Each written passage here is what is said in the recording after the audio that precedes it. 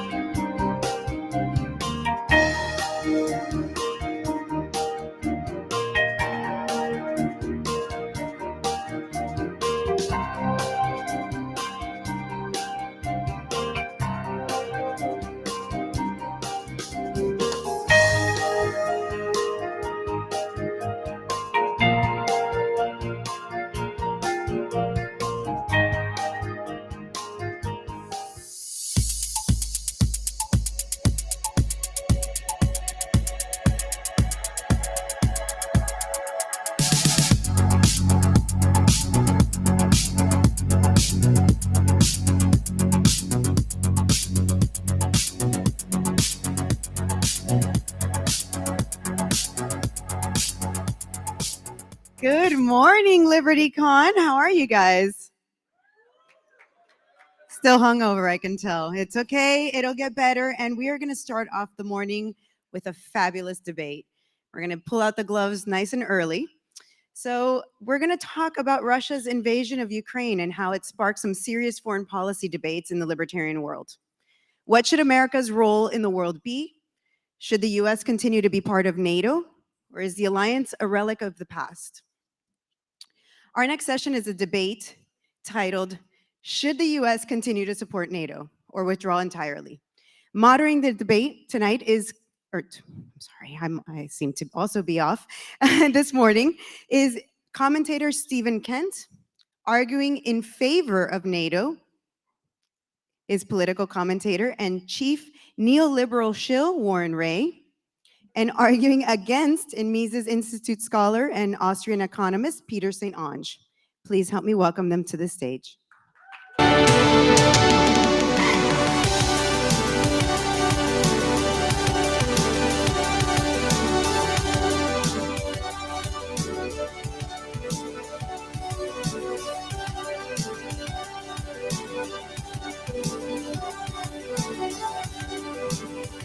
Good morning.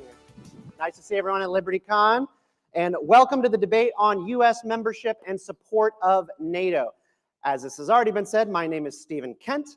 I'm going to be your moderator today. We have two wonderful panelists to debate this motion. Warren Ray, you may also know him as Everyday Bastiat. Warren is an attorney in corporate law and well-known Twitch streamer. Also, she mentioned he was the winner of the 2021 Neoliberal Shill Award. Very important and prestigious. Peter St. Onge is a research fellow at the Thomas A. Institute for Economic Policy Studies at the Heritage Foundation. The motion for today's debate is as follows. You heard it. Should the U.S. continue to support NATO or withdraw entirely? The format of this debate is going to be loose, gentlemen, beginning with 3-minute opening statements by each debater, followed by questions from myself, and then open debate and 1-minute closing statements by both Warren and Peter. I don't like over-policed debates, so crosstalk is welcome as long as it within reason. Otherwise, I will play traffic cop. In that instance, please do yield so that we can have a constructive dialogue. Now, NATO has been a relatively unquestioned arrangement in U.S. foreign policy for 7 decades. Formed in 1949 to promote Western security against the Soviet Union, NATO at its start had at least 2,000 miles between its member nations and Russia's border. Today, that number is closer to 0.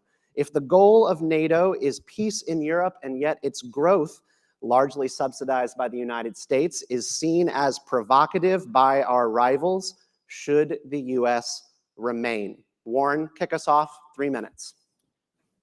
Thank you very much, Stephen. Great to be here today. Isolationism is a luxury belief for those Americans living blissfully ignorant what amounts to a continental empire surrounded by oceans and unthreatening neighbors. We have tried it more than once, and each time in our history, for our troubles of trying to stay out of the world's affairs, we have found ourselves at war after a period of unpreparedness and denial that has made the war that eventually came all the worse, all the deadlier, and all the more injurious to our liberties. We tried neutrality right after independence. We responded to British and French aggression by refusing to trade with either of them. And for our troubles, we had our sailors attacked, enslaved, and killed on the high seas, and were drawn into a war with Great Britain. After that, we tried neutrality in World War I, trading freely with all the nations of Europe as far as blockades and a war would allow. And we repeatedly called for peace, for negotiations. We repeatedly overlooked slights, aggressions, the deaths of American citizens, attacks, plots. And for all our trouble, we were again rewarded with more German attacks, threats to invade the southwestern United States with Mexican assistance, and drawn into war. After 100,000 dead, we won the war, but only through the establishment of, to deal with our unpreparedness, a massive administrative state that was necessary to prepare a slapdash army to send to Europe. After those 100,000 dead, the United States thought it was done and tried to stay out of the next European conflict, only to be rewarded for its efforts to both avoid war with Japan by allowing attacks by the Japanese on American forces in Asia, the USS Panay incident in 1937, for example. We responded by asking for no more than a cash indemnity and maybe an apology. For that, and for our overlooking of German aggression in the Atlantic, we ended up being drawn into the Second World War after the bombing of Pearl Harbor, again, unprepared, again, having to build a slapdash administrative state that again infringed on American freedom by leading to the highest tax rates in American history, and that again resulted in the creation of permanent taxation to deal with this massive need to generate funds on a real quick basis. The United States ended up taking the income tax, which at that point in time had been a class tax, and turning it into a mass tax that everybody had to pay. And of course, the tragedy of the internment of the Japanese, one of the greatest crimes in American history, was born out of the hysteria that came after America found itself at war once again fundamentally unprepared.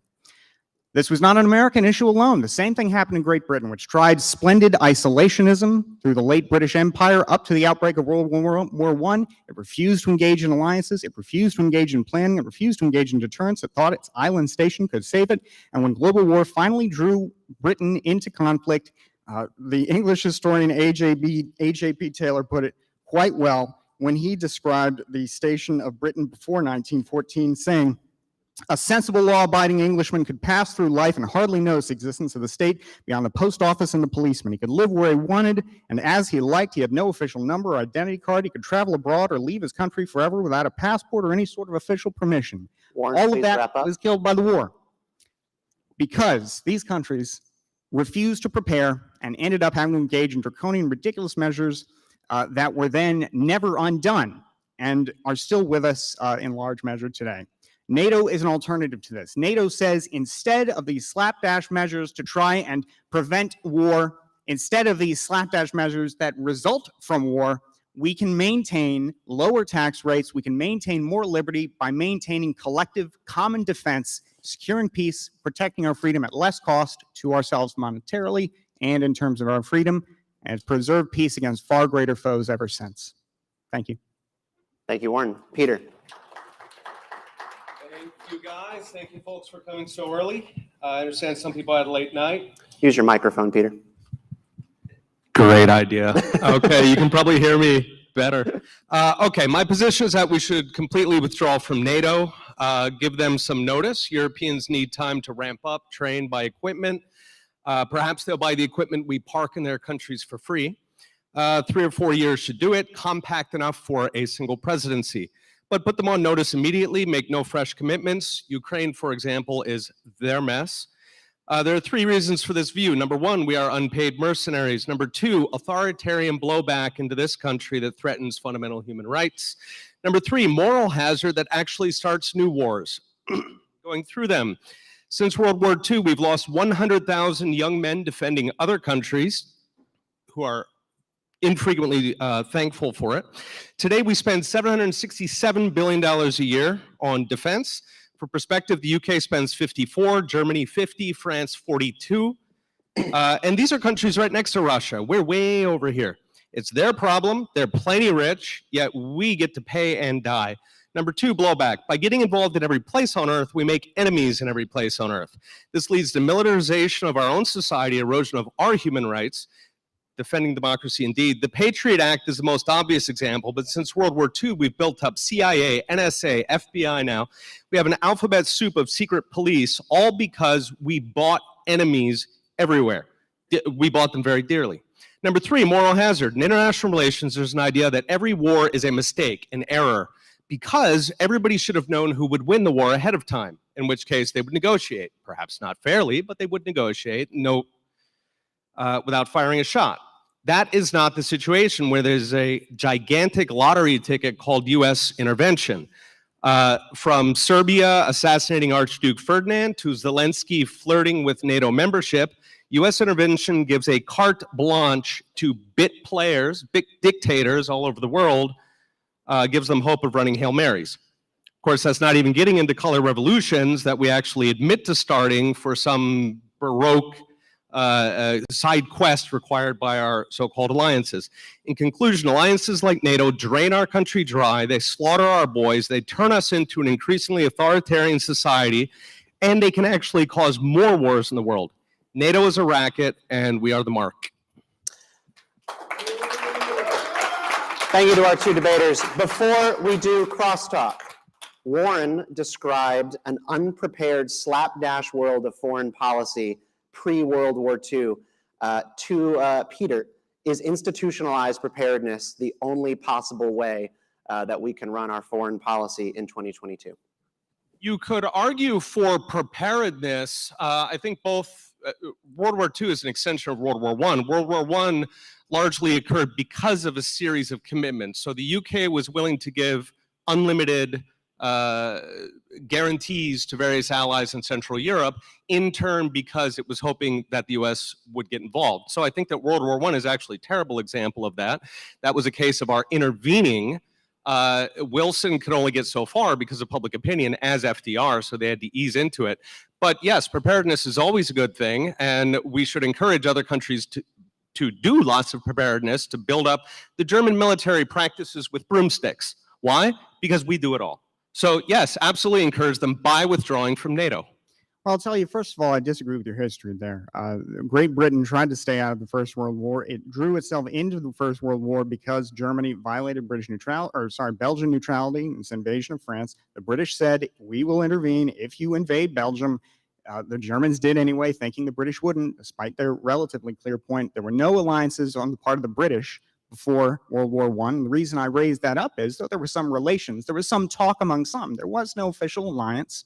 That Triple Entente was not an alliance. It was an attempt to resolve other problems in the advance of the war, colonial problems with Russia and France, for example. The reason I bring up Britain and the reason I bring up World War I is that while entangling alliances were a continental issue, Britain and then later the United States, both the countries that as I think liberty-minded people, we've got the most affection for in terms of where some of our political ideas come from, these countries had long-standing traditions of trying to stay away from institutionalized military preparedness, and the end result was that their responses to aggression ended up depriving them of a lot of freedom that didn't have to be lost in the nature of how they ended up having to respond to that threat. So that's one point I disagree on the history there. The other point I would say is, when you mentioned the 100,000 who have died in wars abroad, I would say that, 2 points to that. First of all, I would recognize that as the tragedy that it is. I would also recognize that before the NATO alliance and before America's commitment to kind of a permanent commitment to the international order, the United States lost 500,000 soldiers fighting in the First World War and the Second World War. And since then, there has been relative peace in Europe, and most of those 100,000 did not die in the areas where the first two global wars that drew America in came from. So NATO in its own theater has been remarkably successful in peace and preventing that. The final point I'd say is you mentioned moral hazard and you mentioned Patriot Act. And I would agree that the Patriot Act was a disaster, and a lot of America's response to 9/11 was an abject disaster. But it is worth remembering, as painful as it is for me as an American to say, that the Europeans, our NATO allies, warned us through much of this, saying, look, don't invade Iraq. Be circumspect with respect to Afghanistan. They weren't the ones pressuring us into the Patriot Act. We did that all on our own. So it is worth knowing that, it's worth remembering that these multilateral alliances help rein in America's tendencies sometimes, and they do not always, I would say, usually exacerbate them. NATO giving us several weeks warning on 9/11 compared to the 50-year buildup of the police state complex, which was largely in result to the Cold War, which was very much the Russians, the Soviets. So no, foreign intervention, the pattern of it is that we end up importing authoritarianism. We do not defend our democracy, we lose it. Now, I don't agree with that, because the United States, since that time, has, during the buildup of the Cold War, for example, and I raised World War I, World War II as examples of the alternative to this. During those periods of time, in those wars and the interwar period, we had increased taxation, increased government restrictions, all that culminated, again, as I mentioned, the disaster, the internment of the Japanese Americans.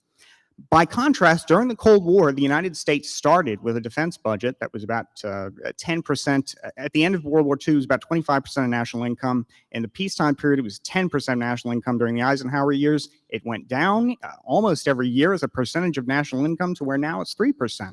You are right that we spend, I think, something on the order of $700 billion a year, but we must think in relative terms as well, too. During this period of time, America's defense commitment as a share of GDP, as a share of scarce resources, has gone down. And by contrast, we've had less conflict of the scale that we're dealing with, for example, in the first half of the 20th century. None of it's threatened the United States as a country, and indeed has, I would argue, prevented such. Peter, final note on this. Go ahead. The question here is not whether the U.S. should have a military, which is a separate interesting discussion. The question here is whether NATO participation in particular is causing trouble. I think it's very clear. NATO solves no problems for us. It gets us into lots of trouble. We see one of them right now with chatter of nuclear weapons. This is insane. For what? For Donbass? Why does the U.S. have an opinion who owns Donbass? They are two corrupt dictatorships, not our problem. All right, I vehemently reject the framing of Ukraine as a corrupt dictatorship by every measure, by every independent organization. Even though Ukraine has problems as a democracy, particularly with corruption, it is nevertheless a democracy, and its people have struggled for quite some time to build a democracy. So and I want to take us to modern times there. This is a good place to start. I do want to say, I don't want to get lost in that point, because while that is an important point, I don't think that is the main point of what you were describing. The main point is the question of, okay, that's all well and good, Warren, but What's that done for us in terms of preventing conflict? Well, there are a few things it's done. First of all, you mentioned the Germans fighting with broomsticks. It reminds me of a comment made by one of the first British representatives, I believe his name was Lord Ismay, appointed by Winston Churchill as the representative of Great Britain to NATO. And he said that the main task of NATO was to keep the Americans in, to keep the Russians out, and to keep the Germans down. It is no small thing that Germany is now a peaceful democracy that is thoroughly wedded to the international order that we, the British, French, all our allies in NATO share. That we are all on the same team as an incredible foreign policy achievement that has helped preserve the peace that, by contrast, before this period, had a country that engaged in wars, as Norm Macdonald famously pointed out, against the world twice and came strangely close to winning. So it is worth remembering that first, it has, by its very nature, by putting people on the same team, helped preserve peace. So your claim, so this was achieved by World War II. Okay, Germany was brought into our team in World War II. So your claim is that NATO specifically is what kept Germany a democratic nation? I'm saying it's one element. It's not the only element, but the fact that there is no question, the fact that there is no plausible situation by which there could be any kind of military aggression between Germany and France or Poland, the fact that these countries are all now on the same team is an incredibly important asset. It means that because aggression is no longer even a plausible consideration, they can focus much more easily than they have been historically, Gentlemen, on economic development. I want to talk about the team and whether or not we should grow it. So let's move to the current debate on the table, nation or worldwide. The old debate used to be whether or not NATO served a purpose because the Soviet Union was defunct, therefore, why even bother? The premise was always this, but Russia is no longer that. Things have changed, so instead I ask, should the alliance open its door to the applications from Bosnia, Herzegovina, Finland, Georgia, Sweden, and the Ukraine? If we want more wars, absolutely. Bring everybody in so that we can participate in more wars and grow the military. Well, I'd say, first of all, you mentioned Bosnia, Sweden, Finland, and was it Ukraine? Okay. So each of those would have to be taken on its own. For example, Bosnia is an interesting case to mention. I'm not sure right now Bosnia's status as an application to NATO, but it's worth knowing that one of NATO's post-Cold War interventions was in the former Yugoslavia, and this first one was indeed in Bosnia and Herzegovina. And this was in response to the fact that the Serb army, an army backed by the state of Serbia, but which was comprised of the Serbs who lived in Bosnia and Herzegovina, the Republika Srpska, as it is called, was engaging in what amounted to a war of conquest and eventually became a genocidal campaign in Bosnia and Herzegovina. NATO helped bring that to an end through a relatively limited but nevertheless successful bombing campaign. And the Dayton Accords that resulted from this have held for 25 years. And though Bosnia and Herzegovina certainly isn't perhaps my idea of a perfectly governed state, it is nevertheless partially a democracy. It is nevertheless a country that has had peace and no ethnic cleansing for the last 25 years since then. And again, the question is not whether, say, the European Union should build its own military force and intervene in its local countries. That may well be the case. The point is the U.S. has nothing to do with it. It ain't our fight. So I will address that because I'm glad you mentioned that, because it is easy to get lost in this stuff and think, well, our things, the whole world is our interest. And I don't take that position. I think that often the interests overlap. Now, you are right to say, well, why don't the Europeans try? Well, first of all, it is always worth noting that in many great American efforts in Europe, they are always preceded by European efforts to resolve these issues. The European Council, before the European Union, tried to bring peace in Bosnia, and it failed. Through its negotiations, it failed to provide any kind of military force. Now, you might say, well, so sad, but that is not America's issue. First of all, it is tragically enough America's issue for a few reasons. One, because the United States, that world war we were talking about, grew out of what might seem like a nonsensical dispute over the area that is today Bosnia-Herzegovina and Serbia. These small things blow up into big things. It's not so much whether it's a sad thing. The question is, does Europe lack any military projection capability because we pay all the bills? So the idea is we get out so they can actually get strong and handle their own stuff. Yeah. Now, that is an interesting point, because you could say, well, perhaps it is America's military guarantee that has helped these countries say, well, we'll spend a little bit more on social welfare. I think there are a few ways you can approach that. One that may, that is a political question that can be kind of complicated, but I have a few thoughts on it. One, I think it is worth remembering that, again, the countries that today comprise NATO have been, with the exception of Japan on the other side of the world, the countries that have caused the most military deaths and caused the most military aggression against the United States throughout its history. Germany, Britain, all these countries that have Italy, these countries that previously had been America's enemies are today America's allies and add to America's ability to act in the world rather than limit it, attack it, and so on. So that's one consideration, that even if you are right, that this causes them to be somewhat weaker than they would otherwise be, it is worth recognizing that in exchange for perhaps the fraction of a % of GDP extra that we spend on defense to quote unquote subsidize their military, we have effectively neutralized, in a military sense, America's most deadliest historical enemies, apart from, of course, ourselves. So that's one thing. Another point is, I don't think that's necessarily true, that the United States is the reason why they don't spend more on their military. It is worth noting that many of these countries, again, to go back to World War II, had a very tragic history with militarism, and they feel like militarism generally is a problem. And finally, it is worth noting that these countries also are indeed independent countries. Europe is not the kind of union that the United States is. And one of the reasons NATO is so important is that I believe, and I think there's a lot of proof to this, that it makes European integration, free trade, open borders, whatever you think of the European Union, those are good things from a libertarian perspective. It makes that possible by making conflict between these states unthinkable. And that helps America, who's been drawn into those conflicts more than once. Peter, final word on this issue. I think the notion that the EU is good from a libertarian perspective is not the EU, open borders and free trade. Debatable. The EU is a fortress.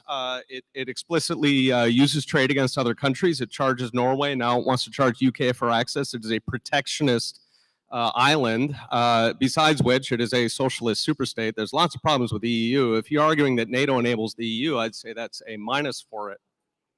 We're talking today to a room full of people who go ahead, let it out. We're talking to a room today of people who I believe would call themselves mostly anti-war. Should it bother Americans, people who are here today for LibertyCon, that Raytheon, Boeing, Northrop Grumman, Bay are having some of their best years or best months in years when it comes to the prospect of NATO expansion? Should that bother people who are concerned about the military-industrial complex? I don't think so. I think these are private American corporations. They're making money selling products to willing buyers and sellers. And I don't think that should make anybody angry any more than the fact that gun companies make a lot of money now and then should make people angry. The question is, what do the people who purchase the weapons do with the weapons? What will the Swedes and the Finns do with the weapons they buy from Raytheon? Will they be putting those to use killing children in Ukraine? No. What they will be doing is using those weapons to deter aggression against their own countries. The fact that Americans are making money on this, that they are helping subsidize our defense industry, is only an added plus. The same way that we wouldn't fault a gun company for a gun death in this country, we shouldn't fault a defense contractor for a death abroad. That's an entirely separate question. If you accept that morality, I think that people in here who believe in the Second Amendment, as I do, have a lot of complex, difficult questions they've got to answer. If defense contractors are selling to other countries, yeah, sure, it's a business like any other. I think the question here, though, I think the reason why their stock has done so well and why their profits are so excellent is because of U.S. military purchases, both for donations to various countries and perhaps in preparation for further conflict, whether it be with China or Russia, all of which, of course, we choose. We are not forced into any of these, no more than Switzerland is. That is obviously a concern. Our country is going bankrupt very quickly. Our inflation, the economy is we have the entire usual suspects of economic problems. This is not the time to be engaging in massive additional spending. The $10 billion that goes to a country like Ukraine could obviously be spent domestically. It could be spent on our cities or fentanyl or the border. There are many other priorities that to me rank higher than who owns Donbass. Yeah, I think I appreciate the framing because, I do recognize there are scarce resources, and I think it is worth recognizing that, yeah, the money that comes from the American taxpayer that goes to purchase weapons that go to Ukraine could be spent on something else. I think anybody can recognize that. The same way that President Eisenhower recognized that every dollar that goes from feeding somebody and is put into weapons or ships or tanks is ultimately a tragedy. I recognize that. I recognize how grave these issues are and indeed how tragic some of the implications are. My point is not that I offer a perfect world or utopian solution, but I believe that $10 billion or the amount that I believe so far, $54 billion the United States has contributed to Ukraine in its defense in total, that money is far better spent in that and trying to prevent a greater conflict by defanging Russian aggression than what we would have to, I argue, deal with in the counter, deal with as an alternative, a future war of greater scope by a hostile revanchist power that has licked hot blood and decided it can take more. And this is the standard line every single time there's any kind of conflict and, the warmongers want to get us into it. You're, of course, not a warmonger. You're reasoned observer, is the domino theory. So always Putin's going to march to France. He's going to be bathing his feet in, I don't know, in the ports of Morocco. I mean, whatever, right? These fantasies. He is bogged down in one of the most dysfunctional countries in Europe, one of the poorest, one of the most dysfunctionals, yes, one of the most corrupt, whether or not you believe they're democratic. He's having a lot of trouble right next to home. There is no way he's going to France. This is pure fantasy, beyond which, of course, to the extent that he does have domestic support, this is because the regions that he's, in his mind, liberating are ethnic Russian. This is not going to carry over when he invades Belgium. So this is pure fantasy. This is trying to take a molehill and inflate it so that you can justify yet more military adventures.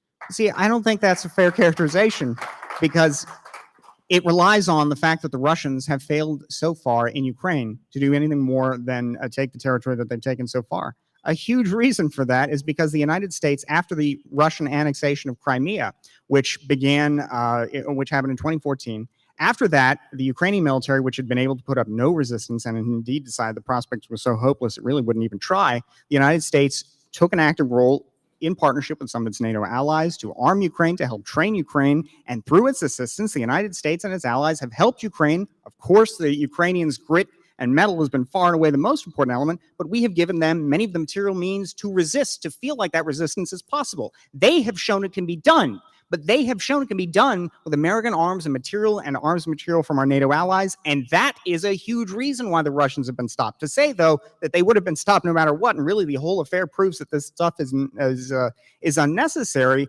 begs the question of how the Ukrainians made so much progress. And they made that progress since 2014 thanks to active engagement by America and its NATO allies. And once again, Europeans are welcome to engage in those activities. Germany and the UK and France have lots of soldiers. They have lots of equipment.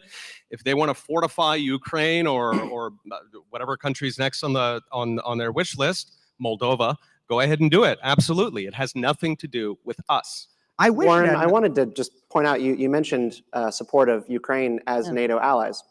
As far as I'm concerned, they're not NATO allies, so we just kind of did it anyways. So don't we get involved regardless? No, to be clear, I said that with our NATO allies, we helped Ukraine. I wasn't saying that they were a NATO ally.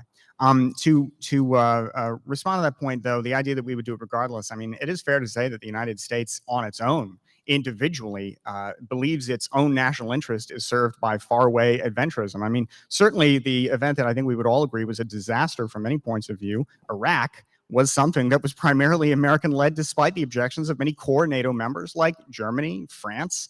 We had the whole nonsense of the idea of old Europe versus new Europe from the Rumsfeld years. And these were countries that were trying to warn us, don't do this stuff, hold back. But the United States is often a country not inclined to hold back, for better or worse.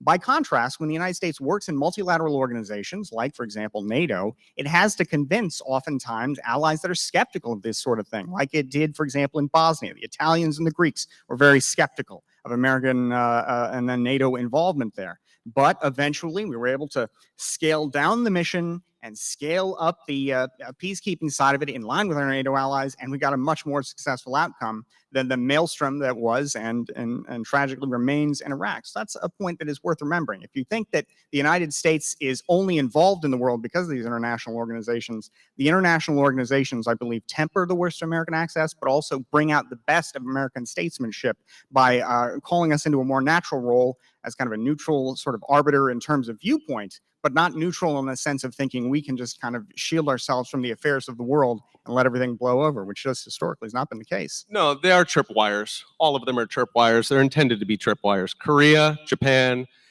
NATO, all of these are tripwires so that we can be forced to engage in military conflict. Why? Because it's profitable for people who are interested in this.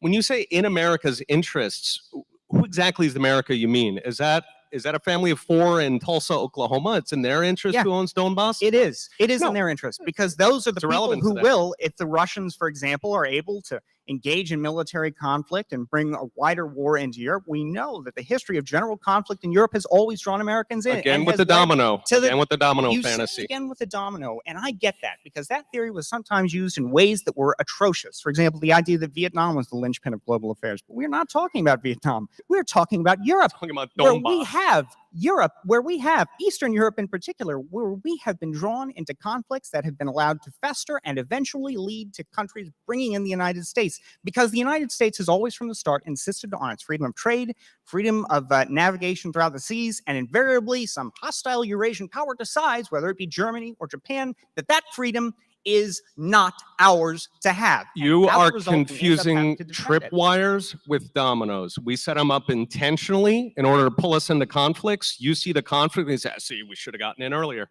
No, we don't need to be in any of these countries. We don't need to be in Taiwan. I love Taiwan. I lived there for many years. I love the Taiwanese people. It ain't our problem. We cannot save the entire world. We no longer have the resources. In the 1950s, when we were half of world GDP, yeah, sure, we could goof around and play world policeman. We do not have the resources. These other countries we're protecting are eating our lunch because we go in, we do sanctions against China or against South Africa during apartheid. The Japanese, the Europeans, they come right in the back door. They laugh at us. They say, yeah, you guys go ahead and you confront them. We're just going to go over here and make some side deals. We are getting played. I don't know how you can say that with respect to South Africa. I mean, the sanctions on South Africa that were issued by the United States were late in coming, and ultimately they were not just the United States engaging in them. And if you're talking about backhanded dealing, I mean, again, the United States engaged in backhanded dealing. South Africa, too, was the Cold War. I mean, these issues are complex and subtle. The idea that the United States is the only responsible actor in the global system and everybody else cheats is nonsense. It is not true. It's not borne out by the facts. The United States is one nation among many, and the United States has found, out of an relatively enlightened self-interest, that active engagement in the world prevents more wars, prevents more death and destruction than is caused by isolating and trying to avoid. And we have learned that throughout the painful lessons of the 20th century, which, whatever you can say about the second half of it and time since then, has been far and away friendlier to American interests in terms of a freer world with freer trade, freer access for Americans to do business and take part, and less death and less suffering, less attacks, and less military dead here at home by the sacrifices of, like, the folks you mentioned, the family in Tulsa, Oklahoma, who had to give up their children to go fight the Japanese after they bombed Pearl Harbor. Without getting into the intricacies of World War II, which I think fundamentally is just an extension of World War I, so that collapsed back into that. The question is, are all of those improvements in the world, right? Is the fact that we have relatively fewer wars and all of these things, are those furthered by these permanent engagements such as the debate question, which is NATO specifically? And I would argue that largely what's driven that, there have been a number of countries that have been interested in free exchange, right? China, for example, did discover that markets actually work. The Soviet Union did discover that reality exists, and it collapsed. There were many other factors that led to the outbreak of peace, I think, that are placing delicate tripwires all over the world to make sure that we can get into conflicts whenever a Kuwait is invaded or some other random dictatorship gets into trouble. If we actually list out the conflicts that have occurred, the wars that the U.S. has been involved in since World War II, almost none of them fit the bill that you are describing. Rather, they fit what I'm describing, which is a series of tripwires, a series of opportunities. You have an entrepreneurial Department of Defense that goes out there and looks for enemies. If it can't find them, it makes them. It tries to push them into corners. You have lists of how we should counter China, people explicitly advocating that we do anything we can to weaken China. This is how you get a conflict. This is not how you get peace. The activism, the international involvement that we're doing today, I think overwhelmingly both makes the world less safe than it would otherwise be. It certainly makes us poorer and kills many of our boys that would not otherwise die. I think that it's a strange claim to me to say that, given that, again, in terms of American dead, the total after the fundamental shift in American policy from isolation, unwilling involvement to global engagement on a permanent basis, far fewer Americans have died. I mean, if we go with your 100,000 figure, That's 20% of that total prior to that engagement. I mean, so as a matter of pure numbers, more Americans are alive because of this process, unless you believe that there was something else that happened to change global relations and end great power conflict. But fundamentally, it is my position that it was American engagement in the world that made violence between other great powers almost unthinkable, and as a result has led to, while we don't have full peace, we do still have wars between smaller nations, far and away less destructive conflicts than we've had, in the past. So that's one point. The second point, that it makes us poorer. I mean, again, I can say that's only that I don't see the basis for that claim at all. You mentioned, for example, earlier that the United States was once, I think, 25% of the, or maybe even half the global economy. I forget what it was. Right after World War II, of course, these other countries had engaged in some kind of almost suicidal destruction of themselves and one another. And as a result, the United States stood as the only country fully intact after the war that had been engaged in it. Well, the United States since then has, of course, continued to grow, but other countries have also grown as well. And that's a good thing. We want a more free, or rather a more prosperous world. I think that's a key to a more free world. But nevertheless, it is worth recognizing that the United States is not poorer than it was at the time. It has been able to contribute more resources to defense as a smaller share of its overall economy. And that has helped keep the United States from what I would argue is the alternative of having to spend more in these kind of rushed efforts that we've dealt with in the past to deal with aggression when we've tried to ignore it and hide from it. Peter, please respond, then we're going to move to closing statements. We are richer today because, we still have significant private sector, container shipping, telecommunications, internet. There's a number of reasons we're richer today. If you take everything that's good today and you put that, I guess, in this case on NATO, that's silly. But who protects the global shipping? Who protects those cables? Who protects those wires? Who is it who has made sure that there is no piracy, no threat to international commerce in the world today? The same that have always policed pirates. The countries that are engaged in the actual trade go out and they manage their own trade routes. Individual countries through reciprocity. So, for example, if China is going to close down one chunk of water, we close down our ports to their ships. These are easily solved throughout history without having to put a global security umbrella and go intervene in every Rwanda or every random country that gets into trouble. Tragically, we didn't intervene in Rwanda, and the genocide went on unquestioned, unstopped until it burned itself out. Gentlemen, we need to close this portion of the debate. We're going to move to 1 minute closing statements.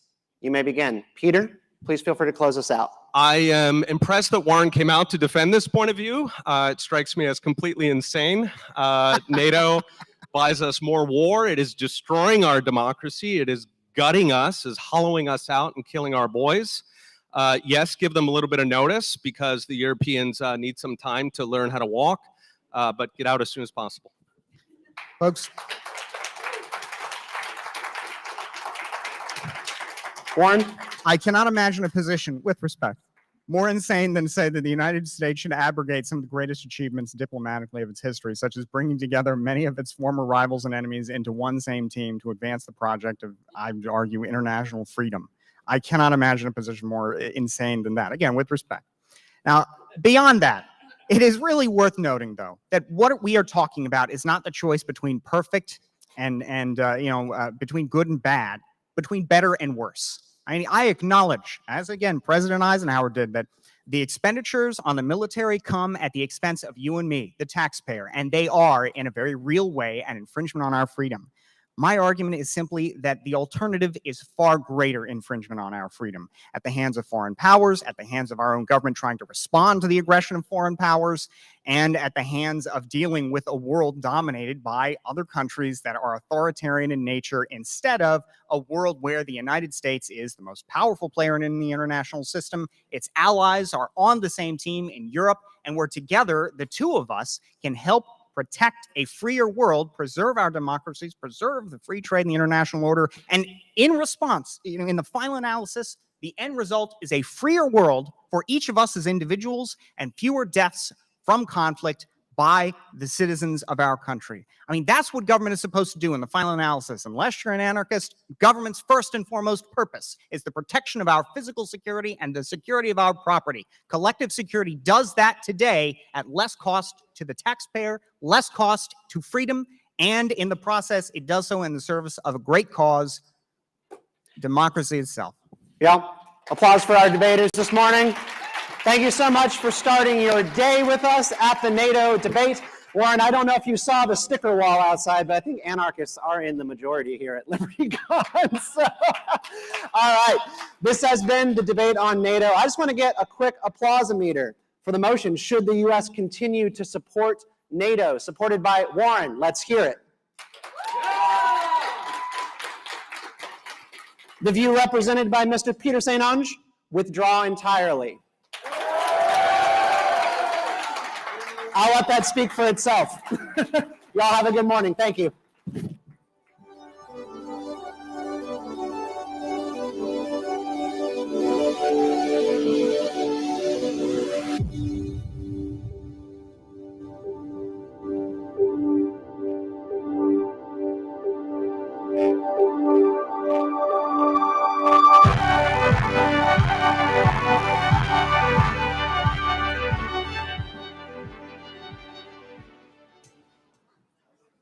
How was that debate? I guess we're withdrawing according to this crowd, huh? Yeah. All right, so now we're going to change things up a little bit, and we're going to talk about how we can change minds, how liberty can change hearts and minds. And that's a question that I think many of us miss when we're talking about freedom. It's not just about great ideas, it's how those ideas can actually be shared and change people's minds and ideas. So to break this down is the managing editor of The Objective Standard, John Hersey. Please help me welcome him to the stage.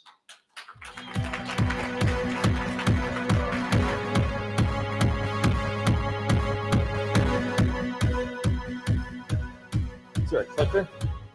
I'm gonna need one. I also have some slides, if you could bring those up. Yeah, I had to steal a hug from Martha.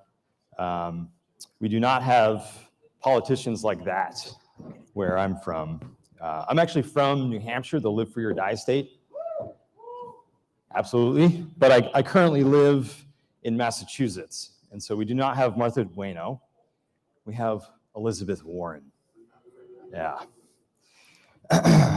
You know, I did live in Miami for a little bit though. And one of the things I always baffled me is how do they get so many gorgeous people into one city? Like what the hell? If we're gonna have wealth redistribution programs, I think we ought to talk about what kind of wealth we're redistributing. Send some of these gorgeous people up to New England, and I promise we'll make it a fair trade. We'll stop any more massholes from coming down here, okay? So today we're gonna talk about reason, Republicans, and the future of freedom. And I know that some of you are thinking, one of these things does not belong.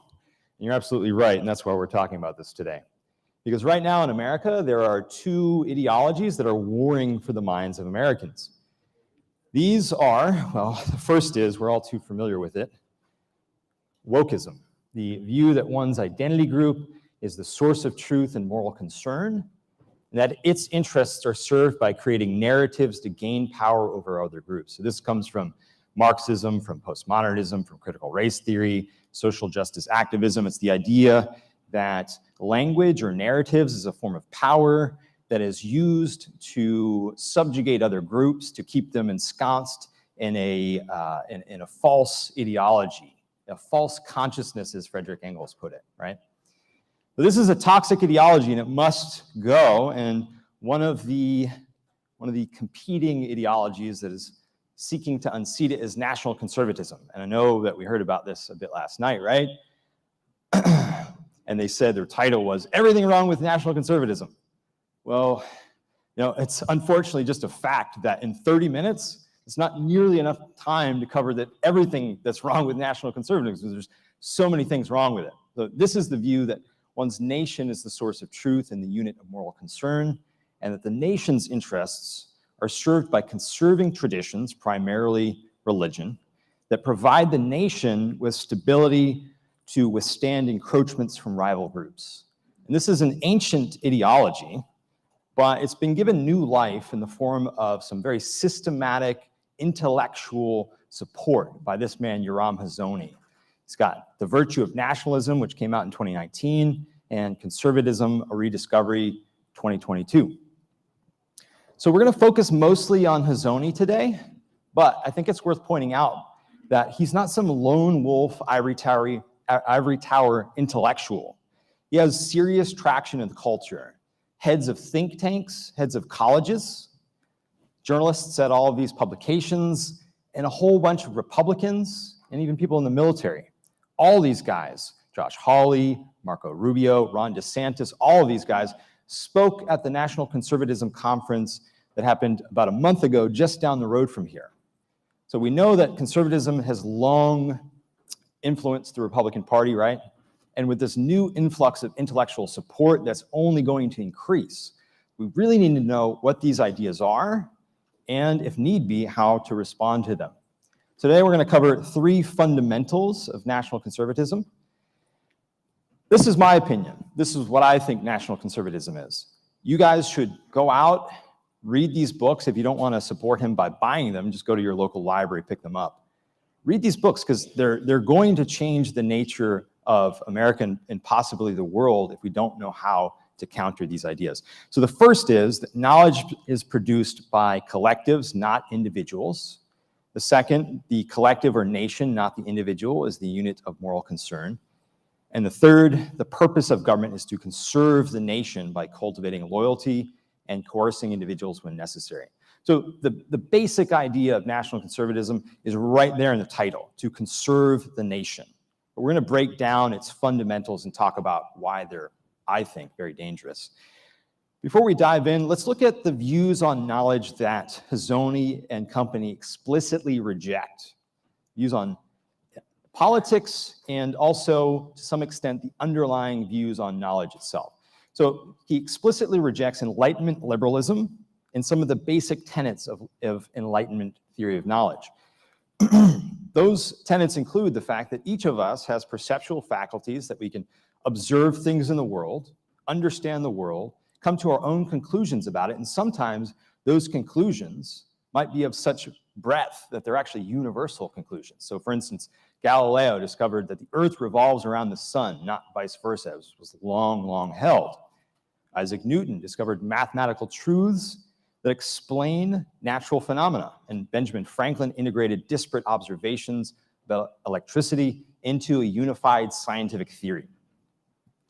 Among the Enlightenment thinkers were some who turned this scientific bent of mind on man himself, on understanding his means of knowledge, understanding ethics, and the proper purpose of government. And of course, key among these was John Locke. We all know John Locke's 2 treatises of government, right?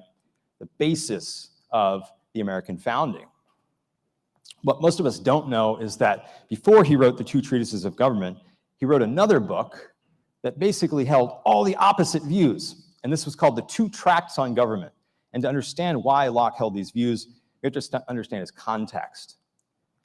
Between the time that Locke was 10 and the time that he was 30, England underwent 3 civil wars, executed a monarch, and prosecuted a variety of other carnage, all in the name of religious conflict. And Locke, not bizarrely, came to the conclusion that it is impossible for people of different religious beliefs to live peacefully amongst one another.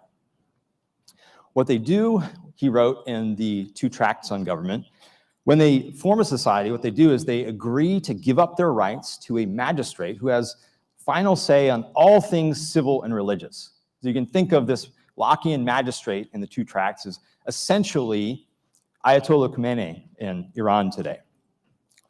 But Locke was awestruck when a little later he traveled to Cleves in modern Germany, and he saw there people of a bunch of different religious persuasions all living peacefully, working peacefully amongst each other. How could that be? Calvinists, Catholics, Lutherans? He came to the conclusion that the problem back in England was not that different people were trying to live amongst one another while believing different religions. The problem was that some tried to propagate their beliefs by the force of arms. And he concluded that such is the nature of the understanding that nothing can compel it to the belief of anything by outward force. And this, of course, was the idea that was baked into the American founding, that each of us must be free to think for ourselves, to act on our judgment, to live the lives that we seek to live, to pursue our own happiness. And this is the view that Hersey thinks is absolute hubris, that we could somehow understand principles, moral and political, that apply to all people in all places at all times. Universal truths in the realms of morals and politics, he thinks, cannot be divined by individuals thinking for themselves. No, he says. We have to be rational. We have to go by the evidence of experience. Experience tells us that people live in different paradigms, they have different beliefs, different religions, and they are all going to come to different ideas. He says, I'm not a relativist. Oh, whoa, whoa, slow your roll. I'm not a relativist. I just don't believe that the individual can come to these conclusions for himself, come to these universal moral and political truths, right? The individual is born into a tradition, and he has to seek within that tradition for the truth. So we don't seek the truth by going by your experience or John Locke's experience. We seek truth within the experience of the collective, the tradition that we're born into. He says, rather than conducting his own search for truth in a manner that is largely independent of what others believe and do, the conservative finds that human beings conduct their search for truth as members of a tradition. The tradition equips the individual with a point of departure in a discourse moderated by persons who have the standing to reframe ideas and principles and to introduce larger repairs when needed. By the way, I'm going to read some quotes to you from Hersey because there's just simply no way for me to convey his ideas better than he does in his own words. He's a very clear writer. He's done us a good service of actually presenting these ideas extremely clearly, unlike people like Jordan Peterson, for instance. So who has standing in society? Well, he says we're born into these hierarchies of families, clans, and tribes, and we have to honor those above us in this hierarchy. But innovators can console themselves with this. If you have a new idea, well, listen to this. Less prominent figures also introduce improvements into the tradition, but these carry far less weight and tend to be ignored unless they attract the endorsements of important persons within the hierarchy. So if you have a great new idea, run it up the flagpole. What you don't want to do is think for yourself, look at reality. You want to look primarily at what other people think. So moving on to the National Conservatives' view of morality, the collective or nation, not the individual, is the unit of moral concern. What about the Enlightenment view of the pursuit of your own happiness? This, says Hersey, leads to moral and, most importantly, social decay, the dissolution of the nation, the lack of cohesion. He says, look around. We've been so focused on freedom for so long, and look at where it's led us. Look at the world today. This is the result of focusing on individual rights. Individual rights are important, he says, but we got to remember this. Under the present conditions of permanent revolution and cultural devastation, the most important thing to remember about individual liberties is that in and of themselves, they have no power to make anything stable or permanent. Stability of the nation is the standard of moral value on Hersey's view. It's a standard of moral value. Every action has to be evaluated on the grounds of whether or not it conserves the nation or leads to its dissolution. A conservative political theory begins with the understanding that individuals are born into families, tribes, and nations to which they are bound by mutual loyalty. This means that a conservative recognizes the nation as an ineliminable reality. The nation as an ineliminable reality. And we have to maintain the stability and the permanence of that nation and morality by cultivating deference and honor to those above us in the hierarchies that we're born into. And we do this primarily by promoting religion via support by the state. The state must honor religion. So you see his moral views quickly lead into political views because basically he thinks morality has to do with how we interact with other people. It has nothing to tell us about leading beautiful lives ourselves as individuals. So quickly move along to government. The purpose of government is to conserve the nation by cultivating loyalty and coercing individuals when necessary. So you've probably already seen a bit of this, a bit of the wokeism that we talked about earlier, of this group mentality, right? And he actually acknowledges the common root here. He says, Marxist political theory is not simply a great lie. By analyzing society in terms of power relations, among classes or groups, we can bring to light important political phenomena to which Enlightenment liberal theories that tend to reduce politics to the individual and his or her private liberties, are systematically blind. What is it we're blind to? We're blind to the fact that politics equals pressure group warfare. We're kind of right back where we started with the wokeists, right? And rights, he says, are not principles that we can use to discern how to act properly within a society. Rights are the spoils of war in this pressure group warfare. Rights are the things that government grants to one group at the expense of other groups. So they're government-granted privileges, and those privileges are granted for the purpose of conserving the nation, for quelling any sort of thoughts of rebellions. So the only thing that Marx got wrong on Hazoni's view is the idea that the dominant group is always the oppressor. Now he says, often the dominant group can be really good for the group that's dominated. And this is strikingly similar to the argument that the Southern Democrats gave to justify slavery in the run-up to the Civil War. We don't have time to go into that, but worth noting. So just an example of his views on rights here. A right not to be called to war, not to be drafted into the army, right? A right not to be called to war can only exist potentially in a society whose armed forces are strong enough and whose neighbors are peaceable enough to permit such a guarantee to be made good. And the same can be said of many other universal rights that have been asserted over the last 2 centuries without considering whether the resources exist to make them available. So rights, it's all about pragmatism. It's all about figuring out how can we shuffle things around to make this group happy at the expense of this group who's a little less prominent, maybe a weaker group. They don't have as much clout on the political scene. So these are the fundamentals of national conservatism. How should we respond to these ideas? The idea that knowledge is produced by collectives, not individuals. Let's start with that one. Well, this is pretty simple, right? Neither the number of people who believe in an idea nor their status within some hierarchy has any bearing whatsoever on the truth or falsity of that idea. And a very clear empirical example of this is Galileo. The hubris, the temerity of Galileo to hold against millennia of tradition, against the entire hierarchy of tradition, against the Roman Inquisition, that the earth revolves around the sun and not vice versa. The hubris of this man. What should he have done? He should have run his idea up the flagpole, tried to get buy-in from other people, right? This, of course, is just absolutely absurd. And it's a perfect description of what Ayn Rand called second-handedness, the idea that we derive truth not by our own perception of the facts of reality, but through looking to the opinions of other people.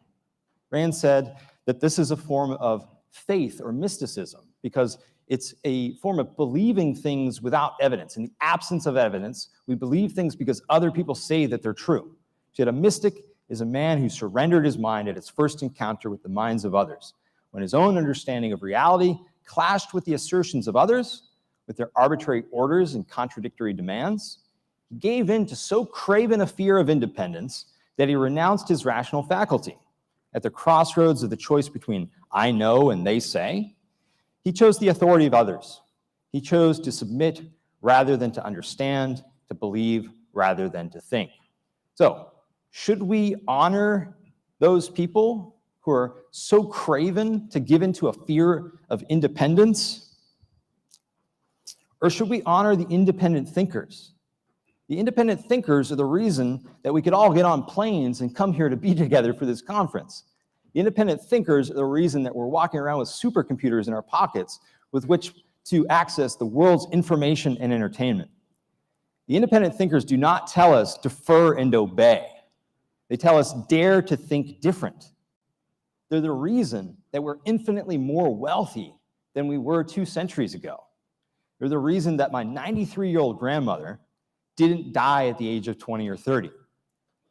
The independent thinkers are the heroes that we opt to uphold as exemplars to mankind, not those who give in to this craven fear of independence, this inability to think for themselves. Let's turn now to the morality and politics of national conservatism, and we can take these in one fell swoop because they both involve the same basic error, which is collectivism. The idea that the collective is more important than the individual. The collective, the nation, is the ineliminable reality, not the individual, right? But this is false.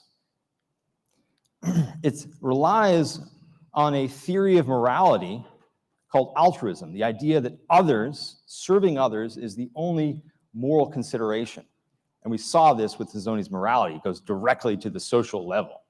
The basic principle of altruism, said Rand, is that man has no right to exist for his own sake, that service to others is the only justification of his existence, and that self-sacrifice is his highest moral duty, virtue, and value. This is the idea upon which Putin conscripts hundreds of thousands of Russians to send them to the front line to die in unjust war for the honor of the nation. This is the idea upon which a regime is motivated to kill a 22-year-old girl for the temerity of breaking a dress code meant to conserve the morality and stability of the nation. But collectivism is observably false. We can look at the facts of reality and see this. This is exactly what Frederick Douglass did in a letter to his former slave master. He said, "I am not by nature bound to you or you to me. Nature does not make your existence depend upon me or mine to depend upon yours. I cannot walk on your legs or you on mine. I cannot breathe for you or you for me. I must breathe for myself and you for yourself. We are distinct persons and are each equally provided with faculties necessary to our individual existence." And what did he do with those faculties? What did he do with those legs that his master could not walk on, but he could? Did he defer to the tradition and the hierarchy that he's born into? Hell no. He escaped to freedom. He pursued his own rational self-interest. He pursued his own happiness to build a beautiful life for himself. And that is profoundly moral. Nor is the purpose of government to conserve the nation. No. The purpose of government, as our founders rightly understood, is to secure our individual rights. Rights are not claims to goods or services provided by other people. They're not the spoils of pressure group warfare. Rights are principles recognizing the fact that each of us has the ability to perceive the world, to understand the world for ourselves, to come to our own conclusions.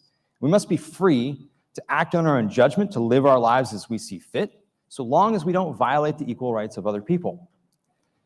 Hezoni's entire historical case against Enlightenment liberalism falls completely flat because he accepts the progressive misconception of rights as privileges. He makes no distinction between the Enlightenment idea of classical liberalism and the progressive idea of liberalism.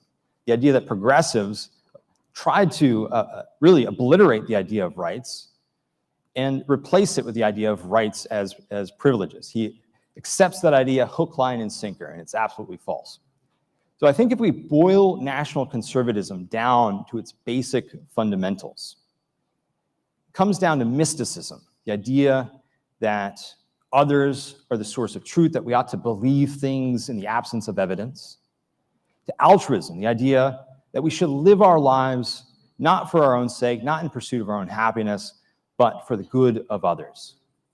And collectivism, the idea that if the individual doesn't want to do that, the state can force him to, because the unit of moral concern, again, is the stability of the nation, not the individual's pursuit of his own happiness.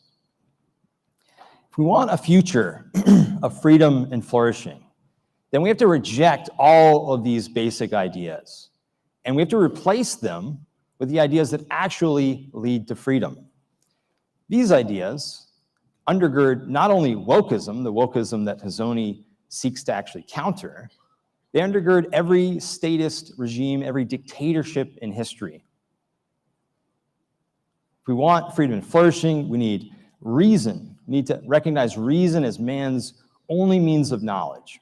Rational self-interest as the moral purpose of his life, and individualism, the idea of the individual should pursue his own good, and that at the political level, we have to protect his right to do so. This, not wokeism, not national conservatism, is the path to freedom. Thank you.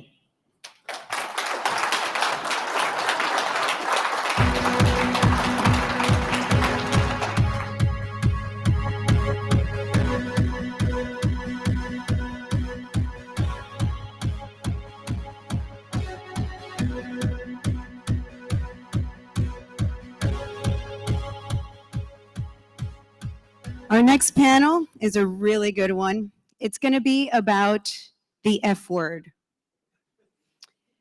Not that one, unfortunately. I was so excited. That is one of my favorite words. But we are talking about feminism. And our next guests are the perfect people to talk about this. We have co-founder of Feminists for Liberty, Kat Murti. We have previously 2020 presidential nominee, Dr. Jo Jorgensen. And to put this all together, Base Politics host, Hannah Cox. Please give a warm welcome to these lovely ladies to talk about feminism.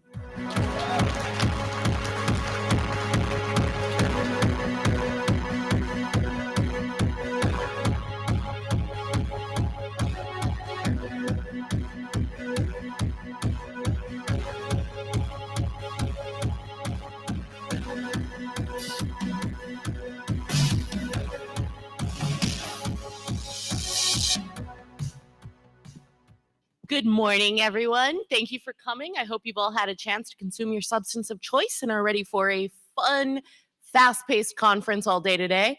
LibertyCon, or ISFLC, as we used to call it when I was in SFL, is one of my favorite conferences. So thank you for having me. After these last couple of years, it feels good to be back. Good to be back. So my name's Kat Murti.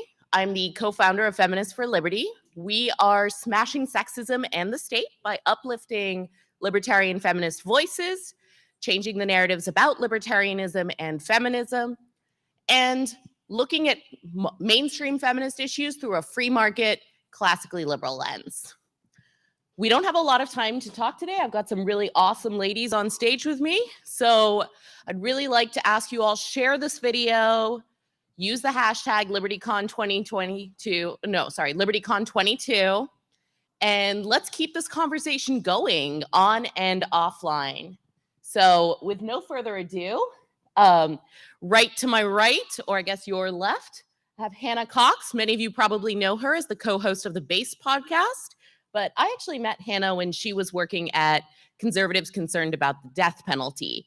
And our conversations slowly went from the inequitable, inhumane, and frankly, ineffective criminal justice system we have in this country to our personal views on abortion and gender justice and way too much edgelording in the libertarian community. So I was always struck by how consistently kind and compassionate and intellectually consistent Hannah was. So it's no surprise to me that she's now one of the most effective libertarian activists in the online space. Thank you for being here, Hannah. Thank you, Kat. That's very generous. And I think we had that whole conversation waiting in line for drinks. So we just skipped the small talk, got right to the things that mattered. But I've always admired your work online. I've been following you since before I was in politics, actually, with Cato and your work. So it's good to be here today. And I will say one update, which is that when I agreed to do LibertyCon, this was not yet formalized, but as of 2 weeks ago, we have now taken Base Politics full time. So that is my full byline now. Brad Palumbo and I will be pursuing that with our entire efforts. So it's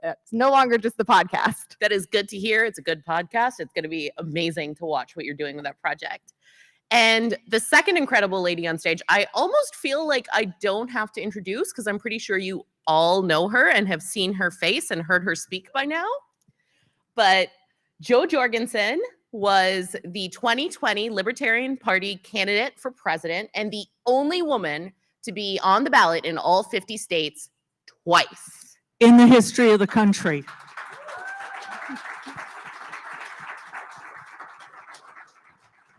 My Feminists for Liberty co-founder, Elizabeth Nolan Brown, actually sat down with Jo on the campaign trail and had a really in-depth conversation with her. So I invite you all to check that out on YouTube sometime later. Yeah, Elizabeth's great. And by the way, it was during one of the debates that they wouldn't let me in. And so we decided to hold our own. It was better than debate. Yes. I've worked on campaigns before. After the campaign, you've been working all day, all night. You're exhausted. most people step back after a campaign, but Jo has kept up that energy for liberty, and she's now the chair of the board of People for Liberty. The president. And Dan President Fishman, and chair. Dan Fishman says he loves introducing me as President Jo Jorgensen. Too bad it's not the other presidential job, but you know. I'm sure you would do way better than the person we have I there. think, yeah, Milton Friedman, wasn't Milton Friedman who said something about, you know, take every third name out of the phone book and they could do better than who we have now in Washington. You could take any third name out of the phone book and it would be better than Biden. So with this incredible introduction, like I said, we don't have much time. Let's go ahead and get started.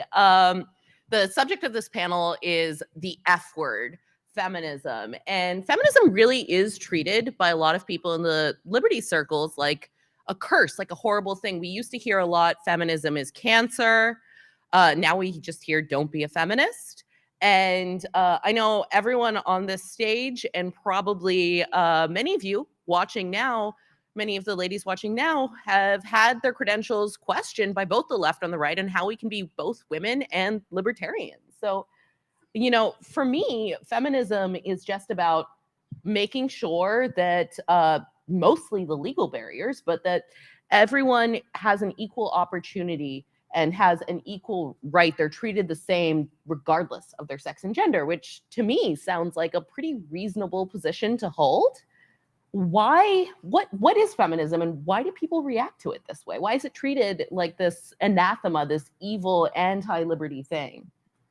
Well, I'll jump in and just say I think I grew up with that mentality for a long time because I came from the right, and I think most of what I saw feminism was the left's version of it, which was very much a victim mentality. It was people who did not feel they had a lot of autonomy, and I just never identified with that. I always felt really capable and strong and smart and able to kind of pursue my own path. As I aged, though, and I actually entered my career and I started getting around politics more and more, I really started to understand that there were still a lot of legal barriers in our way that were holding us back. I started looking into the history and realized that when I was born, a woman could not get a credit card for a business without a man, right? That's not that long ago. That's pretty shocking.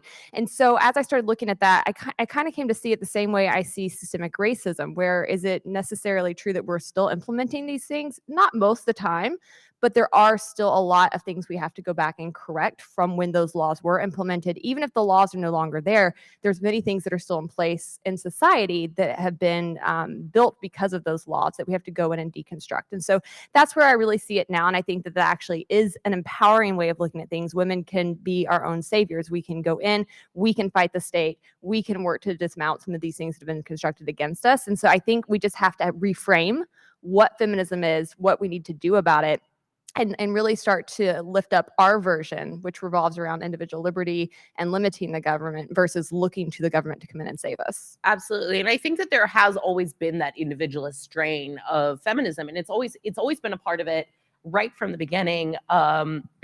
There's books written years, generations ago, from before I was born, that talk about this, and yet we keeps getting pulled back into folks who are either anti-feminists, and so they push back on that right, or people who really just want more state control. Yeah, and that's the biggest problem is what the word means. And for years and years and years, what it meant was we want the government to make special laws for women.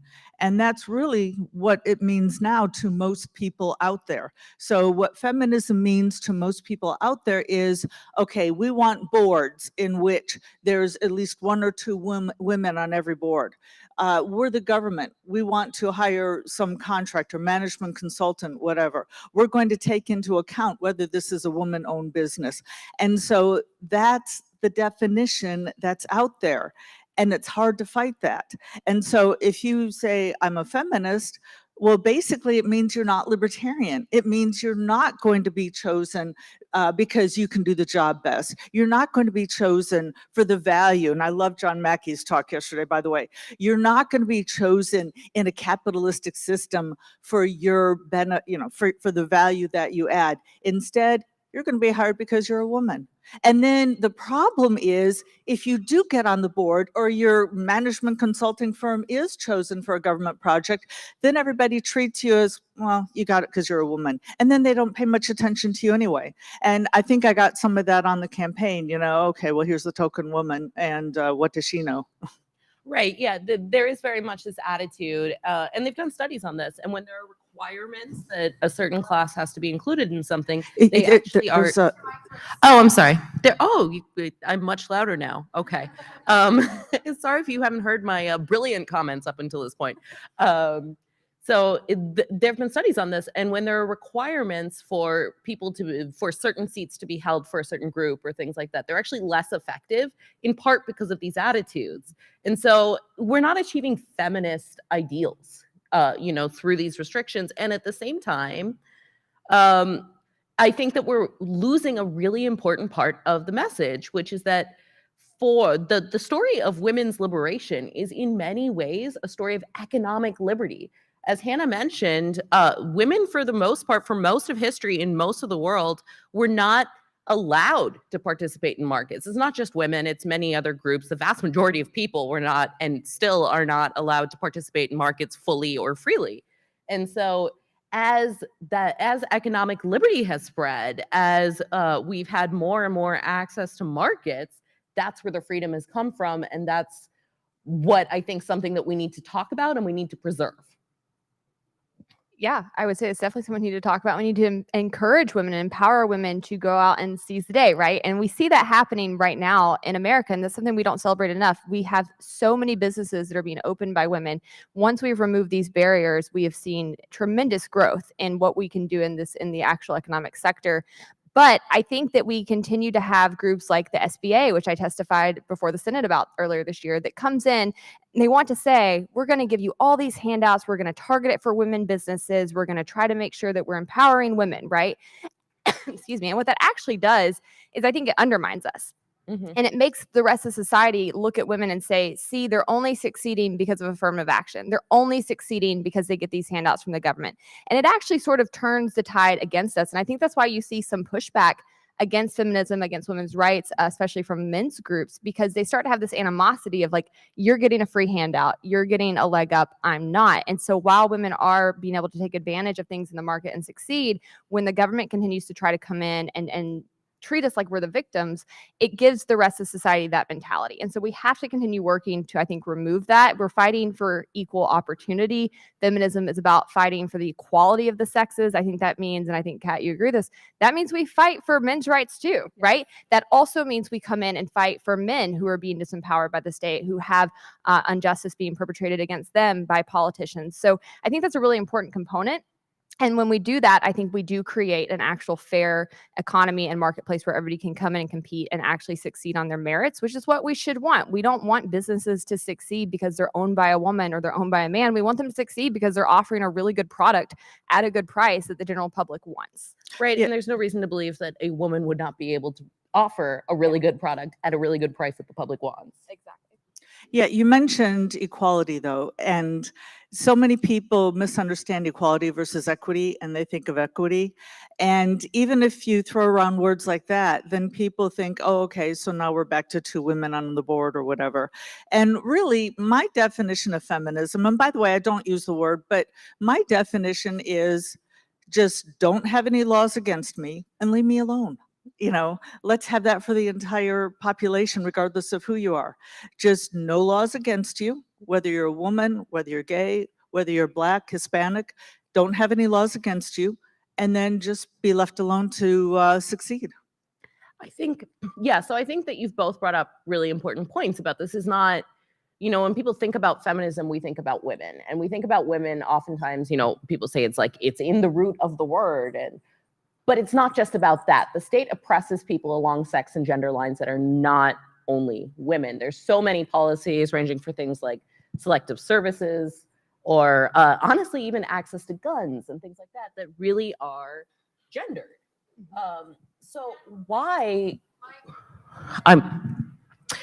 I'll hold it in this hand, maybe that'll help. So why then do people keep coming back to this idea that if you're a feminist, you hate men?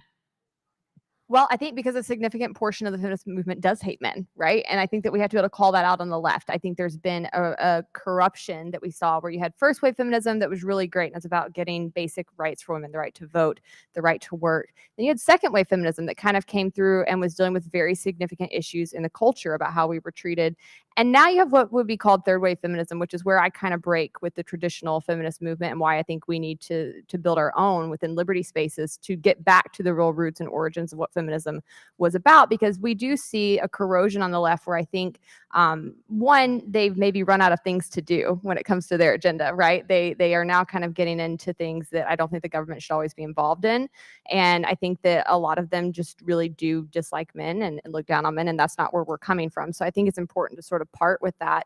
And I also think it's important as we look at where feminism needs to go, that we start to recognize there is still a lot of work to be done, but not all of it is political, or not all of it is government, at least, right? There's still a lot of things that happen in work environments that I know are really scary for a lot of women. There's still a lot of things I've experienced, even my own career, where I have been mistreated in work environments, and you can't always prove it's because you know you're a woman, but you know it's because you're a woman. Yeah, and can I mention and you said you've been mistreated. I'm a few years older than you are. So when my then husband and I bought our first house, he had to leave the room while I spoke alone with the lawyers, because they had to make sure that my husband wasn't forcing me to do. There was a law that my husband had to leave the room. I had to legally appear to get my marriage license. I am married by the state. I know that's like questionable for a lot of you people, but myself included.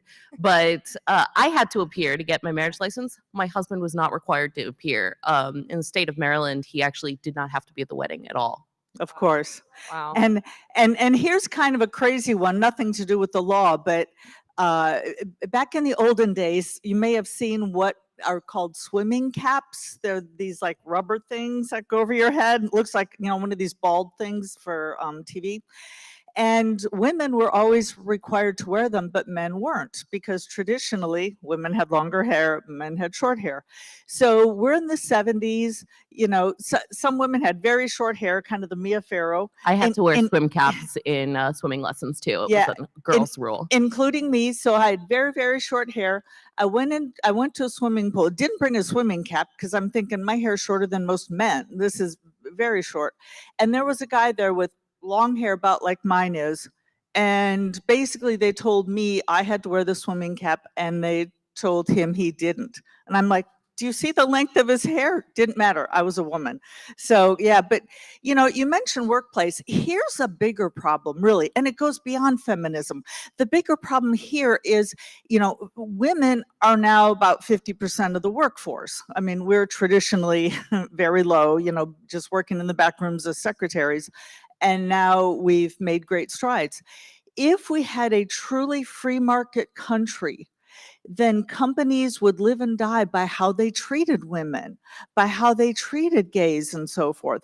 And so what would be nice is if corporations had a culture, you were talking about, had a culture that wasn't conducive for women, they would go out of business. But unfortunately, our tax dollars are being spent by politicians, and they're accepting bribes from companies. So now these companies can stay at the top and basically not have to treat people as well in a free market sense where it's competition. And I know that Disney has been a very kind of touchy subject lately, and I haven't used them as an example because there has been political controversy in the state we're in. But a lot of people don't realize that in 1993, 1994, they offered benefits to gay spouses, even though they weren't legally married. I mean, that was 10, 15 years before the government started doing this. In 2012, Barack Obama and Hillary Clinton were still saying that it should be illegal to be married if you're gay. And yet we have the free market, a company offering what the government isn't.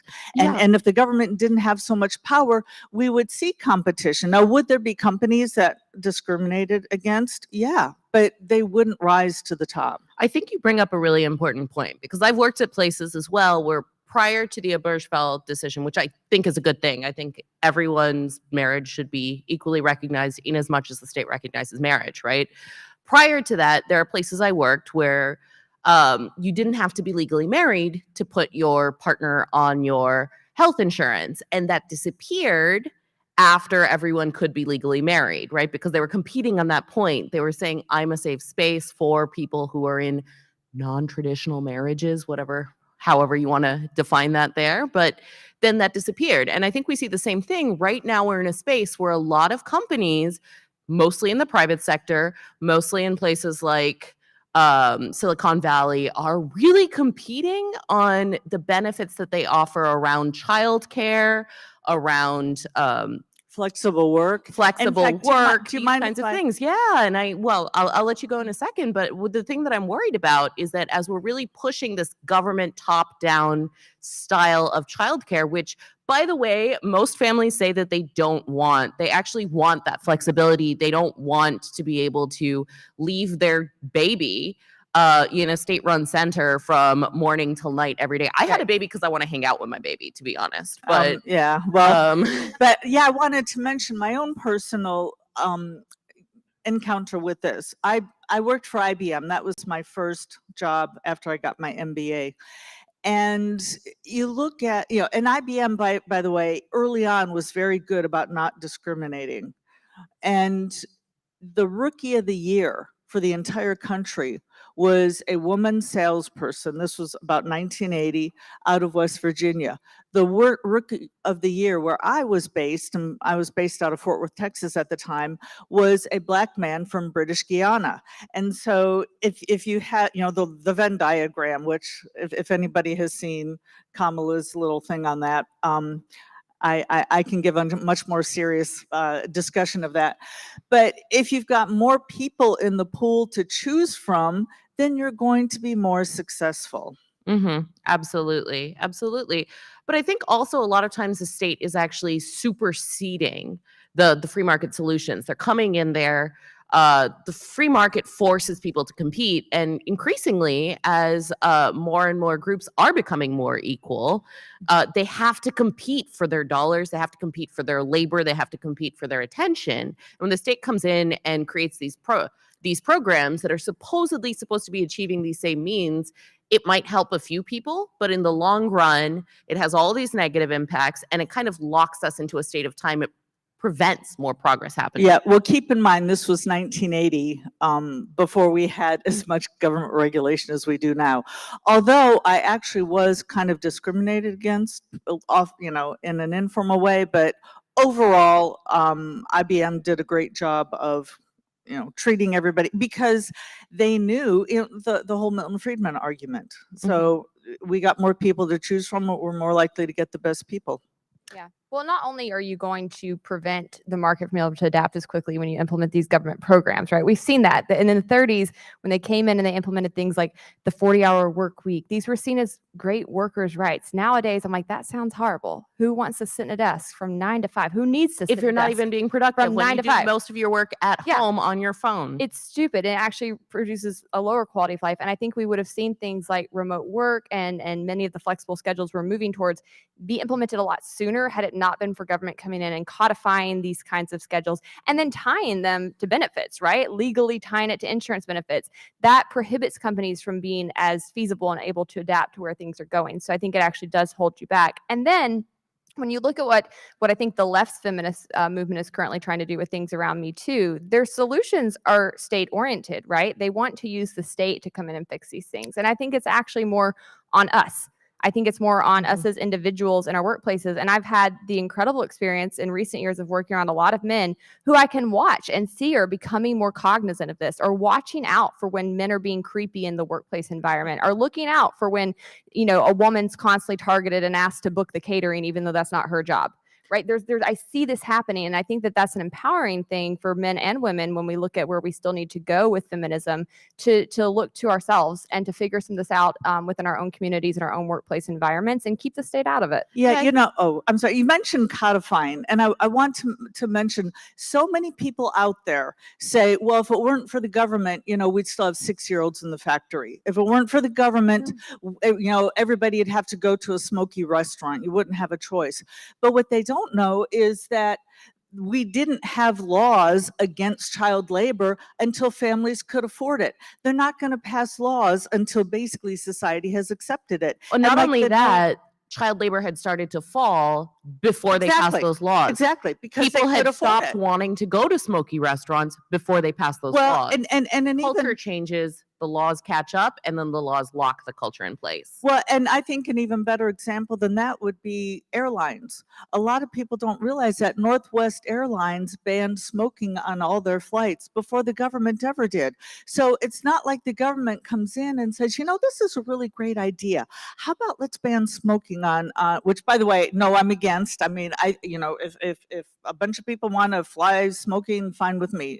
I won't be on that plane, but I've always wondered how cost effective it would be for them to have a smokers only flight. Also a kids only flight. Yeah, I would for sure pay more to be on like a kid free flight. 100%. Having flown a lot with a baby, I totally understand. Yeah. Well, I'm sorry, I lost my train of thought now, but the point is the government can't, and I was happy to have the choice of a no smoking flight, but it wasn't the government who gave me that flight or that choice. It was society in which smoking rates dropped from over 50% of men, and it was about 50% total, a little more for men, a little under for women. It's because society changed. There were fewer people smoking. So then the free market comes up, Northwest Airlines, and says, tell you what, we'll have non-smoking flights. And then the government, kind of, leading from behind, oh yeah, great idea. So no, it's not again, back to your comment about codifying, it's not the government who's fixing these things. It's societies, it's our values, it's our perceptions, it's how we're moving along, how we're evolving. Well, so I think as libertarians, we believe and we talk about these things like the marketplace of ideas and the necessity for individuals, civil society to make changes. And that's kind of what we're talking about here. But when people think about feminism, a lot of times they are thinking about laws, but a lot of what, for instance, Hannah, you were talking about how workplaces are changing. That's happening because of these conversations, but and I do think that these conversations need to happen, right? Because that's how we change things in the marketplace of ideas. What we need to do, though, is keep it in those conversations, keep it in that civil change, not then try to bring in the big hand of government to solidify it in a way that's actually going to hurt us in the long run. Well, that's right. And I like what you said a minute ago. Culture changes and then politics flows downstream from that. And that's something I've seen over and over and over in my time passing bills in this country is you've got to move the culture first. That's why Brad and I started Base Politics. We firmly believe that the battle place is actually in media and entertainment because that's what's impacting the culture. And then as you start to move the grassroots, then you can organize them and get them to come pass legislation. And so we want to have a massive network of people like you guys where we can start deploying this and saying, you know what? Right now, we need to talk about this issue. This is the hot button issue, but we need a bunch of people from a liberty perspective on TikTok, on podcasts, on YouTube, writing articles, on social media, hammering this in. And when we do that, you can really start to spur change. The problem is that we have not always fought on the right battlegrounds, and the left is organized on this, and the right is pretty organized on this. If you go on TikTok right now, you're going to find a lot of Marxist communists on there debating how ethical paying rent is, right? Which is ludicrous, but they're there and they're preaching to the people they're trying to convert, and they are swaying them. They're giving stories, right? They're giving their own personal stories. Stories change people's hearts and minds. This is how you have to fight. We have to do the same thing, but we cannot just sit and talk to ourselves. We have to go out and talk to people who disagree with us, who are different from us, and really give our experiences and perspectives, and most importantly, our solutions. Because I think what people often hear from our camp is us saying no, no, no. And there's a lot to say no to because both sides have really, really bad ideas. But what they don't hear oftentimes is our solution. And I think when we can give that to them and get in front of them with it, we can really start to move quickly. And we're almost out of time, but you just really set me up for the final point that I wanted us to discuss. People often ask me, like, and you guys have heard us here today, we're talking about pretty mainstream libertarian views, right? So they're like, so why say you're a feminist? Why bother saying you're a libertarian feminist and not just say you're a libertarian? You're talking about human liberty. And I think a lot of it is this: if we're not in those spaces, we're not willing to talk to feminists, if we're not willing to weigh in on those issues, if we're not willing to come at it from a perspective where we're not necessarily attacking the idea of feminism, but moving into that space, showing that we care about that space, but then showing how the same goals that they want to achieve are not achieved by their means, but by our means. That's how we actually make effective change. Yeah, and you make a good point. I don't just in a vacuum go out there and say I'm a feminist. Because people would misunderstand me. They would think that I want exactly 2.5 women on every board in the country. So I don't refer to myself as a feminist. I refer myself to a libertarian. Now, were I talking to a group of women or a group of feminists? Absolutely, I'm a feminist, and let me explain to you the libertarian definition of feminism. However, there is a backlash in our movement, in the party, for going out and reaching to these groups. And I discovered this. Now, keep in mind, you have to run the campaign you were given. I was nominated, 4 days before George Floyd. And so that dominated the news. I wanted to talk about my 3 issues were healthcare, the environment, and bringing the troops home. I found myself in a completely different campaign. And so we went out and talked about this because, first of all, you have to talk about what people are interested in. But secondly, that would make us look very tone deaf and callous to not say, yes, that's awful that a police officer had his knee on the neck. And I don't care how George Floyd died, you don't have your knee on the neck of and I a don't person. know how you can be an advocate for human liberty and not care deeply about issues like that. Exactly. So one of the people I talked with was a local Black Lives Matter leader who had been in prison. He was now a preacher. And I said, well, do you know what? Here's the libertarian position. Just because you're in prison doesn't mean you shouldn't have the right to own a gun. You have the right to self-defense. And he was like, wow, nobody's ever said that to me. And I said, and by the way, that bus that Rosa Parks was on, did you realize that was a government-run, government-owned bus? He's like, no, I didn't. And so all I did was have a conversation with one Black Lives Matter local leader, very local leader, and I was skewered, and I'm still being skewered. I've been accused of marching with Black Lives Matter. I've been skewered for saying that we shouldn't go out there and be racist. So the problem is no racism. So the problem with the Libertarian Party and some in the movement is that when you do try to reach out to people and try to speak their language, I don't know if they thought I was going to become a Black Lives Matter member. All I'm trying to do, when you sell something, and I was a salesperson, that's what I did at IBM, you need to go after the people who are looking to buy, somebody who has a need, and you show them how you can fulfill the need. So Black Lives Matter, they were halfway there saying the government sucks. And so I can say, you're right, and let me show you how to fix it.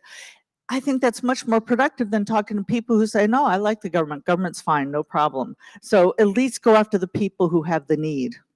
Well, and I will just say this, not everybody knows what a libertarian is, so I don't think it's all encompassing when you're talking to people outside of our bubble. Secondarily, not all libertarians are consistent on this issue, unfortunately.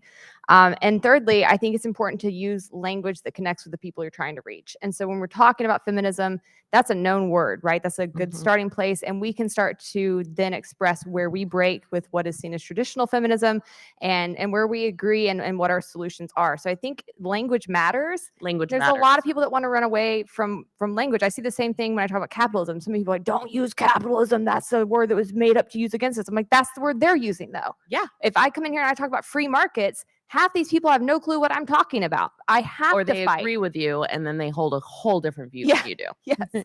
So you've got to use the common language. You have to use the common vernacular and be able to better define it and be able to shape it. And I think that a lot of people don't necessarily want to go to the front lines. And I get it, because going to the front lines can be hard. You're going to be criticized by lots of people when you do it, but it's worth it and you can win. And I've seen this over and over throughout most of my career. I've fortunately been in a position where I'm working on issues that have bipartisan support, especially criminal justice reform. And so because of that, I've gotten to work around people on the far left and the far right. And I can tell you this, we're not as far apart as it seems if you just look at social media or the mainstream media. I think most of us actually agree on many of the big problems in society. We just have different prescriptions for what would solve them. And that's because we lack a common understanding of what created them in the first place.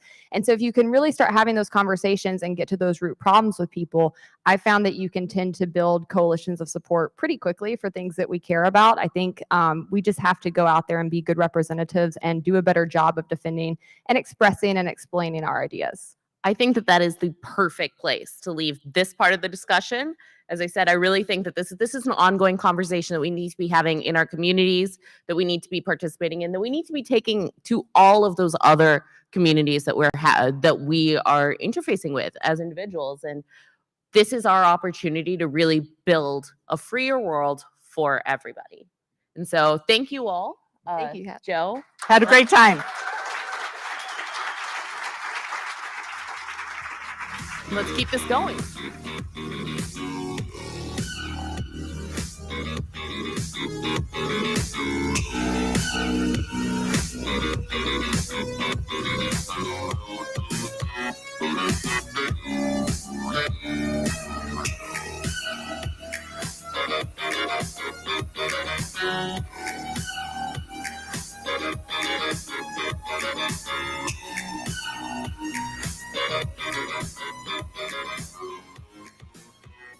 Give it up for the lovely ladies of Feminism.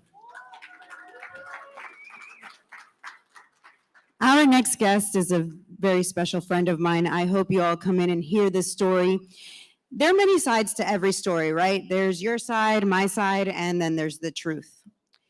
Our next guest, you've probably heard about Ross Ulbricht. You've probably heard about the Silk Road.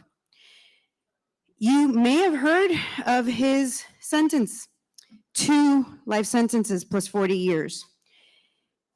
He started a free market website. And today you're going to hear a different side. You might have heard all these stories, but what you haven't, or maybe haven't heard, is from the person that knows him best, his mom. His mom spends pretty much every day, every hour of her day, working to free him. And she's not only an amazing mother, a freedom fighter, she's also a very dear friend. So please help me welcome to the stage Lynn Ulbricht, and leading the conversation is the Grassroots Leadership Academy's Jess Mears.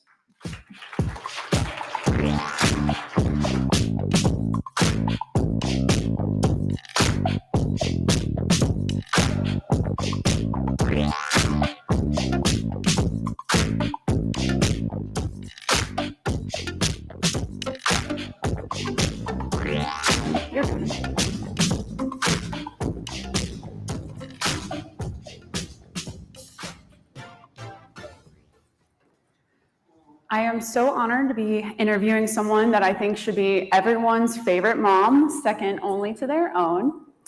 A mom is someone who loves unconditionally. She's a best friend, a superhuman, and a heart healer. This so much describes Lynn. So Lynn, I know that this month it marks the 9-year anniversary of Ross's arrest in 2013. And a number of people here at the conference and on the live stream may not be familiar with Ross's case. So would you mind just kind of giving us an overview so anyone hearing about him for the first time can get up to speed? Sure. First, I just want to say how great it is to be among all of you freedom-loving people.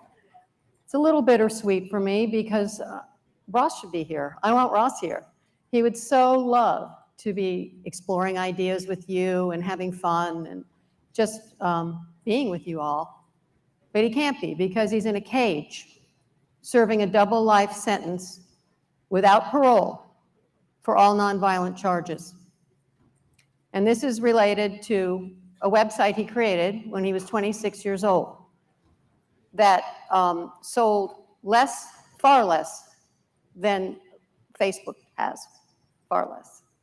And that was testified to in Congress. The site Silk Road was a free market website, kind of like eBay, but it was based on the cryptocurrency Bitcoin. That was the only means of exchange on the site, and very, very little known at the time. It was based on the non-aggression principle of voluntary interaction, and the idea was to, if two people wanted to exchange something, as long as it didn't hurt a third party, that should be fine. Now, some things were prohibited because they hurt people. For example, there was no child pornography or anything related to pedophilia on the site because the third party is a child and children are hurt by that. There was no stolen property because the legitimate owner is hurt by that. There were no violent services and et cetera, on and on. There was nothing that harmed a third party. However, there were many drugs bought and sold, most commonly small amounts of marijuana. And because it was considered a free choice between two people. And for this, Ross got a sentence twice as long as El Chapo. So that's kind of the overview of Silk Road. He's been, as just said, he's been in there now over 9 years.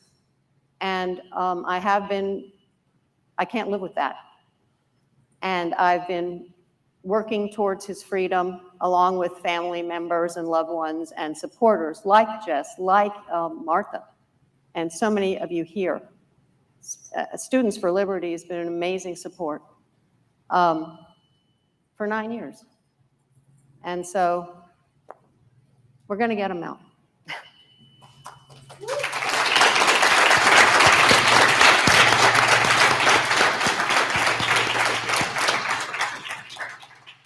So when you were watching Ross grow up, I can't imagine a situation where you thought about one day advocating for your son would include needing to seek the President of the United States to grant clemency for your son.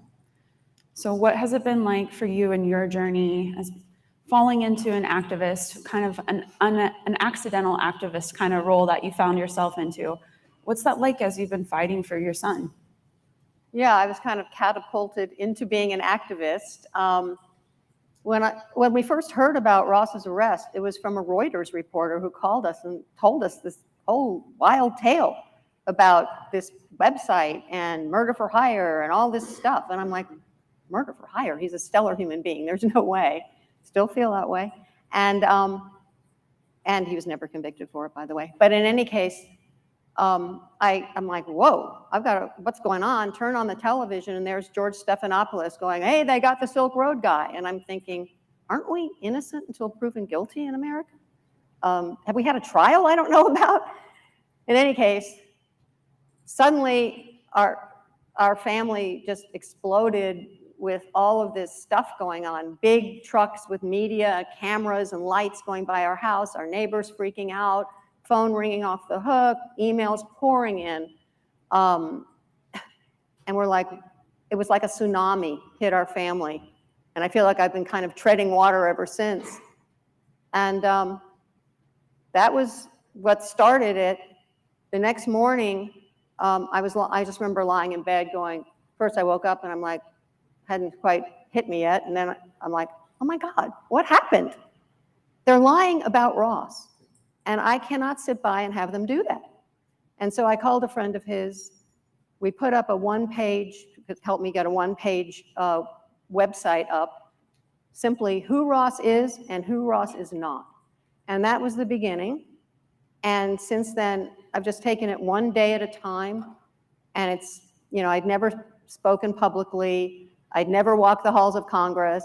I'd never dealt with the criminal justice system, knew very little about it, or lawyers and all of that. But one step at a time, it's led me to be an activist, and really not only for my son, because we've seen the suffering that mass incarceration has caused. And because we know the families. We've gotten to know the families and seen the children who are shattered by this, who are families destroyed, communities destroyed. And it's really a human rights crisis and a national disgrace that we're the biggest incarcerator on the planet. And It's just these sentences are out of control ever since the drug war. And I've actually started an organization called Mothers Against Cruel Sentencing, because cruel sentencing is prohibited in our Constitution in the 8th Amendment. And because I want to give mothers and families and other people a chance to talk about the pain and damage that this criminal justice system is doing to people. And so that's how I became an activist, just one step at a time. How has Ross been able to keep optimistic despite his draconian 2 life sentences plus how many years? 40. 40 just years. for good measure. How has 2 centuries, essentially. With that kind of a sentence that he's facing, what is it that he does, shares with you, with others, that keeps up the hope? Yeah, and by the way, his sentence is twice as long as El Chapo. That's how ridiculous it is. That's what the kind of abuse of power that it represents. You know, Ross is a naturally optimistic person. He's still funny. He's still fun. He's still someone is fun to hang out with. He's a pleasure. So he's kind of naturally like that, and I think that's helped him. We've made sure that he has visits from family standing by him and all his friends and all of you all, because I tell him about you all. It means so much to him because it's so easy to be forgotten in prison. And Ross uses his time constructively. Well, he meditates, teaches a meditation class, and meditates a lot. He was kept in an 8x10 metal box, essentially, for months and months at a time during COVID. And you know, that's a pretty fundamental deprivation of freedom, I would say. And he meditated a lot in there. He prays. His faith has gotten him through. It's gotten me through too. And I do believe that there's a divine intervention here and that we will get Ross out. But he also really has put a lot into helping other prisoners, because Ross is very educated and he's very sane. He's very solid in his emotions. And so he has mentored, he has tutored, helped people get their high school diploma. He's helped some get into remote college courses. He's now mediating, mentoring. He volunteered for Suicide Companion Watch so he could be with people to prevent a tragedy. There's a whole letter with, I can't remember how many prisoners who signed a letter to the president saying he doesn't belong in here. I've had guards tell me what a great person he is and how he doesn't belong in there. He just adds a positive, he's very positive as well as he can be. That's not to say it's easy. He has his, of course, difficult times. It's very hard. And, but he is disciplined and he is intentionally positive and he wants to make a difference even from prison. And so he writes, and we had an NFT sale of his art, and we're giving a chunk of it to charities to help other prisoners. He just wants to be a force for good, as he always has. Silk Road may have been a mistake. I know that he regrets it, but at the same time, his intentions were always good. I've heard so many people and stories over the years that use the Silk Road to acquire things to help them out. Cancer patients looking for cannabis so they could feel better before people could go to dispensaries and just buy it. Right now we have, I think, 19 states people can get recreational cannabis. Over 30 states have medical cannabis. In the last administration, we were working to try to influence President Trump. Now it's the Biden administration. And the way to have Ross come join us at Students for Liberty or these Liberty conferences where he would be if he wasn't incarcerated, it's up to the president. So what are the best ways for people to try to help out? If you feel compelled today to do something, and there's so many people who have tried to do something after hearing Lynn, because it's really hard to walk out from hearing this woman and say, I'm not going to do anything. I'm just going to leave and go. There's so many ways that people have tried to help out Lynn, so we've got plenty of time. What are the best ways for people to leave this room, do either a small act, or if they want to do a big act, what can they do to try to help you and Ross? Well, first I want to say that Ross is one of you. He was one of the first members of Students for Liberty. He was at the first conference, and his signature is on the commemorative T-shirt in Washington.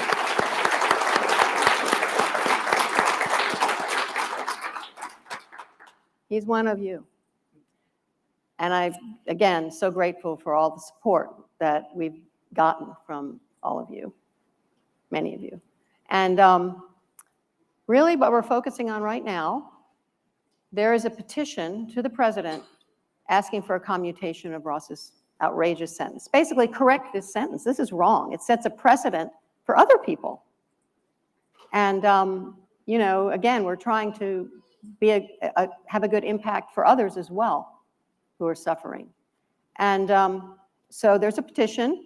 There's a couple of banners outside with QR codes to our website, freeross.org, that has a red button at the top of the homepage that will take you right to change.org, sign it. And one of the banners has a direct link to the petition itself. There's stickers around, and I'll be dispersing more of them with a QR code. Basically, we are at less than 2,000 signatures away from 500,000 people who are asking the president to commute Ross's sentence. And this doesn't guarantee anything, but what it is a tool for me and others to go to legislators and other influencers and say, 500,000 people want you to do this. 500,000 people believe this should happen. And I really like the ring of million. You know, I want to be able to say 500,000, and it makes a difference. It makes an impression. So please, so many people who support Ross haven't go, oh, I haven't done it yet. Please sign the petition. Please share it. And let's get over, this weekend, let's get over 500,000 for the petition. Thank you. Just take out your phone.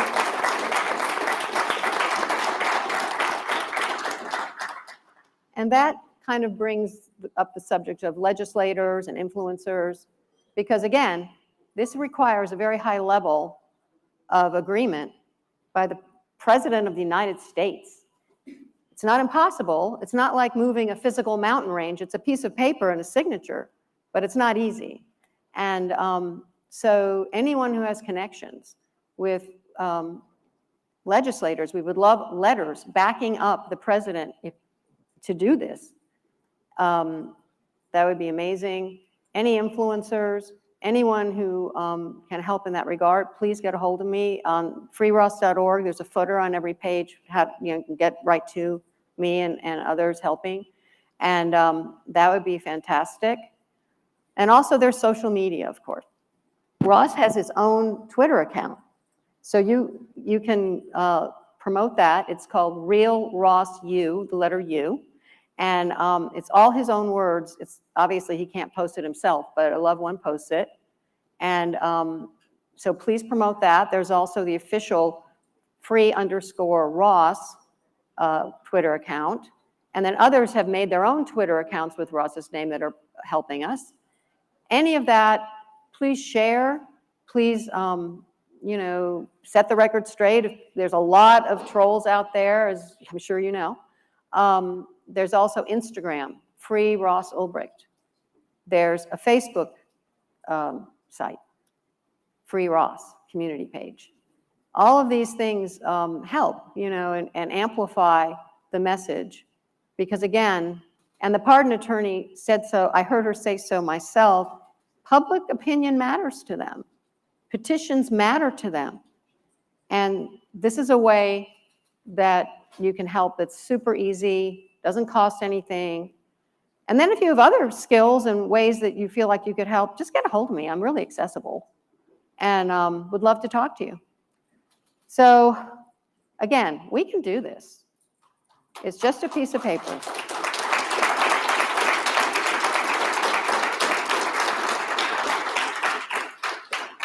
So let's get Ross out of there so he can be here next year, okay? Thank you so much, all of you. Thank you, everyone. Lynn mentioned that she's accessible, info@freeross.org. It's on the freeross.org website. And I know from meeting her in the past that she's open to any ideas. And I think to get Ross to be able to be at the next LibertyCon with us, a future LibertyCon with us, it's going to take a lot of creative ideas. The person that needs to be influenced is the President of the United States. It's his decision if he wants to add Ross to the list of people that he is going to grant clemency to. And when you go look at that list online, it's a pretty big list. There's a lot of people that get clemency for their sentences every single year. Yeah. So let's get Ross on that one. freeross.org, and the petition link is, well, freeross.org/petition will get you right to it. There's also a button on the website. There's also QR codes on those banners. And I'm going to hand out stickers. Anybody wants stickers? I've got plenty. And it has a QR code there. let's make this Mom's Day and get that petition to 500,000, 500,000 signatures. If everyone could help out, if you feel compelled, please do. Thank you so much. Thank you.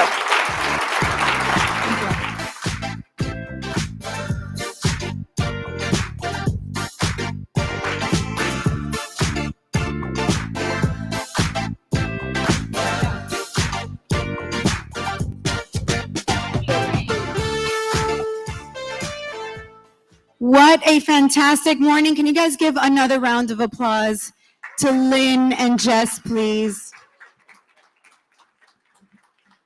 Also, a round of applause for the presenters here at SFL and the staff who have worked tirelessly to bring this conference together. So please, a round of applause for the SFL team. So we are going to take a quick break in this room. You can check out our vendors and sponsors in the breakout rooms over the next hour. In the breakout rooms, you'll hear from the Grassroots Leadership Academy, the Atlas Society, and several others. For those watching online, up next is How to Sell Freedom Without Starting a Fight. Ooh, that's a good one. And hosted by the Grassroots Leadership Academy's Duane Lester, followed by Philosophy, Who Needs It? Strengthening the Case for Liberty by Atlas Society's Robert Tracinski. For everyone here at the conference, listen up. If you're an exhibitor, staff member, student, or if you bought a food ticket, boxed lunches will be ready for you to pick up in the hallway. Have your vouchers ready. And we'll see you back here at this stage, 1 p.m. Eastern, for the debate that everyone is waiting for. Spike Cohen and Destiny. You definitely do not want to miss this one. So see you all right back here, 1 p.m. Eastern. Have a great lunch, everyone.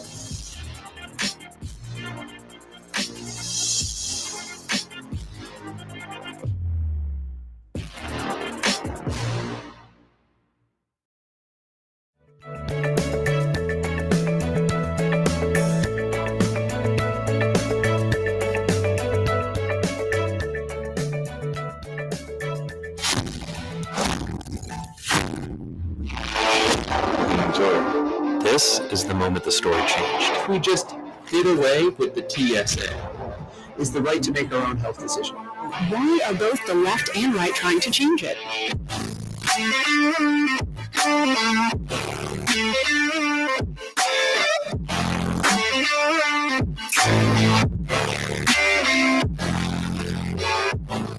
The issue is a bit larger than that. Wow! To make your own guns.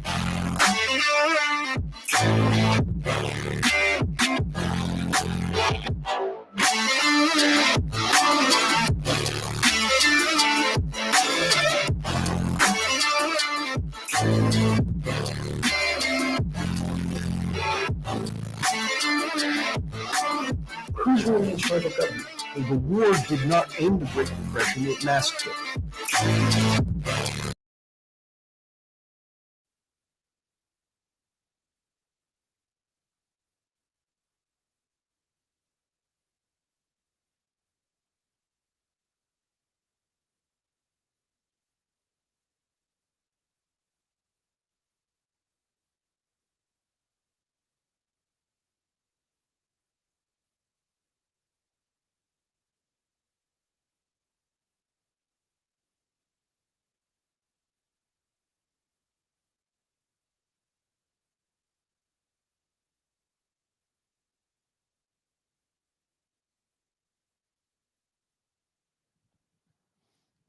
Thank you, everyone, for being here. We're going to go ahead and get started.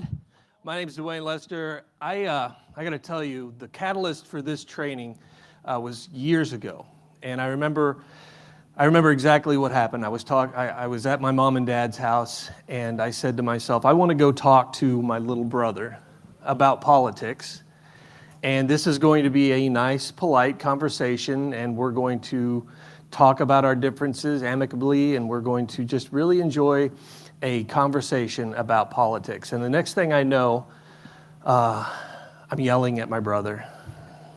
I don't know what happened. I remember everything about the scene. I remember where he was sitting on my mom and dad's couch. I remember where I was sitting. I remember how he looked. I remember everyone who was around there. And I remember thinking to myself, why am I yelling at someone I love so much? Why am I yelling at someone who I care for so much? And why am I yelling at someone who I'm supposed to protect? You know, as the big brother, you're supposed to protect the little brother. And here I am yelling at the person I'm supposed to be protecting. And that instance has haunted me since that's happened. And I couldn't figure out why that happened. And I couldn't figure out why we can't talk to one another anymore. And so as I've grown in the liberty movement, as I've trained, as I've worked on different things, one thing that has been constant for me is learning about sales, because I was taught if you can sell, you'll never be out of a job. So if this whole speaking gig falls apart, you know, I'll be selling Buicks down the road. Come and see me. I've got a deal for you. But one thing that I learned while I was reading was the best people in sales never come with the hard sell. They never, when you walk on the lot, it isn't the first, have I got a deal for you? It isn't, when you walk into their store, it isn't, hey, I know exactly what you need. The best people in sales do one thing first. And so what I'd like you to do right now, you've got your worksheets. What I'd like you to do is just take 2 minutes and write down the principles of a free society that are most important to you.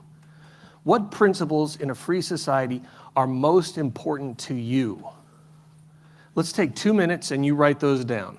What can I clarify for anyone? Excellent. 2 minutes, starting now. Go. And for those watching on the live stream, you can write down those principles that are important to you as well.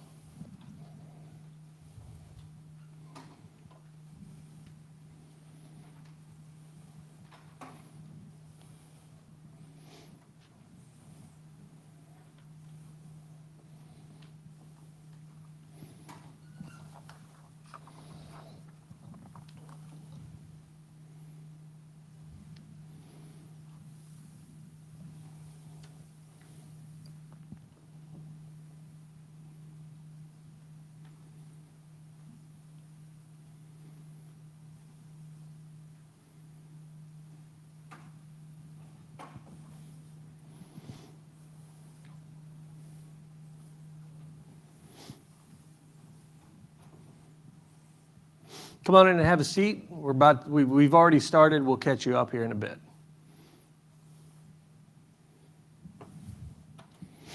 I've got about 30 more seconds.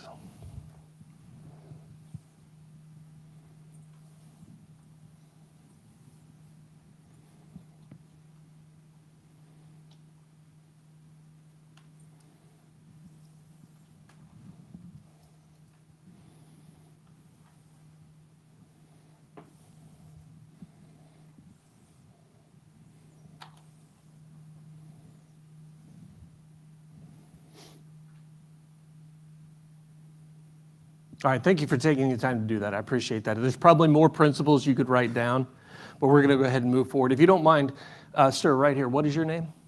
Kyle. Kyle, tell me a few of the principles that you wrote down. Equality for everyone. Why is that important to you?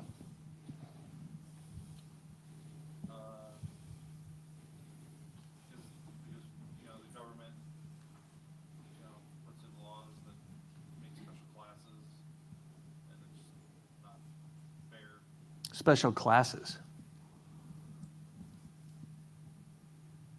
Like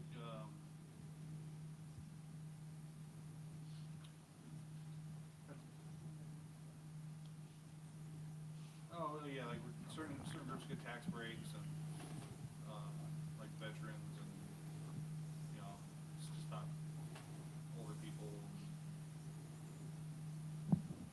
All right.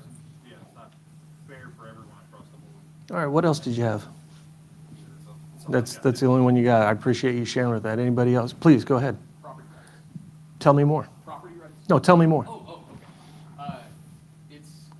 Property rights are necessary for a properly functioning economic system. They're also, as we've seen historically and through theories from like Ludwig von Mises, it's the best way to organize society. It sounds like Austrian economics is something that's very important to you. Yeah, that is also very important to me, yes, sir. Very important. Tell me more. I think that the logically deductive method is more accurate to describe like a human theory than like the empiricist method. So the empirical method's great for when you're delving into the hard sciences. We can, like in physics, we can measure how rocks, if you drop a rock, how it will fall. But humans aren't rocks. We have things that rocks don't, like subjective value. Rocks can't value. Yeah. Did you have anything else that you wrote down? Sound money, so it kind of ties in. Excellent. Please. Freedom from coercion was my big one. Coercion. Yes, freedom from coercion is very important to me in a free society because freedom from coercion allows the individual to make the choices that are most beneficial to them, as opposed to making the choice that is most beneficial to whoever has decided that that's the choice they need to make. So freedom from coercion to be able to buy what goods they want to buy, vote how they want, live how they want, so long as it doesn't harm anyone else. It seems like you've given this a lot of thought. Yes. Can you tell me more about it? Would you like another point, or do you want me to go on? Well, tell me, it sounds like individual liberty is really what you're talking about. Individual liberty is something that's very important to me. So the ability to live how you want, worship how you want, vote how you want, talk how you want, without the fear of going to jail or being harmed or losing your property rights or having an arbitrary social credit score assigned to you that means, now you can't shop at this grocery store and your friends are going to avoid you because you said the wrong thing on Twitter. So what we've done here is something that I didn't do with my little brother. And if you'll go ahead and turn the page, you'll see six steps to a better conversation. What we often fail to do, and what the best people in sales will do, is they will seek first to understand and then to be understood. And very often we don't listen to understand, we listen to respond. And that comes straight from the book 7 Habits of Highly Effective People by Stephen Covey. Great book. A lot of people see it as a self-help book, but it is a fantastic book. When I was talking with my brother about politics, I was listening just deeply enough to tell him why he was an idiot and wrong. And very often we do that when we talk to other people about politics. We only want to refute what they have to say rather than find what they actually value. And so what I did in this conversation, just to illustrate the power of this, I did 4 very specific things. One thing I did was called mirroring. So that first point, repeating key words used by the person with whom you're talking, you can write mirroring in that box. And mirroring is simply saying 3 to 5 words that the person has said to you. 3 to 5 words? Yes, that's all you need. Just repeat 3 to 5 words, and then the person will almost feel compelled to keep talking. It's like you're asking them a question, but you're just saying a few things that they've said. That shows that you're listening. Another thing that I did was called labeling, and that's the second thing that you see written down there. Recognizing the meaning of and the feelings and comments made by the other side. That's labeling. Labeling looks like, it sounds like you've given this a lot of thought. And what did you do? I elaborated more. You kept talking. You kept talking.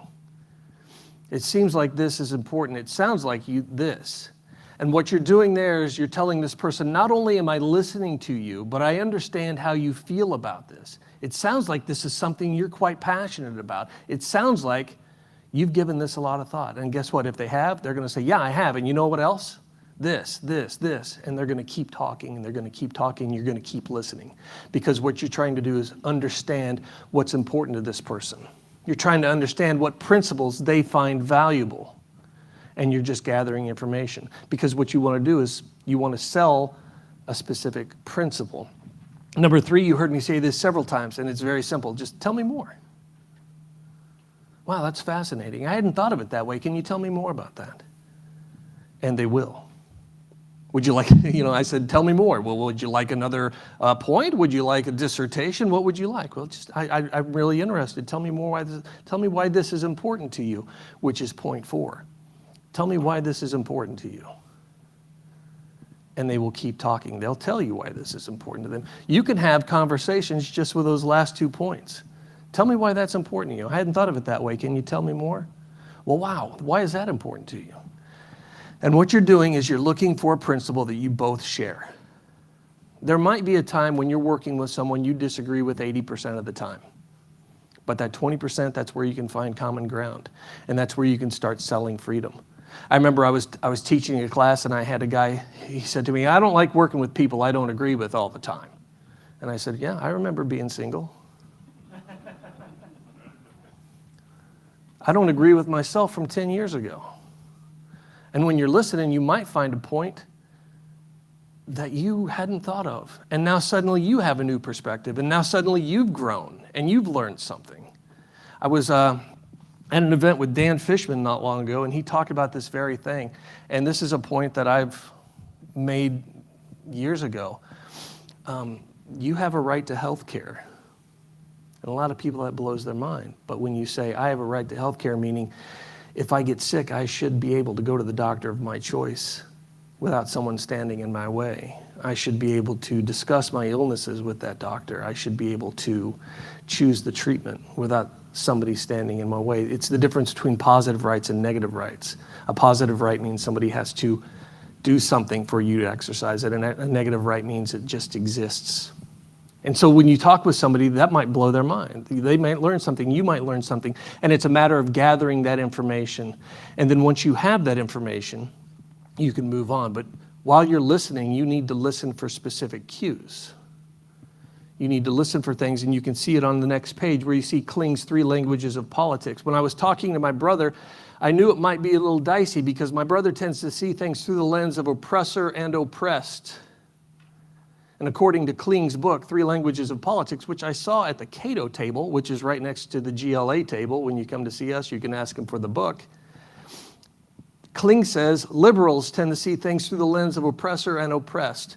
Me, I tend to see things through the lens of coercion versus liberty. If you want to draw a line from liberal to oppressor and oppressed, and from libertarian to coercion versus liberty, those are the lenses. And according to Kling, conservatives tend to see things through a lens of civilization versus barbarism. So when you said coercion, that's a cue. I'm talking probably to a libertarian, because libertarians tend to bring up coercion in every conversation, regardless of what we're talking about. What'd you like for dinner? I don't want coercion, that's for sure. It happens. We're like that. We're strange. And if you look at the bottom, you see the moral foundations theory. This is from a book called The Righteous Mind. I highly recommend reading it. It's by a guy named Jonathan Haidt. And Haidt recognized that we all have different taste buds. We all have different ways of looking at issues.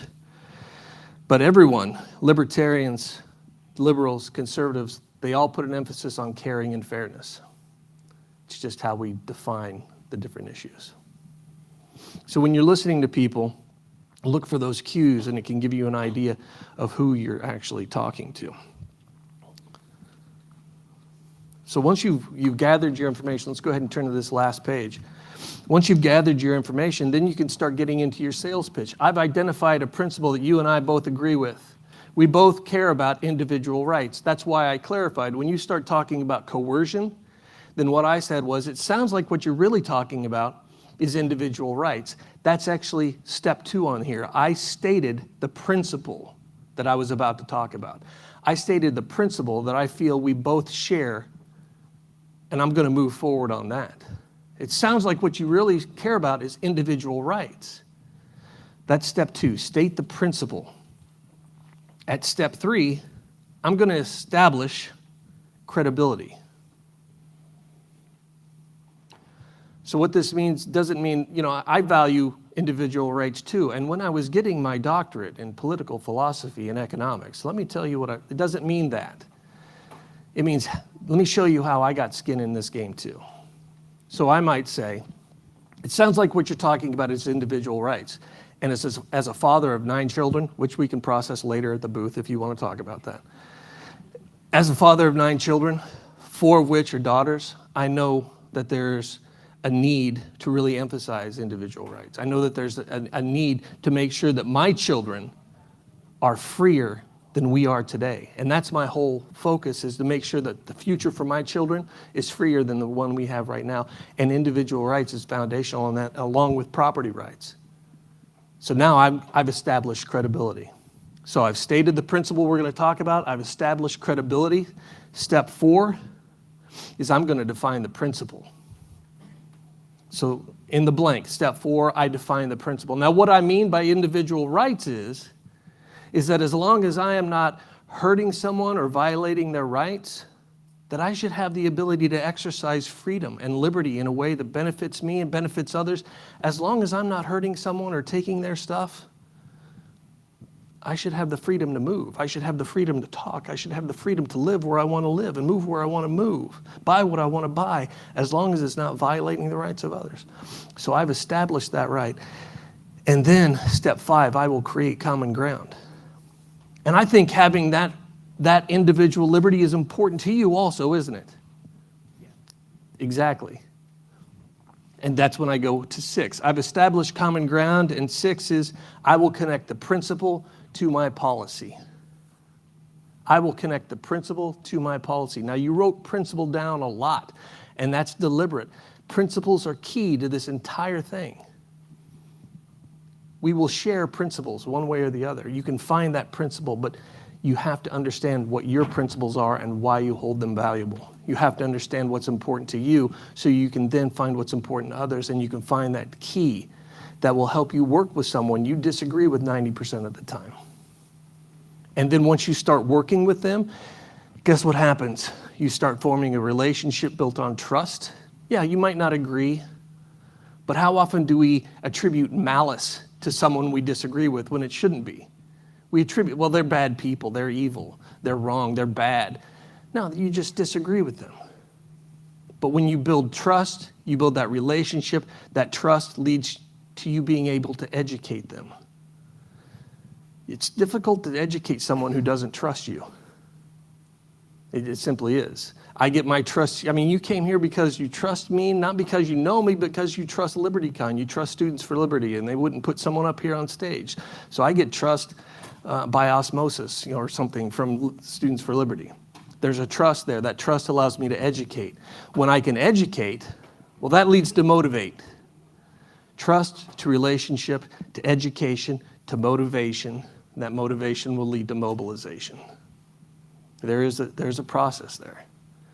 But it all starts with listening first to understand, not to be understood. Yeah, that is absolutely key. I have a few minutes left, and I usually, believe it or not, this is usually a 90-minute course. We boiled it down to about 20 to 25 minutes for you all today.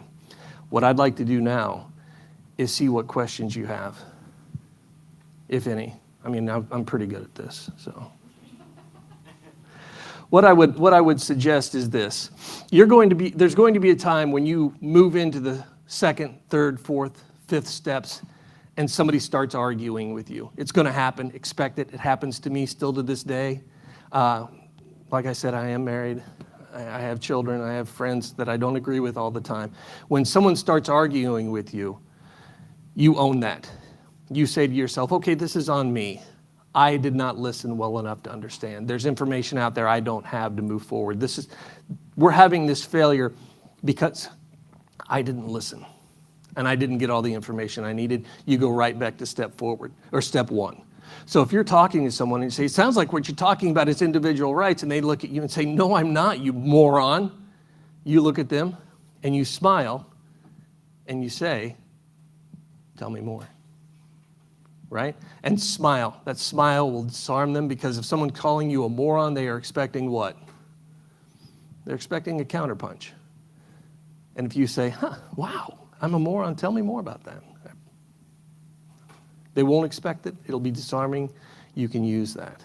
you can absolutely use that. So these principles are paramount. Know your principles, listen first to understand, then to be understood, and expect to fail. I've got a few minutes. Like I said, I was actually training this online with a group, and I was talking about Arthur Kling's book, and by the time I got to the end of the book discussion, he comes on and said, I don't have a question, I just want to tell you, I don't like the use of this book at all. I find this book to be degrading. I think you're categorizing people wrong. I think it's dehumanizing, and I don't like the whole time he's talking, I'm looking at the rest of my agenda. I'm saying, okay, after he's done, then we need to go here, here. How much time do I have left? Okay, then I need to get here, here, and then done. And all I heard was he stopped ranting. And I turned and said, thank you for making a comment. If you could all go ahead and turn the page, and what should I have done? When he stopped ranting, well, first of all, I should have been listening. And then when he stopped, I should have said, tell me more about that. It sounds like this is something that's really important to you. I could have labeled it, I could have mirrored it, I could have done a lot of things, but I failed. You'll fail too. Practice, practice, practice, and it'll get easier. Trust me, I don't know how many times a day I look at someone and say, tell me more about that. So I'm gonna wrap this up. What I'd like you to do, there's more to this training. I've put some QR codes up over there. If you wanna scan and get my ebook, it's called Overcoming the Backfire Effect, and I go into some other things that I use when I really get into conversations with people who are adamant about my position being wrong. There's some different techniques I use. Questions are the answer. So my time is up. I do appreciate you all being here. Thank you so much. Scan the QR code and come see me at the booth if you don't mind. Thank you.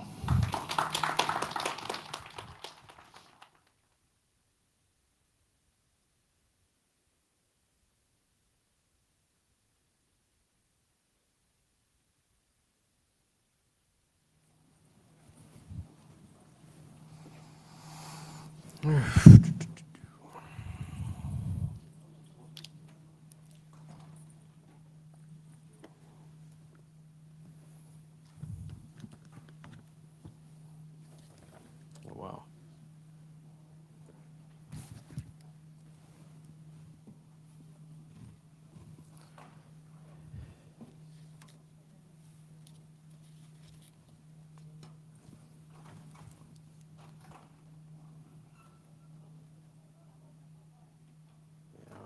Matter.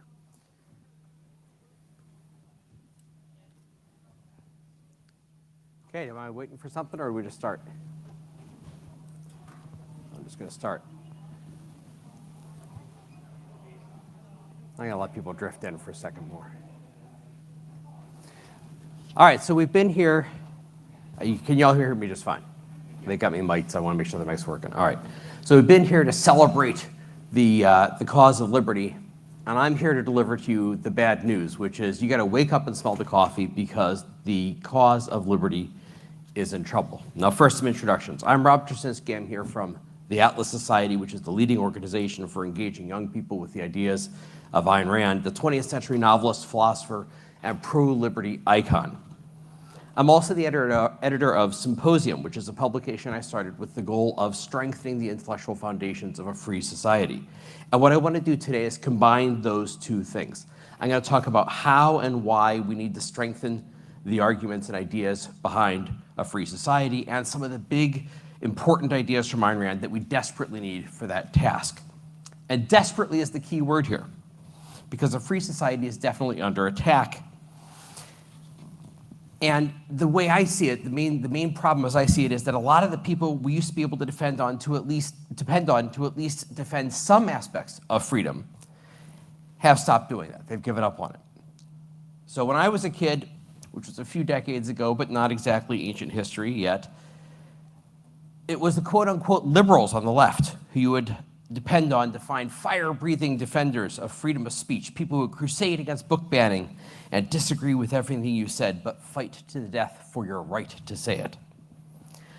Now, today what's happening? Well, what's happening is recently, when Abigail Shrier's book, Irreversible Damage, came out a few years ago, challenging the transgender orthodoxy of today, the ACLU's Deputy Director for Transgender Justice declared, quote, the necessity of stopping the circulation of this book and these ideas.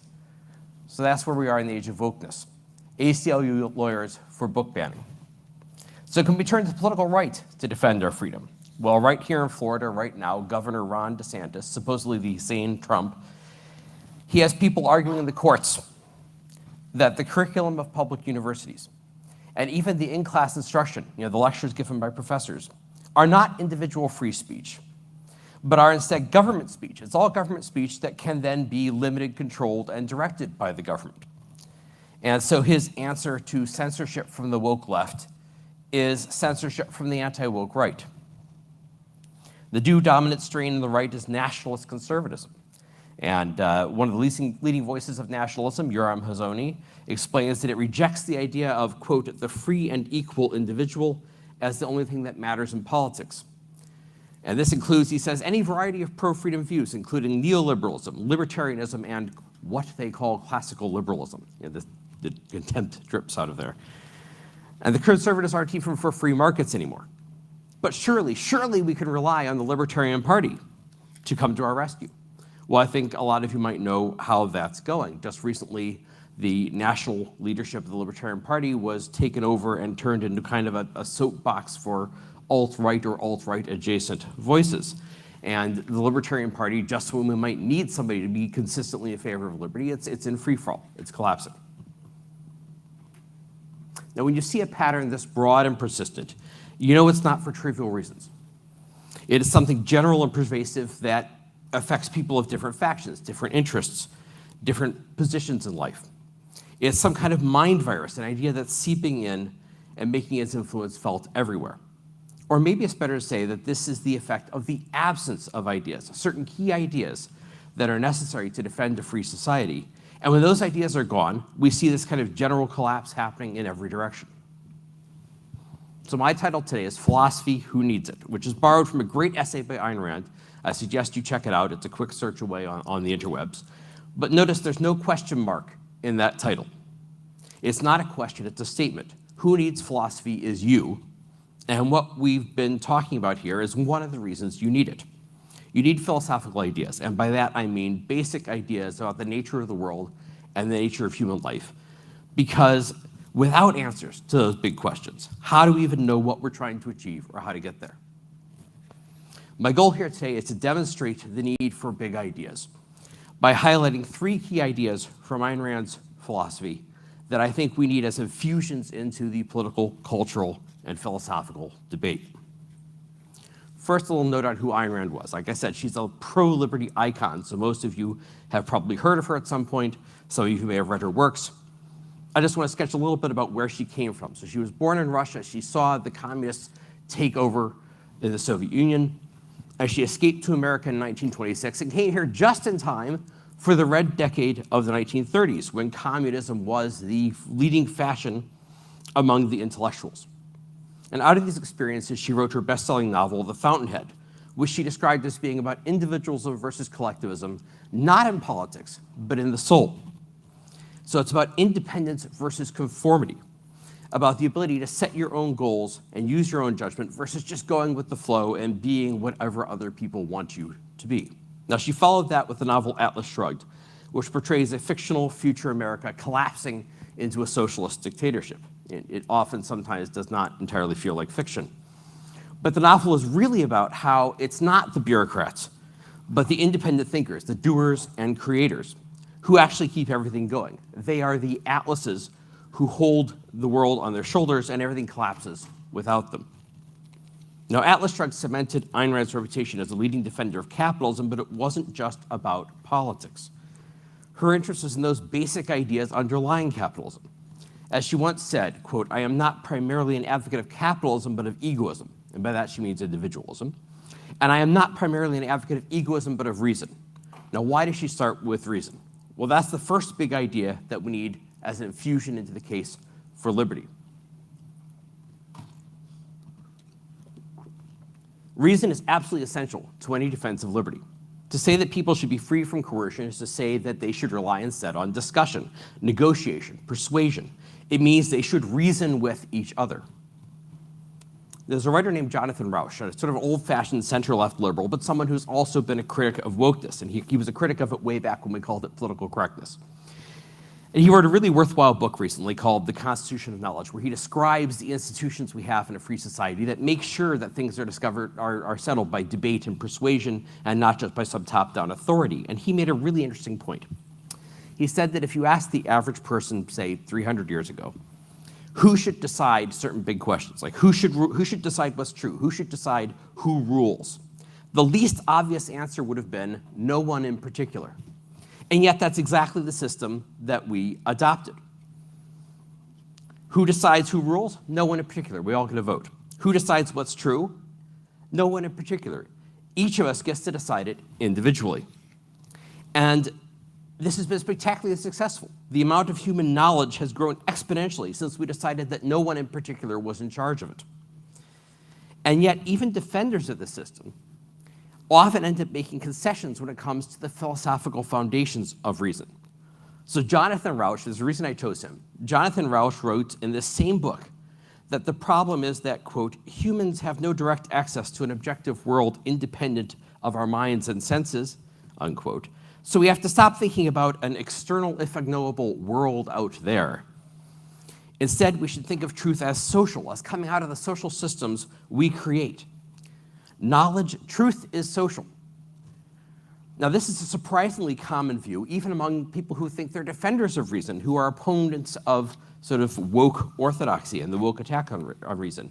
And so I think it's no wonder that we're not winning that battle, because this idea that truth is social is exactly the idea behind wokeness and critical theory, what's called critical theory in philosophy. It's the idea that we can't see things as they really are, only as they appear to us given our preferences and biases and our position in society. Truth is socially constructed, that's the phrase they use. And if truth has been constructed one way, it can be reconstructed any way you like. So, Bruce Jenner is a woman if we all just decide to pretend that he is. If we all accept that all we have is just our perspective on reality based on our identity, and if we take that to its logical conclusion, then instead of finding common ground, we will divide into tribes, each living our own truth based on our subjective lived reality. Any attempt by somebody else to understand our reality and see it from our perspective will be regarded as futile or even unwelcome. And you'll see that sometimes denounced as appropriation, an outsider's intrusion into our group's exclusive truth. Now, I shouldn't have to tell you what that's like, because this is the daily reality of arguing about just about anything in this age of wokeness. So what is the answer? That we need a stronger defense of our ability to arrive through reason at objective and universal truths. Now, when I read these timid contemporary defenders of reason, I find myself wishing they would take a page out of Ayn Rand and simply assert that reason is valid simply because A is A. Now, Ayn Rand has become associated with this phrase, A is A, but she took it from the ancient Greek philosopher Aristotle, quoting one of his formulations of the law of identity. A is A means things are what they are. Facts are facts. A thing is one thing today and another thing tomorrow, depending on your perspective or how you feel about it or your membership in some marginalized group. As she put it, all the disasters that have wrecked your world come from your leaders' attempts to evade the fact that A is A. Now, for example, to pick something contemporary, they pass a bill that pumps massive amounts of free money into the economy, and then they name it the Inflation Reduction Act, right? Our politicians keep trying to pretend that A is not A, and reality keeps coming back to bite them. Now, if we're all dealing with the same immutable facts, if A is A, if things are what they are, we should be able to reach a common understanding about those facts. But what about our perspective on the facts? Do we only have access to our own distorted perspective, not the facts themselves? Is it the real world out there just beyond our grasp?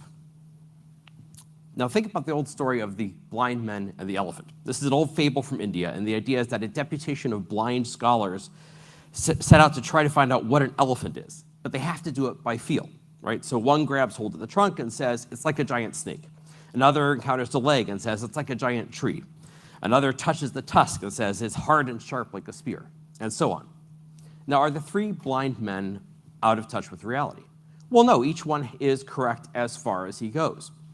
And you could use this story to conclude that everything is subjective and just depends upon your point of view, except that A is A. They are all touching the same elephant, and the elephant is the same no matter what. Now, this is a metaphor. So what's it a metaphor for? And that is that reality, so to speak, is the elephant in the room. They're all touching the same elephant. We are all touching the same reality. So what would the blind men do if they remember that A is A? Well, they would talk to each other. They would say, this is what my part of the elephant is like. How about yours? Let's compare notes. Let's switch places. Let's see if we can piece together the full picture and discover what this thing is. By contrast, what's the one thing that would prevent them from understanding the elephant? Well, if they actually believed that there was no real elephant out there, if they each thought that they just accepted that they were doomed to have only their own perspective. But that's exactly what we're doing today. And we're training people to cling to their own truth and their lived reality or their social network of tradition on the right, and to reject anything outside of it. Because A is A, we're all dealing with the same reality, and it's possible to know the truth, but we can know it only through a process. Now, if it's the blind men and the elephant, the process is talking to each other, comparing notes. This part's like a snake, this one's like a tree, etc. In the real world, the process is our process of discussion, debate, scientific investigation. It's the process of reason. And if we want to be in contact with reality, if we want to know what's actually going on in the world around us, we have to use and respect that process. Now, I should point out that in most of the cases today where people want to shut down freedom and shut down discussion, the issue is not really that complicated. Probably the best example is like transgender athletes, where you have a man who basically puts on a dress and demands to be able to compete against women in running or swimming or God help us, weightlifting. And then he wipes out a whole field of female competitors because the performance advantages that men have are so big that they're completely obvious to anyone who's not sabotaging his own brain. But we saw earlier how even the more sensible people, like Jonathan Rauch, the people who are trying to defend reason, are taken in by this argument about how we can't really know the real world out there and all we have is our perspective and social consensus. And those arguments are used to get people to sabotage their own brains and refuse to see the obvious. Now, this is Ayn Rand's central argument for a free society, the need to respect the process of reason. A rational mind, she wrote, does not work under compulsion, it does not substitute its grasp of reality to anyone's orders, directives, or controls. It does not sacrifice its knowledge, its view of truth, to anyone's opinions, threats, wishes, plans, or welfare. Such a mind may be hampered by others. It may be silenced, prescribed, imprisoned, or destroyed. It cannot be forced because a gun is not an argument. Now, to put that in today's context, you could force someone to go through the motions of repeating a diversity statement in order to get a job. Or you can browbeat him into posting a cringing apology that he doesn't really mean on social media. But you can't make someone understand or believe it. You can make people conform, but you're not going to convince them, and you're not going to produce knowledge. So the philosophical case for rationality, the fact that A is essential to the defense of liberty. Now, the purpose of reason, the reason we need to be able to free to use it, is to guide our actions, to know what to do. And the purpose of our actions is to achieve our goals. The purpose is the pursuit of happiness. And that's another key idea for the defense of liberty that has largely been lost, the idea that our goal is life, liberty, and the pursuit of happiness. The pursuit of happiness means the individual defining and pursuing his own goals. It means pursuing prosperity and individual well-being. In the era of America's founding fathers, this was part of a widely accepted ethics that was called enlightened self-interest or self-interest properly understood. So in 1832, Alexis de Tocqueville comes to America. He writes Democracy in America. And in there he observed that, quote, the doctrine of self-interest properly understood is not new, but among the Americans of our time it finds universal acceptance. And he talked about how Americans used it to explain everything they do by reference to self-interest properly understood. And you can see that if people are free to make their own decisions, they will be free to choose and pursue their own interests, their own ideas about their own happiness. Being free means to be able to say, this is what I want to do. By contrast, if self-interest is essentially evil, if you require everyone to sacrifice his own interests, if you think everyone has to suffer for your vision of the good of society as a whole, well, you're going to have to use coercion to force them to do it. Yet this is the most commonly accepted idea of morality today. So after Tocqueville's time, the doctrine of self-interest, properly understood, was replaced by a philosophy of altruism. Now, altruism, as it's often used today, just means anything you do to help another person. Sorry, I'm lost. My pages stuck together. People think it just means being nice. But that's not what the philosophy of altruism originally meant, and that's not how it was applied as a social system. The term altruism was coined in the early 19th century by a French philosopher named Auguste Comte, and the word literally means otherism. Comte summed it up in French in the motto, vivre pour autrui, to live for others. And he meant that in a total way. Everything you do should be done solely for the good of others, and you should eliminate any interests or goals of your own. Now, if you think about what that means in practice, you find a basic contradiction. If our goal is to serve the interests of others, what are the others here for? Is it okay for them to have interests and want to be happy, but not for you? Well, in Comte's system, it's not okay. They should be living for others too, but then you have a system where everybody's sacrificing for someone else, and that person is sacrificing for someone else, and that person, and so on. You get the idea. In The Fountainhead, Ayn Rand's villain sums up the absurdity of this system, the insanity of it. The consistently altruist future, her villain says, is, quote, a world where no man will hold a desire for himself, but will direct all his efforts to satisfying the desires of his neighbor, who will have no desires but to satisfy the desires of his next neighbor, who will have no desires around the globe. Let all sacrifice and none profit. Let all suffer and none enjoy, unquote. Now, he's in favor of this, and that's what makes him the bad guy. And he's in favor of it because he understands that when you tell people to sacrifice for the good of society, it's very easy for someone like him to make himself and his goals synonymous with society. Now, here's another quote. This is sort of Ayn Rand speaking to us through her villain. He says, it stands to reason that where there's sacrifice, there's someone collecting sacrificial offerings. Where there's service, there's someone being served. The man who speaks to you of sacrifice speaks of slaves and masters, and intends to be the master. Now, there's been some discussion recently about what people call pathological altruism or toxic charity, where somebody makes a big show of doing something for the good of others and actually makes everybody worse off. Well, nobody examined the pathologies of altruism more thoroughly than Ayn Rand, but her argument is that altruism is always pathological, because at its root is the idea that nobody has a right to pursue happiness. How could that idea achieve any result other than making people miserable? Now, what's the alternative? We come into existence in this world with the capacity to build and create and to achieve our happiness and well-being, and what we need to know is, as Ayn Rand put it, that your life belongs to you and the good is to live it. Now, Ayn Rand was an advocate of rational self-interest, so it's not just about doing whatever you feel like. It's not a philosophy of hedonism. Ayn Rand was not a hippie. It's about rationally assessing your long-term interests. And it's not about trying to live by exploiting other people, which she saw as just the flip side of altruism. What she advocated was a morality in which you don't sacrifice yourself to others and you don't sacrifice others to yourself. It's the ideal of people being independent and self-supporting and dealing with each other by consent where their interests overlap. Her hero in The Fountainhead puts it this way: the choice is not self-sacrifice or domination. The choice is independence or dependence.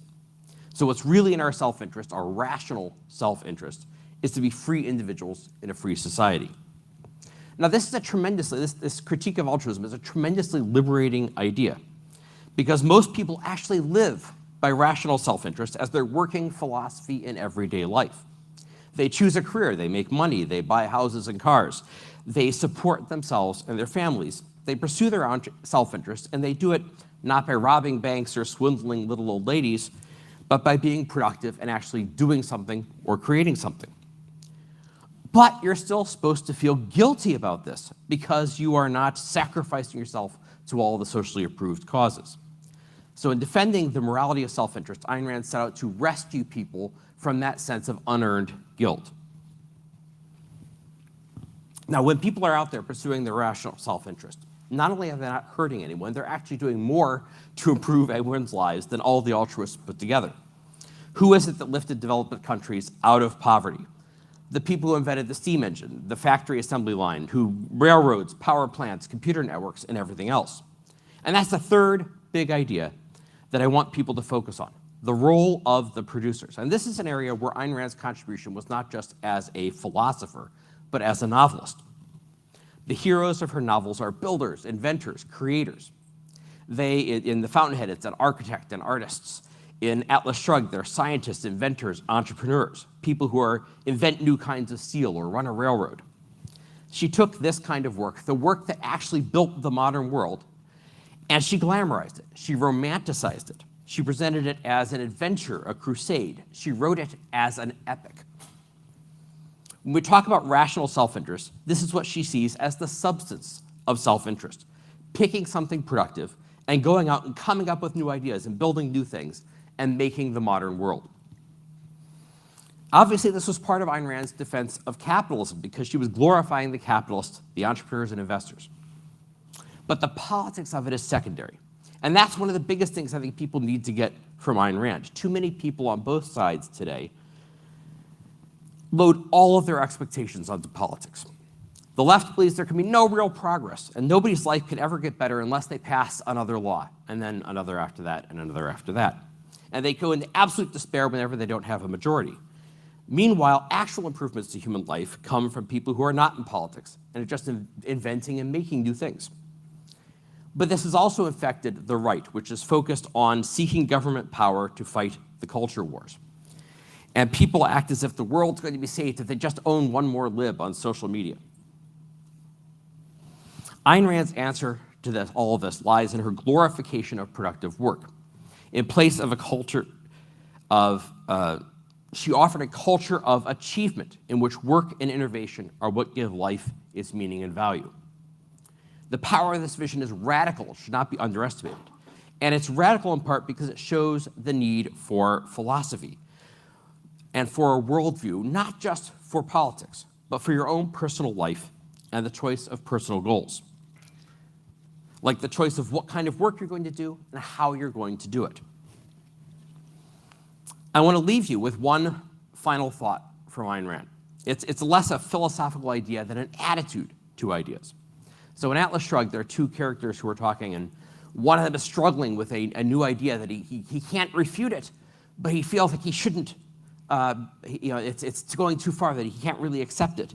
And one of the other characters said to him, remember, there are no evil ideas, no evil thoughts except one, the refusal to think. Now let me repeat that. There are no evil thoughts except one, the refusal to think. Now we live in an era of evil thoughts, of ideas you're not supposed to think about. And certainly Ayn Rand provided a lot of ideas that might seem radical or off limits, like defending self-interest. But her point is that the greatest sin would be not to consider these ideas, to just accept whatever conventional notion other people tell you you're supposed to repeat. This is the deepest reason you need philosophy, not just to win arguments in favor of liberty, as worthwhile as that is to know in your own mind what you're doing and why. Being able to grapple with these big ideas and think about them for yourself is essential to becoming a human being and not just somebody else's sock puppet. All right, so I'll end with a passage from Ayn Rand that really sums up this message. She wrote, quote, "Nothing is given to man on earth except the potential and the material on which to actualize it. The potential is a superlative machine, his consciousness. But he has to discover how to use it, and he has to keep it in constant motion. The material is the whole of the universe, with no limits set to the knowledge he can acquire and the enjoyment of life he can achieve. But everything he needs or desires has to be learned, discovered, and produced by him, by his own choice, his own effort, by his own mind." Unquote. That's what it means at root to be free, and that's the challenge Ayn Rand puts to you. So thank you for listening. Now, I've got like a minute or two to take questions, but first I want to say they take away my writer's card if I don't plug my book. This is my book, So Who is John Galt Anyway? A Reader's Guide to Ayn Rand's Atlas Shrugged. You can find some more copies of it, and I'll sign copies if anybody wants, over at the table for the Atlas Society, which I'll also get in trouble if I don't tell you to go to the table for the Atlas Society. It's off that direction, where there's more information about Ayn Rand's ideas and how to discover more about them. So any questions, any comments, any challenges? Anybody want to tell me I'm completely wrong? I like that when it happens.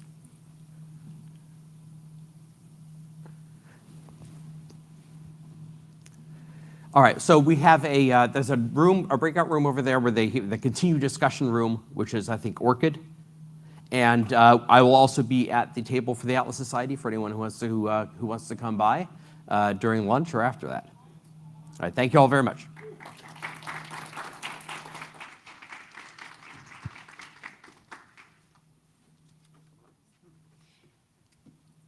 Give it up again, please, for speakers.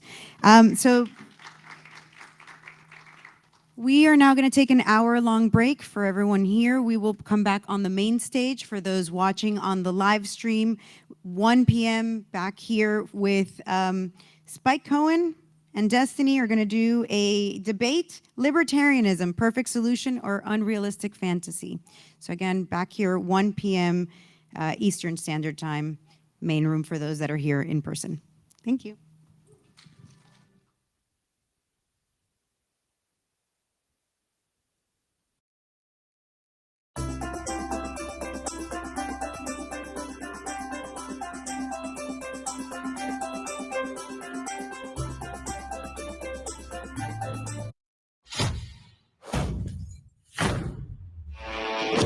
Enjoy. This is the moment the story changed. We just did away with the TSA. Is the right to make our own health decision. Why are both the left and right trying to change it?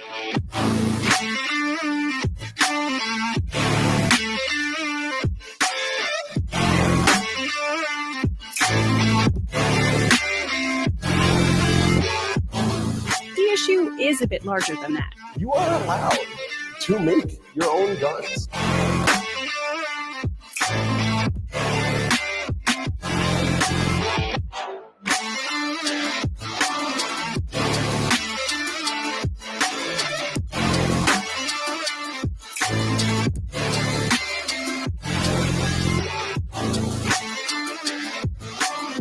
Who's really in charge of government? The war did not end the Great Depression, it masked it.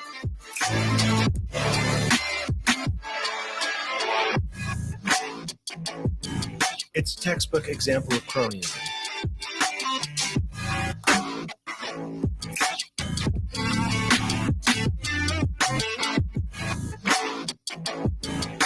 Pretty classical liberal, if you ask us.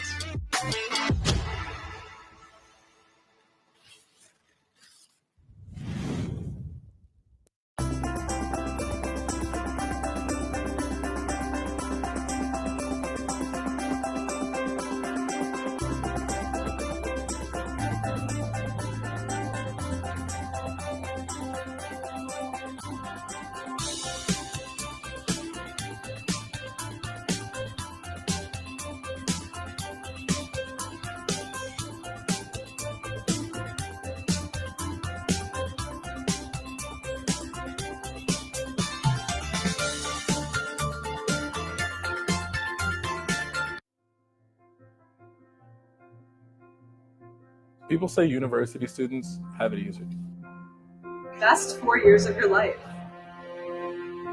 No parents, no responsibilities, no problems. But is it really so easy? What about the students who know campuses should be places of intellectual debate and diversity of thought, but instead find cancel culture and wokeism? Just how easy do they have it? A lot of people don't generally understand or know what libertarian ideals are. You could see the smirks or the scoffs. The professors and certain students were actively trying to undermine my efforts at the school. I remember it would become that much harder to, for example, get an event together. Students for Liberty has helped them learn and communicate the ideas of liberty, even in environments hostile to it. Like, one, it allowed me to translate that energy. I was just an energetic person, right? And into something a little bit more focused. Students for Liberty has helped them define their dreams and encouraged them to dream big. I just went in with the attitude like, doesn't matter what's going on here, we're fixing it, right? Like SFL has entrusted me with these responsibilities and we're gonna get it done. To dream of bright futures as individuals, to become entrepreneurs, writers, doctors, leaders. It's allowed me to see myself as someone who can actually create change and keep doing it. And to dream of a freer future for individuals, a world where entrepreneurs, writers, and doctors can innovate and lead with courage and conviction. I want to ensure that my community is not only financially literate, but also financially free. And Students for Liberty has helped them achieve those dreams. Reading, networking, protesting, experimenting. Definitely a real treat to do with SFL. Everyone who's involved with SFL only comes out better.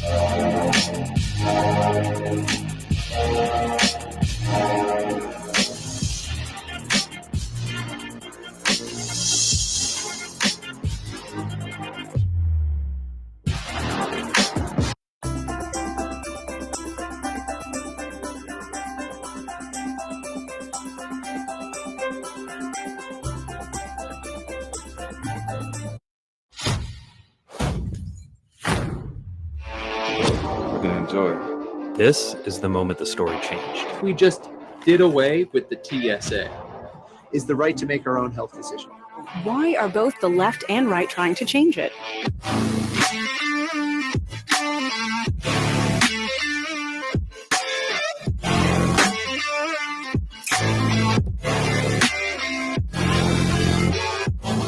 The issue is a bit larger than that. You are allowed to make your own guns.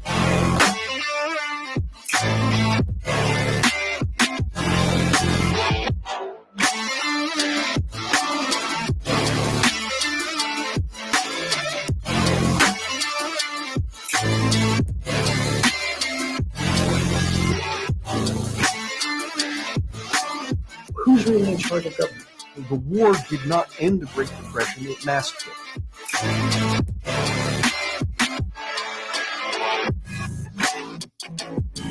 It's a textbook example of cronyism.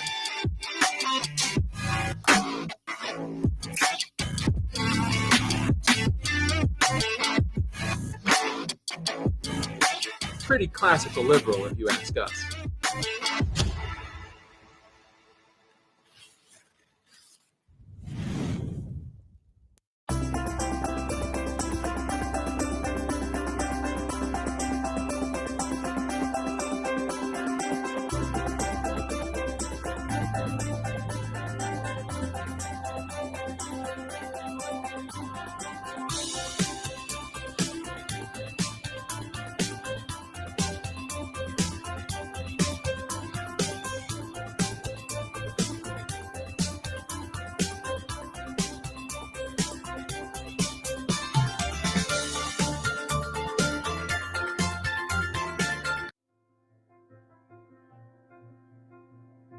People say university students have it easy. Best 4 years of your life. No parents, no responsibilities, no problems. But is it really so easy? What about the students who know campuses should be places of intellectual debate and diversity of thought, but instead find cancel culture and wokeism? Just how easy do they have it? A lot of people don't generally understand or know what libertarian ideals are. You could see the smirks or the scoffs. The professors and certain students were actively trying to undermine my efforts at the school. I remember it would become that much harder to, for example, get an event together. Students for Liberty has helped them learn and communicate the ideas of liberty, even in environments hostile to it. Like, one, it allowed me to translate that energy. I was just an energetic person, and into something a little bit more focused. Students for Liberty has helped them define their dreams and encouraged them to dream big. I just went in with the attitude, like, doesn't matter what's going on here, we're fixing it up, right? Like, SFL has entrusted me with these responsibilities and we're gonna get it done. To dream of bright futures as individuals, to become entrepreneurs, writers, doctors, leaders. It's allowed me to see myself as someone who can actually create change and keep doing it. And to dream of a freer future for individuals, a world where entrepreneurs, writers, and doctors can innovate and lead with courage and conviction. I want to ensure that my community is not only financially literate, but also financially free. And Students for Liberty has helped them achieve those dreams. Reading, networking, protesting, experimenting. Definitely a real treat to be with SFL. Everyone who's involved with SFL only comes out better.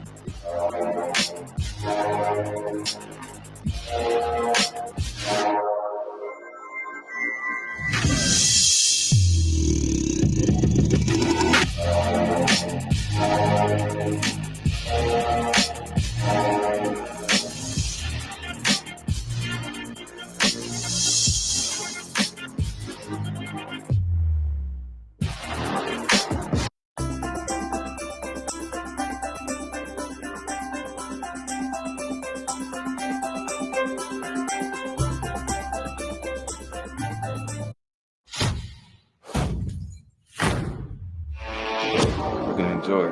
This is the moment the story changed. We just did away with the TSA. Is the right to make our own health decision. Why are both the left and right trying to change it?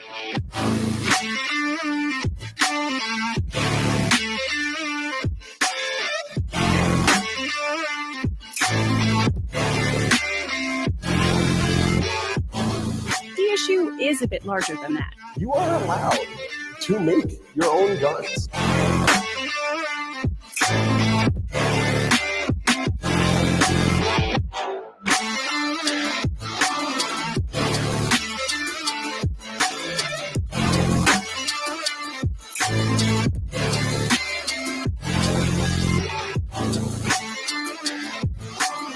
Who's really in charge of government? The war did not end the Great Depression, it masked it.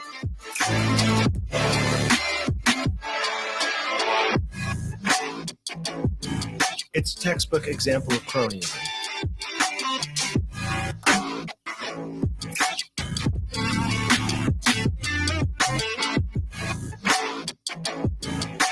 Pretty classical liberal, if you ask us.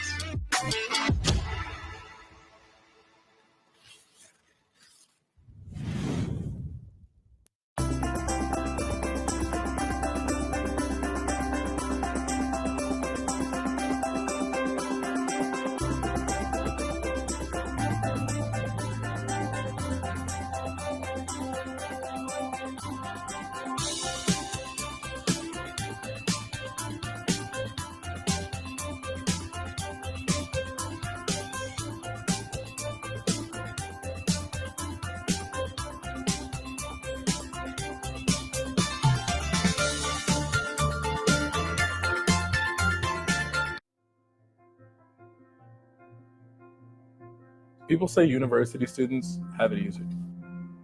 Best 4 years of your life. No parents, no responsibilities, no problems.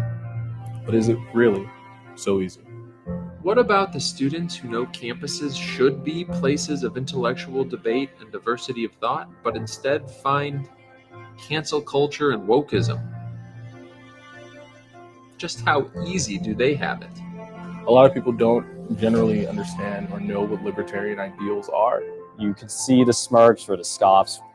The professors and certain students were actively trying to undermine my efforts at the school. I remember it would become that much harder to, for example, get an event together.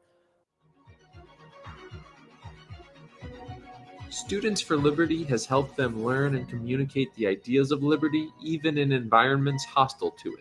Like, one, it allowed me to translate that energy. I was just an energetic person, and into something a little bit more focused. Students for Liberty has helped them define their dreams and encouraged them to dream big.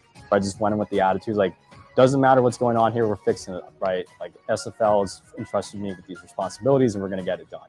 To dream of bright futures as individuals, to become entrepreneurs, writers, doctors, leaders. It's allowed me to see myself as someone who can actually create change and keep doing it. And to dream of a freer future for individuals. A world where entrepreneurs, writers, and doctors can innovate and lead with courage and conviction. I want to ensure that my community is not only financially literate, but also financially free. And Students for Liberty has helped them achieve those dreams. Reading, networking, protesting, experimenting. Definitely a real treat to do with SFL. Everyone who's involved with SFL only comes out better.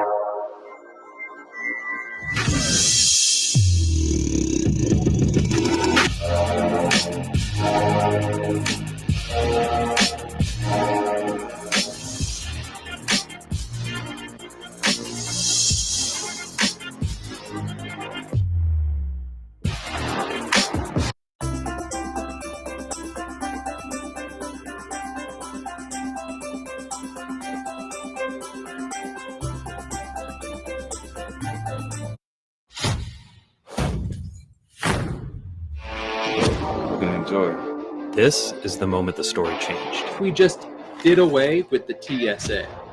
Is the right to make our own health decision. Why are both the left and right trying to change it?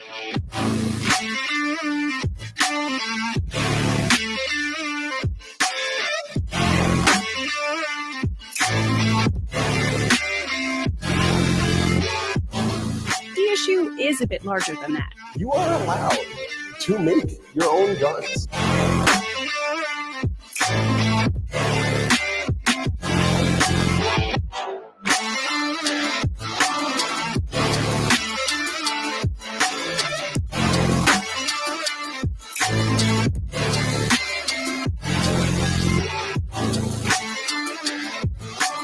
Who's really in charge of government?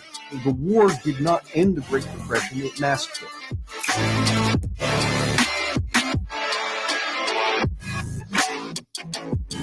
It's a textbook example of cronyism.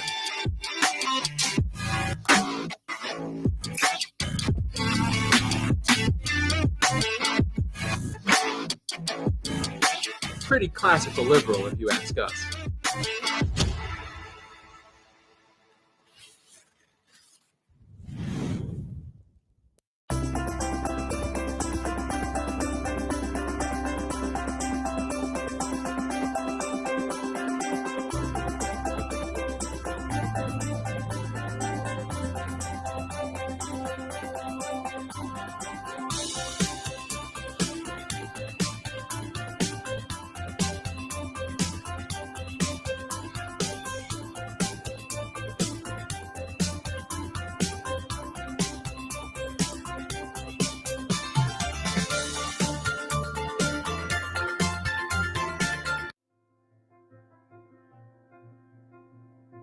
People say university students have it easy. Best 4 years of your life. No parents, no responsibilities, no problems. But is it really so easy? What about the students who know campuses should be places of intellectual debate and diversity of thought, but instead find cancel culture and wokeism? Just how easy do they have it? A lot of people don't generally understand or know what libertarian ideals are. You could see the smirks or the scoffs. The professors and certain students were actively trying to undermine my efforts at the school. I remember it would become that much harder to, for example, get an event together. Students for Liberty has helped them learn and communicate the ideas of liberty, even in environments hostile to it. Like, one, it allowed me to translate that energy. I was just an energetic person, right? And into something a little bit more focused. Students for Liberty has helped them define their dreams and encouraged them to dream big. I just went in with the attitude, like, doesn't matter what's going on here, we're fixing it up, right? Like, SFL has entrusted me with these responsibilities and we're going to get it done. To dream of bright futures as individuals, to become entrepreneurs, writers, doctors, leaders. It's allowed me to see myself as someone who can actually create change and keep doing it. And to dream of a freer future for individuals, a world where entrepreneurs, writers, and doctors can innovate and lead with courage and conviction. I want to ensure that my community is not only financially literate, but also financially free. And Students for Liberty has helped them achieve those dreams. Reading, networking, protesting, experimenting. Definitely a real treat to do with SFL. Everyone who's involved with SFL only comes out better.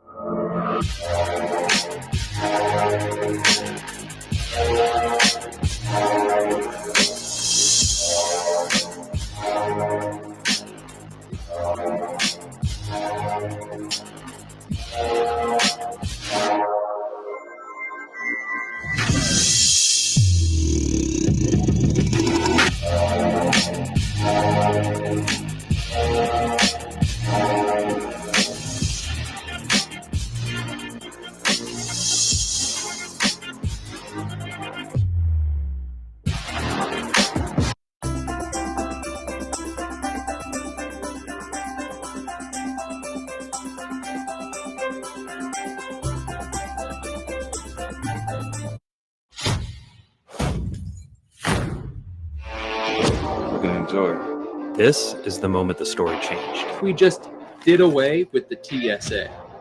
Is the right to make our own health decision. Why are both the left and right trying to change it?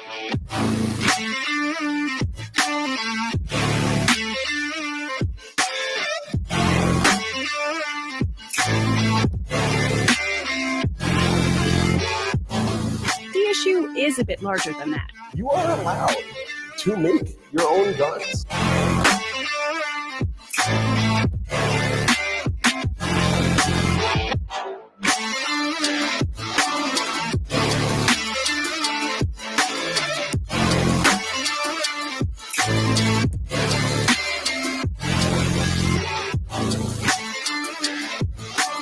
Who's really in charge of government?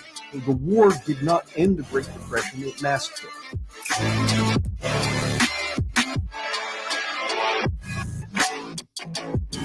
It's a textbook example of cronyism.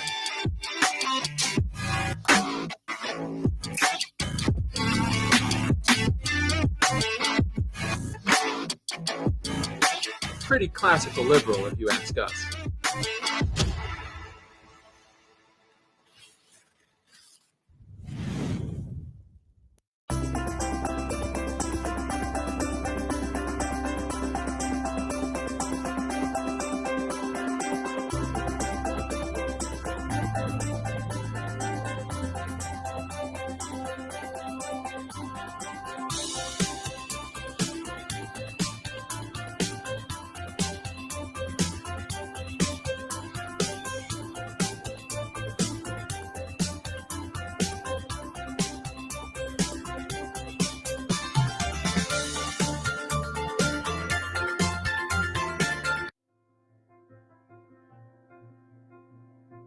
People say university students have it easy.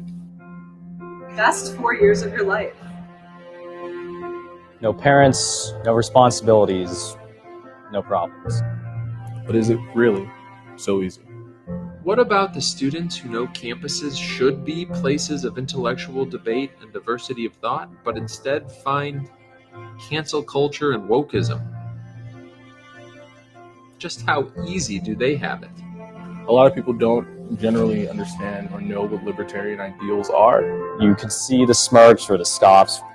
The professors and certain students were actively trying to undermine my efforts at the school. I remember it would become that much harder to, for example, get an event together. Students for Liberty has helped them learn and communicate the ideas of liberty, even in environments hostile to it. Like one, it allowed me to translate that energy, because I was just an energetic person, right? And into something a little bit more focused. Students for Liberty has helped them define their dreams and encouraged them to dream big. I just went in with the attitude, like, doesn't matter what's going on here, we're fixing it up, right? Like SFL has entrusted me with these responsibilities and we're gonna get it done. To dream of bright futures as individuals, to become entrepreneurs, writers, doctors, leaders. It's allowed me to see myself as someone who can actually create change and keep doing. And to dream of a freer future for individuals, a world where entrepreneurs, writers, and doctors can innovate and lead with courage and conviction. I want to ensure that my community is not only financially literate, but also financially free. And Students for Liberty has helped them achieve those dreams. Reading, networking, protesting, experimenting. Definitely a real treat to do with SFL. Everyone who's involved with SFL only comes out better.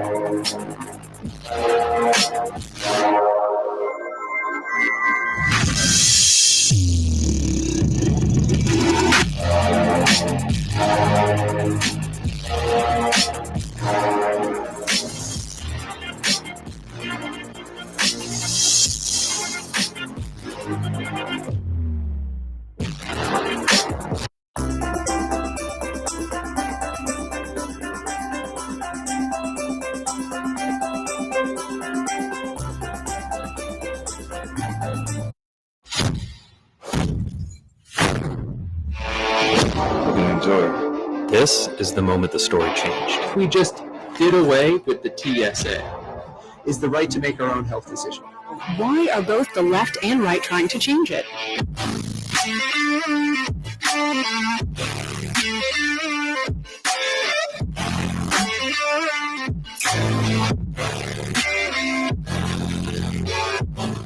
The issue is a bit larger than that. You are allowed to make your own guns.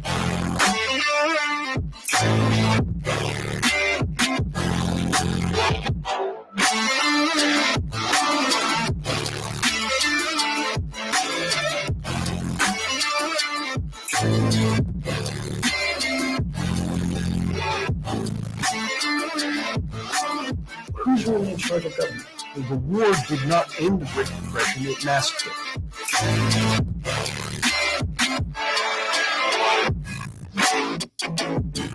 It's a textbook example of cronyism.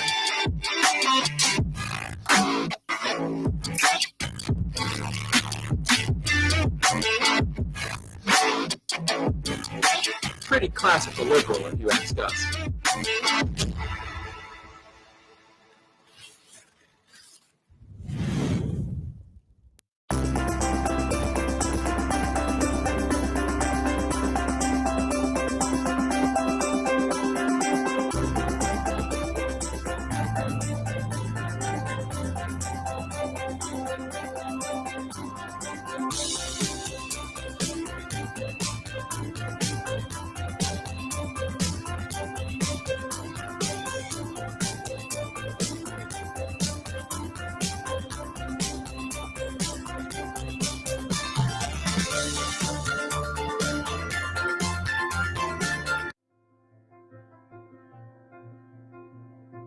People say university students have it easy.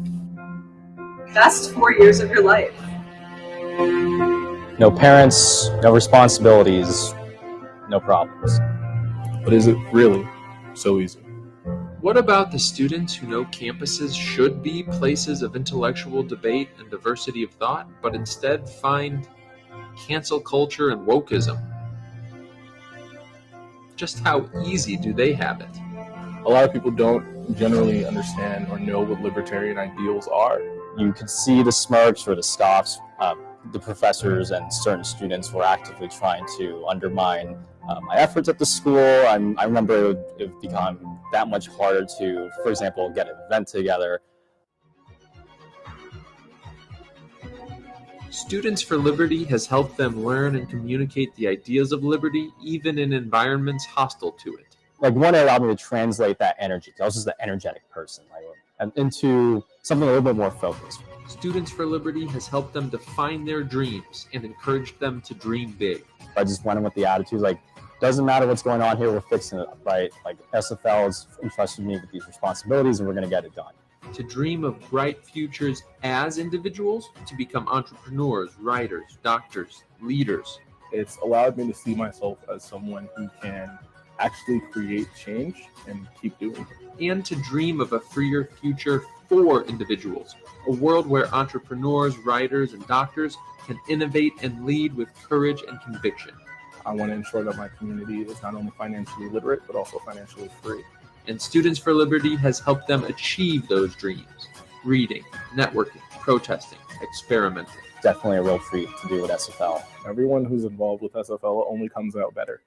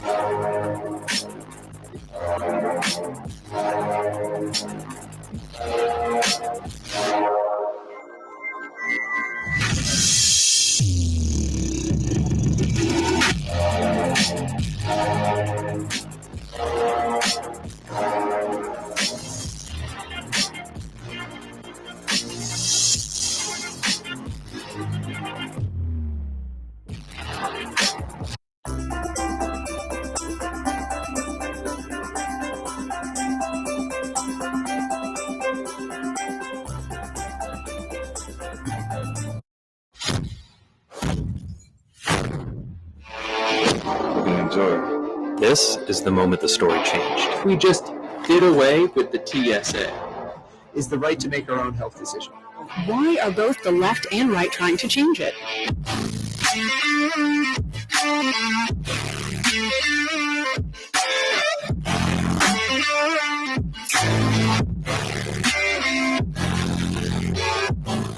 The issue is a bit larger than that. You are allowed to make your own guns.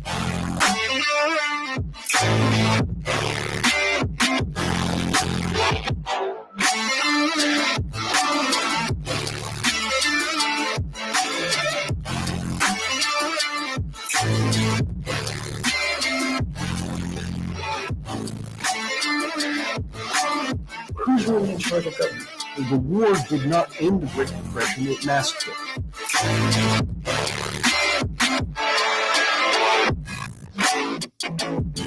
It's a textbook example of cronyism.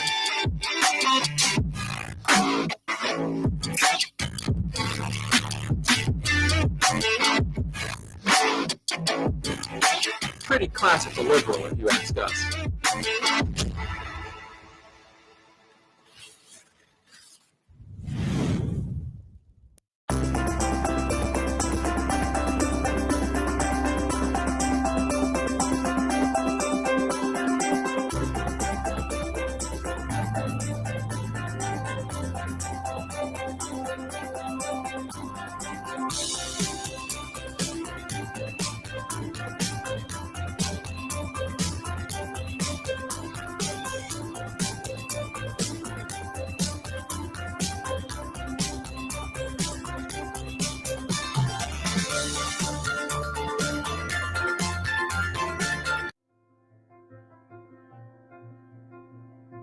People say university students have it easy. Best 4 years of your life. No parents, no responsibilities, no problems. But is it really so easy? What about the students who know campuses should be places of intellectual debate and diversity of thought, but instead find cancel culture and wokeism?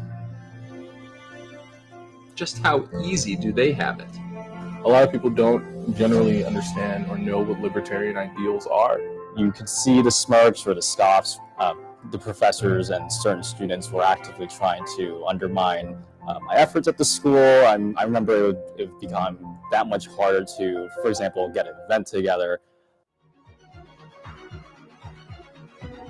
Students for Liberty has helped them learn and communicate the ideas of liberty, even in environments hostile to it. Like, one, it allowed me to translate that energy. I was just an energetic person, and into something a little bit more focused. Students for Liberty has helped them define their dreams and encouraged them to dream big. I just went in with the attitude, like, doesn't matter what's going on here, we're fixing it, right? Like, SFL has entrusted me with these responsibilities and we're going to get it done. To dream of bright futures as individuals, to become entrepreneurs, writers, doctors, leaders. It's allowed me to see myself as someone who can actually create change and keep doing it. And to dream of a freer future for individuals, a world where entrepreneurs, writers, and doctors can innovate and lead with courage and conviction. I want to ensure that my community is not only financially literate, but also financially free. And Students for Liberty has helped them achieve those dreams. Reading, networking, protesting, experimenting. Definitely a real treat to do with SFL. Everyone who's involved with SFL only comes out better.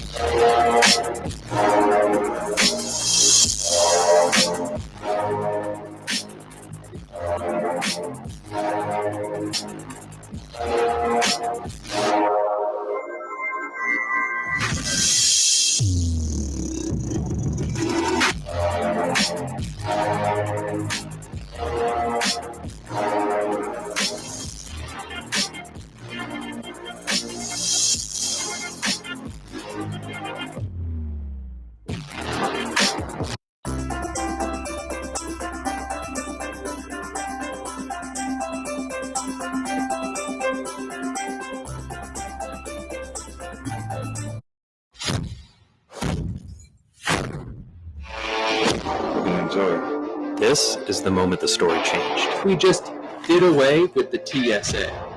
Is the right to make our own health decision. Why are both the left and right trying to change it?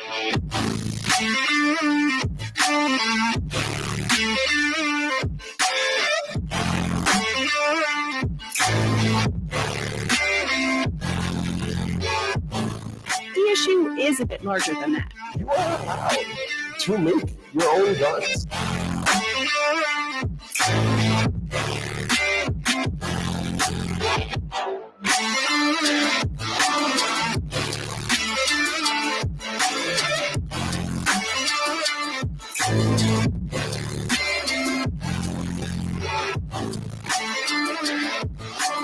Who's really in charge of government? The war did not end the Great Depression, it masked it.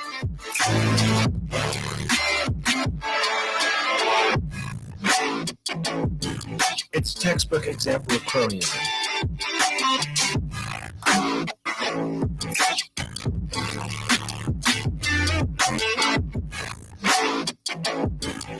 Pretty classical liberal, if you ask us.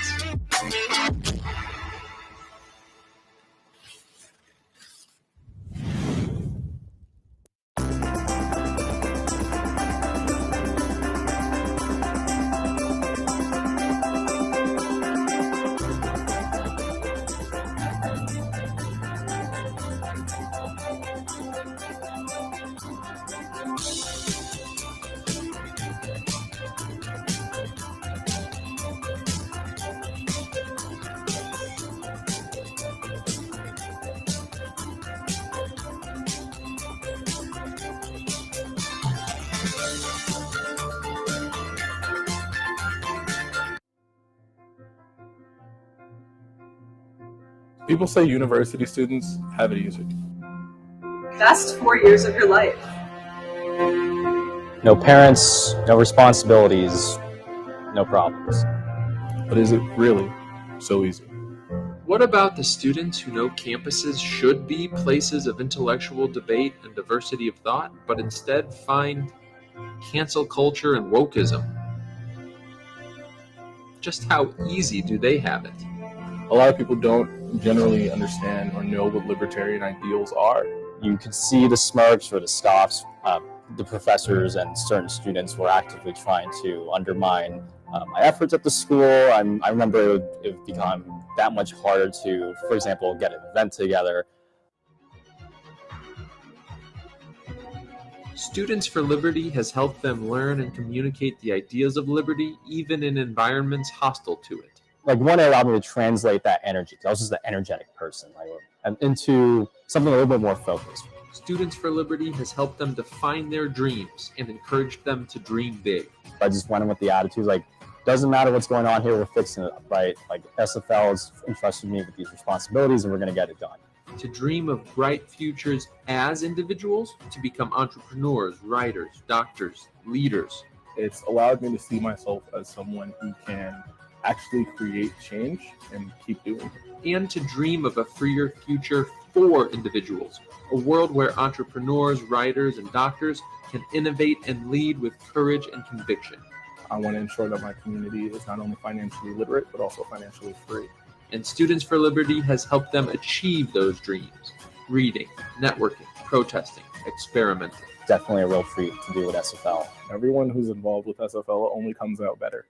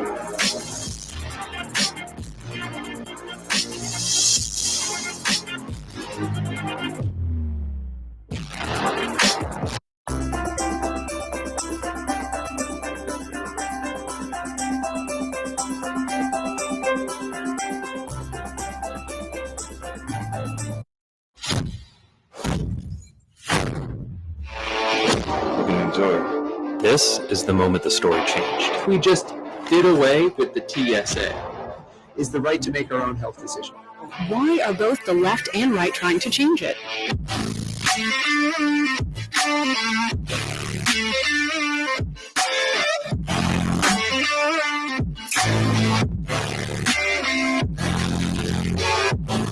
The issue is a bit larger than that.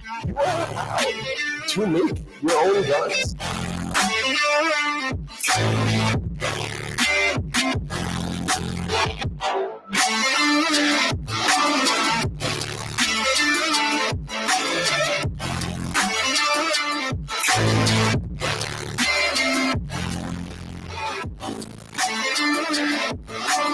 Who's really in charge of government? The war did not end the Great Depression, it masked it.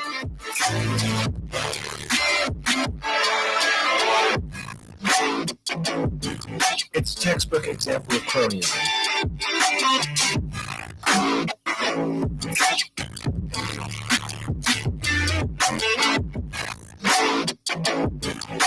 Pretty classical liberal, if you ask us.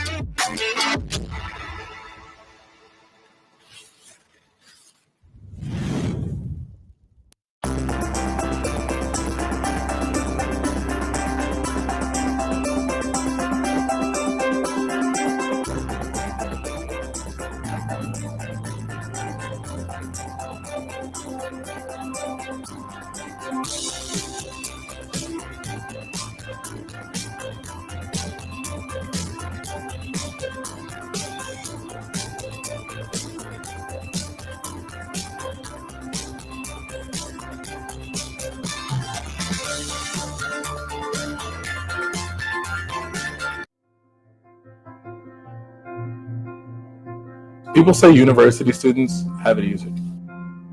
Best 4 years of your life. No parents, no responsibilities, no problems. But is it really so easy? What about the students who know campuses should be places of intellectual debate and diversity of thought, but instead find cancel culture and wokeism?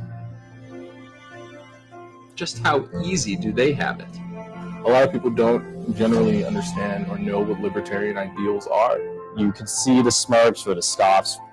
The professors and certain students were actively trying to undermine my efforts at the school. I remember it would become that much harder to, for example, get an event together.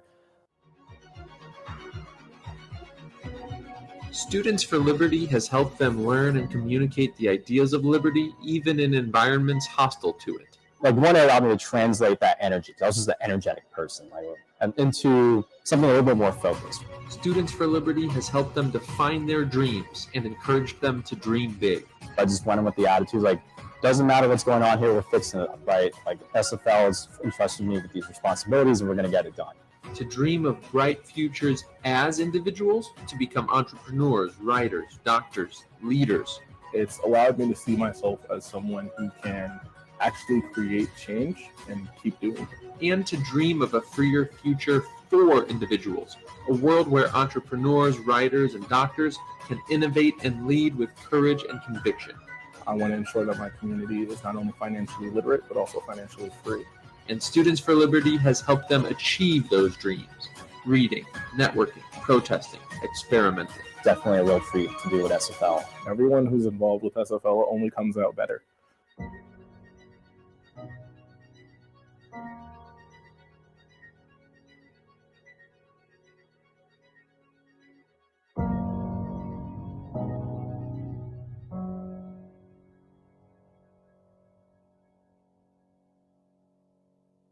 Everyone, please take your seats. We will begin shortly.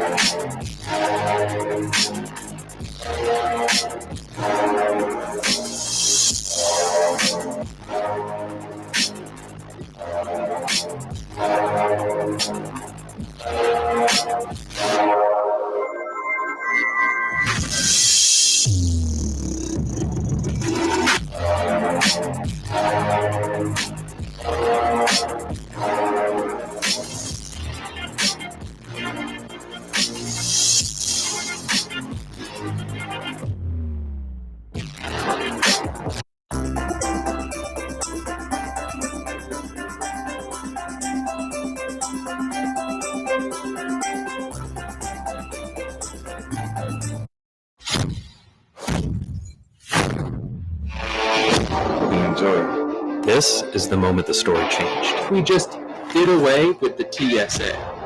Is the right to make our own health decision. Why are both the left and right trying to change it?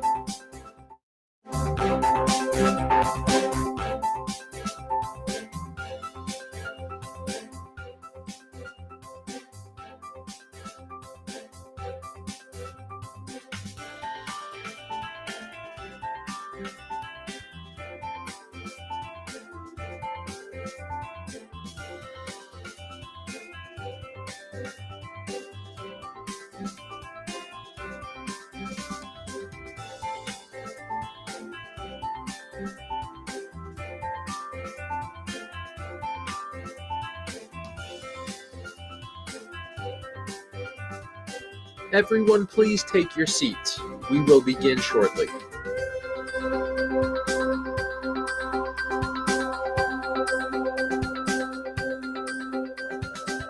Everyone, please take your seats.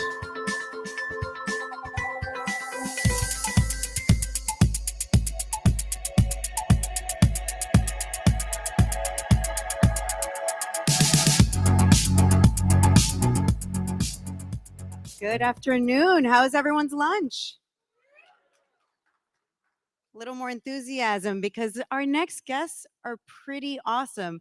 You know, the number one question I get is, are libertarian ideas actually going to work in the real world? So is libertarianism a pipe dream? Is it a fantasy? Does it actually work? Will it actually provide solutions? Streaming pioneer Destiny believes that there are many challenges in the world that libertarianism simply can't provide solutions for. Do you agree? 2020 vice presidential candidate Spike Cohen is here to argue that if this philosophy was understood properly and applied consistently, libertarian philosophy absolutely provides these solutions. I am so excited for this debate. It's going to be moderated by Reason Magazine's Robby Soave. So please help me welcome them to the stage, Robby, Spike Cohen, and Destiny.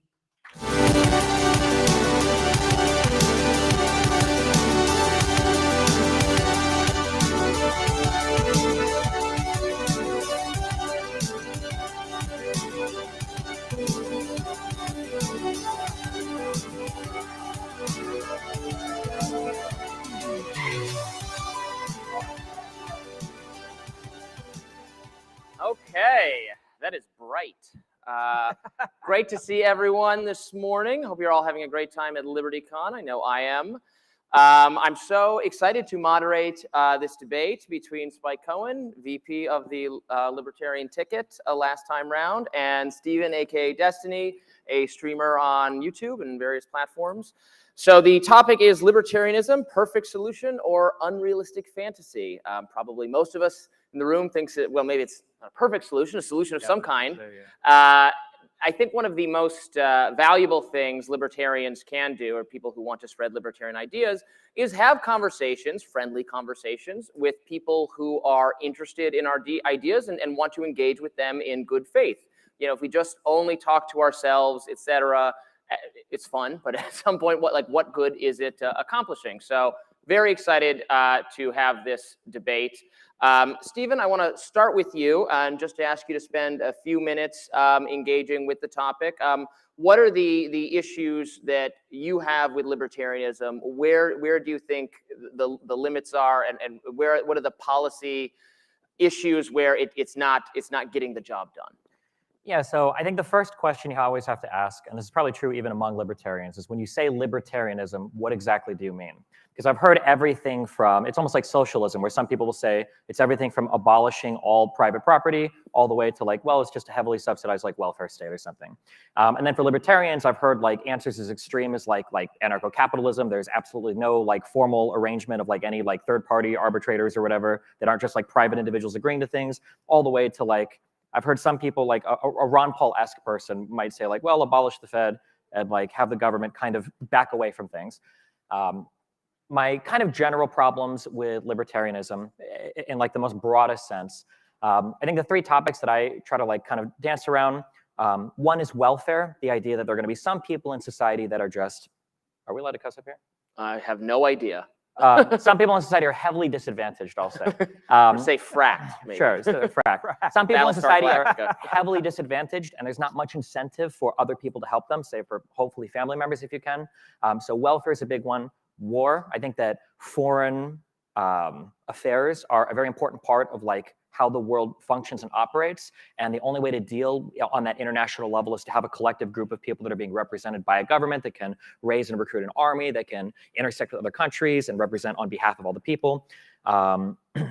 And then the third thing would be stuff related to like intellectual property or like patents. So for instance, like how do pharmaceutical companies protect their intellectual property in a libertarian society where there's not like a third party that's protecting like property rights or like patents or trademarks? That's very interesting. Actually, I think if I were to make the argument I thought you were going to make and identify areas of libertarianism where I think there are good, more compelling, in my view, arguments against them, I'm not actually sure I would have picked any of those. That's cool. very interesting. Spike, how would you respond to this idea? And then maybe we'll get into the specifics of the ones he raised because they're very interesting. Sure. So first of all, I want to give a couple caveats. I actually hurt my back. So if you see me suddenly wince, it's not necessarily because of something that Steven or Robby said, necessarily. And also, I'm on just enough painkillers to be able to get through this. So if you like Spike Cohen, you're going to love Spike Cohen on drugs. That will likely be the biggest applause line any of us get. Going to what Steven said, and first of all, I agree that is part of the problem when we talk about these things. If we're talking libertarianism, are we talking anarcho-capitalism? Are we talking a night watchman state? So I think rather than get into a debate inside of a debate, I think it's better to just talk broadly about the idea behind libertarianism, and we can apply it to what we're talking about. So the three things you brought up were war, I guess, intellectual property, and welfare, right? Yeah, the three W's. I'll say war, welfare, research. That's why I'm so sorry. That's the only time I'll do that. No, that's good. So we'll start with the, I guess the first one you did was welfare. I think first of all, and we probably agree on this, maybe we don't, that the first thing that any society should be doing when we're looking at how to help the poor is to stop creating weaponized systems that have the explicit intent of making and keeping them poor. So if you look at, for example, if you look at the ridiculous level of occupational licensing that we have, if you look at practices like over-criminalization, using the war on drugs, the war on guns, and all the other wars on victimless crimes, if you look at things like cash bail, if you look at things like the school-to-prison pipeline, those are things that we probably agree on that we could be doing to eliminate the amount of poverty that's in a way being created. When it comes to welfare, the thing that I would say is that if we have eliminated that much welfare, if we look at welfare as sort of like a safety net, and if we start putting the rungs back on the ladder, getting rid of the excessive taxation, regulation, and over-criminalization that leads to so much poverty, a lot of people that are currently stuck in a safety net are going to be able to climb out of it. If we also don't have a Federal Reserve that, in order to pay for the welfare state, the warfare state, and everything else, if we don't have a Federal Reserve and a monopoly on currency generation that is driving up the price of living because of monetary inflation, then many people won't be in any effective poverty. They may have the same amount of money, but that money will go further. And for those who still need help, you can use things like mutual aid and charity to get them out of the situation they're in and help them be able to get back on their feet. But the problem we have right now is that poverty has been, in many cases, made permanent and in a way sort of made into a generational problem instead of a temporary problem.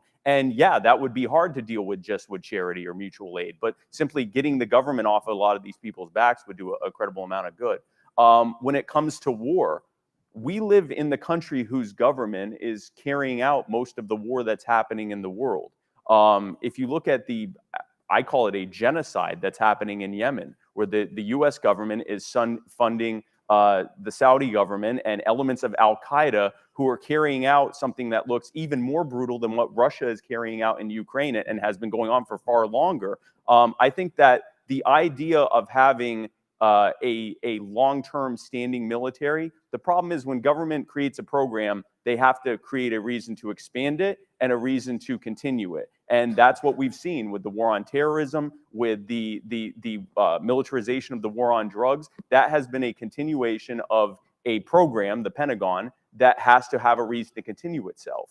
And so I would say that actually it's better to have a defensive force. And even if that is either a smaller military or some kind of a militia system or something like that, that's not what we have. We have a war machine, and it's costing lives here and abroad. It's costing us a fortune. It's certainly not making us any less safe. When it comes to intellectual property, I will admit that's probably the thing I know the least about of the things that we're talking about. Well, and it's a thing that there's actually somewhat a range of libertarian views on. I was going to say there are some issues, that are still up for, obviously all issues are up for discussion and debate. But I know, very principled libertarian people who can take different sides on that issue. There are pro and anti-IP libertarians. Yeah. By the way, if your back is still hurting later, I have some heroin in my room. So just kidding. If this is streaming, I don't want legalize heroin. Woohoo! Legalize heroin. Not necessarily use heroin, but you should. If this is streaming. So Stephen, what I think you raised a good point when you said, like, what kind of libertarianism are we talking about? That is such a broad term. So I get annoyed when socialists do exactly what you just said. Say, well, yeah, I'm a socialist. I'm like, wait, you mean that a revolutionary vanguard should seize the means of production from? It's not a system that works very well. And then they say, no, I just want more welfare. So I'm like, okay, it's not socialism. How do you feel about? I would say I'm directionally libertarian. I want to move the existing things we have in more of the direction that Spike was articulating. That okay, well, if we have a welfare system, how can we subject it to some kind of market forces that will make it more efficient? If we have to have a military, how can we have it be more accountable to what the people actually want, which is oftentimes not what this war machine wants. If we have to have some kind of intellectual property, how can we have it so that innovation is still permitted and you're not just giving massive benefits to Pfizer and so on and so forth? How do you feel about directional libertarianism? I love the concept of directional libertarianism as it can happen under a liberal style of economy and government. One of the biggest strengths, I think, of liberalism is it allows for a whole bunch of different economic and political philosophies to exist within it, and then to kind of function as they will within that system. So if you want to have a small town where you vote, I mean, we've got sanctuary cities that say we're not going to cooperate with the federal government when it comes to turning in illegal immigrants. We've got states now that have legalized drugs that are still federally illegal. You've got people that will run and form co-ops in a capitalist society where generally you'd expect to see external capital and you'd expect to see shareholders and stuff. You've got workers that own the means of production, quite literally. I think that the advocation of certain libertarian ideas in terms of moving some things in a different direction, so like getting rid of the war on drugs, I don't know who even supports that anymore. Well, probably older people. There are a lot of people, so unfortunately. That maintain, yeah, well, a lot of boomers. But yeah, things like getting rid of the war on drugs, I think, is an overwhelmingly positive idea. Things like analyzing, like, well, what is the application of military force that's appropriate across the world? You know, do we really want to be selling arms or be in bed with the Saudis when they are supporting genocidal regimes in Yemen? These are really good questions, and I love that under a liberal style of government, we're able to kind of like have all of those conversations. Whereas in a more hardcore libertarian style of government, if we wanted to have the conversation of there's a potentially important conflict brewing in Eastern Europe, what can we do? And everybody's like, well, I don't know. We don't have a military. We can't do anything. And it's like, oh, okay. Well, our options are far more limited under other styles of regimes, like say communism, socialism, or libertarianism. That I think that liberalism gives us the flexibility to address. What do you think about that? Well, first of all, we're talking about having different definitional issues. When you say liberalism, there are many people in here who actually consider themselves liberals, classical liberals. So when you're saying a liberal system, would you mind just Yeah, I guess when I say liberal system, so I'm talking about some form of like representative democracy combined with some form of like capitalist economy where the things that we value are like property rights, freedom of speech, freedom of the press, things that are like enshrined in our like Bill of Rights, essentially. Right. Like kind of very broad sense of like what it means to be a liberal. Okay, so I mean, it almost sounds like a federalist system you're talking about, where a lot of the decisions are being made more locally than having a centrally planned from the absolute top, but where, like you said, different decisions are being made at a more local level for that community to kind of fit them. I just want to make sure I'm not missing. Yeah, in a bit. I mean, I think the idea behind the United States is always that like a decision ought to be made as locally as possible. I tend to agree with that. Kind of taking a step back on first principles, I think any form of governance, and this might also answer the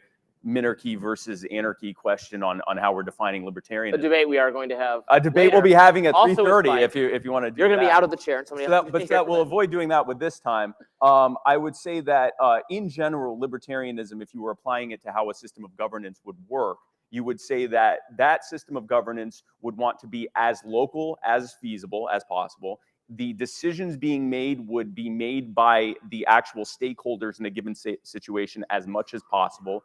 The mechanism of funding for that system would be as voluntary as possible, and the ability to opt out would be as much as feasible and as possible.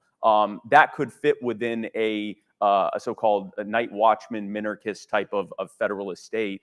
And it's likely that, if we use the idea that central planning, that the more centralized decision-making is, the worse overall it's going to be and the worse the outcomes are going to be for the vast majority of people, then that would lend itself to that within any of those systems, some kind of democratic way of making those decisions would be the best way possible. So I'm kind of curious then. So on my 3 prongs, focusing on the war side, let's say that Mexico tomorrow decides that they want to invade the libertarian states of America. What do you do?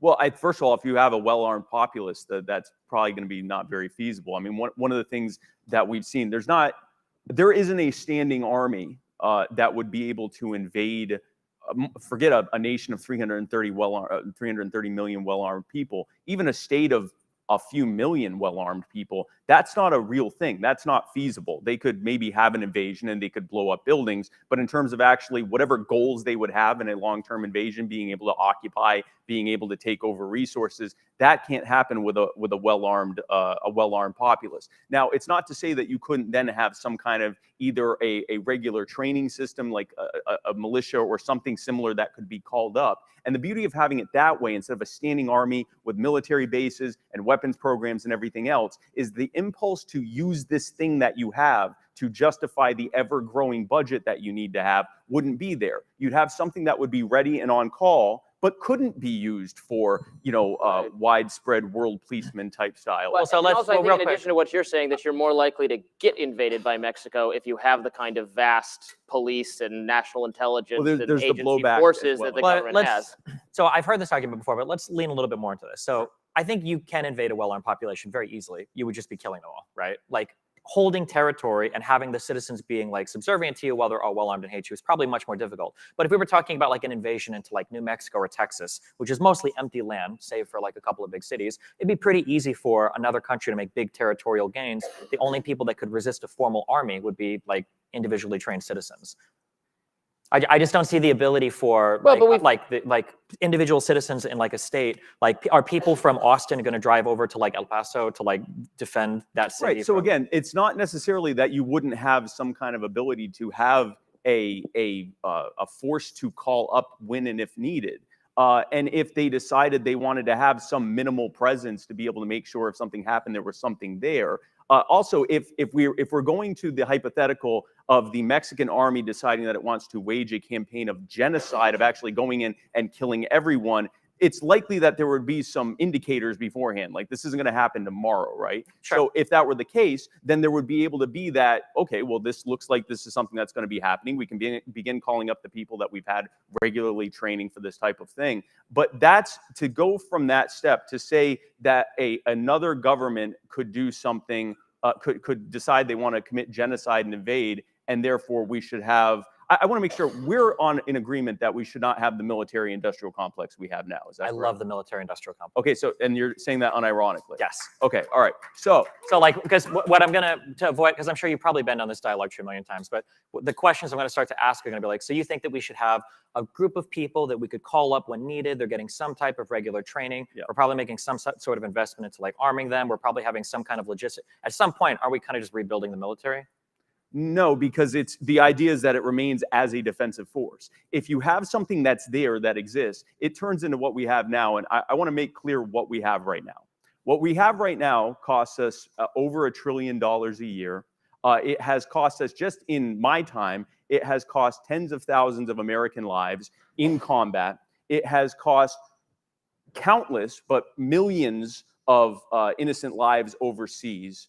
It has cost hundreds of thousands more veterans who have come back with traumatic brain injuries and all sorts of other chronic health problems and mental health problems, who, for a variety of reasons, end up either dying early or taking their own lives. It has cost trillions of dollars, actually tens of trillions of dollars. It has cost the almost immeasurable amount of inflation we have had, because much of that has been funded through Federal Reserve printing of notes to lend to the Treasury Department, which devalues your currency and causes the cost of your living to go up. And the biggest thing that they can show that they have done with this military-industrial complex in the last 20 years was to replace the Taliban with a better armed Taliban that we paid for the armaments for. So the idea of a military, I mean, that's certainly. Well, and also, wait, hold on, wait. So there are great costs to the First Amendment. Would you agree to that?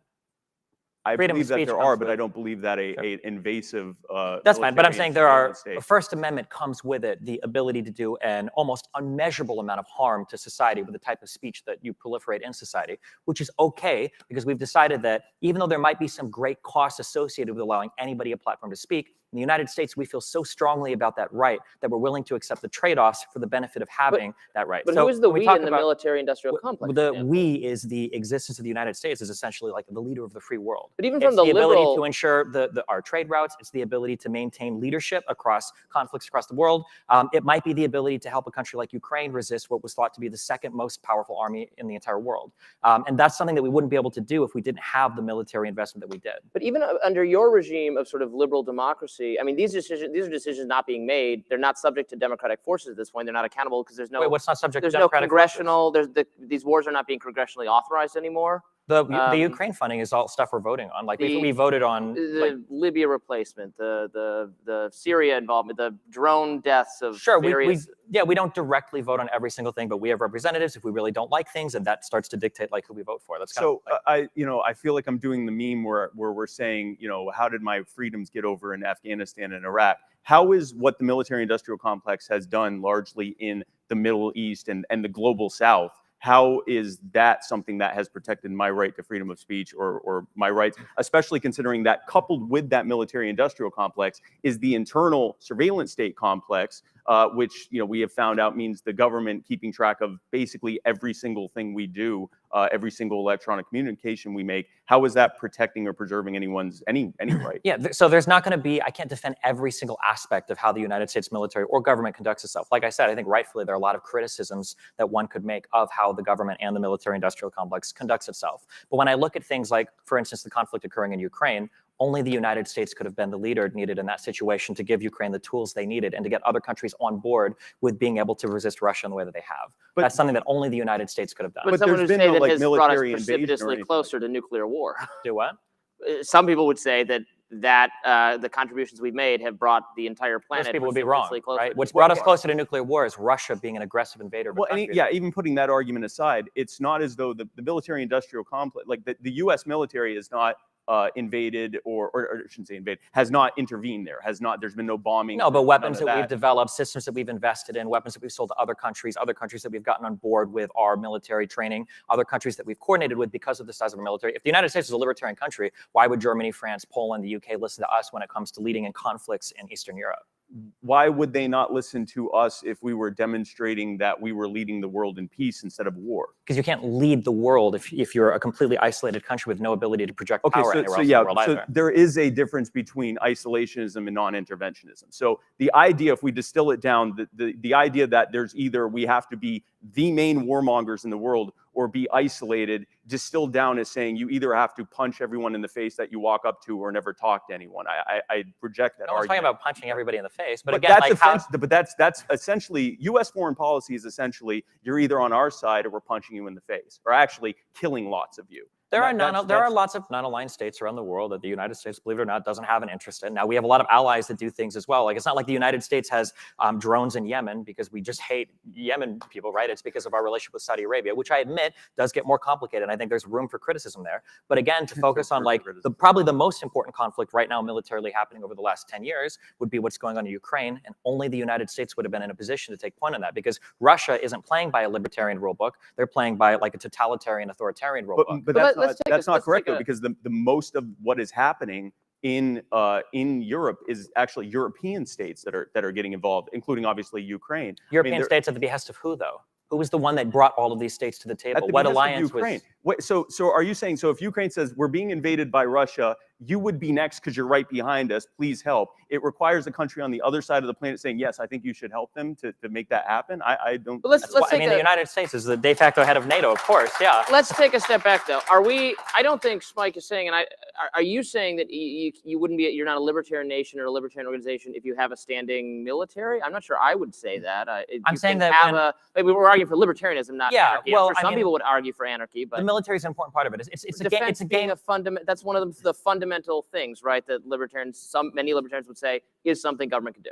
Yeah, but they would say only defense, and that any type of like foreign intervention would be by definition like not defensive. Well, it's not. Yeah, exactly. So, but I think so we are having that argument. Yeah, but I mean, the issue is that like when you have other countries, it's kind of like a game theory-esque thing. Sometimes when I ask socialists or communists, I say, how are you going to make your country competitive with other economies around the world if you guys are investing so much more into things like workers or whatever, and you're not investing into like better products, right? Because you want to protect worker rights, which is admirable. But their answer is always, well, we would need a global socialist revolution. And it's like, okay, so insofar as you have because then you ask them, well, why haven't any communist or socialist countries succeeded? And they go, well, it's because of all the evil countries around them that are ruining them. It's like, okay, so it seems like you have to have some level of self-sufficiency, some level of self-assuredness, some form of economy and some style of government that allows you to resist external pressure. And I haven't seen a libertarian style of government that's capable of doing that. And then when I look at how other countries around the world function, like say Russia, I don't think Ukraine would want the United States or Germany or France or Poland or UK to be healthy, independent, libertarian countries.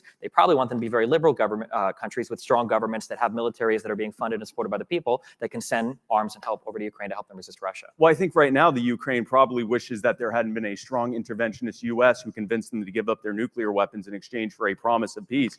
Because right now, if you'll recall, with the breakup of the Soviet Union at one point, the Ukraine had the second or third largest stockpile of nuclear weapons. And the US and Russia in their nuclear non-proliferation strategy, which means only we get to have nukes, they went to Ukraine and offered security assurances, which you can see what those were worth, in exchange for the promise of, in exchange for them giving up their nukes to Russia, which is interesting. So basically, what they were saying is, if you give up your nukes, then the two countries who are the most likely to invade you at some point or intervene at some point, we totally promise that we won't do that. And within a span of one generation, that obviously has been broken, because this started at least in 2014 with the invasion and annexing of Crimea.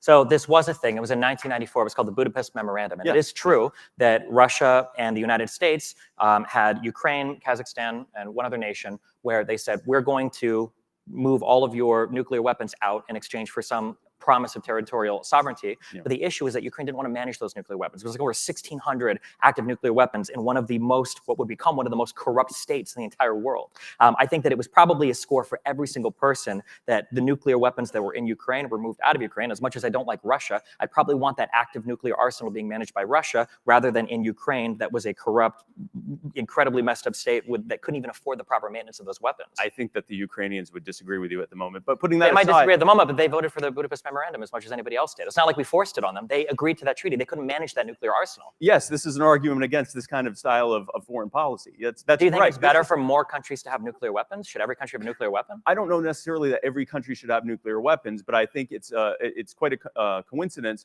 that the only countries that have even been remotely subject to invasion from the U.S. or from Russia or any other of these aggressive states have been countries that haven't had nuclear arms. And the only country that had nuclear weapons used on them was used by us. Yes, yeah. And another side note here: the only time in the entire history of nuclear weapons that they have been used was when only one party had them, and that was when the dropping of Fat Man and Little Boy on Hiroshima and Nagasaki. I'm not sure if I did those correctly, but and then with just one other state having nuclear weapons, as soon as Russia got them, and certainly Russia was not a good actor, but one other state having it was enough for that to be off the table as just being the new way of doing, replacing carpet bombing with nuke bombing, which obviously has been a good thing. So I would say that the nuclear non-proliferation strategy taken to its logical step is about effective as a no-gun zone in a school, right? You're saying that only the bad actor is going to have this. Putting that aside, I don't think that necessarily the Ukrainian government would have decided, yes, we're going to keep this entire stockpile of weapons. But by having this U.S. world policeman style of foreign policy, they said, oh, listen, we're the world police, we'll take care of you. All you have to do is give up your nukes. Well, that failed. And the reason it failed is because, frankly, if the people that were looking at this Budapest memorandum at the first place would have realized the United States government, as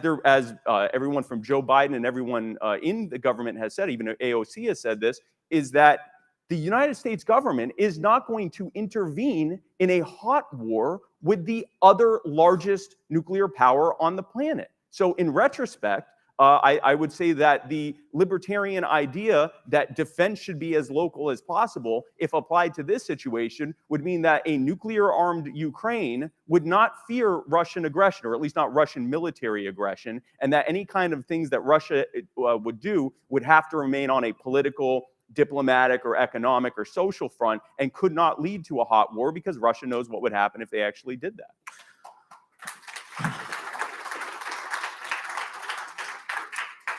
That's an interesting argument in favor of massive nuclear proliferation. I tend to be against it. I guess that's one route you can go. I feel like the simpler route would probably be that you should just be allies with a country that has nukes. I think that the way that NATO is structured, and I think Ukraine being in NATO, is probably a better solution than every single country around Russia trying to get nuclear weapons. But it didn't work. No, it didn't work because Ukraine's not in NATO. It did work. If you go up and you ask the Baltics, it worked for them. They're not being invaded by Russia, right?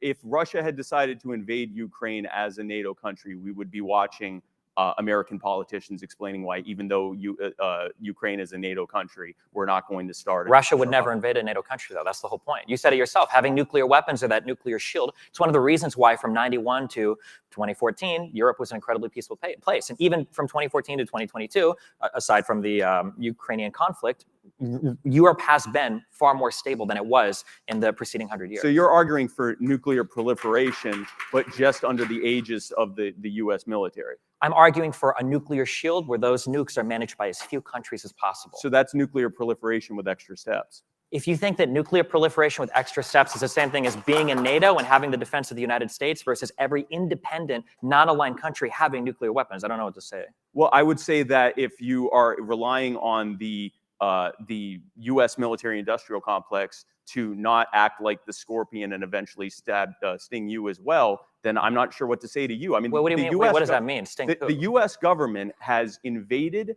bombed, and destabilized more countries than any other country combined, certainly even within our lifetimes, but in the last century. And pretty much since World War II, it has been the U.S. government that has been the main purveyor of mass violence around the globe.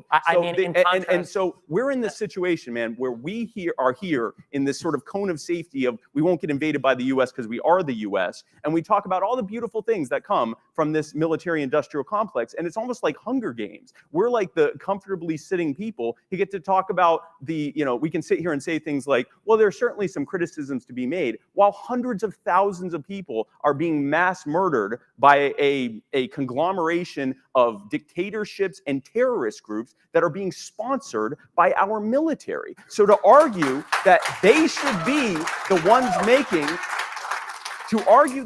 making both the moral and physical case for world peace is to ignore the entire history of what the U.S. military actually does. It is an argument against not just the U.S., because this is not U.S. bashing. Okay, because if Russia was in the same position we had, I can guarantee you Vladimir Putin would be the same or worse. This is an argument, and China, of course, China very bad. But this is an argument against this sort of central hegemony of any state or of any government, and to decentralize that ability to defend oneself as locally as possible, whether it's at the state level, and when I say state, I mean like government, at the national level, if you have it that way, then you could still have, bilateral and multilateral agreements and all of that stuff. But if you try to create this umbrella of this one main superpower is going to ensure everyone's peace, but also we have to pretend that they aren't mass murdering people on a regular basis and arming the terrorist groups that they use as the pretext for the justification of their growth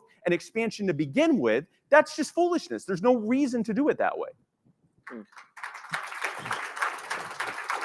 Wait, I got it, Sure. because this is the line of reasoning. So first of all, I think it's important to separate foreign policy from before and after the fall of the Soviet Union. Foreign policy from World War II to 91 was far different than U.S. foreign policy from 91 to 2022. That's true.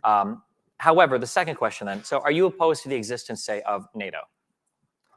I am opposed to the existence of NATO in its current form. Okay, so then the next question would be, if you look at countries like Estonia, Latvia, Lithuania, Poland, Hungary, do you think that all of these countries, the world would be a better place if all of them felt like they needed nuclear weapons to resist Russian aggression? They do need nuclear weapons. They're just relying on a foreign superstate to provide them. So this is where we fundamentally disagree. The idea that you're advocating for, that we have a world where over 100 countries are racing to acquire nuclear weapons, that is a world that is far closer towards some sort of nuclear conflict than one where the United States is providing defense and security for countries that are part of the alliance. I don't see how that requires saying that someone in Latvia is inherently less trustworthy than a public or military official in the U.S. to use nuclear weapons, despite the evidence of the fact that the U.S. military is literally the only one that's actually ever used them. So to compare the use of nuclear weapons during World War II for the first time ever, which was, 80 years ago? And to try to say that, we could nuke anybody at any time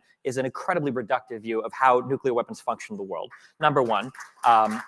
Number two, the United States is more trustworthy to handle nuclear weapons in a responsible way because of that hated military-industrial complex. We have the technology, we have the people, we've got the Department of Energy, we've got people that are trained, we've got the installations to facilitate the use of these nuclear weapons in a way, and we have a pretty large democracy that is, believe it or not, relatively free of corruption compared compared to other states in the world. I think that I would trust the United States to handle those weapons better than 50 different independent countries all bordering other states that they feel like could invade them at any point in time. We're rapidly running out of time here, so we should probably touch on. We have 6 minutes. Wow. On one of the other subjects. I find the intellectual property thing you raised very interesting, but I'm not sure because different libertarians actually disagree, as I said earlier, on whether the IP question is very simple. So say you have a product that you've got to invest $100 billion, or we'll say $1 billion to bring a product to market. But once you've done the research and development, it only costs $1 to make each individual little widget that you sell. How do you get a company to invest that initial $1 billion if once they've done it and everybody sees how you can make the $1 widget, everybody else starts manufacturing the widget?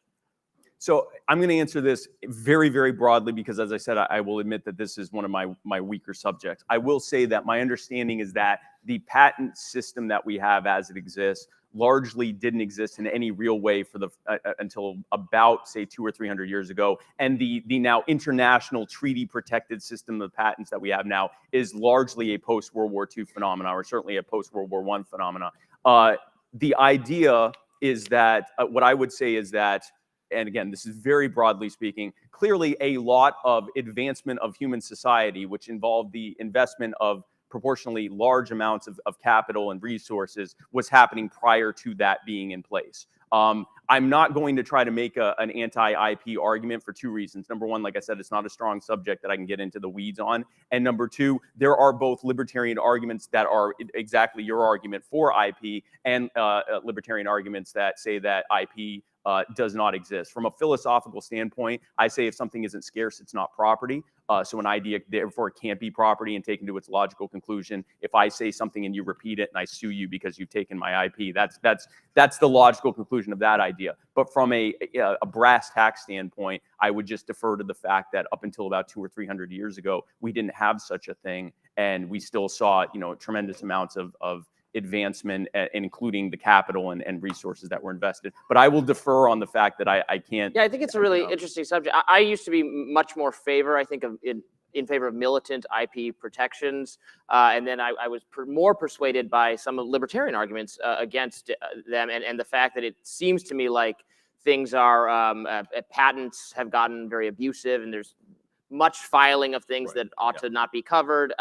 I take your point about how would you induce research to actually be done. It seems like it needs to be, but it could be more limited through a kind of common law sort of thing. Well, this is what is captured under this category, and this is what's not. I mean, insulin, everyone's very upset about the price of insulin these days. A lot of people are upset about insulin because I don't know anything about insulin. It's one of the subjects that triggers me the most. Okay, a lot go of ahead. people will talk about insulin and they'll say insulin is a drug that should only cost $5. We could make this, 100 years ago. We made it from pigs. It's so simple and it's so easy.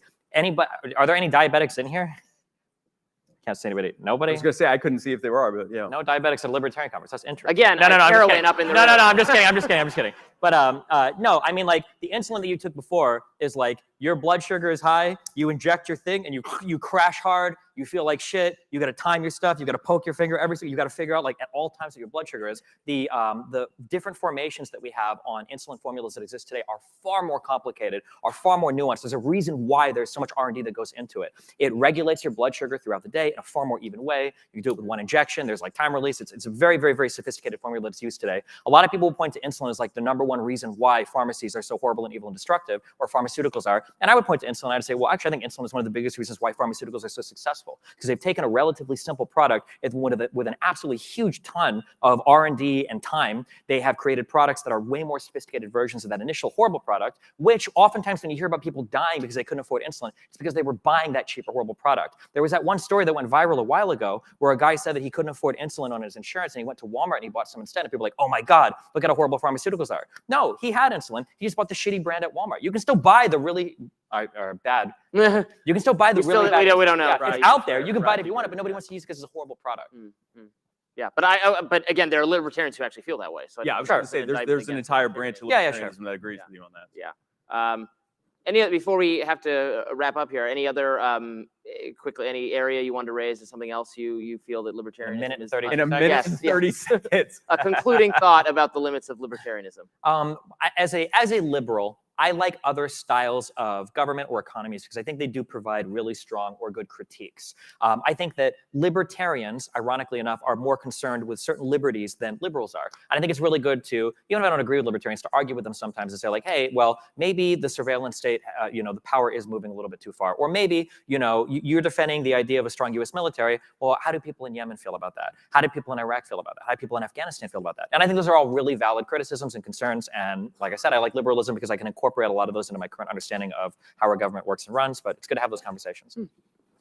Yeah, I'm also glad that we had the conversation. And like I said, I think your idea of liberalism sounds suspiciously, at least to the extent that you're talking about it before we get into foreign policy, a lot like classical liberalism, an idea of a sort of a overarching idea of respecting certain foundational principles of freedom of speech, freedom of expression, and so forth, and then allowing decisions to be made as locally as possible. I'm glad we had this discussion. I'm not sure how that was, 40 minutes went by that fast. But I will say that I think, again, my principle in how governance should happen is that you have it as locally, the decisions are being made as locally and as much by the actual stakeholders in a given situation as possible. That the mechanisms by which that government is funded are as voluntary as possible, and that the ability to opt out is allowed as much as possible. And again, I'm just glad that we got to have this conversation. Well, thank you all for tuning in for this one. I'll be hosting another debate with Spike Cohen and my colleague at Reason, Christian Britschgi, on anarchy versus minarchy later, and you're doing another debate later. And I'm in 3 debates today, so I will be again heroin in the room. Yeah, at 2 o'clock I'll be debating Warren Ray at one of these rooms, or Rhea. And then at 3:30, I will be the token anarchist in the anarchy versus minarchy debate for Reason. So thank you guys for being here. Thank you. Destiny, thank you so much, man. Thank you, Robby.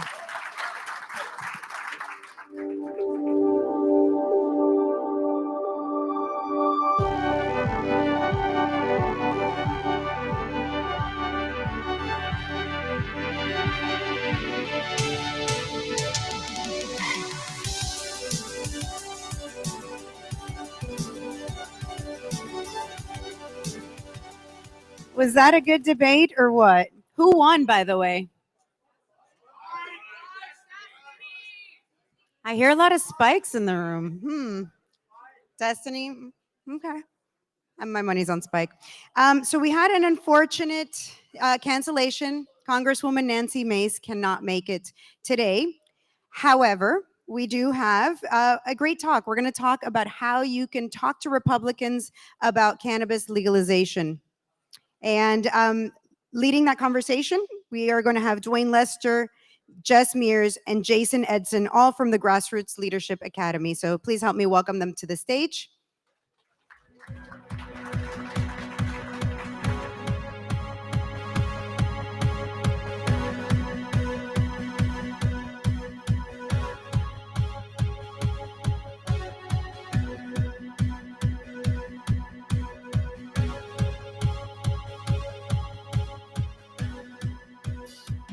Thank you all for sticking around. I appreciate that. My name is Duane Lester. I'm the Director of Issue Education for the Grassroots Leadership Academy. We are active in 35 different states, working with grassroots activists to help make a difference in their cities, their counties, their states, and federally. Jess, would you mind? Well, do you need an introduction with this crowd, Jess? Hey, everybody. How's it going? Woo. My name's Jess. I'm with the Grassroots Leadership Academy, and I'm a grassroots trainer. So my job is to go pretty much anywhere in America, meet with people who want to make a difference in their communities, and teach them what I have been doing since I've been a grassroots activist since 2007, all the skills that I've been building on, all the time that I spent in the grassroots. Now I take that knowledge that I've used and I train people how to do the same thing. Jason? Hi, I'm Jason Edson. I'm also with Grassroots Leadership Academy. I'm the Deputy Director of Issue Education. Much like Jess, I get the privilege of traveling the country, talking to people, whether for change at the local, state, or federal level. With that, I also work heavily in medicine and our PI about changing the healthcare scene in America. So that's a lot of that I've worked on lately. So one of the things that we find ourselves doing is we will often walk into an audience that we've never met before, and at times those audiences can be confrontational, not controversial, confrontational. They don't always agree with what we're about to say. And I think one of the most important things that I've learned in the past 6 years of going out and meeting these groups is something that actually was taught to me by my mentor, Bob Pike. And that's the idea that people don't argue with their own data. And this has been really a game changer for me, because so often when we go in to talk to someone who disagrees with our opinions, we will give them facts, we will give them figures, we will basically start to hard sell on what we want them to believe. And what I found is that, believe it or not, that doesn't work. So what I started doing was I got this idea, people don't argue with their own data. So when I would go in and I would be working with an audience that I knew was oppositional to our ideas, I would start with 4 questions. I would tell them flat out, later on in this training, you and I are going to disagree. We're not going to get along on something later on, but I want to start us out on the right foot. So I would say, where does a just government get its power? And more often than not, they would say a just government gets its power from the people. And I would say, yes. Keyword there is just. A just government gets its power from the people. Now, can a person give away something they don't have? And they would say, no. No, a person can't give away something they don't have. So then I would say, fine. Does a majority vote make something wrong something right? And this was always the most energetic no. No, of course a majority vote doesn't make something wrong something right. And I would say, correct. Now, one last question for you. Does the government own you? Now, I would always get some people who would say, well, they own the militaries. Well, if you volunteered for that contract, then you could say there's some claim of ownership. But I'm talking about the people in this room right now. Does the government have any claim on your person? And they would say no. So then later on in the conversation, I might bring up something like, and that's why maybe we should decriminalize all drugs. And the pearl clutching would begin. And someone would step up and say, well, I don't think that. And I would say, well, I need help understanding here, because earlier you said the government doesn't own you, but now you're saying that the government can tell me what I can put in my body. And you would see this cognitive dissonance kind of come over their face, and they would have to sit there and argue with themselves. And I have found that has been one of the most productive ways to talk with someone about something that they may disagree with you on, is to get them to argue with themselves. And what you'll find is when you're talking to an audience, you're actually talking to 4 different audiences, aren't you?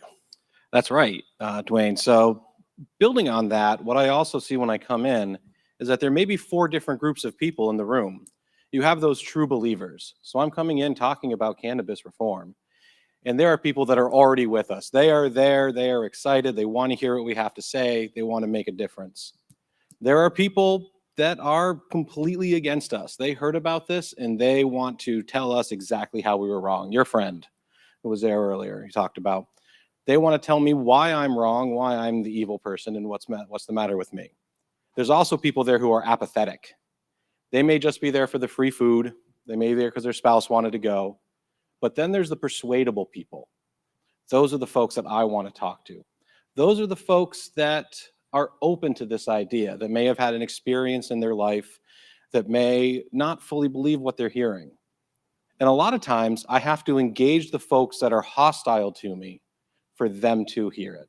One thing, Duane, as you were talking, I noticed is that we need to humanize each other. This is still the person that you talked with, that you disagreed with, you met with them beforehand and you became a person. You weren't just some faceless person spouting facts. You were a human being with opinions, beliefs, and you are a person. And when we have that personhood, now we can communicate. We lose that online a lot of times. Arthur Brooks talks about this a lot, that we lose that personhood when we talk to someone online. But when we can gain that back, well, now if that person's yelling at me and saying, you're wrong, and I'm like, well, this is just what I believe, this is why we believe it. The persuadables are looking at me going, oh, Jason's the reasonable one. He's treating this person with dignity. He's treating this person with respect. Maybe Jason's onto something. And oh, Jess, you really talk a lot about that personhood, that relationship in that community. Pass it on to you. So I mentioned earlier, we work with people in the grassroots, people who are interested in getting involved and making a difference and trying to really get out of them why they want to make a difference. But what I know from my experience the last couple years working with GLA is that a lot of people have under their own households room to work. How many of you have gotten in a fight with a family member over politics? Raise your hand. Yeah, a lot of people have. So when we're talking with people about how can you make a difference, I really try to share with them the place to make a difference is where you go home every night. And one of the things I bring up is this Harvard study on longevity. Harvard has been studying the same people for over 90 years. And they found that the recipe to having a long life is to be positive, to be optimistic. And what comes with that is having really good relationships with your family and friends, because that is going to add more to your lifespan than going to the gym every day. So all you guys that go to the gym every day, so proud of you, but your relationships with your family and your close friends, those are the things that are going to give you that long life that you're looking for. And then after that, after the relationships with family, close friends, is your community. When you're walking down the street, I've lived in Alexandria, Virginia, DC, notoriously a place where people aren't very friendly on the streets. But if you smile at people, say hi, have a conversation when you're getting groceries and just check it out. Do you know your mail person that comes to your home every day? Those bonds to your community enrich your life in a way that adds more than going to the gym every day. So I hope that's one thing you all check out later on, is this Harvard study on longevity, because that's what I'm teaching when I go all across the country, is how do we have longer, healthier, happy lives? And it starts with our own relationships with people that are in our families. And that's something Duane talked about earlier with how to sell freedom without starting a fight, is he taught, how do we have these relationships without the division? How do we listen to people and try to understand them rather than say, I don't agree with you, and then pick a fight? Right. Very often we listen just deeply enough to tell people why they're wrong. Then I've made that mistake myself. Or we listen to find where we disagree with them. I'm just going to listen to you long enough so we can argue. I like to listen to people so I can find where we agree, and then we can build something on there. But I was sitting here and I recalled years ago, I was talking with a friend of mine about decriminalization. I was very much legalize it all. And I remember one of the arguments he kept giving back to me was, well, if you decriminalize everything, more people will do drugs. And my reply always to that was, well, would you? Well, of course I wouldn't. Well, what makes you think anybody else would? And I look back on that now, and I think that's actually a flawed way of doing it. I wouldn't have done it that way, because I learned something from a man named Thomas Sowell. And if you haven't read anything by Thomas Sowell, I encourage you to. But in one of his books, I believe it was A Conflict of Visions, he wrote, there are no solutions. There are only trade-offs. And so when I think back to that conversation now, well, people will do more drugs. I say, well, yeah, that's possible. And so I find myself accepting premises more often than anything now. Well, let's assume that's true. Is that worse than what we have right now? Tell me, if you recognize that there are no solutions, there are only trade-offs, then what are the trade-offs we're dealing with right now with prohibition, and make them explain it? Again, people don't argue with their own data. So if they can identify all the negative things and say, okay, well, if we legalized, if we did this, then what would be the trade-offs there? Okay, first we've identified more people might do drugs. But could you also say that one of the trade-offs might be we'd have safer and get them to identify these things? People don't argue with their own data. So I always say that questions are the answer. Duane, I can actually give you a real life example of that one. And I'm going to speed up a little bit about this story. So please join us at the Grassroots Leadership Academy booth. We're right out there. Duane can talk about how to sell freedom without starting a fight, and I can tell the longer version of this. But I was giving a training on cannabis reform, and a woman came up to me and said a close friend of hers had died from, as she put it, she had laced marijuana. I'm a paramedic. I've been in emergency medicine for nearly 20 years now, and yes, I've seen it. I've been there. And first off, we kind of stopped everything. I said, that's horrible. That is awful that your friend died. That never should have happened. That's terrible. And I had to pause for a second to assess, is this a place where we can converse or just agree that this should never happen? And she wanted to talk about the policy aspect because it was far enough away that she was able to discuss that. So once we established that through a lot of Duane's techniques, I said, it sounds to me like what's really important to you is the safety of this.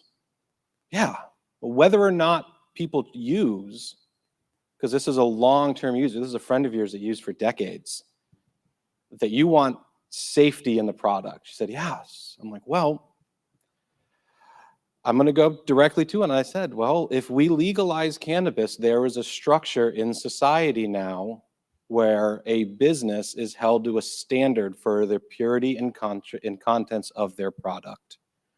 If we see a product have a problem, it gets pulled from the market. Sometimes voluntarily, sometimes not voluntarily, but it is pulled from the market. We don't see these issues with whatever terminology you use about lacing or other products in it or unknown contaminants in it, because they want customers over and over again for the rest of their lives. So a legalization and a decriminalization process allows more people to use this safely. And I'm from Massachusetts, so we have labeled with concentration, much like beer, hard alcohol, wine. We know exactly the contents and the strength of everything that's sold in Massachusetts. So we have that information to prevent any unintended consequences. We know exactly what's in and what people are consuming. So we have that, and we have that solution. And when I was talking to her about that, she said, oh, and it kind of made sense. She didn't agree with me, and that's not the goal. My goal was not to get her to have a sudden epiphany related to the death of her friend. My goal was to kind of break that little bit of cognitive dissonance, to go, well, you know what? Maybe I am open to this idea of decriminalization. Jess, could you speak to the idea of using facts and logic versus telling stories, and the power of actually using stories if you're trying to influence someone? Yeah, absolutely. Using stories is an art form that typically the progressive left has mastered, and right of center uses more shame tactics and kind of like morality and saying these are immoral. And what's there in the center? What is there for us, the people who aren't on the extremes of the left or the right? How can we get people to kind of tap out of the polarization, tap out of the you need to be this way or you need to be that way? You have to tell your story. You have to say why it is that you care about what it is that you care about. And finding that story isn't that difficult. Let me tell you a quick little way to do it is think about an issue you care about. Okay, got it in your head, right? Everybody's got one? Ask yourself why. And then the next thing to do is ask yourself why again. You do that process 7 times, asking yourself why you care about this, then why do you care about that? And after you've done that 7 times, you're going to get to that root story of why you went from a little baby to a grown adult caring about some issue so passionately that you're willing to put anything behind it. That story there is what you need to be telling everyone. And you make that story, maybe it's a 30-second story, maybe it's a 2-minute story. You write it out, kind of get comfortable with that story, start telling people. And when you tell people your why, they're not going to shut you down and argue with you and say, you're wrong, I disagree with you. They're going to say, oh yeah, I have a grandma that's sick that could benefit from something that's not getting prescribed in a doctor's office, but something that people all across the planet have been using the entire history of the planet. A plant that helps people feel better, gets them by a little bit more when they're suffering. So when you tell that story, your why, about whatever issue it is that you care about, somebody's going to think about somebody else in their life, or maybe they know that story too, and they've lived that. So you share your story, and then you hit them with a statistic or a fact. So you tell a story, you get them involved in the story, you tell them the story, it gets their brain captivated. And we all have something in our brains called oxytocin.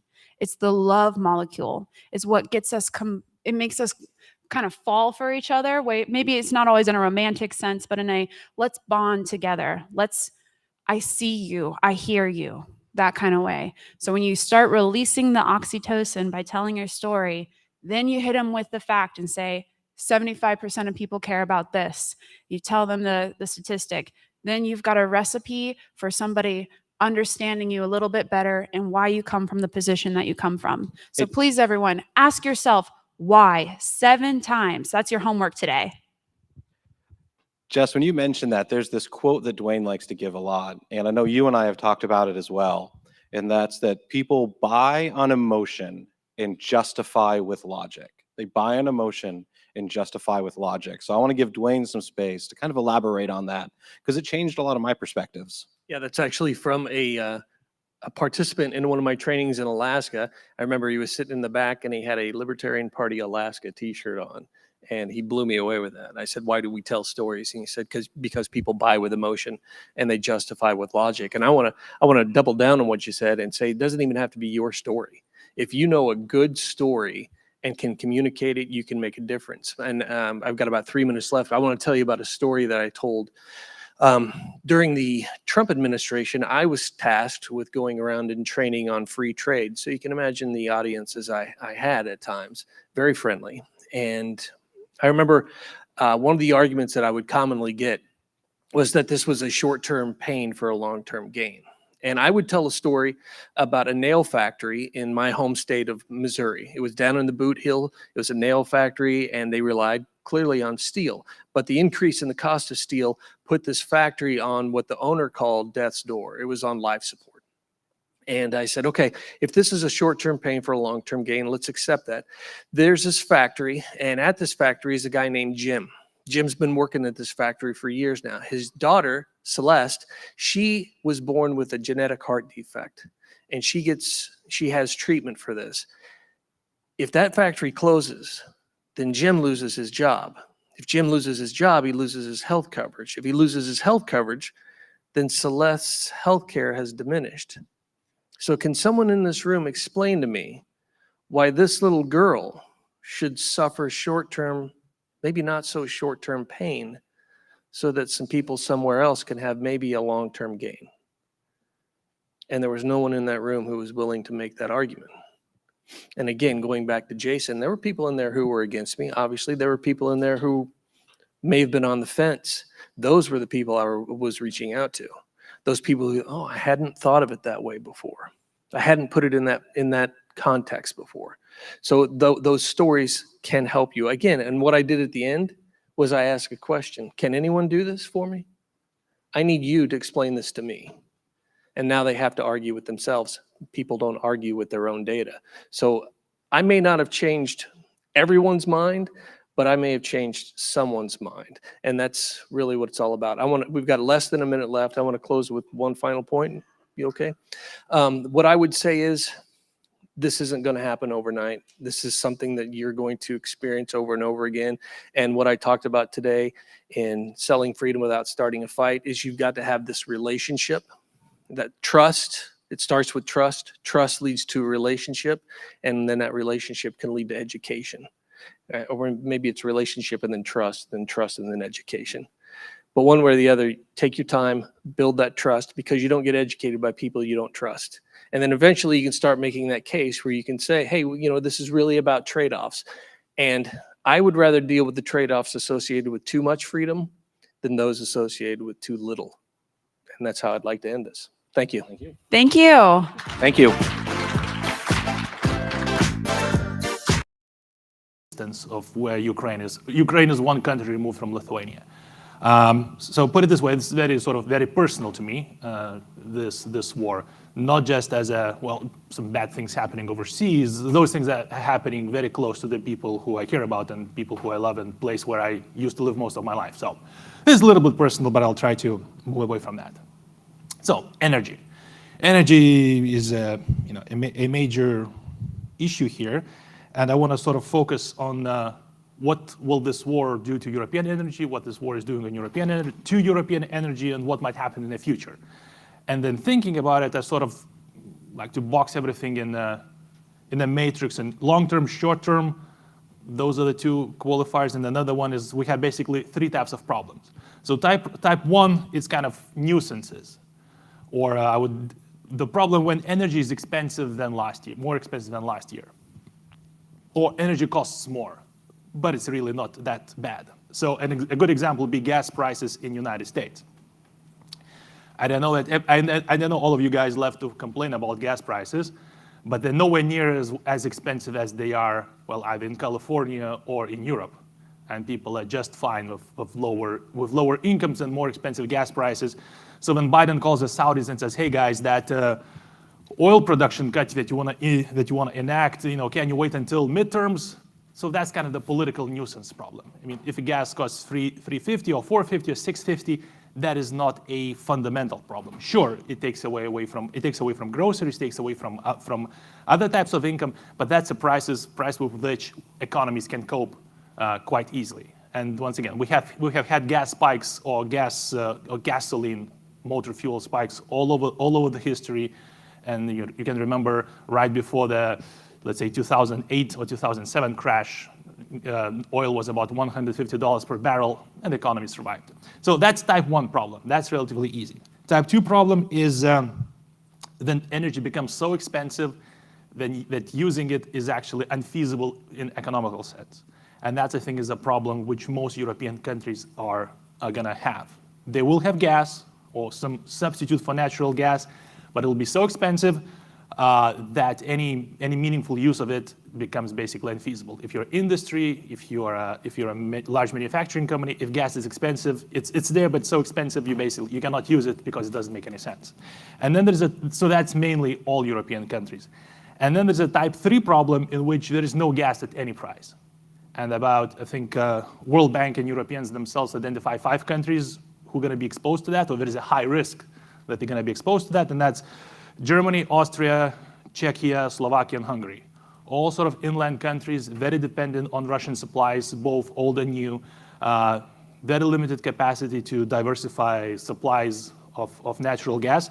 In those countries, there might be a situation in which, even at exorbitant prices, there will be no gas, which means either no heating or no electricity or interruptions of these services, and so on and so on. So those are the type of 3 problems Europeans gonna not enjoy, but experience.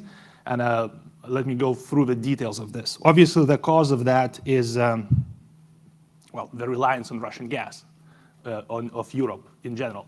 Most of energy and especially most of natural gas in Europe is supplied by Russia.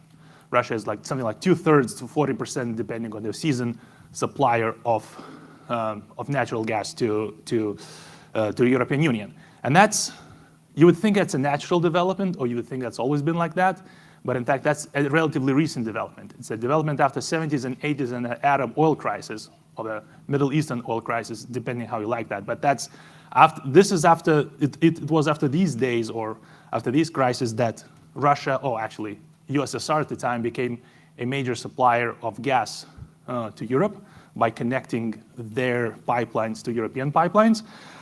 And once again, logically speaking, of course, if Russia were a normal country, there's nothing wrong with gas flowing from places where it is to places where it isn't, like from Russia to Europe, but that, of course, is not the case. And in fact, Reagan was quite prophetic, arguing against it.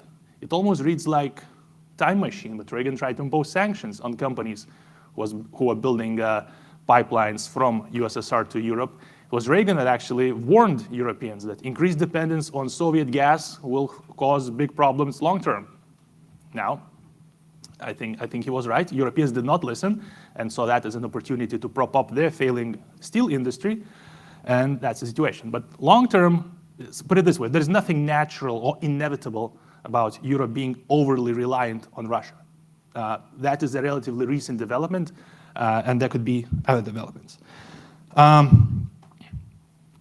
So that's point 1. Point 2, that even long before this gas prices, in fact, I think something like 10 years ago, Gazprom started talking. Gazprom is the part of the Russian gas company that supplies gas to Europe. They started talking about their strategy of minimizing supplies to Europe while maximizing revenue. What basically is a fancy talk of saying, well, we're going to sell less and less gas to Europe, and we're going to charge higher and higher prices. And then that gas that we don't sell to Europe, we're going to sell to other places like China and maybe through LNG markets. So they've been thinking about this for a while. But of course, what is happening now, that's a completely different development. And there are 4, well, depends how you count it, but basically there are 4 routes in which Russia supplies gas to Europe. A map would help, but I chose to speak. But if you imagine sort of a European map, up top through the Baltic Sea, that's Nord Stream 1 and Nord Stream 2. Further down through Poland, that's called Yamal or Friendship. Further down, it's going through Ukraine. There are 3 lines going through Ukraine, and gas is actually flowing even now. And then there is the so-called Turk Stream, which is going through Black Sea, through Turkey, into Southern Europe. There are all the smaller ones, but these are sort of the four main branches in which Russian gas is supplied to Europe. So the big one, obviously, or the newest one, that's Nord Stream. Nord Stream 1 going straight from Russia to Germany. That was built about 10 years ago. And just this summer, if I'm not mistaken, or maybe this winter, they completed Nord Stream 2, also going through the Baltic Sea straight from Russia to Germany. Now, many countries in Central and Eastern Europe did not like that fact that Germany is bypassing them and selling gas straight to Germany. I think those countries saw it as a sort of betrayal of European solidarity, and in practical terms, it meant that Russia could cut off supplies to Eastern Europe without threatening to cut supplies to Western Europe. Because prior to this, if Germany wanted to blackmail, let's say, Ukraine or Poland, shutting down the gas, they would also be shutting down the gas to Germany.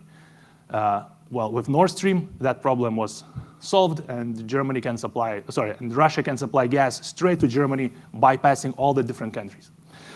Well, that's the past, of course. If you've been following the news about last week, 3 out of 4 lines exploded. No one knows how. I mean, obviously, there are some people who know how that happened. There are 2 main theories. Basically, Russians did it and Americans did it. I mean, who else?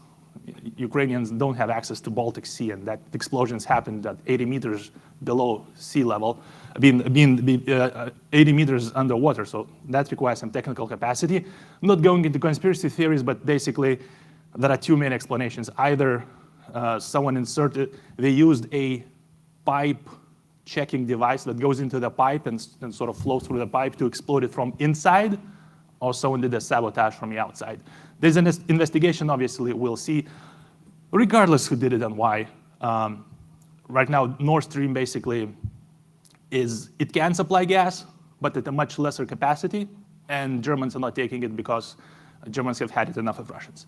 So that is not going through there. The pipelines through Ukraine and Turkey are still happening. Some gas is being supplied to Russia, to Europe from Russia, but if you compare to last year, the volumes have fallen for about 5-fold. So once again, not 20%, not 50%, 5-fold. That's a large disruption in supply. If it happened in any country, that would be an issue. So that's a big deal. So what can countries do about it, and what are Europeans doing about it? So one is they're trying to fill their storage or natural gas storage units as fast as possible. And that's going well, and that's obviously good. The problem is that even those storage areas, which are basically underground mines in some cases, like salt mines, which are filled with gas. I mean, technically, it's pretty cool, if I might say so. But usually how the system works is that you fill these storage units throughout the summer, and during the winter, when there are peak months of use, you gradually release gas from storage in order to supplement the gas that you're already getting. I think what's going to happen that, of course, Europeans will be able to draw down gas from storage, but that is not used to the situations in which no gas from Russia is flowing. So that might be not enough. So that's why everyone's speculating, will it be a cold winter or will it be a warm winter? And if you watch Russian TV, they run these little, I wouldn't call them ads, they're like propaganda clips, in which they show city covered in ice and snow, and the female's voice saying, winter is going to be big, referring to Europe. Of course, the irony of that's a Russian city that does not have gas. That's Krasnodar, but that's besides the point. But that's why Europeans are so worried whether it's going to be a warm winter or cold winter. Warm winter, there might be enough gas coming from storage and alternative sources. If it's cold winter, there might be not enough gas. And so that's why winter temperature is actually such a large factor. There are other sources of how to supplement this. So everyone's talking about LNG, liquefied natural gas. That's the gas that's supplied by ships. Yes, that is definitely an option. And if you see, once again, if you see the sort of the import curves, LNG has overtaken Russian gas significantly. in this summer as supplying gas to Europe. But there are a couple of problems here. One is main supplier is US, so thank you, Americans. But US export capacity, if I'm not mistaken, is about at its capacity. Meaning not only do you have to get gas from ground in United States, you also have to put it on all LNG ships. And there's a whole lot of complicated equipment, and all of these things basically use as capacity. So even if US wants to supply more gas to Europe, you might be limited by infrastructure. So that's one. Two, there is a limited amount of ships that actually can do that. Once again, those things you see in movies, those large ships with spheres on it, that's your natural gas ships. There's a limited quantity of those, and everyone now wants LNG, not just Europeans. Southeast Asia also wants LNG. So those ships are in high demand. And third point, even if ships make it to Europe, Europe itself has a limited LNG capacity. Because once again, you need a system to take that gas, revert it back to regular gas, pipe it through a pipelines, and there are not that many places in Europe where you can do that. Ironically, because of lack of interconnections with Europe, Spain and Portugal are very good at this. Spain, I think, has something like 8 LNG terminals. So that's working out for them pretty nicely right now. Lithuania has LNG terminal.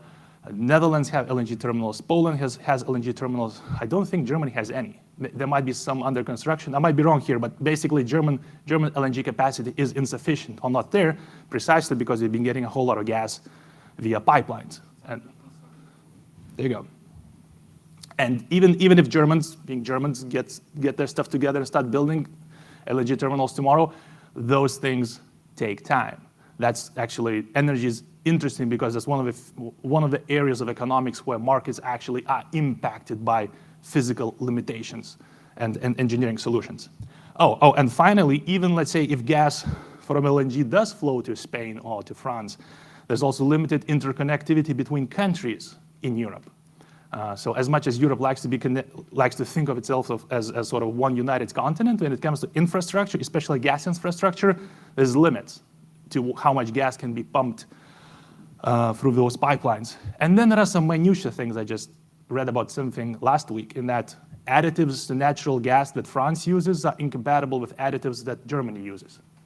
So you know when you smell the natural gas leak, that's actually additives. Natural gas is odorless, so they add these additives that you can smell it, so that you know there is a gas leak. Apparently, those additives are incompatible with how Germans use them. Obviously, that's a problem resolvable. That's just another illustration of how things are complicated when it comes to infrastructure. So yes, LNG can take up a portion, but it cannot compensate the entire Russian shortage. Which of course brings me to my sticking point in which I could rant for hours, is that Europeans are being really hypocritical by being anti-fracking and then buying all the American gas which comes from fracking. Europeans have, the reason US is a leading natural gas exporter is because of fracking, of hydraulic fracturing method that allows you to extract gas from places where previously thought impossible. Europe could do the same. Europe does have places where either shale gas or shale oil is possible to extract if only one applied hydraulic fracking, but because of political and green and environmentalist opposition, that is not happening. And even if Europeans get their act together and start doing that tomorrow, once again, finding the field, preparing it, laying the pipelines, all of that takes time, and time is what Europeans don't have right now. But like I said, what I really find hypocritical is that they are so anti-fracking at home, but they're fine with buying gas, which is produced from fracking from the United States. And even more so, they don't see any problem with that. You think you would approach them and say, well, don't you think your position is somewhat inconsistent? And they say, nope, all good. So in terms of other, domestic, there are some possibilities for Europe to increase its domestic production. I think there are some gas fields in Netherlands which were sort of delaying, phasing out. There are some other gas production facilities in Europe, but once again, their impact will be limited. Europe, obviously, Norway, actually. If you think of Norway, you think of a socialist paradise. That socialist paradise is built from oil wealth. So Norway is a big supplier of gas to Europe, and And 2 weeks ago, I think a pipeline to Poland, a new pipeline to Poland was laid, which is good. It's not sufficient, but Norway can increase and will increase its capacity and production. Once again, it will not be enough. Then there are places like Algeria and all of North Africa. They too are supplying Europe. Just capacity is not there. Azerbaijan and all the Central Asian countries, there are some possibilities of increasing supply from there, but it's also limited.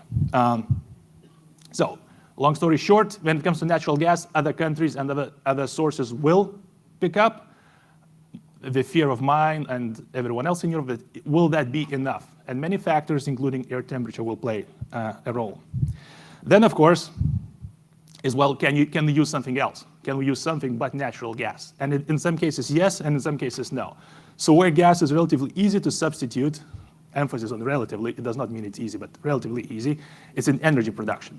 A lot of European natural gas is simply burned to produce electricity, or electricity and heat.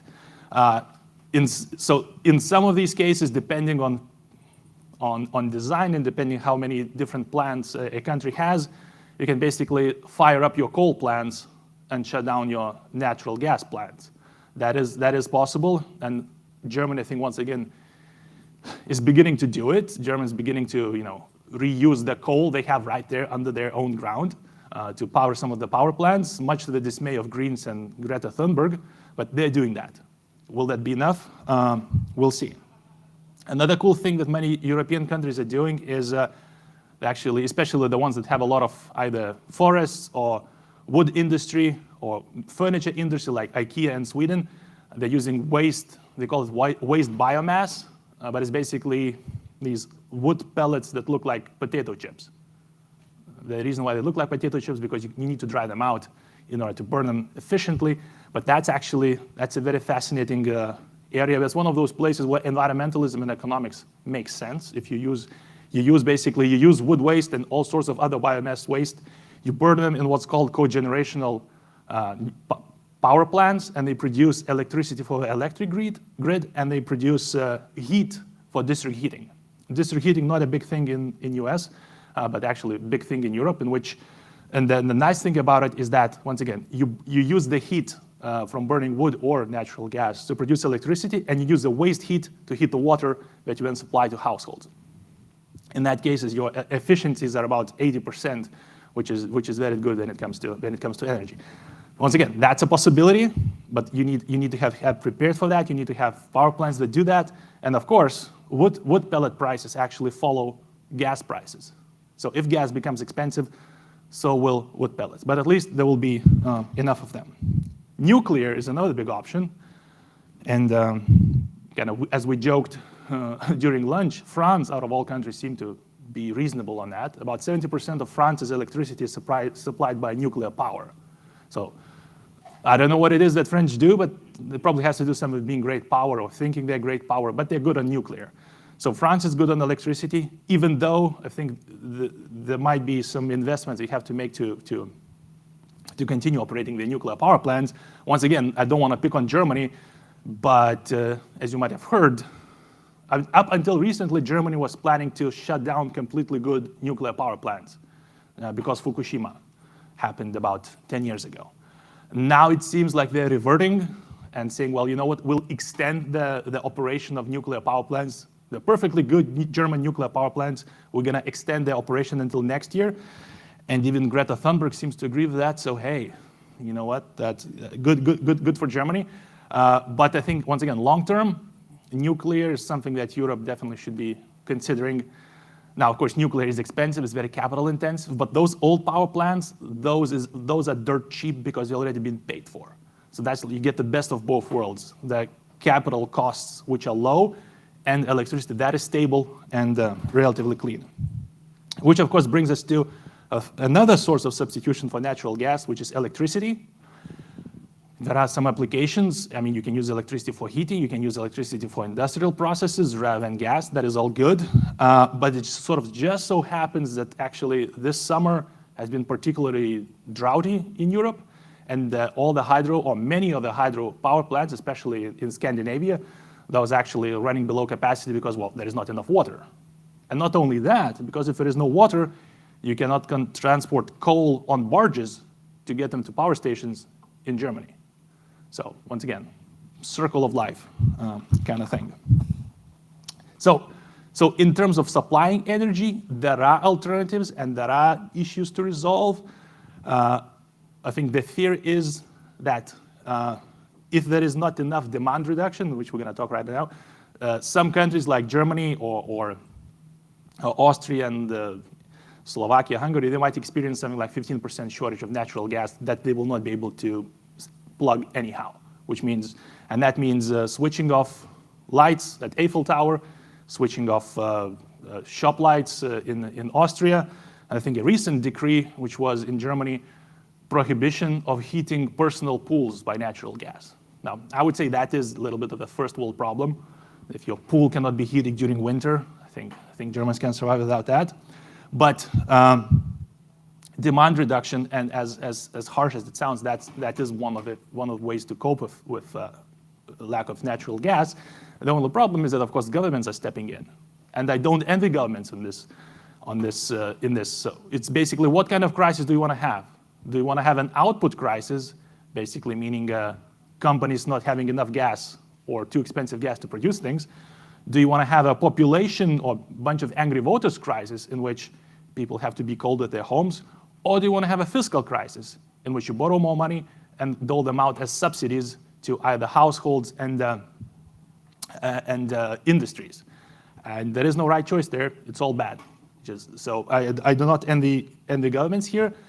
But the fear is, if governments step in too much, the demand will not decrease significantly in order to have any effect on gas usage. And it just so happens that the residential sector, basically people, they don't reduce their gas usage a whole lot, even if prices go through the roof, because it's just not not large part of their budget. It's actually more hurtful for companies.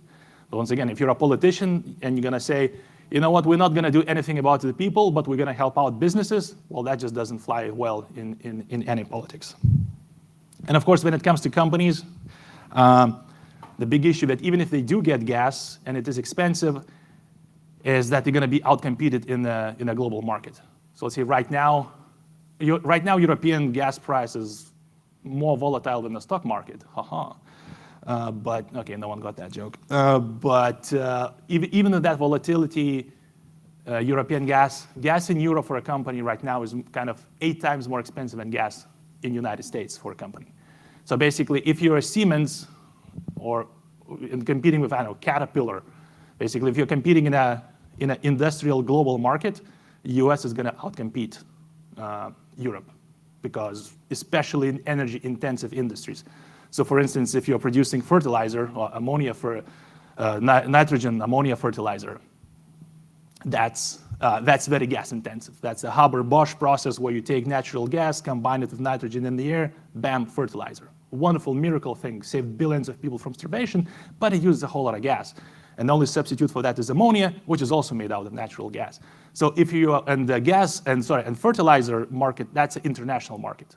And if your costs go through the roof, you basically will have nowhere to sell your fertilizer. No one will buy it. And that's another big issue. Actually, it reached such proportions that Volkswagen, the pride and joy of Germany, is saying, well, we're looking to relocate to countries that have LNG capacity, to places like Spain and Portugal.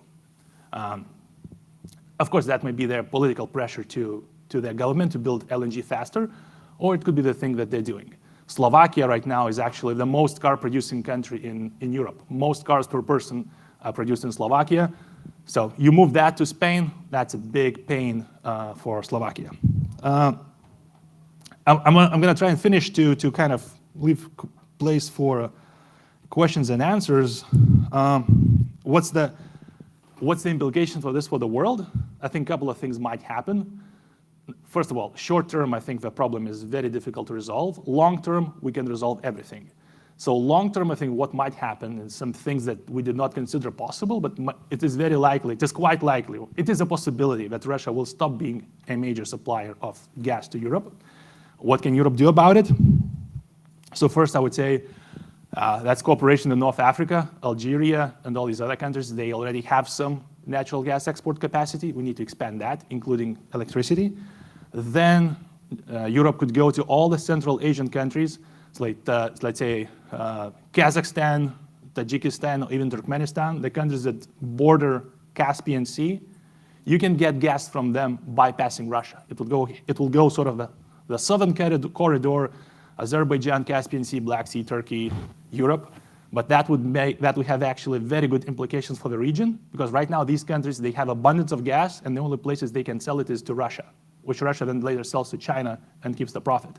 So if Europe can connect those countries to European grid in terms of gas, it will be getting cheaper gas. It will be balancing Russia in the region and even checking China, because China also wants that gas. So I would say that is all possible. What is lacking is political will from Europe. And the Tajikistans, Kazakhstans, those countries would be very happy to supply gas to Europe and don't have to rely on Russia. And finally, of course, domestic fossil fuel extraction, I think, has to resume in Europe. I know it's a hot potato for politicians, but we can choose whether to have gas or not to have gas. And not having gas, well, that's a bad policy. And the final point, what actually could come out very positive on this is Ukraine. Little known story is that 2 weeks after the invasion in Ukraine, Ukraine actually plugged away from a Russian system, electricity system, and plugged into European system. I don't think the flows right now are very large, but Ukraine has all these nuclear reactors that could be supplying energy to Europe. Ukraine also has all these natural gas reserves proven and already working, that once again, if a country has a chance to develop, they could be supplying gas to Europe too. So I would say the future is bright, but this winter is going to be cold. So I'll take your questions. Woo! All right. Go, sir. You mentioned in the beginning that Reagan was prophetic in saying that if you allow Russia to be the sole big provider of energy, for example, into Europe, that's going to be a problem, and that it was in fact a problem. But the counter argument to that at the time, and I think recently, would have been economic interdependence tends to, where goods cross boundaries, tanks, the Red Army will not be crossing those boundaries. What happened to that argument? And is it dead in the water? How should we think about that argument in the future? Right. Yeah, countries that don't trade don't go to war, right? The democratic peace theory. I prefer the McDonald's theory, which says 2 countries that have McDonald's will never go to war. And that was true until the Serbia campaign.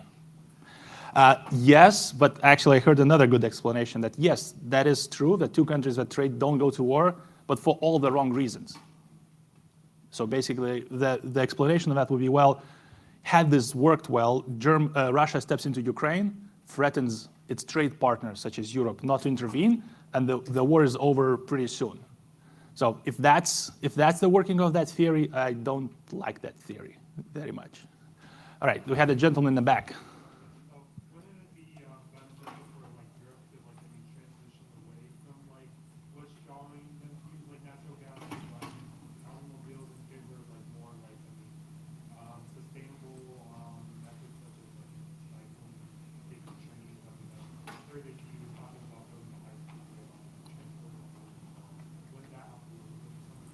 It would, and it does. And recycling done smart helps a whole lot.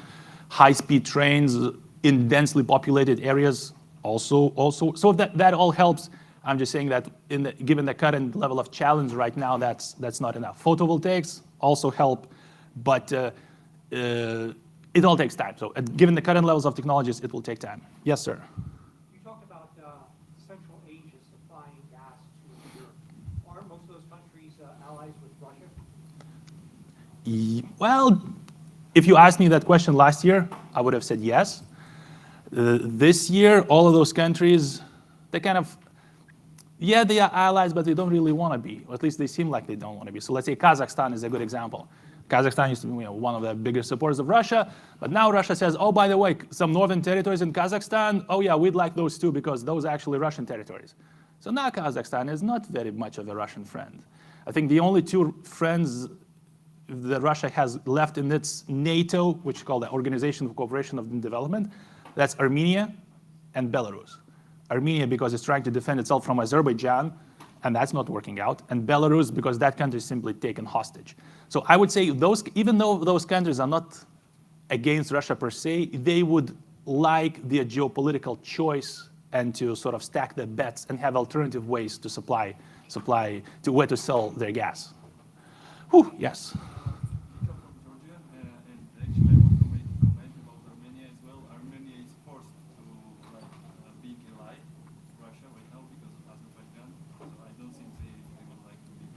Fair enough. I would like your insight about energy. Are you aware of the paper from He is ALDE, President of ALDE Party. He is former Prime Minister of Belgium. And I saw his paper. He had the proposal with his policy institute, very similar to your explanation, like decreasing demand and increasing energy supply and other sources of energy like electricity and so on. So my question is, like, how do you see, like, in reality, this winter working out in Europe, and do you see any consensus coming up amongst the European nations anytime soon? Because right now I don't see any consensus. So there is no consensus, but I hope they're moving fast, and I think every day the speed increases. Guy Verhofstadt, yeah, I know the guy. Well, great minds think alike. Yes. Well, speaking of Azerbaijan, now, what do you think about the moral inconsistency of Europe of pivoting to Azerbaijan when they are a dictatorship attacking Armenia democracy, which of course is the whole reason Europe is sanctioning Russia right now? Very excellent point. And at this point, Europe is in a place as well. Which dictatorship would you rather buy gas from? But no, you're completely right. If the moral condemnation of dictatorship, and then you go to another dictatorship, well, lesser dictatorship to buy gas, that's right. So, if Europeans wanted to pursue the purity, they should buy it from the United States and from themselves, meaning from domestic production. So you're right. That's a dilemma that if Europeans are truly being pure, they should answer. They should start drilling for gas and oil in Europe. Yes, sir. You go first, then you. No, I think time. Oh, well, time flies in good company. I'll take last question. You spoke about the inconsistency in the European position that they're anti-fracking, but they buy the natural gas from the US, which is legal fracking.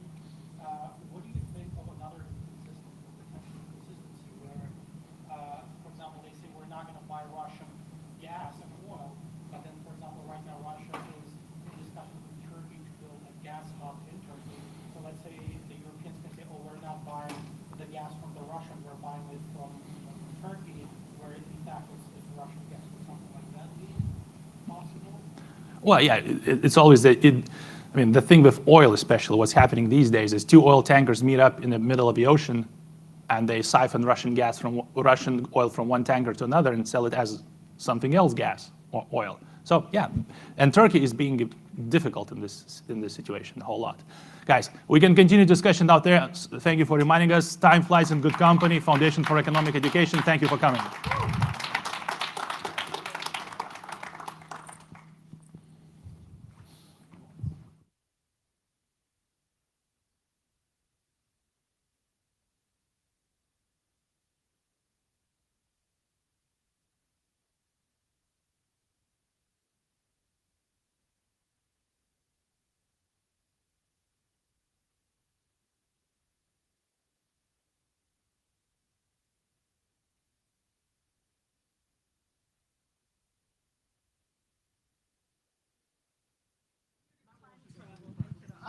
All right, we have limited time. Let's get going. Wait, just you.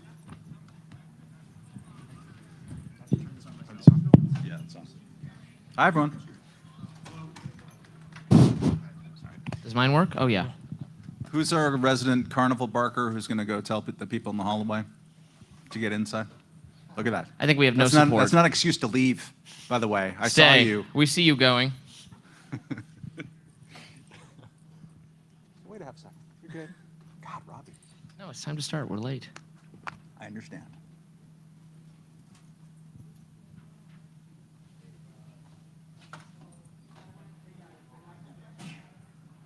Okay. Enough time has passed. Hi, everyone. I am Matt Welch, editor-at-large of Reason magazine. I'm sitting next to my colleagues, Robby Soave, senior editor, host of the popular and non-controversial show, The Rising, done by The Hill or whoever the ownership structure there. It's very confusing. To me as well. He's also been recently dubbed the Baby Ryan Seacrest by John Oliver on HBO, which is very exciting. And then there's also our friend Christian Britschgi, whose name I always mispronounce on purpose. It's pretty close. We are usually, as Reason Magazine, not this preponderantly male, just to let you know. And the only reason that I am up here and that we are 3 for 3 dudes is because our boss, Catherine Mangue Ward, who I think is the 4th or 5th lady editor-in-chief of Reason since its founding in 1968. As you have all heard, she busted her kneecap in an unfortunate drinking accident, probably. Scooter. Well, scooter and drinking, right? Well, that's what happened to you. Right. He's got pictures on his phone of his face just mangled from unfortunate scooter mishaps. But you didn't come here to listen to this. We're talking about journalism. We're talking about social media. The word clickbait was in there, so that's why Robby is here to talk about various things. Before we start, I wanted to get a sense of the room. How many people currently are or are thinking about becoming ever in your life journalists? Okay, small, good. How many people Let's see if we can get that down a little lower. We're going to take a vote afterwards and see if we've successfully moved the crowd. How many people have a pre-existing beef with Reason magazine that you want to get off your chest? Very good, excellent. And how many people have run for president of the United States of America? Very good.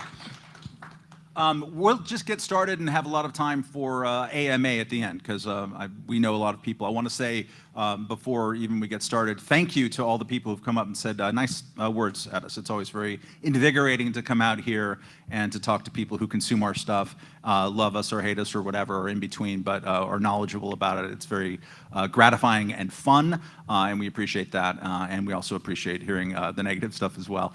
So we'll start maybe talking with Robby here, since he is, Students for Liberty. He's the closest to a student.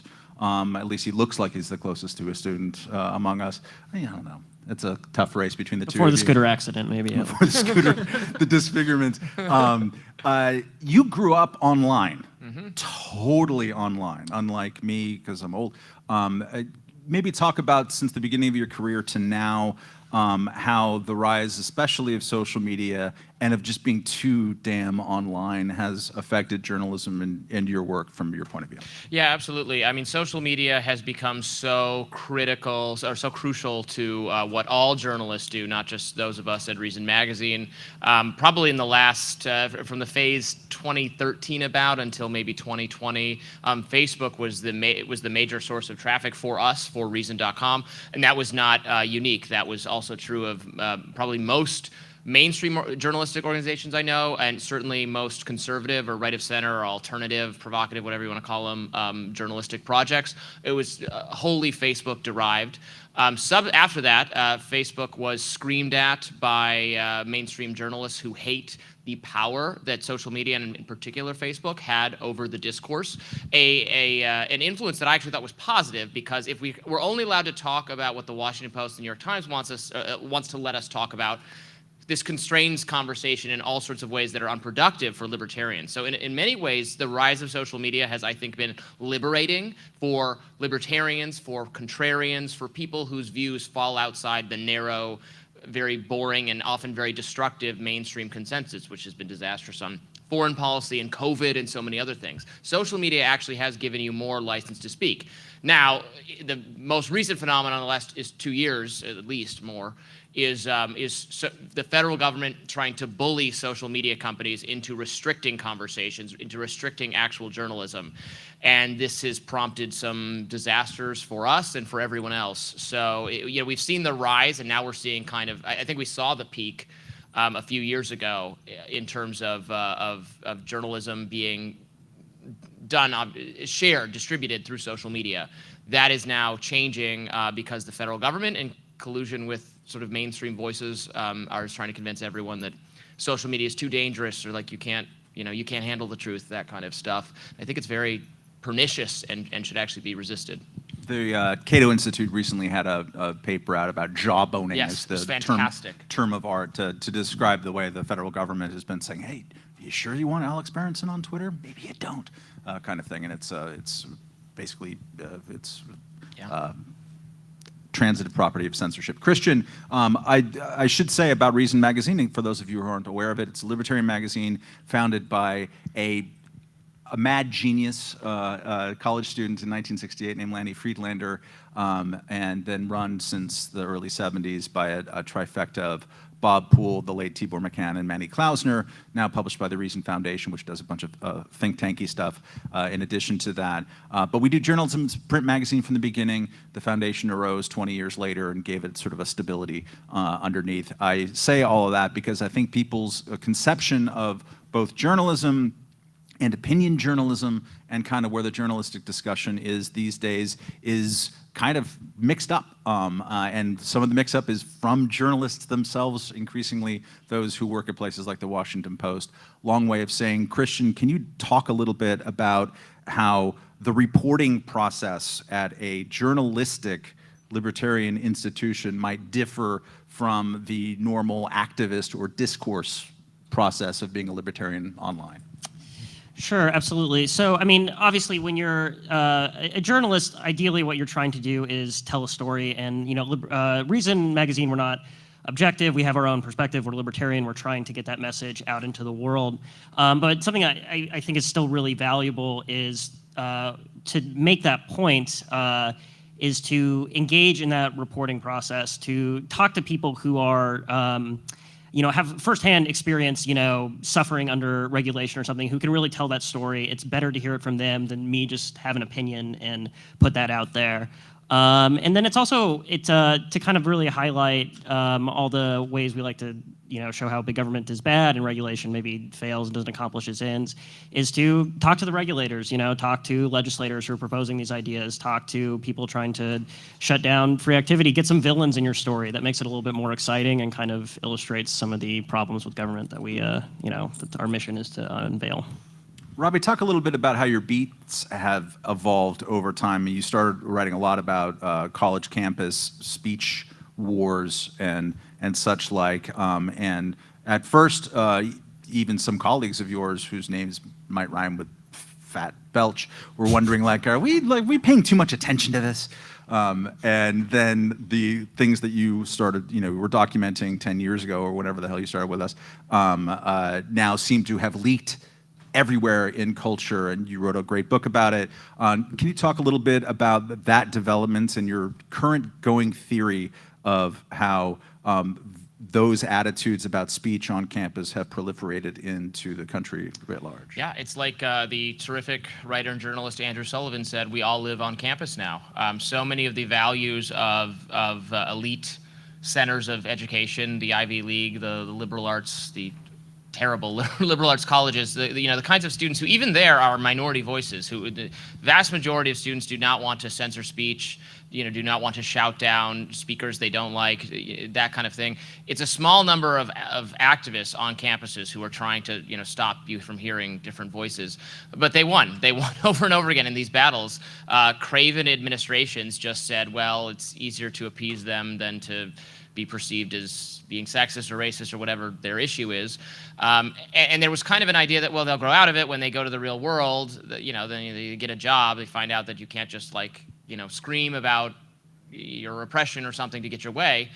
Well, they did pretty well screaming about their oppression and getting their way in many fronts. Their values have been changing, how media organizations are run in particular, some creative storytelling organizations they've tried to make headway at in places like Netflix and HBO, et cetera. Now, I'm glad, I think we might have seen the peak of whatever you want to call it, wokeness. It's not a great term, but for lack of a better one, wokeness, causing, you know, artists to have to censor, or companies not wanting to. The company obviously wants to platform these people, but then they get screamed at by a small number of unrepresentative voices on social media or other places. They have small protests, and they say, oh, everybody hates this. We can't, you know, we have to reverse course. I think maybe they're learning, at least in the private sector, they're learning that, okay, actually we should just ignore these small number of angry people that we can't make happy anyway. So I'm optimistic for the future in that the cancel culture, wokeness taking over, whatever you want to call it. In the private sector, I think we're winning that argument intellectually. But it can be stickier in lots of public sector kind of spaces, or how it's changing, government service, the law, or et cetera, and so on, and education. So it's really spread from the campus in the 10 years since I've been covering these things, and then some of these people still have a lot of power to change the policies on social media, which is not the end-all be-all of the world, but social media does affect how a lot of us are able to speak, and they're setting some policies, some agendas that I think are, as I said in my answer to the previous question, that are really hostile to basic healthy principles for a free society. Christian, one of the sub-themes of this conference, wittingly or not, is that we are in a rising, increasing populist moment globally, everywhere in the world. Not exactly everywhere, but certainly more on preponderance, both in America and abroad, than, say, 10 years ago. Can you talk a little bit about your beats in the cover, the evolution of time through then, at a time when domestically Democrats are getting kind of bigger government, and Republicans are like, okay, cool, we're going to use government to attack Robby's enemies as much as possible. Is there any good news in your beat, or is the populism infecting there as well? Yeah, no, this is actually probably a silver lining to the general decline in politics and society. My beat is housing, zoning stuff. And what's really fun about covering this issue is that it's totally trans ideological. So, I, as a libertarian, I like property rights. You should be able to build a skyrise on your property or whatever. But obviously that's not the case in most cities. It's very tightly regulated what you can build on your property, what you can do there.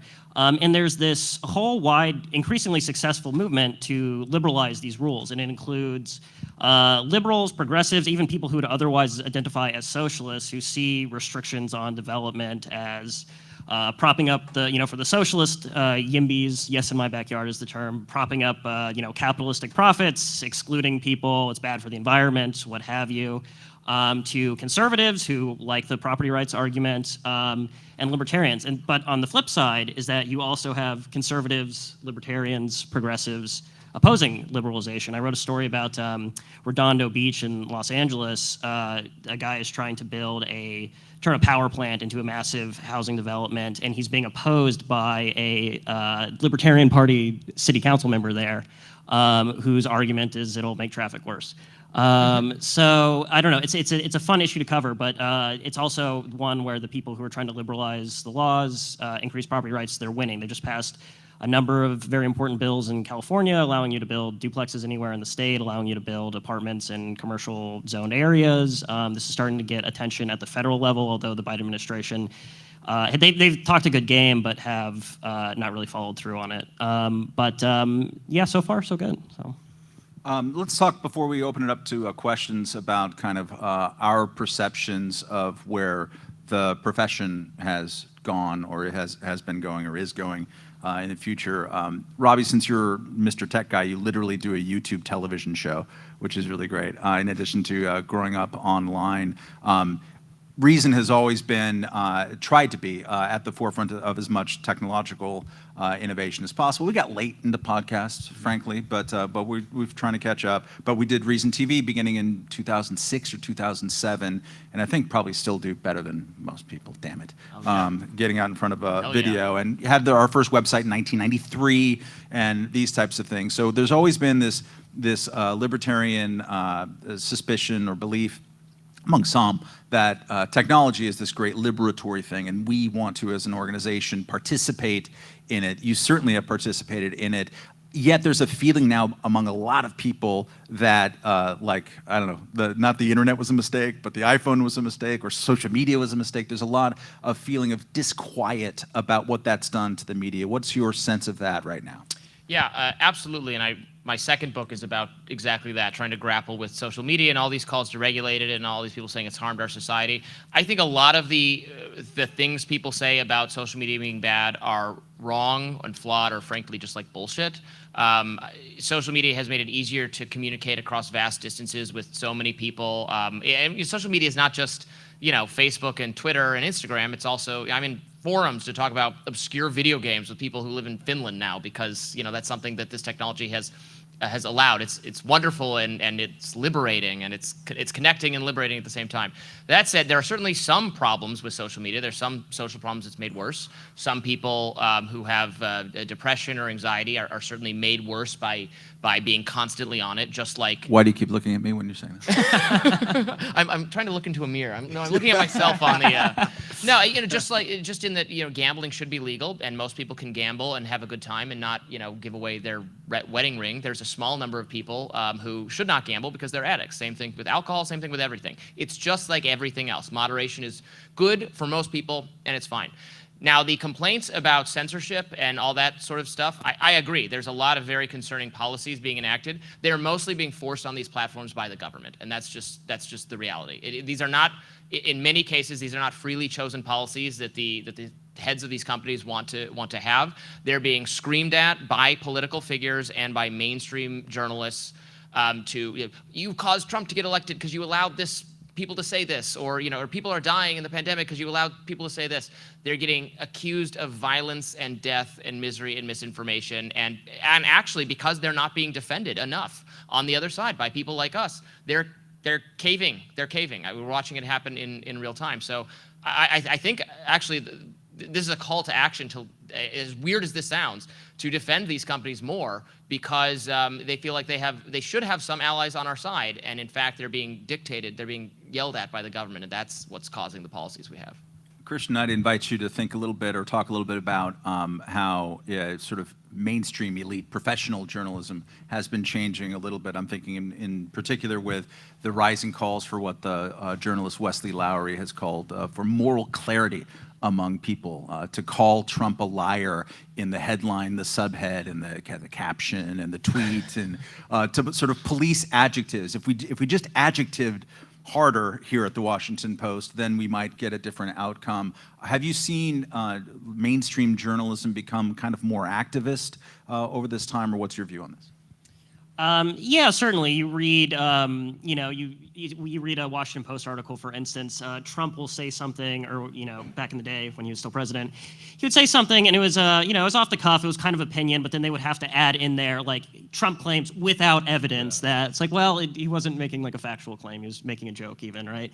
So in some ways, that actually kind of deprives the reporting of context because they're constantly trying to annotate, right? And also, maybe I shouldn't say this publicly, but like journalists aren't actually the sole arbiters of truth in the world. So, maybe one of the worst scandals about this, I think, was probably the early reporting on the idea that COVID might have come from, like a lab leak, right? Which was immediately dismissed as a conspiracy theory. Tom Cotton brought this up without evidence, and it turns out, actually, this is, it's not proven, but it's plausible. It seems like the balance of the evidence could be that it's true, Journalists didn't know that. Their job is to go out there and gather facts, not to kind of annotate in public what people are saying when they don't necessarily, have all the facts themselves. And so I think that's gotten a lot worse. And the reason you have, obviously, like I said, reason we're an ideological publication, we have a perspective. Everyone has a perspective. The reason that you have some guiding light of objectivity is that it disciplines you, right? It helps keep you focused. And when you remove that so you can call Trump a liar, you make it easier for journalists to give into their worst impulses. And I think that's made the profession worse overall. Including, not verifying the thing that you're saying that he lies about. The fact-checking industry has really become a very desiccated practice of either policing the rhetoric of political candidates that has absolutely zero to do with public policy. Seriously, the lie of the year, I think it was PolitiFact in 2009, 10, something around that time, was not whatever President Barack Obama was saying about the Obamacare. It was what Sarah Palin said about it on Facebook. And it's like, one of those has power. The other one is on Facebook. I'm seeing your PolitiFact ranking just decline as you criticize them. No, the fact-checking apparatus has become not a verification machine, but a preemptive ruling out machine, as in lab leak. I'm going to open up for questions. I just want to put in let's say, an argument for not necessarily journalism, but kind of journalistic thinking, which is to say, or consuming or behavior. And don't take that as pejorative for a second. But everybody is involved one way or the other in the fact gathering and fact dissemination business. Everyone is, especially if you have any kind of social media presence or communicating with people online. And that is a difficult process at all times. George Orwell famously said, to see what's in front of one's nose, it requires a constant struggle. It does. It does among consumers as well. And a lot of media behavior is based on incentives that consumers are giving them. And it's not always the best incentives necessarily. So everyone has kind of a role in trying to weed things out and not necessarily taking on faith what people who they otherwise agree with ideologically are saying. Having a conversation with someone in this room, brilliant young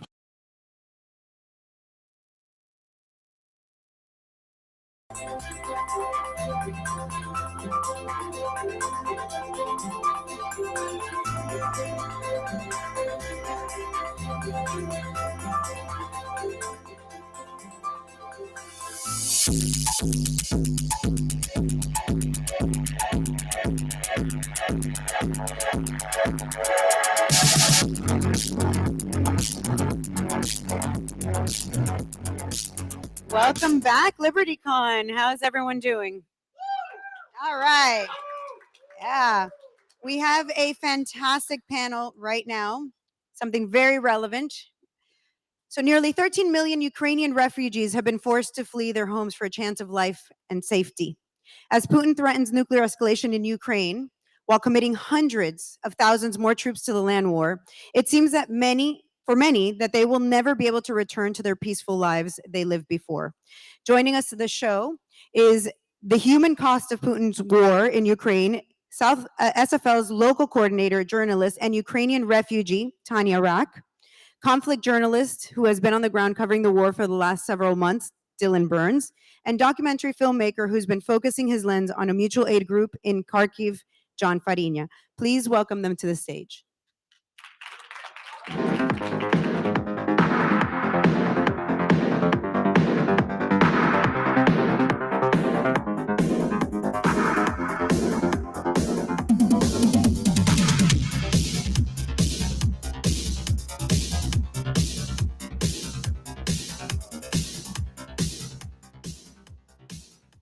Hello, LibertyCon.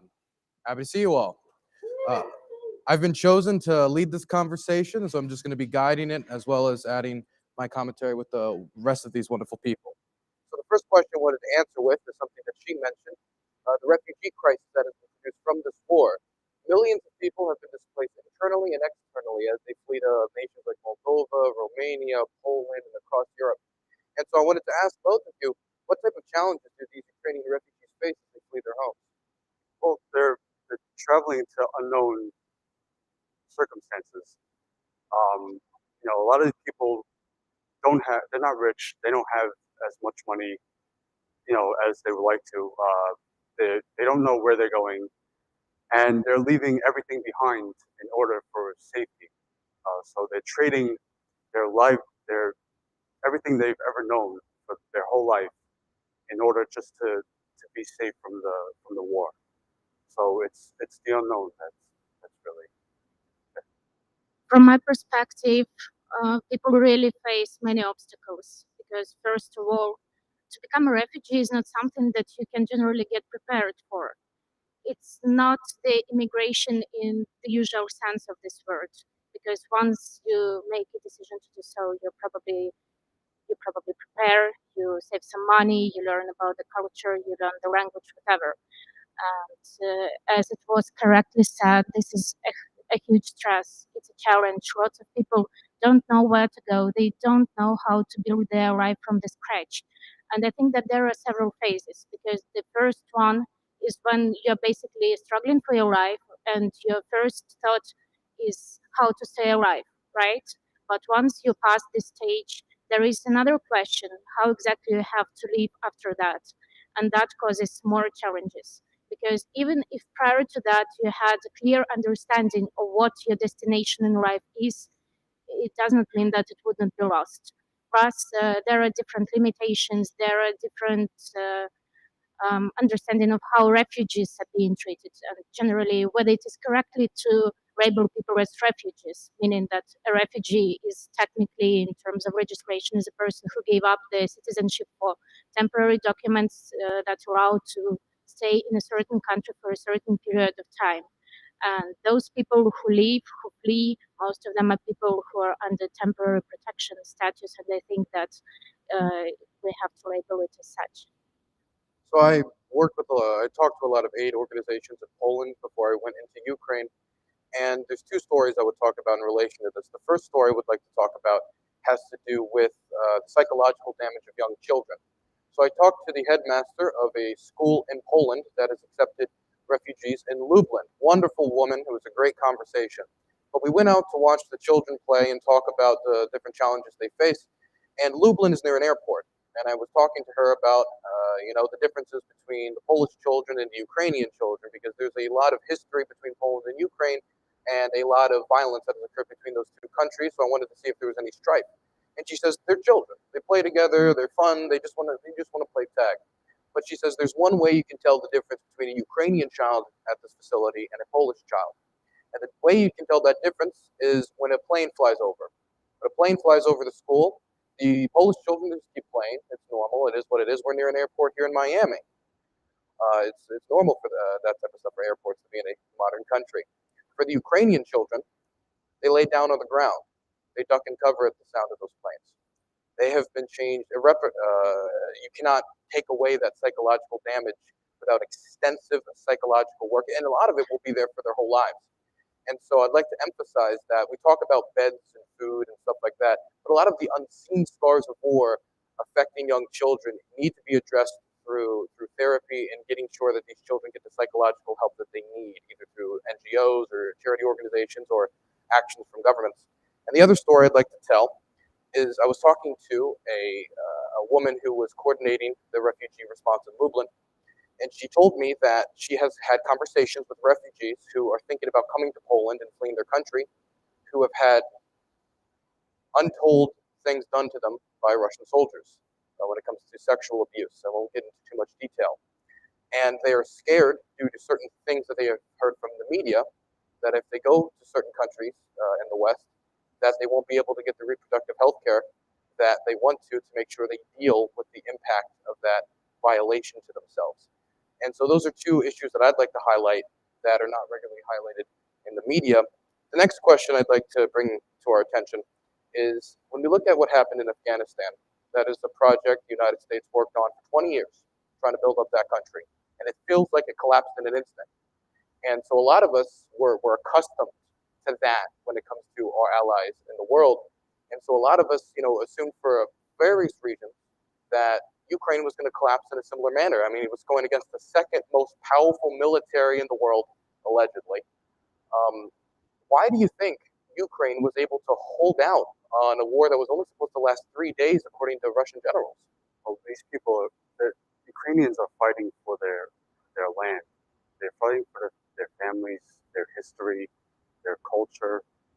So these are all things that are deeply rooted, and would any one of us give up that so easily? And that the answer is no. We wouldn't let that happen, regardless of who is trying to do that to us. So their spirit is incredibly high for this, and their will to fight is who's going to beat that when it's on their land. I would add some more, let's say, practical things on that. So obviously, I do believe that Ukrainians have a great spirit. I've never felt more than people in my country are more united than right now. We have to also understand that during centuries, most of the generations of Ukrainians were suffering from attacks from Russia, Russian Empire, whatever we call it.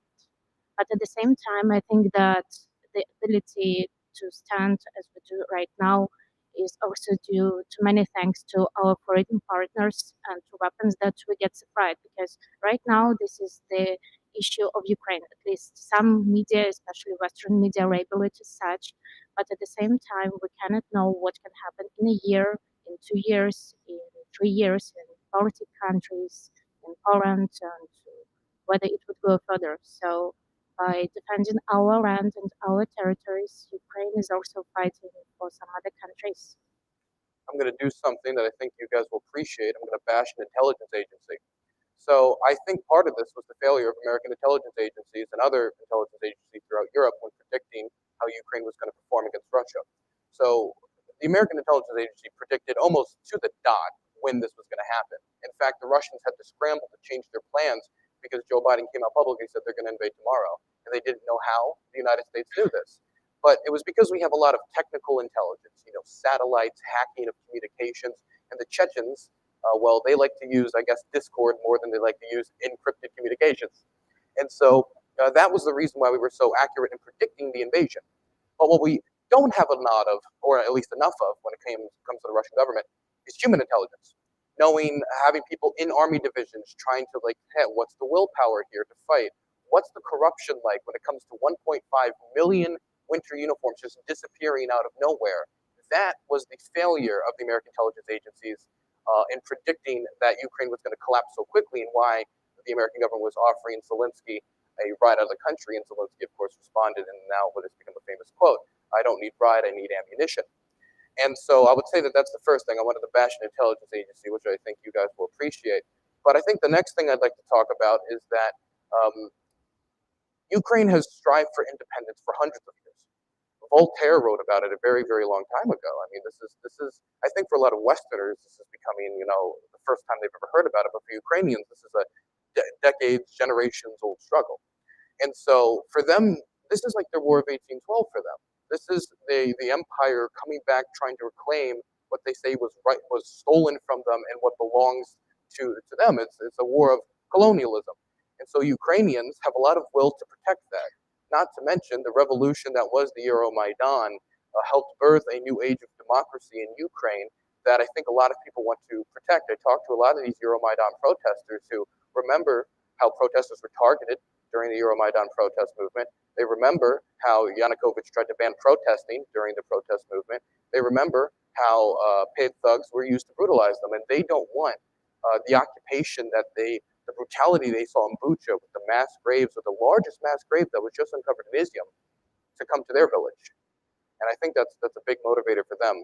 The next question I wanted to ask is, media covers this war, CNN, MSNBC, and they give everybody a certain narrative that you're supposed to believe, depending upon whatever analyst they bring on. And so we've all been on the ground in Ukraine to some capacity. What is different from what you've seen on the ground to how the media covers it, or some of the narratives you've heard online?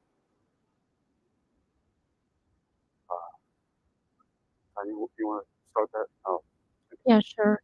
So first of all, it all depends on the media, who owns the media, and whether we generally can call any media independent, even if they claim to be as such. Then second thing is that I usually pay attention at how media is put in the headlines. For example, recently there were some articles from BBC that was named as "Conflict in Ukraine, Ukrainian Issue." So media is basically avoiding to call the things by their names. We have to see it as war, as a full-scale invasion of the sovereign country. This is the first thing. Second thing is that it is about the numbers, because obviously it's really hard to count right now how many victims of the war there are in the country. But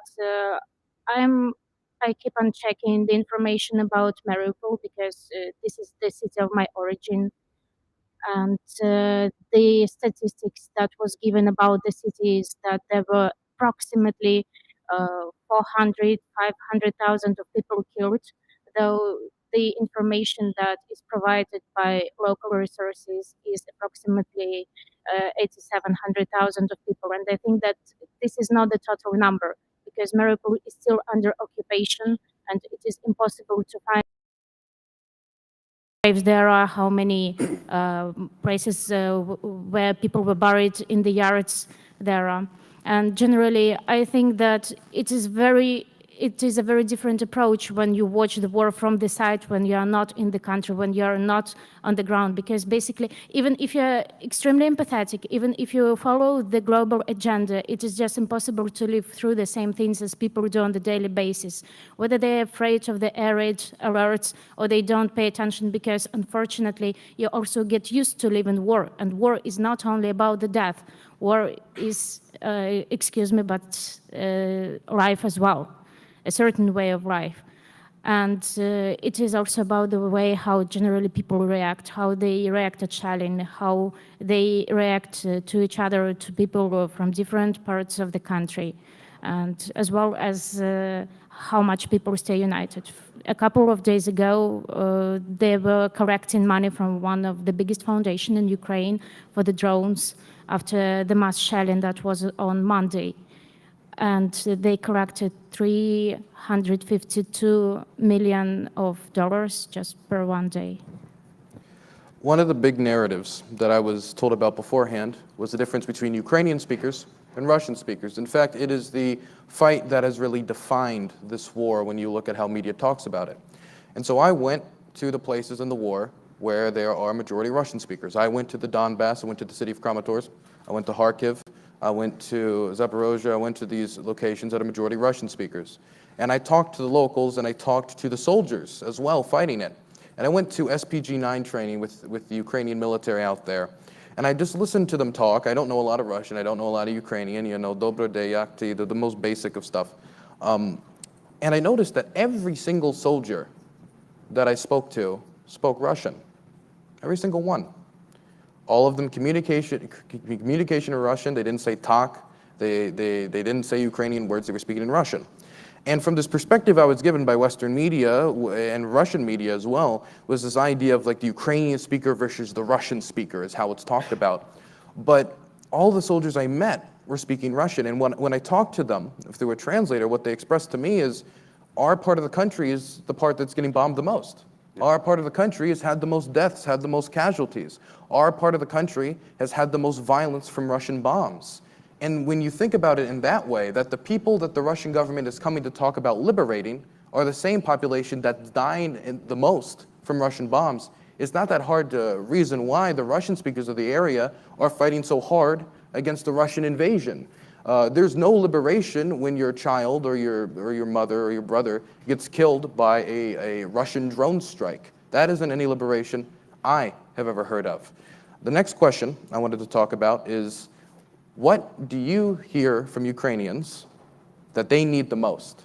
Because you hear a lot of different calls from a lot of different people, NGOs, Raytheon, and different groups trying to influence exactly what we send over to Ukraine. What is it that you hear the most on the ground about what they need? They would always say, close the sky, you know, protect the sky. Because if they could protect the bombs that are coming in, the shelling, they could win the ground war. They know their land, they know how to fight on it, and they can protect it. So they would always say, close the sky. Mm-hmm. That's what I was told. I remember I had a conversation with one woman who even understood that the political consequences of closing the skies was mighty. She would ask for it, then she would know, I know it's so complicated, I'm not a politician. And that's why I think one of the main things I've been told, I remember I talked to a hospital director which hospital was struck by Russian missiles, and I was expecting, what do you want? And I was expecting, you know, bandages and stuff like that. And he tells me about air defense. Air defense, why should a hospital director even know what an S-300 missile is? He should be talking to, you know, about like type of different medical equipment, and that really impacted me. What about you?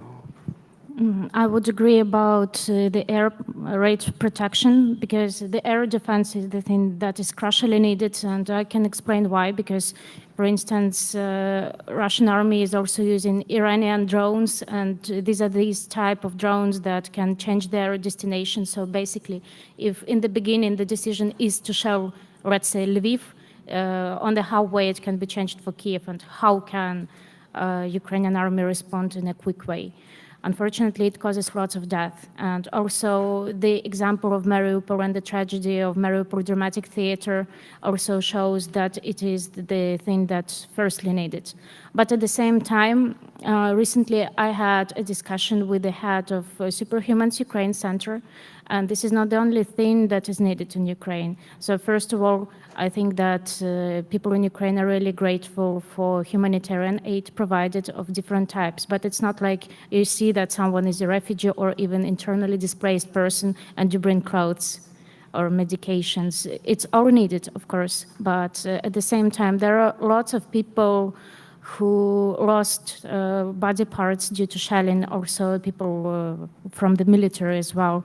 And right now, focus in Ukraine is also on building the rehabilitation centers. And I know that one of the biggest rehabilitation centers is going to be built in Kyiv. It's being built together with the US partners who already had experience in that. So we also need the technologies from the West. We also need some military trainings for our army. Obviously, we need some humanitarian aid, but this is never a prior thing right now. We've all seen reports of war crimes and brutality in this war. We've all probably experienced it to some degree firsthand. Yeah. Is there anything you would want to say about that when it comes to the type of things you've seen, the type of actions you've seen while on the ground? Well, talking to residents in Bucha who were living under occupation, these people were psychologically and physically tortured. They had soldiers when they occupied the city. They were coming into homes, breaking into homes, stealing stuff. They would tell men to undress on the street, looking for tattoos, signs of nationalism or, Ukrainian pride, looking for bruises on knees, which meant that you're a soldier, you got down and shot. They're raping women, children. What else? They were shooting at people trying to flee the city when they came in and occupied it. And just the shelling, the constant shelling of residential areas, civilian areas. They're purposely doing it. There's one story I would want to tell of something I experienced, and I put the film online on Twitter if anybody wanted to go see this.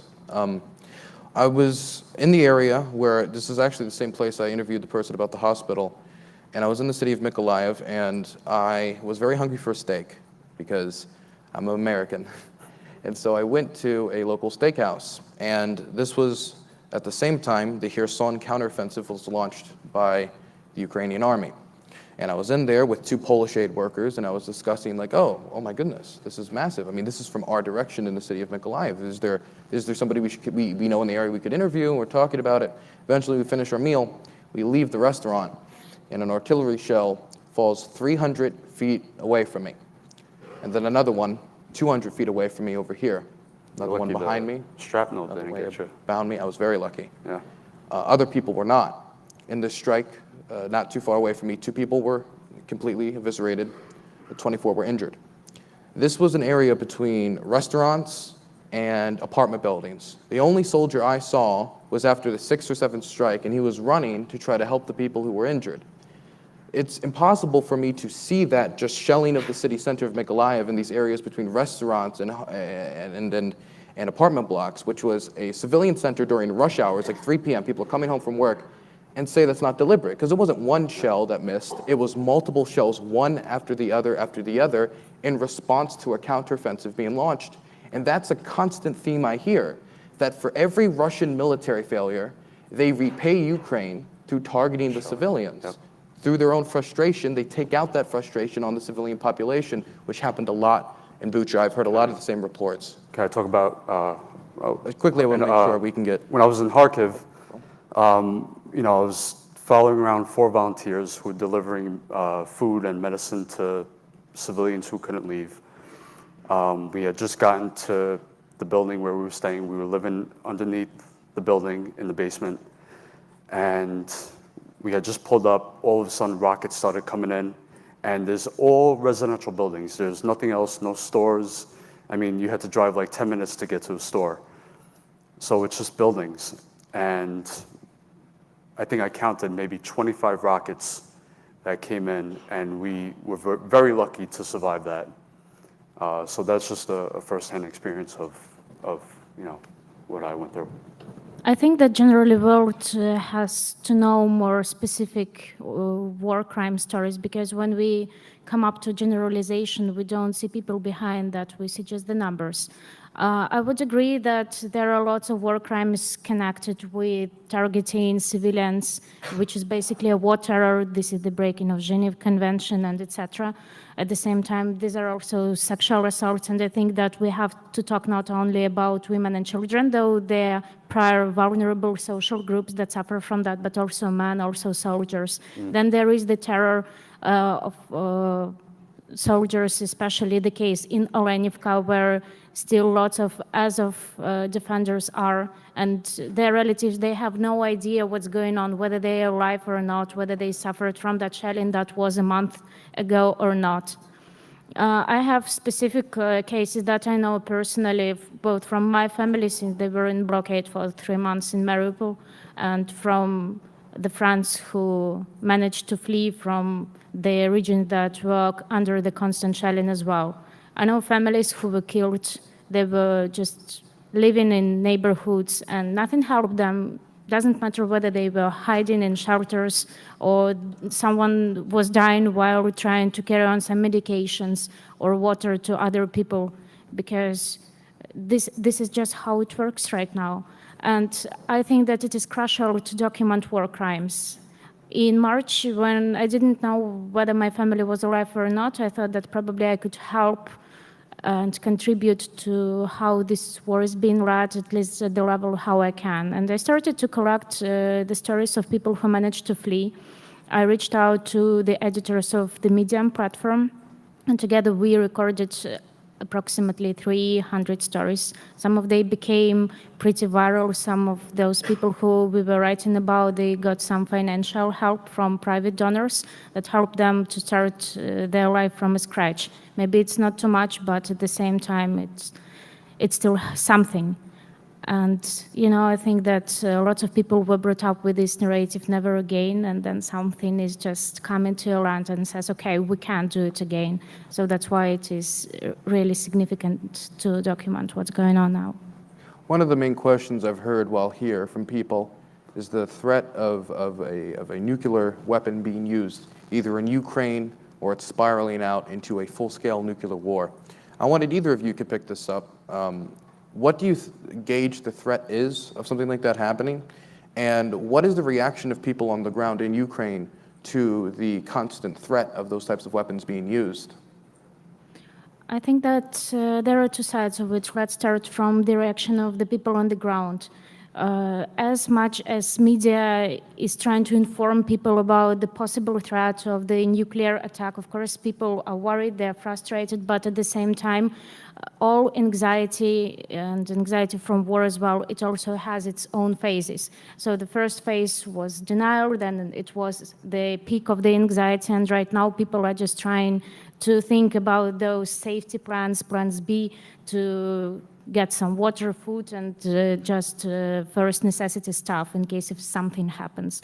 Then if we talk about that in terms of how generally media and propaganda is working, I think that it also comes from both sides, because I think that everyone would agree that all wars are hybrid these days, and to impose the threat and the opportunity of the nuclear attack is one thing, but to make it work, it's the second thing. And even if the decision is made to impose the nuclear weapon, it doesn't mean that it would go through the whole mechanism and all of those who stand behind those processes would really implement it. However, if we talk about the possibility, I don't think that it would be a full-scale nuclear attack. It can be locally, for example, it could be around the borders, it could be near Chernihiv, it could be near Kharkiv, or it could be from the side of Kherson. But however, those weapons that are applied, they have the mechanism of work so that the nuclear threat would go down just in a week. So it would not be compared, for example, to the tragedy of Chernobyl nuclear station or whatsoever. Do you have anything to say? Well, I think it comes down to that. I mean, we have, you know, when we think nuclear, you know, we're thinking major but like they have, there's obviously nuclear weapons that are a smaller scale that they can use. But I think that's like the last resort, but I think out of desperation. So I think if Putin's realizing he's losing this war and he gets desperate because he doesn't want to go back and he can't undo everything that's already been done for years, not just this year, but out of desperation, it will come down to that. I've talked to a lot of analysts about this, military analysts, because I am not a expert on these weapons. But the general response I get is that the odds of something like this happening are of course low, because there's many responses that would be given to Russia. The first problem is delivering a weapon of this type has complications. First off, when you hit the button to do this type of thing, it's not that a nuke just gets launched, it's it goes down a chain of command. And if one person in that chain of command, like she said earlier, says no, then you can't do it. If any single one of them says, I don't want all my family to be killed in a radiated hellfire and is somewhat sensible, then it stops the process. The other problem is, let's say you nuke Kiev or you nuke Kramatorsk or any of these major locations. The wind can carry the radiation into Russia. The Chernobyl nuclear disaster had radiation carried all the way to Sweden. And cancer rates throughout the Soviet Union spiked after Chernobyl. And so Vladimir Putin would have to make the calculation that there's a decent chance that this wouldn't only affect the Ukrainians, this could affect the Russians and the entire international community. The international community also when it comes to nations like China and India, who, while not supporting the war, have basically been, taking a back step. They would eventually have to get involved. Because if that was normalized, India is going to be thinking about Pakistan, and China is going to be thinking of a possible nuclear confrontation with the United States over Taiwan. And I also want to say, if the international standard is set that you can invade a country, then just threaten a nuclear holocaust, and then you just get territory, that's going to lead to every regime on the planet who wants to invade another country to race to get nuclear weapons so they can just invade and say, I'll destroy the world if you don't let me take Ethiopia. I'll destroy the world if you don't let me get South Sudan back. I'll destroy the world if you don't give me Kashmir, right? And that is something that must be avoided. Lastly, we got to wrap up, but is there any personal stories that any of you would want to tell before we wrap up? Something I wanted to speak about, but I went to hospitals all over. I met a young woman in Poltava. She was in the hospital from injury from shelling, and her father lives in Moscow. But when she called him to tell him that she was in the hospital because of Russian shelling, he didn't believe her. So there's this, side where like they're so caught up in the propaganda, and they're completely denying what's happening, even to their own family members. I have plenty of personal stories, but we don't have enough time for that. I'll let Tanya. So I have several personal stories to share, and here I would like to say that I think that sharing such stuff, yet it is personal, I think that it just gives out a better perspective on what's going on across the whole country, because such stories as mine, they are not unique. So the first story is that when the war began, I was living in Kiev for the last year, and I made the decision to flee. It wasn't the one that was easy for me, but I did it for my own safety, and I think that it was the right one, since in a couple of days, they bombed the neighborhood 10 minutes away from where I was living. But in a couple of days, my family, unfortunately, since 2014, when they were shooting next to Mariupol at Donbass, people started losing their sharp reaction on how things could be and whether this war can escalate, and in case if yes, then how exactly. So my family refused to flee, and on the 3rd of March, I lost the whole connection with them. And so did most of my friends. And the population of Mariupol was 400,000 of people before the war. And the only thing that you can do is that you can search up through Telegram channels, some local private, you can approximately understand which buildings and neighborhoods they were bombing in that day, and whether your own house was bombed or not. And someday I saw that there was a bomb near my house, and I saw that there are no glasses in windows, nothing. I didn't know whether my family was alive because the first thing that they did, they hit all the infrastructure, including the connection, mobile connection, internet, everything.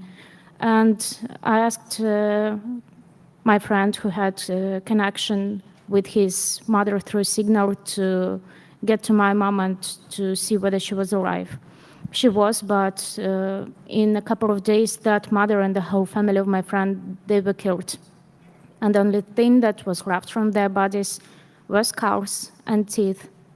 Until those days, this person cannot find where exactly they were buried, whether it was a mass grave or not. And then in 10 days, they shelled the neighborhood again. And I see that they bombed my house, they shot it from tank, then they used aviation, and basically they're just ruins. There is nothing. And this is the time when I understand that yet we can say that we have the concept of what home is, that home is where your heart belongs, and etc. Now it's quite material, with your photographs, with your memories, with your family albums, whatever. And I did not know for another 1 month what was going on with my family and whether they stayed alive. And to be honest, I already didn't believe that I would see them again. But in a month, I got the message on WhatsApp from the unknown number, where it was said only one phrase: your mother is alive, and she gave me your phone number from just a piece of paper. Please contact her somehow. And for another 1 month, I did not have any contact with her. And only after that, I managed to meet her. I barely could recognize her after the blockade. In 1 more month, I found out that my grandfather, who is 90, who lived through the Holodomor, the starving thing, the Second World War, that he also lived through the blockade in Mariupol. And right now, luckily, my story has the happy end because I have my family right now with me, but out of Ukraine. And they all have this PTSD thing, as the thing that you mentioned with brains, for example, because right now we live in Poland and near the airport, and I see their reactions, quite physical and quite sharp. But I have to say that, yet my story is lucky. It doesn't mean that it was same lucky for other people. Several days ago, my relative died. He was in the army. He was only 28, and I believe that he could do so many great things. And since the number of victims in Mariupol, 100,000 of people, this is only one city, but they're shelling constantly, daily across the whole country, and one can never know when the life can end. You understand how much fragile it is. And this is the reason why I do think that it is important to share these stories, and it's also important, as much as maybe cliche these days it sounds, to stand with Ukraine, because you never know when the war can knock your doors before it comes. I'm going to wrap this up with a story I want to communicate, and it was asked by me by somebody to communicate the story, so I feel like it's my responsibility. I met a wonderful woman by the name of Anna in the city of Kharkiv. I'll say Anna because I can't pronounce her full name because I'm, again, an American. And I went to Kharkiv. She welcomed me into her home so I could film in the city. I filmed the targeting of the electrical grid. I filmed a lot of stuff there. But the main reason I was there was because of her. I wanted to interview her about an experience she had. And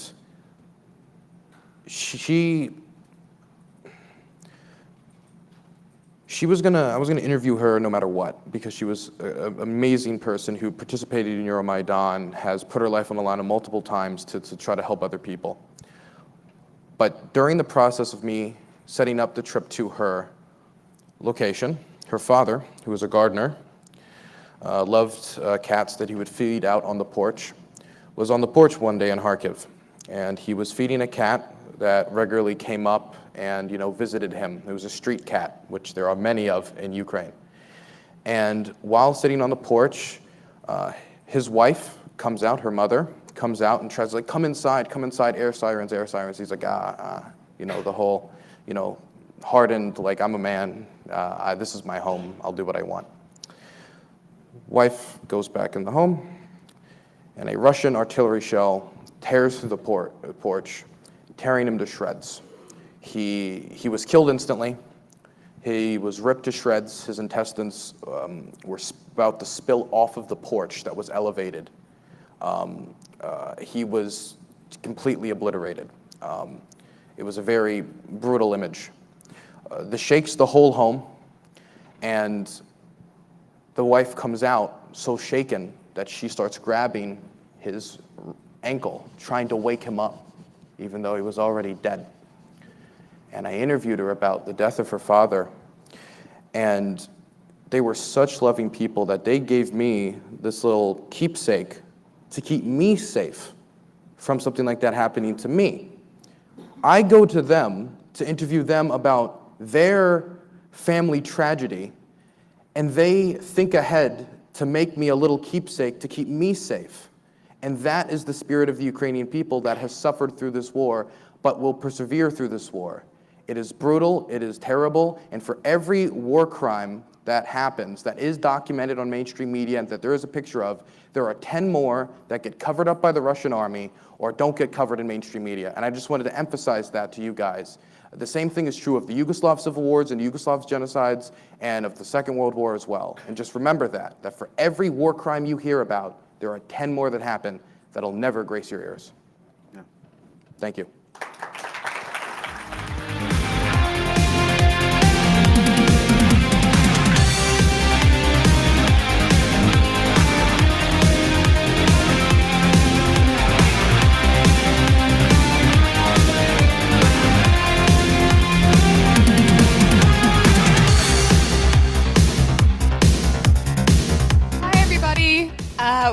Spike, Cohen, and Supreme are currently in breakout room 3. We're not exactly sure what they're doing, but we're sure it's going to be some kind of magic. So if you want to catch that, it's breakout room 3. And I'm going to let the rest of the main stage proceedings continue.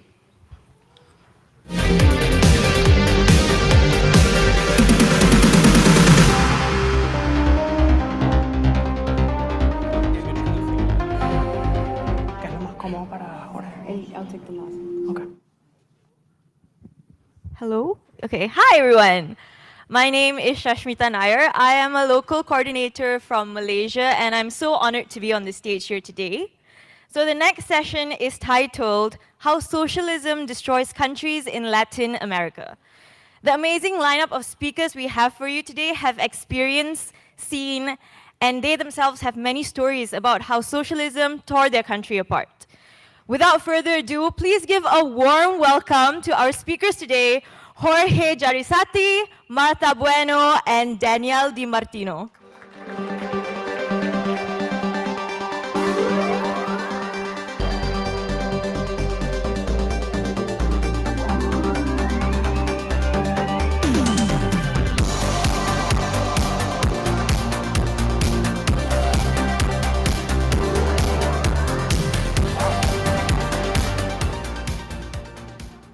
Hello, everybody. Thank you, everybody, for coming to this session on Latin America. Specifically today, we'll be talking about socialism in Latin America, about this struggle and this fight that all our nations have between capitalism, freedom, and socialism, between democracy and dictatorship. A fight that is in every one of our nations, from Mexico with the government of López Obrador to Argentina with the governments of Fernández. But a fight that the epicenter of this fight is actually our country, is Venezuela. My nation, the nation I come from, for the last 2 decades have been under the rule of an authoritarian socialist regime. A regime that took all of our freedoms. A regime that took a prosperous and free nation into the worst humanitarian crisis of the history of the Western Hemisphere. That even worse, a regime that coming from the Soviet tradition then export this ideology, export this way of authoritarian governance to countries like Bolivia, Nicaragua, Honduras, and so on. So right now, if we see a snapshot of Latin America, then we will see socialist governments in most of our nations. Even in countries like Colombia, countries that in the last decades we had moderate governance, now they are ruled by a former guerrilla member of Petro, named Gustavo Petro. And even countries like Chile, where the last decades, it was the country with the most successful period of economic development. So that's the situation right now in Latin America. So I believe that what we have to do is to divide this session in two. The first thing that all of us needs to try to address and understand is what are the causes of this? Why do in Latin America keep voting and believing in socialist ideas? Why? And after addressing that, then the most important question, what can we do about it? What can we do so that in 10 years, when we have another panel together, and when we reunite with all of you also from Latin America as well, then our panel is not about the failure of our nations, but about the successes, but about the miracle that our countries are experiencing. Because that's what I want, that in 10 years, then we talk about Venezuela, not about the migration, not about the horrors that are going on in my country, but about the miracle, but about a country with dignity again, with human rights again, a country in which all of our freedoms are protected by our constitution, and a country in which rulers and politicians are serving the people and not themselves and their corruption. So that's the way this session will go. And my first question to Marta is, of course, in your experience, what do you think about the Latin American relationship with socialism? Why do we believe in it?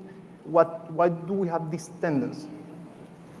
Well, that's a great question. So first off, I think that socialism is an easy sell, right? People who have not lived under it especially fall prey to it. And I think we see that currently happening here in this country in America. And that is that it's like a romantic movie. It's like a Disney fantasy, right? We're going to provide everything for you. We're all going to be equal. Everything is going to be wonderful. But the reality, like a relationship, when you see one on TV, it's beautiful. And then the real world application of that is something a little different.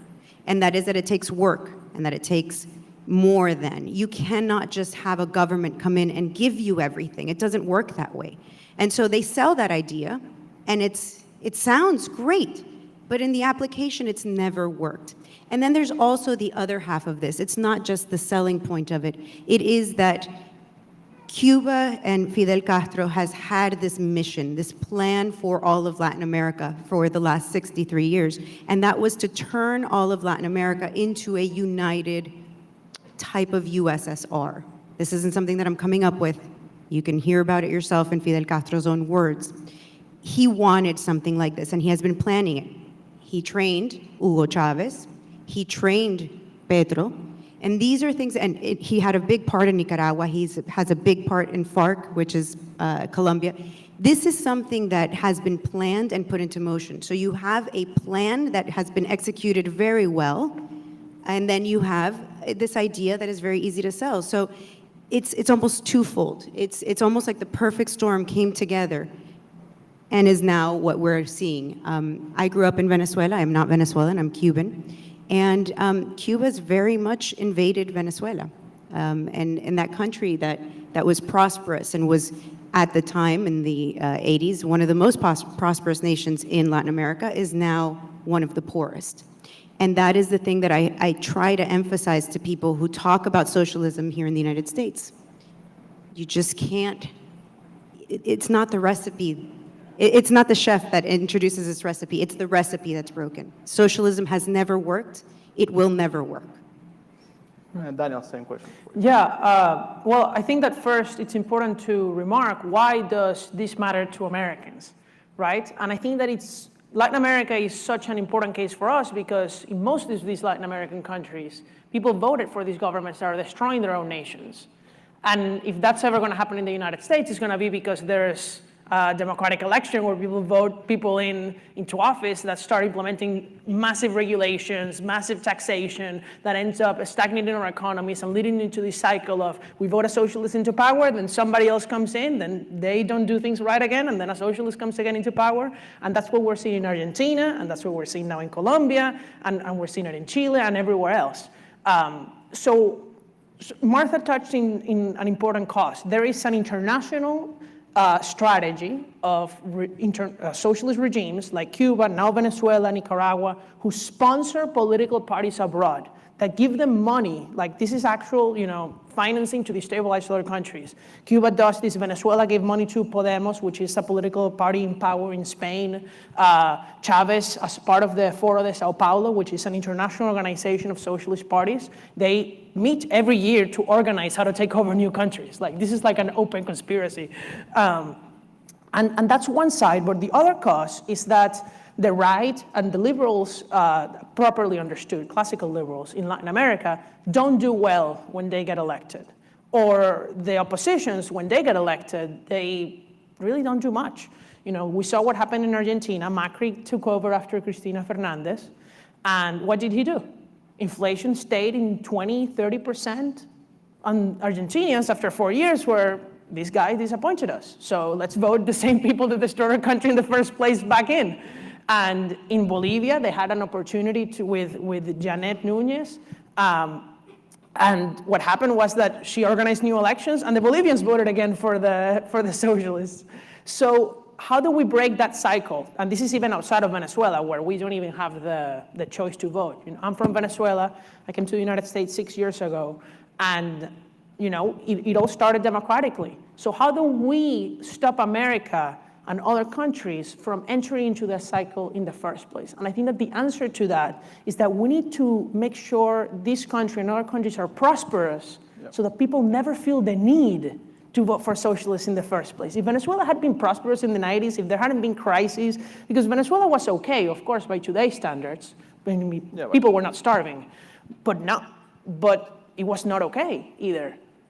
There was a crisis, there was still high inflation, not hyperinflation, but things were not all right. And that's why people felt the need to vote for Hugo Chavez in the beginning. So we need to stop those conditionings from happening in the first place. Of course, and this is something that I want to emphasize, what Daniel was saying, is that if people vote for somebody, it's because there was a necessity. It's because they felt that their voices were not being heard. It's because of their struggles. They saw that their political system or the political elites were not listening to them. And as you said, in Venezuela, when Chavez got elected, and as Daniel said, he got elected, it was not a coup d'etat, in the late 90s, we came in Venezuela from 2 decades of economic stagnation.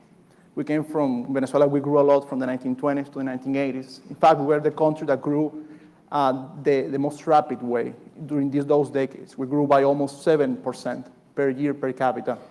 And then after that, in the 1980s and in the 1990s, for several reasons, our countries did not grow. Venezuela did not grow. So because of that, then poverty rose, and at the same time, people felt that the system was betraying them.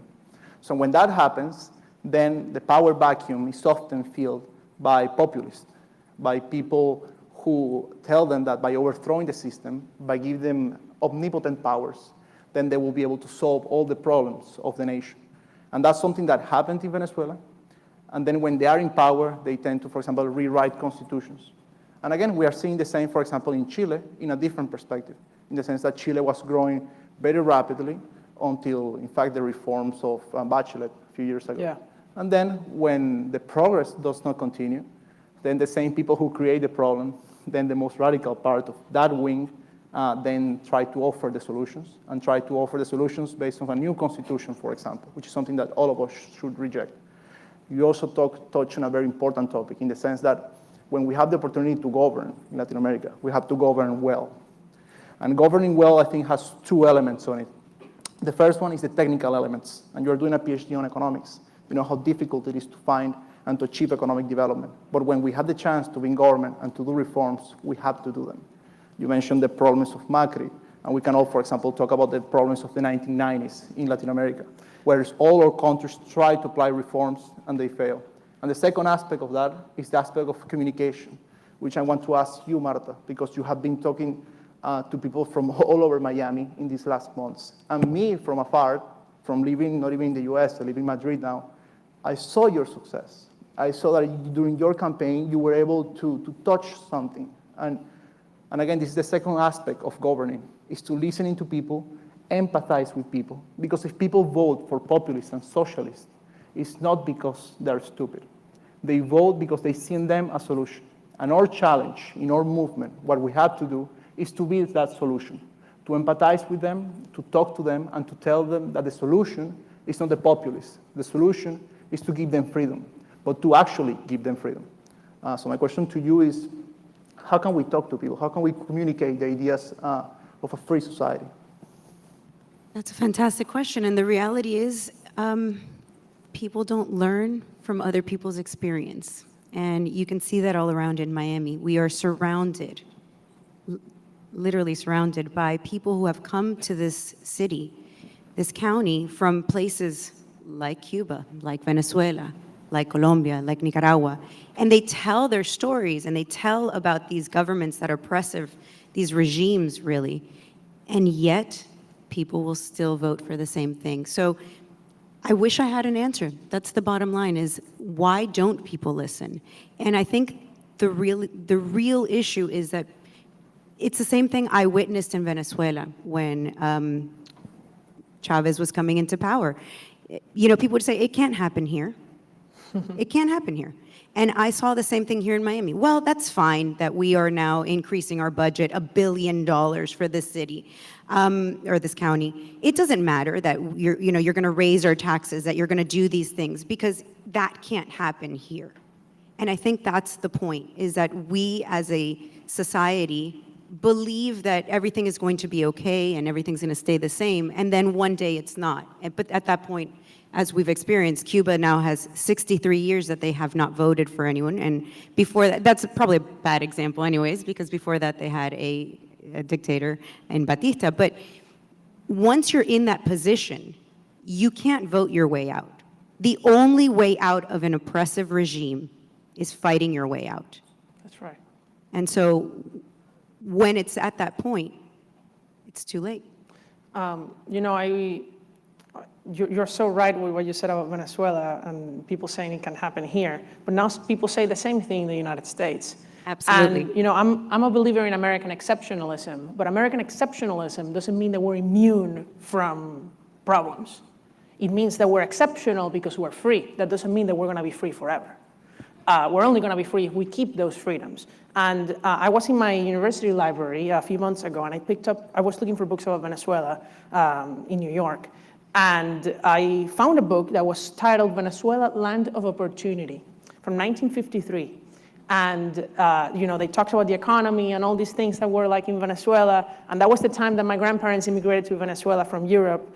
And they listed the salaries of different professions, the average salaries of different professions in Caracas in US dollars.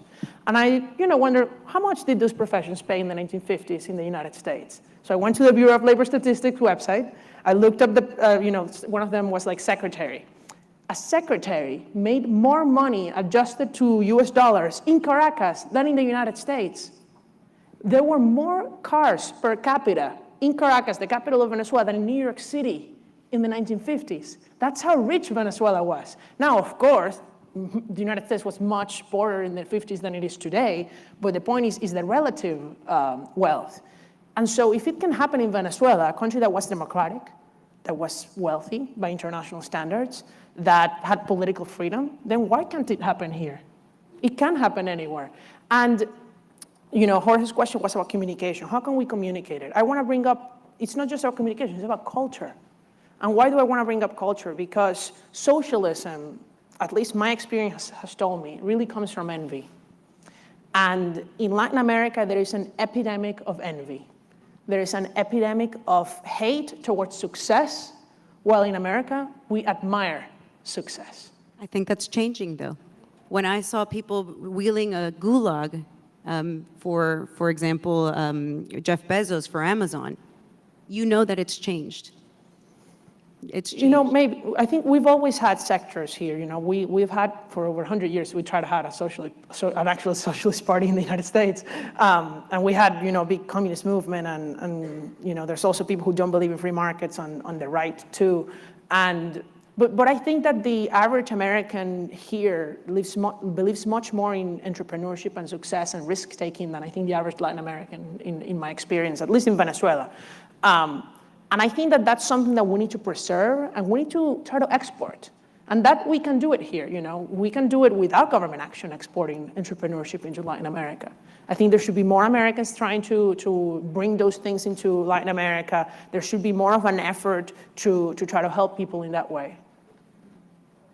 I mean, that would be great, but so one of the points, though, that I think we missed on talking about Venezuela is that Venezuela has the largest oil reserves in the world. When you think about Saudi Arabia, when you think about these wealthy nations, it's important to know that Venezuela has more oil than them. Venezuela could live, obviously, hopefully not with the royal family, but they could have that amazing infrastructure and that all of those things that these countries have because they have these amazing oil reserves, you know, because they have it. Well, yeah. And I lived in a city where oil was the main product in Maracaibo, and you know, it's just so sad to see. And that is also part of socialism, where these people, these rulers who come into power will appoint their friends who don't know how to do things and don't know how to pull the oil up from the ground and don't know how to do it. So I think that's something to also look for here in the United States when we're talking about socialism is once you get into these positions of power, if they're appointing their friends that don't know how to work it, you know we've reached the starting point. Yeah, I mean, basically, I want to build on what you two were talking about in the sense of the question of culture, the question of envy, the question of these political ideas, because they are really, these political ideas are really the underlying causes of the policies that are implemented. Like when the policies are implemented in Latin America, socialist policies, they have to have a philosophical background. And in Latin America, it's exactly that. It's the idea that the economy is a zero-sum game, in the sense that if some people are doing well, it's because others are doing badly. If some people have resources or opportunities, it's because they're taking it away from other people. And when, for example, Americans ask about the lessons that they can draw from the Venezuelan experience, one of them is that, for example, these anti-business narratives, these anti-millionaire narratives have to be pushed back from the beginning. Because the problem that, for example, of narratives such as Elizabeth Warren narrative, that inflation is caused by greed or by corporation. The problem is that if people really believe that, then the policy consequences are clear.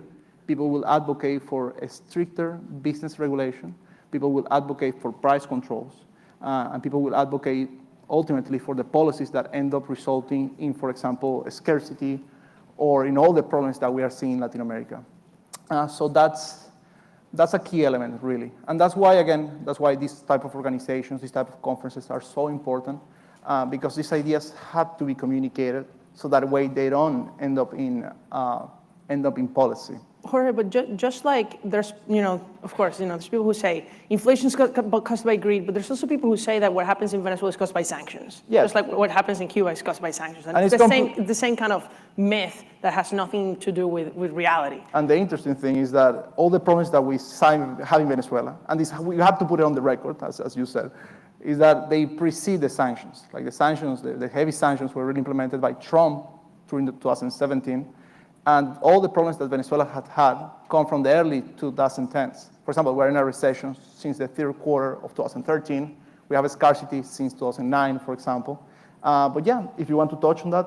Yeah, of course, please. you know, and I think that that's, you know, especially a lot of people who believe in free trade believe that that also means, well, you know, why don't we trade with the narco-trafficking leaders of the Venezuelan regime who own and control the companies? And I don't think that's free trade. That's actually just like if you were buying things from a criminal here, which would be illegal, right. You know? And what happens is that first, there's a big misconception over what are the sanctions in place. People think that there's some kind of embargo in Venezuela. That's not true.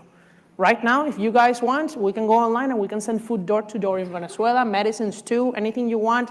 You can send cash, you can send, you know, Bitcoin, you can send, sell, anything you want.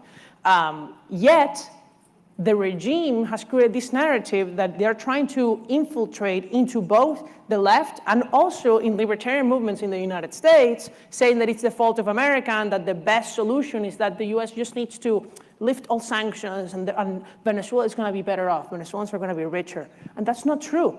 In fact, the sanctions implemented by the Trump administration led to the liberalization of the economy of Venezuela, and today there are no shortages in Venezuelan supermarkets because the regime was so isolated and the elite basically had no way to travel abroad that they said we might as well end the shortages here. Even if people stay poor, at least they won't make lines and I won't make lines either.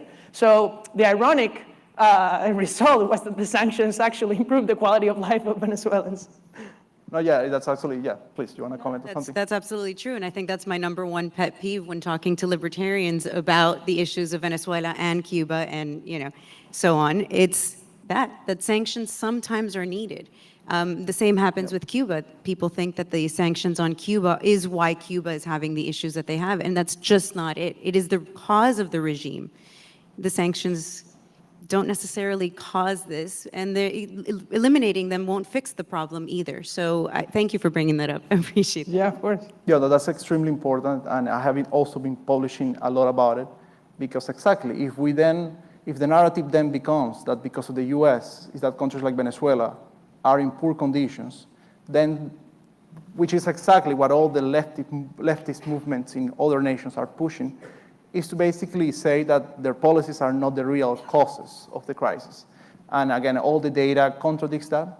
Basically, the humanitarian crisis that Venezuela is living began before the sanctions were implemented.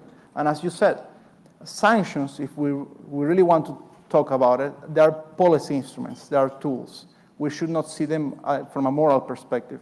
Because in the case of Venezuela, for example, they are targeted towards the regime, towards the oligarchs, who basically took the money from the people, and now they have that money in banks in Europe, in houses here in Miami, and those are the things that we cannot allow as a free society, because as you said, free trade is free trade between good people, between good countries, under the law, under the rule of law. We cannot do trade the same way we cannot do business with criminals. So we have a few minutes, but I didn't want to leave this without asking you, Daniel. We touched also about the failures that, for example, governments like the Macri government had. And you, again, we're economists from an economic perspective.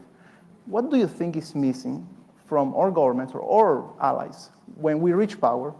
Why do you think we are not capable of producing efficient economic reforms that will bring prosperity, not just for a few, but actually will bring prosperity for everybody? I think we miss courage. We miss boldness to do big reforms. It's just like people think that this is about, raising or lowering, in Latin America at least, that this is about raising or lowering a little bit the taxes, this little government spending and ministry. And the truth is that we need to totally change absolutely the government. And of course that requires, parliamentary support, and that requires a lot of change, but some countries have been able to achieve it. Panama is a very prosperous country today. Costa Rica is a very prosperous and peaceful country today. Chile used to be, though Chile achieved it in a non-democratic way. But we need big reforms. We need to massively reduce government spending in Latin America. We need to, honestly, some of these countries just need to eliminate their own currencies and dollarize their economies. They're just incapable of having monetary responsibility, and I think that's not a controversial thing to say. And in fact, the libertarians and the conservatives of those countries support dollarization. That's actually what saved Ecuador when the socialists came into power from going the way of Venezuela, because Rafael Correa didn't have the power to print money to finance government spending, and Ecuador therefore had stable inflation, 1% throughout his tenure.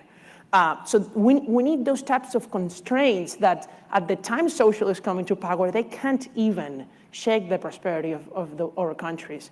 And we also need to learn from those experiences. I touched on envy, but what's the opposite of envy? How do we combat that? We do it with gratefulness. In Venezuela, people were not grateful for what they had. That's the reality. Otherwise, they wouldn't have voted for Chavez, somebody who had been convicted and jailed. This was not some random person that just came up and was very charismatic. He had been in jail. How do people vote for a murderer? Yeah, you said it's not that people are not stupid, but certainly they didn't think about it very much. Colombia voted for a narco. Yeah, now in Colombia they voted for an ex-guerrilla member. Exactly. Yeah. So it is about promoting gratefulness. I would like to promote something that I'm doing that I think it's part of that, and it's here in the United States, and that is the Dissident Project, where we're sending people who lived in socialist countries, including Latin America, of course, but also Asia and Europe and Africa, into high schools in the United States, so that kids in American high schools can learn from the first-hand experience of people who actually lived under socialism, learn that socialism is not the answer to our problems, that you can be on the left, you can be on the right, but you have to believe in the basics of property and free enterprise, regardless of whether you want a little or a little less welfare. And then that they understand that we need to be grateful to live in America, which is the best country in the world. Yes, that's actually true. Yeah. So do you want to provide 1 minute remark as well to the audience? You know, I say that often. I am so grateful to live in this country. And it's not that we don't have problems, but it is the greatest country because we do have basic freedoms that you don't find necessarily everywhere. And that is why America was prosperous. It was those freedoms that allowed us. Oftentimes people will say, well, how come we don't have a Jeff Bezos or an Elon Musk or whoever you're an entrepreneur that you like, a John Mackey? Why don't we find them in Latin America? And it's not that there aren't super intelligent people all across Latin America. It is that they don't have the freedoms to do what they want to do. It is because in countries like Venezuela, even when it was not under Hugo Chavez, even before, you had to know the right people in order to work in the places. You had to have, we used to call it palanca. You have to have a palanca. You had to have, know somebody that can get you into that job. And in America, you don't need that. You just needed a good idea. And so freedom is my why. Freedom is everything. With freedom, you can achieve pretty much everything. And so I am blessed to live in this country, and let's keep it free. Yes. And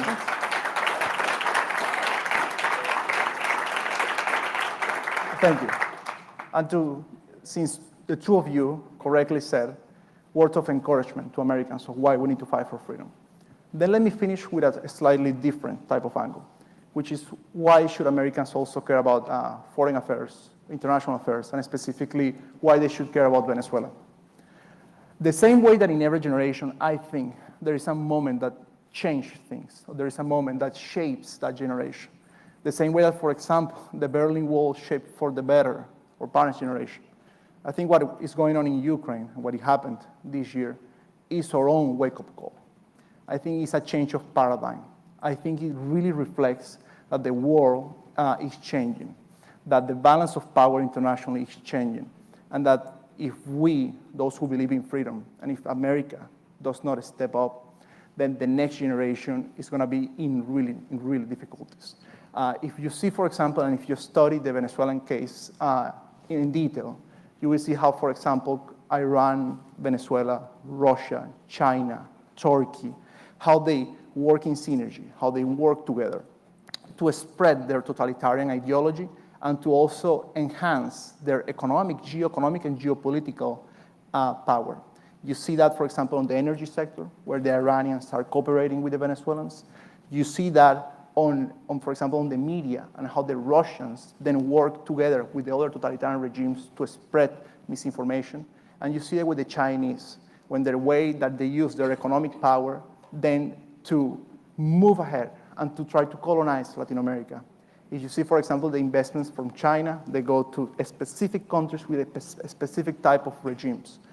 So this is the wake-up call, what is going on in Ukraine. And I think what it tells us is that the fight for freedom is not tomorrow. The fight for freedom is not something that happened the generation ago. The fight for freedom, I think, is now. And I want to salute every single one of you who are here in this conference, because it means that you care. It means that you care about the freedom of others. Never forget that when, for example, Daniel and I are talking about economic statistics, about economic growth or whatever, this actually means something. When we talk about millions of people that left Venezuela, 25% of our people had to leave the nation. But 6 million people is a cold number. Just imagine every single one of the families who have been broken. Every single one of the families who now cannot gather in Christmas in a few months. That's the reality of why we are here. Never forget about it. Never forget that ideas, they matter, is because they change the life of people. And that's why I salute what you guys do. I salute everybody, and let's keep fighting, and let's win this battle.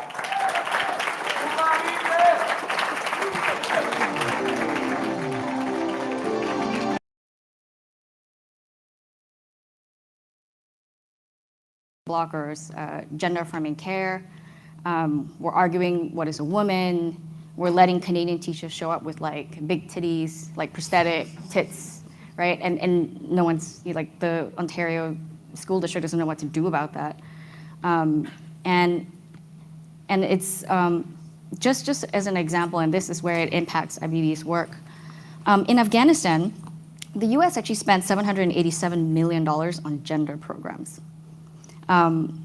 One problem is that Pashto and Dari doesn't actually have a word for gender, which is understandable because gender was kind of invented in the 1960s as a distinction from sex, but in the 1960s by a psychiatrist.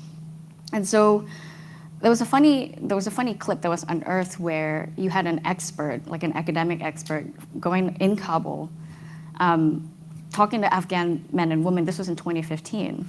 And talking about conceptual art and Marcel Duchamp's urinal, and asking the people in the audience there, to ponder gender roles in society and things like that. And it was just one of those things which is hilarious, because I think it took, we started an Afghanistan translation project. We started translating a lot of material into Pashto and Dari.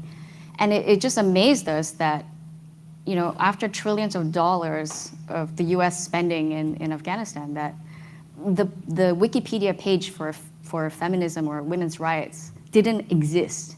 But yet we had experts from the State Department teaching local Afghan women about toxic masculinity and questioning, gender identification. It just, we kind of skipped all the way to third wave feminism without realizing, baby steps. And so do you want to talk about the consequences of all of this? Yeah, and the baby steps, there are a lot of examples of that, and we can see now with both, I would say, the failure of the two wars in Iraq and Afghanistan is not only there is kind of a lack of understanding of the cultures. Like I remember when the US was, I think, in 2006, and many of the people at the State Department and others didn't know the difference between Sunnis and Shias. And that is after spending billions of dollars already getting into that war. And then, there was this recent kind of incident, and that was not the US, it was the United Nations. And they built a school, and then it was meant for girls' schools. And then it is for school who identify as girls. And many people there don't know how to translate that, because that's, so this kind of lack of what Melissa's kind of talking about in terms of expediting or assuming that cultures around the world evolve at the same rates or accept the same values that the US is promoting here at home. And even here, these values are at war with each other. So you have conservative side and the libertarian and the liberal side, and what kind of changes from the USSR time is back at the time, at least a lot of theorists, including like Bernard Lewis and others, is that there was a very clear vision of what America stood for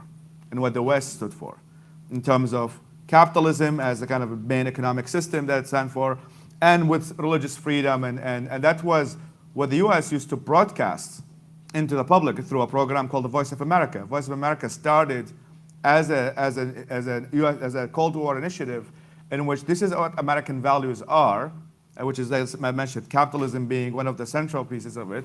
And they used to kind of broadcast like what is the line in a supermarket in Moscow and what is the line for a supermarket in Washington, D.C. And they're like, do you see the difference? Which one has a better economic system? Is it this one where there is very little bread, or there's this system in which everybody is prosperous? And that was the time in which there was kind of, again, a clear idea of what the US stands for. I know like within the libertarian space, there is a lot of opposition to American interventionism of all sorts, but I think most of them might approve of this kind of cultural interventionism in which the US being kind of a world superpower, is rather than them utilizing weapons to impose their values, rather broadcast the values. And that now have changed. And the polarization within American politics have really made American policy to be the worst in ages. If you look at the time during the Soviet Cold War, you probably cannot see the difference between a Democrat president and a Republican president about what they think about the Soviet Union. Now you can have greatest example like what US thinks about Iran. You had Democratic administration, a very different policy, and then when Trump came in, he ruined the Iran deal, which I think in my opinion was a good idea. But then now they're trying to restore it. So there is no consistent foreign policy. There is very different messaging. Even during the Trump administration with Mike Pompeo and others, America was actually broadcasting all of Christian values, which had a lot of backlash. But so you have this kind of changes between one is trying to promote gender theory and things like that on one hand, and then you get next administration that promotes something completely different. And if you think about it within kind of regions when there is a lot of civil wars, I remember I had a call from a Syrian opposition leader, and he was, I know what Russia stands for. I know what they're going to do. They're going to side with Assad, etc. I know what China stands for. But what does America stand for? And what is America's policy going to be? I know what is going to, and that guy, like, the reason why he was asking the question is that whether he should actually go on a fight, right? Because when you are going on a war, you have to do kind of market research, for the lack of a better word, or market analysis to understand who are the big players. And that kind of lack of American identity is now, or lack of American vision, is very strengthened. If you look at a very good example that I always mention about kind of how authoritarian regimes and how outside players do try to kind of exploit this American division, is Al Jazeera. For those of you who don't know, it's a channel mostly headquartered in Qatar, in the Middle East. And they have a completely different kind of English and Arabic facing. So like in Arabic, it's tend to be very ultra-conservative, promoting a lot of very ultra-conservative values, including like supporting a very extremist group called the Muslim Brotherhood inside the region. In English, they're talking about Black Lives Matter and gender stuff, which is in a country that actually has slavery of sort, modern slavery. And yet, in English, they're talking about how America is racist and how the differences between them. So in a ways that, and that was really their English-facing channel, which was, it's at its main core trying to exploit. On the right faction, there's Russia Today. Russia Today have promoted a lot of, actually sometimes libertarian figures in its channels, trying to strike this, because the Russians have realized they can definitely not ruin America militarily, but they can definitely destroy it from within. And one of these ways is that utilizing, unfortunately sometimes many libertarian figures, to promote an anti-American narrative. So in that way, many people will be like, oh, I don't want America to intervene. And that's one of the things, for last talk with Putin, he was talking about like, oh, in America, in Russia, we believe that there is a man and a woman. And part of that reason was he's trying to strike a message. He wasn't talking to Russians. He was mostly trying to talk into American right-wingers so that way he find them to be the people who can be joining on his side. So the ways like and Melissa have this theory, and I kind of agree with it, is that there are some people who like Putin here in the US because they think he's a defender of their values more than the president of the United States. Yeah. And that has been promoted in actually mainstream channels within the right, is that one of the reasons why there's a popularity among Putin within some right-wing circles is that they think, because now these lines are blurry. What is America? We live in a very globalized world.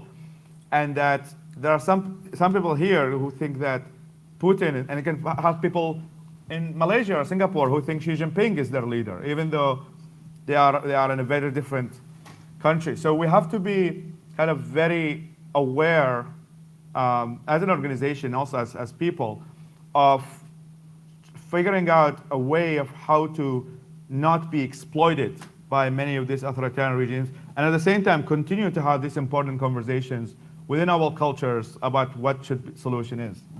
I will add also that Putin framed this invasion of Ukraine as the denazification of Ukraine. He said that he was purging all the fascists from Kiev. So you see how he uses culture war rhetoric to justify his invasion, and how culture wars become the new lens at which people are looking at geopolitics. And because of this phenomenon where the lines that are drawn in the culture war are both within and between nations, these fissures are exploited by authoritarians so easily because they have influence in open societies, but open societies don't have influence in their closed societies. And so we have to figure out how to actually solve this problem. And it is a very big problem. I don't think it's a coincidence that, I mean, Freedom House tracks authoritarianism around the world. And for, I don't know, quite a few decades, you see liberal democracy kind of rising. And it's been in the last, 5-6 years that it's a sharp decline. And so authoritarians are actually gaining power around the world. And we need to figure out why and how, what to do about it. And maybe I could do a plug-in for those who are interested. We are hosting, DSBM Borders hosting or sponsoring, fiscal sponsoring an event in Lithuania, in Vilnius, on November 7th. That is all about bringing people from free societies and activists from closed societies all together to figure out what can free societies do to combat authoritarianism globally. I think we only have 5 minutes left. I apologize because I talked too much. I had Red Bull. I had Red Bull in the morning, so that's why. But I'm gonna leave it maybe 5 minutes for you guys to ask questions, and maybe we can have a conversation. And also we have a booth at I think the last one. I don't know, maybe because they hate me, they put me there. But I'm there, so if you guys have any questions, we can also have a follow-up conversation. Thank you very much, and we can go to the Q&A.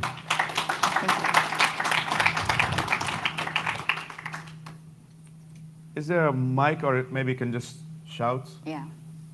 Can you hear me? Yeah. I'm gonna call the police if you shout. Just kidding. I won't. So the topic is that the culture war is the Cold War. I was wondering, what do you think of the fact that a lot of the culture war stuff that we have today is basically coming from the Cold War era? Because as you might know, in the 50s and the 60s, one of the ways the Soviet Union was kind of projecting soft power, especially in the West, was to sponsor a lot of university professors and a lot of philosophers, like, for example, Jean Derrida, who was in Russia, it's pretty commonly known that Jean Derrida was on the Soviet payroll. So, but with the collapse of the Soviet Union, these ideas and the philosophers and the university professors that they sponsored, they haven't kind of disappeared, but continue to go on. So I was wondering, is there a way to kind of mitigate that or fight that when there is no, office or bureau from which all this is coordinated? So what's the effective way of fighting some of this network ideology versus Actually, that's a good question, and it's a very good point. So, yeah, the Soviets have used this kind of argument about, look at what we did for women's rights, for example, right? To try to whitewash their gulag system, for example, and to score points in the international arena because they know that's what scores points. And the playbook still continues. I mean, ultimately, it was an economic disengagement of two different kinds of economic systems, but there were cultural elements laid on top of it. I think the way that has evolved from that Cold War era now is a little bit different and has interesting implications. But I do agree with what is happening, that these the philosophical, intellectual bulwark of these ideas are still there. And not only are they still there, they actually have a lot of cultural power in our society. Like, they're in our universities, they're in our boardrooms now, they're in corporate trainings, and so it's everywhere. And I mean, I don't know how to fight. We don't have instruments of the state to fight something like that, and that's never really useful in trying to change culture. But one thing that I can think we really need to do, I just had a meeting, I think it was 2 weeks ago, with some Harvard students who started a conservative magazine on campus. They told me that in the Harvard course catalog for this semester, under American history, they were history majors, only one class was not about race. And this was about American history. And if we don't change education, and that includes K-12 because that's where the pipeline starts, I don't think we can fight this. Because it seems like, a lot of this stuff, like decolonized curriculums, a lot of this kind of ideas are not countered in the way that it should be, which is go to school, the right courses, learn actual history. Learn that people of color, his ancestors, my ancestors, have colonized people. Sorry, that's true, right? Yeah. I'd like to take the credit. The Mongols sacked Baghdad, you know, like we can be oppressors too. But it seems like very simple ideas like that could easily disabuse one of this kind of intellectual fad that's going on is not done. So I don't know, it has to start with education, or else it's not scalable. Yeah, I mean, I always say is like the best way to combat bad ideas is to make good ideas sexy. And that would be, I guess, would be the market solution for something like that. And there was, maybe we can end on this. No, there was very interesting. I think it was at the UN, and everybody, like, I think it was the representative of the UN, United States representative. She was the only one who said that the U.S. is a racist country. Yeah. Russia, like when you're at war, let's say, and I think we are at war, and with many of these, not necessarily directly, is that you have one side, you have the Chinese, they're very proud of their culture, proud of their history, and they justify invading many places. And then you have Russia, obviously very proud, as we can see. And then you have America as the only country that's so self-critical of itself to the way that is actually kind of embarrassing, is that we need to find a balance through talk about these subjects without self-loathing ourselves so much to the way that we can be weak at the global stage. And I think we're right on time on 4:30. Thank you all so much, and we're going to be around. Thank you. Yeah, we'll be around. So keep talking.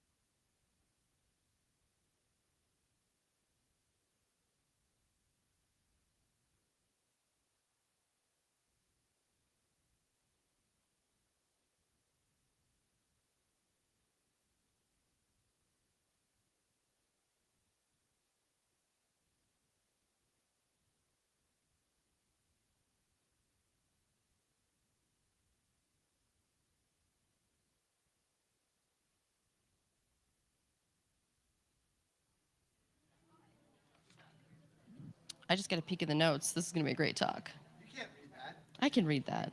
I went to public school, but I can read that. Okay.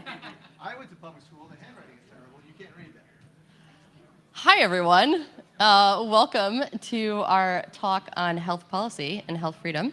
My name is Sloan Frost. I'm the co-founder of Students for Liberty, and I currently serve as a board chair. But today, I am not in that capacity. I get to introduce Michael Cannon. Michael Cannon is no ordinary guy, so he's not getting an ordinary introduction.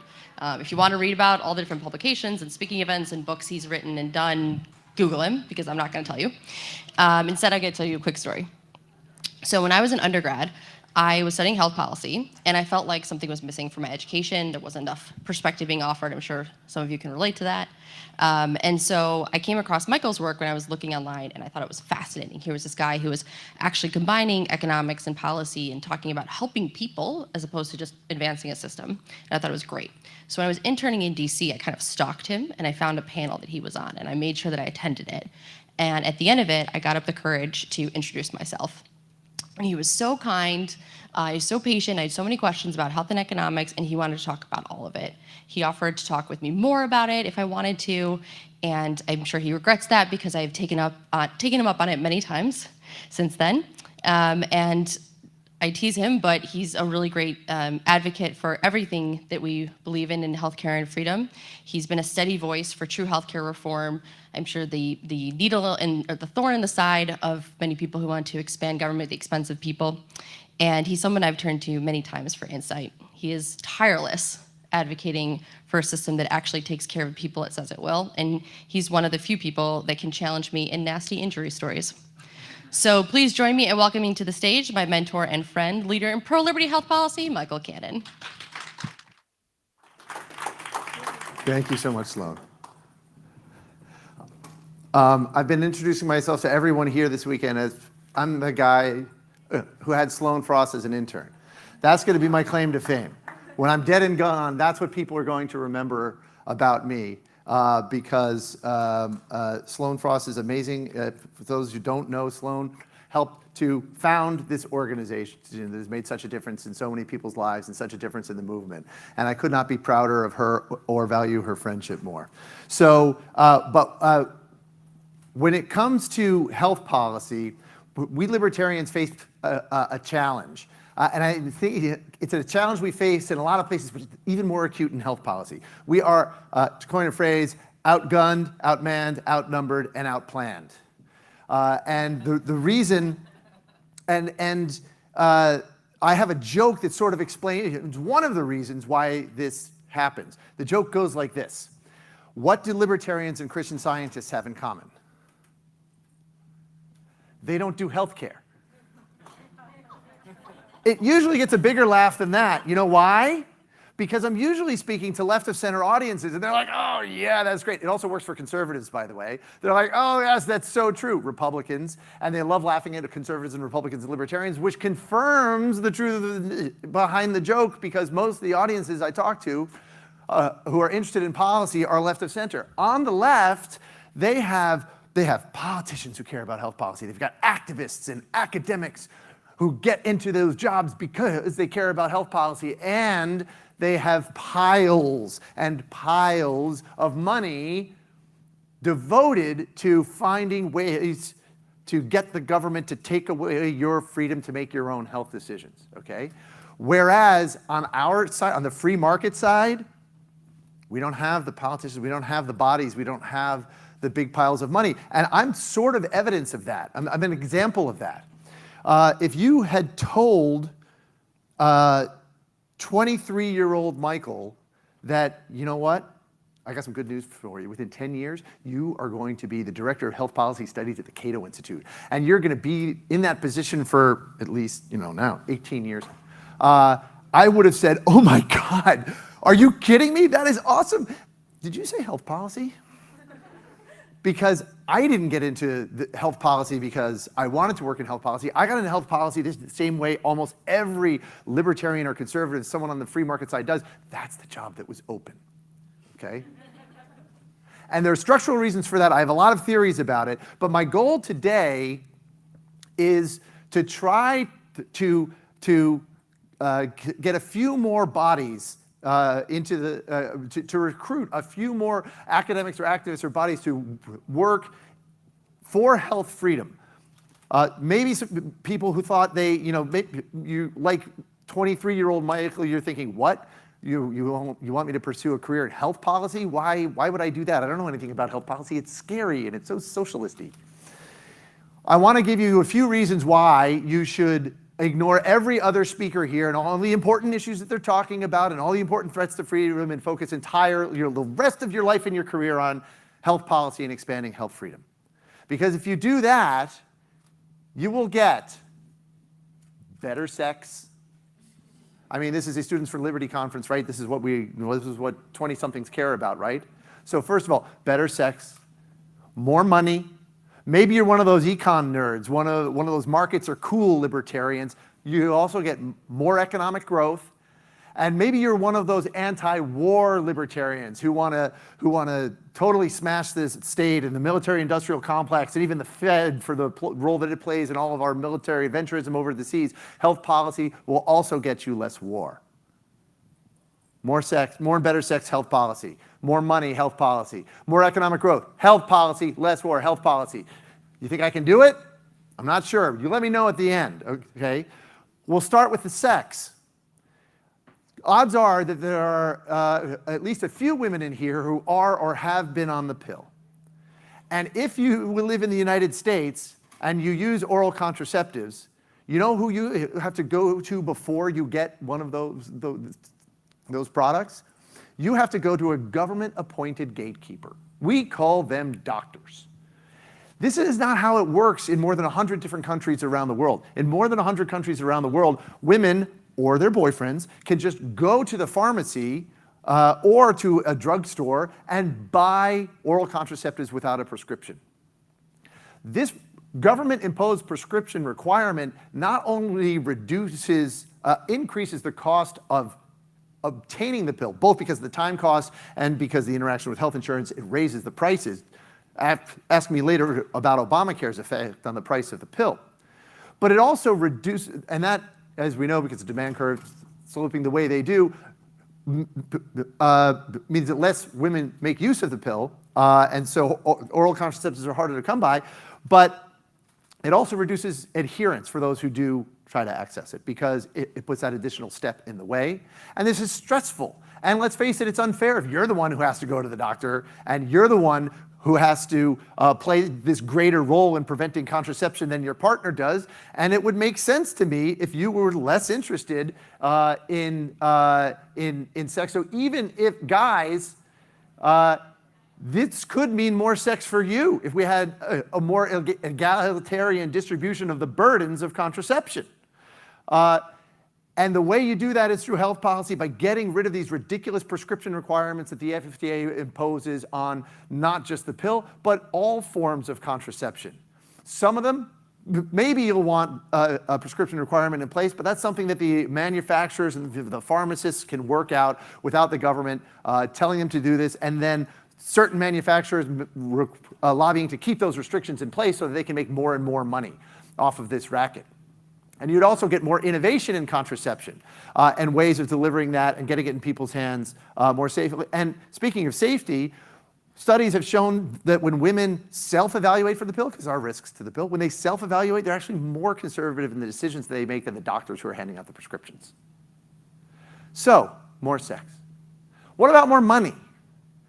So, I'm old enough to remember the Reagan tax cuts of 1981. I don't remember them very well. But I was there, I was alive when this happened. And the Reagan tax cuts of 1981 returned about 3% of GDP to the people who earned it. I shouldn't even say returned, I hate that. They stopped the government from taking from workers 3% of GDP, okay? That's big, right? That's a lot of money.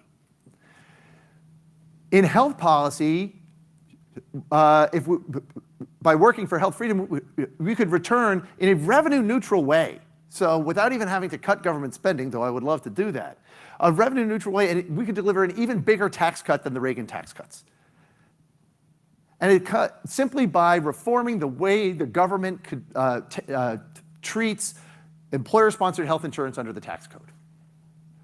Under the tax code, if your employer gives you $1 worth of income or $1 worth of compensation as cash, you have to pay taxes on that. On average, average marginal rate, 33%. So you lose 33 cents of that dollar. But if your employer gives you $1 of compensation as health insurance, no taxes at all. You get $1 worth of health insurance. Now, this sounds like a great deal to a libertarian because, wow, okay, untaxed activity, this is what we're going for. But what it really does is it creates basically an individual mandate to purchase a certain type of health insurance. When your employer buys that health insurance for you, they're not getting that money out of corporate profits or executive salaries or anything like that. They're reducing your wages in order to buy that health insurance. They're reducing it by a lot, about $16,000 for workers with family coverage on average. Add that up across all workers in the entire economy, employers are controlling $1 trillion of their workers' earnings and using it to choose their health insurance plan. By the way, a lousy type of health insurance, it disappears when your job does. There's no reason it has to do that.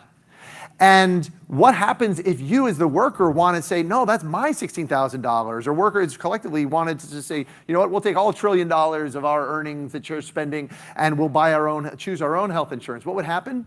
That 33% penalty. If you want to control your own health decisions, the government penalizes you. But there's a way of changing the tax treatment of healthcare that would allow you to take all to take all $16,000 of that as income without tax consequences, without increasing your taxes at all. That would allow workers to take all $1 trillion of that earnings that their employers now control. You know how much of GDP that $1 trillion makes up? 4%. 4% of GDP, that's about a third more than the Reagan tax cuts. Mind you, this is not money that would be coming out of government budgets or not even going into government budgets and staying with the people who earned it. But it would eliminate a penalty that the government imposes on workers controlling their own money and letting them control $1 trillion of their earnings they previously did not control because of tax policy. In my book, that is a tax cut. It would be a larger tax cut than the Reagan tax cuts. And all of the elements of this sort of a plan they're already in legislation that people have introduced in Congress right now. Focus your life on health policy, you can help make tax cuts that are even bigger than the Reagan tax cuts become a reality. Number 3, economic growth. Maybe you're, as I said, a markets are cool libertarian. You believe in the ability of free markets to raise incomes, and you want to eliminate government, you want to eliminate taxes, you want to eliminate government regulation. Health policy is the area for you. What's one of the biggest complaints people make about the US health sector? It's that we spend more money on healthcare than any other country. 1/6 or 1/5 of GDP, 18% of GDP, well more than any other country does. And that's right, and it's lamentable because we should not be spending that much on GDP on healthcare. And the reason I say that is because all the research that has been done, including some very clever, very reliable research designs, have found that 1/3 of what we spend on healthcare in the United States is pure waste. It does nothing to make the patient any healthier. It does nothing to make the patient any happier. It doesn't deliver any surplus at all to the consumer. It is a pure transfer from taxpayers or premium payers to healthcare providers. 1/3 of US healthcare spending is waste. So if we return all 18% of the GDP that we spend on healthcare to consumers, let them decide how to spend that money rather than the government or their employers deciding. You know what they'll do? They will consume a lot less healthcare. And providers and insurance plans will fall over themselves to find more efficient ways of providing them healthcare, including getting rid of all that wasteful stuff. And if we do that and get rid of 1/3 of health spending, that's 6% of GDP that we are freeing up for people to spend on other things. That is like a 6% boost in economic productivity that goes into the baseline and continues to grow year after year. 6%. Maybe that doesn't sound very big. It is 15 times the economic impact of repealing the Jones Act. 15 times. We should repeal the Jones Act, by the way. It's a terrible law. But if you want economic growth, that's not going to have the impact that reforming healthcare is going to have. That's not going to have the impact on people's lives and their standards of living that reforming healthcare will have. And then finally, number 4, war. Maybe you're one of the anti-war libertarians. What possible connection could health policy have to reducing US military adventurism overseas? Well, it has to do with a little government agency that I like to call the Veterans Health Administration. Maybe you've heard of it. And not just the Veterans Health Administration, but the entire VA. They provide life, disability, and health insurance benefits to soldiers, sailors, and airmen for service-related injuries and illnesses. What possible connection could this have to foreign policy?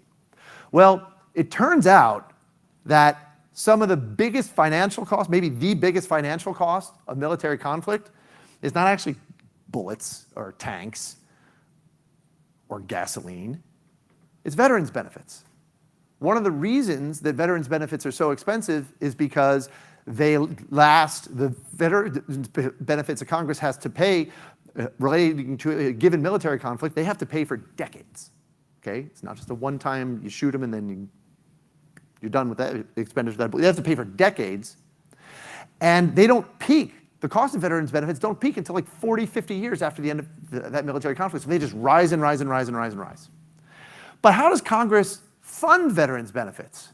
Do they fund those implicit promises at the moment a soldier or sailor or airman enlists or accepts a commission, or the moment that Congress authorizes, declares war, or more likely the moment at which the president declares war without Congress?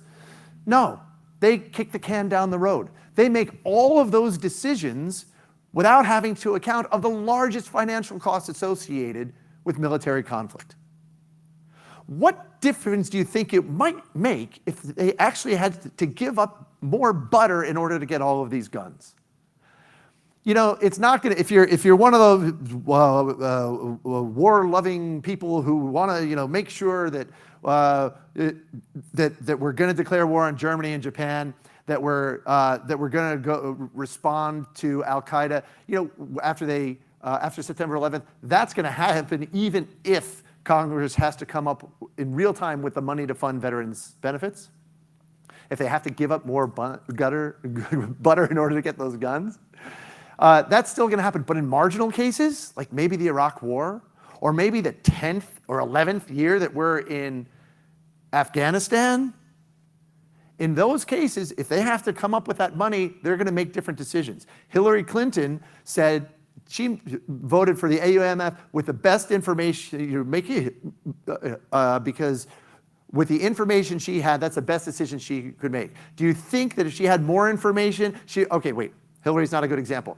I have to think there are other members of Congress who might have made a different decision if they had more information. And forcing members of Congress to come up with the money to fund veterans benefits in real time is highly likely to have an effect on on U.S. military adventurism in those marginal cases. More pushback against the president when he commits troops to battle without congressional authorization. More pushback against things like the AUMF that got us into the Iraq War. So even if what motivates you is a desire to promote peace and reduce war, I am telling you, health policy is for you. We need the help. This is an area where the libertarian movement is very far behind, but we have a fantastic message, and we need the bodies. I hope that I will hear from at least some of you in the days and weeks after SFL's LibertyCon, and I thank you very much for your time. And with any time left, I'm happy to take whatever questions you have, either here or outside. Jo Jorgensen. Excellent talk, thank you. So, two quick questions, if you don't mind. You said 1/3 of the U.S. healthcare cost is waste. Do you have any figures on other Western countries, what percentage of waste they have? So that's an excellent question. I'm not aware of any research that's been done in all of those countries because everyone, and I think part of the reason is everyone presumes that they're just so efficient. But there's so much uncertainty in healthcare that it's really hard to know in advance whether an expenditure is going to be productive or wasteful. And in all advanced nations, you have so much moral hazard because the government subsidizes healthcare so much everywhere that I'm sure that in many other countries it would be a third of health spending, or maybe even more. There's some who argue it's as much as half of all health spending.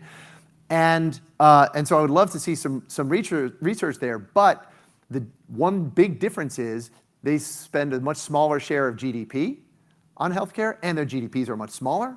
And so you would not get the sort of boost in economic output in those countries that you would get from reforming healthcare here in the United States. But I would love to take the same message abroad as well.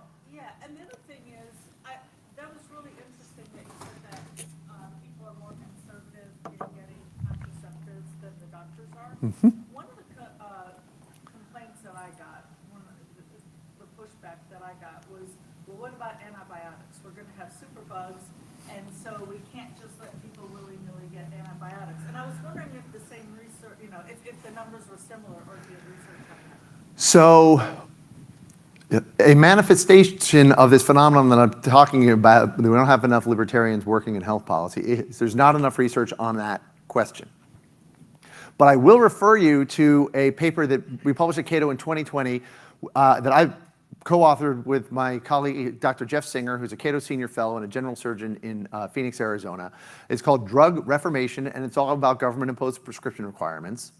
And we review all of the literature on these questions, including studies that Sam Peltzman did, comparing comparing countries with prescription requirements for various drugs to countries without, and poisoning deaths in the United States before the FDA arrogated to itself the power to require prescriptions, and after.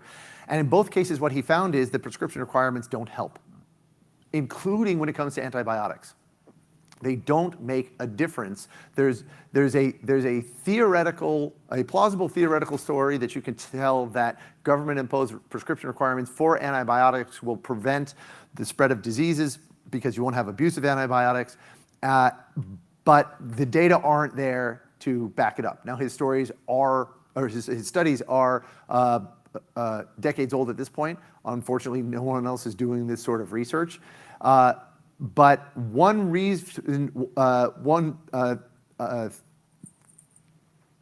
theoretical reason why the studies he identified might be true or might reflect reality is that when he finds a lot of other evidence that suggests that it's not just the pill, but any prescription, any potent medicine, people are much more cautious about how they self-prescribe than their drug consumption is when they have a physician telling them, oh, it's going to be okay if you take this. He said, Sam Peltzman's main message when it comes to these sorts of government imposed prescription requirements is that, yes, you will discourage some people from taking drugs, but the people who do take drugs will take much more dangerous and much more potent drugs, and so it's a wash. They don't end up any safer, and that the data suggests the same thing. All the available data suggests the same is true of antibiotics. Thanks for your question. Yes, sir. I have a question, and kind of to help answer yours a little bit, is that you had referred to healthcare professionals as gatekeepers, and then you addressed there's a big problem with waste, with financial waste in healthcare. We also been talking a lot this year about technology, and I think for the ideas that we're pushing for and to get healthcare in the hands of more people with a lot less regulation, telehealth and these online health providers they're coming up quick, and they're not regulated very well, and they do give us they're not tightly regulated, excuse my verbiage, and they do give that touch of professional.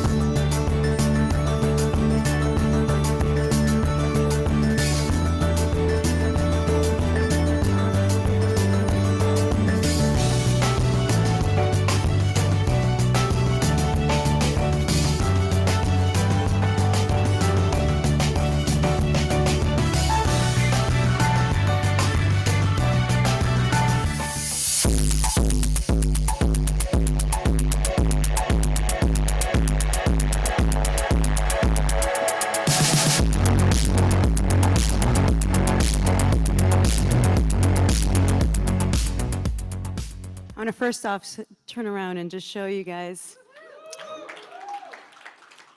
How many people do you know would legally change their name due to their passion for freedom and liberty? How many people would risk their career for what they believe in? Our final presenter changed his name when he became a US citizen to Freedom. He risked everything. He put himself in danger in an effort to speak up for those who cannot speak up for themselves. He hasn't spoken to his family in years due to the choices he has made to bring awareness to suffering people that he will never meet. Matt Welch from Reason Magazine will be leading the discussion tonight. So please give a warm welcome to our top speaker, NBA star, and human rights activist, Enes Freedom.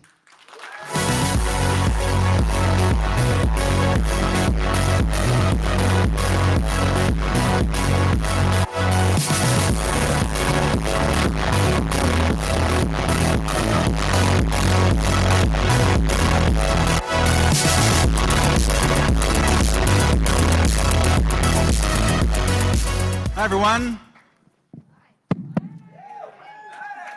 It's an honor to share a stage with a man named Freedom, let alone a really big man named Freedom. I wanted to set the stage up particularly for those of you who don't follow basketball that closely, so you can have some kind of entree into the controversies that we'll be talking about a little bit here. So next week is the beginning of the National Basketball Association season. The NBA, biggest league in the world, most lucrative. They're starting the season next week. The season that began 2 years ago next week, the 20-21 season, during that year, Enes Kanter, as he was named back then, had a pretty good year for a pretty good team. Portland Trail Blazers played all 72 games, started half of them, had what they call a double-double, averaged a double-double, meaning double digits in points and rebounds. Not to get too technical, but a rebound is when you shoot and you miss and someone's got to catch and control the ball. Most rebounds are collected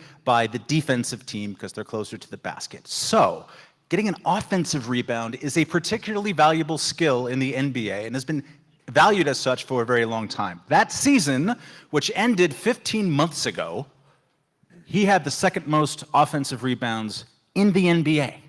There's a lot of players who play professional basketball. I mean, he did this playing 24 minutes a game in a 48-minute game. Second most offensive rebounds. So my question to you, Mr. Freedom, is what team are you playing for next week? Good question. First of all, thank you guys for being here, and I'm honored to be here. Really good question. So far, no team has called me, unfortunately. Yep. No team, unfortunately, reached out. I have actually even had a conversation with my agent and stuff, like how come, every year, every off season around July and August, we get a lot of, phone calls from different teams and stuff, but not this summer. What do they say when your agent calls them? Well, they actually come up with so many different excuses to say, hey, we don't need it, which I know, which all the basketball experts know that they need a big man who can rebound. But they try to make a lot of excuses and say, hey, we don't need him and stuff. But the next week they go and sign someone who is another big man. And I'm like, I call my manager. I'm like, this is just funny. The whole world should see what's going on. So what is your explanation for why you can't get a job doing something that you're obviously able to do? Good question. Well, so I'm just going to start with this. The last 10 years, I started to talk about the problems were happening in Turkey, and I'm going to give them credit because NBA were really, really supportive. Adam Silver, the commissioner, some of the the players that I play with, or some of the the coaches that who coached me was really respectful and really helpful. And just 2 summers ago, I'm going to give you guys the whole story. 2 summers ago, just last summer, I had a basketball camp in New York. It was a free basketball camp. The kids came. We had an amazing time. And after the basketball camp, all the kids lined up, and they were taking pictures one by one. And I remember I take a picture with this kid, and his parents called me out in front of everybody. It was like the kids were there, the parents were there, the media, everybody, and said, How can you call yourself a human rights activist when your Muslim brothers and sisters are getting tortured and raped every day in concentration camps in China? And I was like, oh my God. And I'm still smiling for the camera for his kid. And I turned around, I was like, I promise I'm gonna get back to you. So then I went back to my hotel, I canceled everything that day, and I started to study about what's going on. And the more I studied, and the more I was ashamed with myself. I was like, I cannot believe the last 10 years I only focused on one dictatorship. So I promised myself that I was like, whatever it takes, I'm just gonna talk about these problems. And then after that, the more I study about not just the Uyghurs, but Uyghurs, Hong Kongers, Tibetans, and Mongolians and Taiwanese people, and innocent Chinese people too, and getting tortured and raped and abused by the Chinese government, I was like, enough is enough, because I was seeing the hypocrisy of the NBA. I was like, wow. They talk about all the problems that are happening around the world, in America and anywhere else, but when it comes to one specific country, China, they were silent.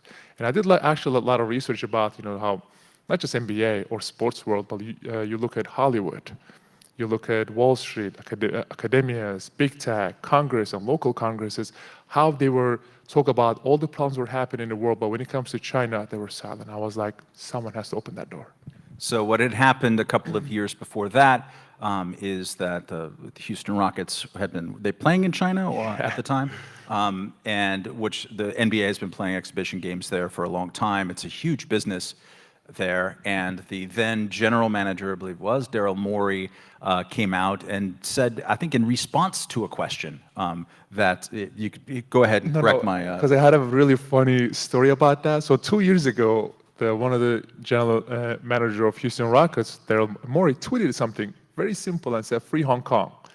It became a huge mess for the NBA, huge mess. NBA lost millions of dollars, and I remember I was like, I never heard about. I mean, obviously I went to Hong Kong, but I didn't know what was going on there, and so I started to research. Right, this was 2 years ago. So this was around 2.5 years ago. And I started to research. I was like, this is incredible. Someone has to talk about this. So the Celtics, I was playing for Celtics back then too, made me media unavailable for 2 weeks straight because they knew I don't care about their business. I will go out there and say something. So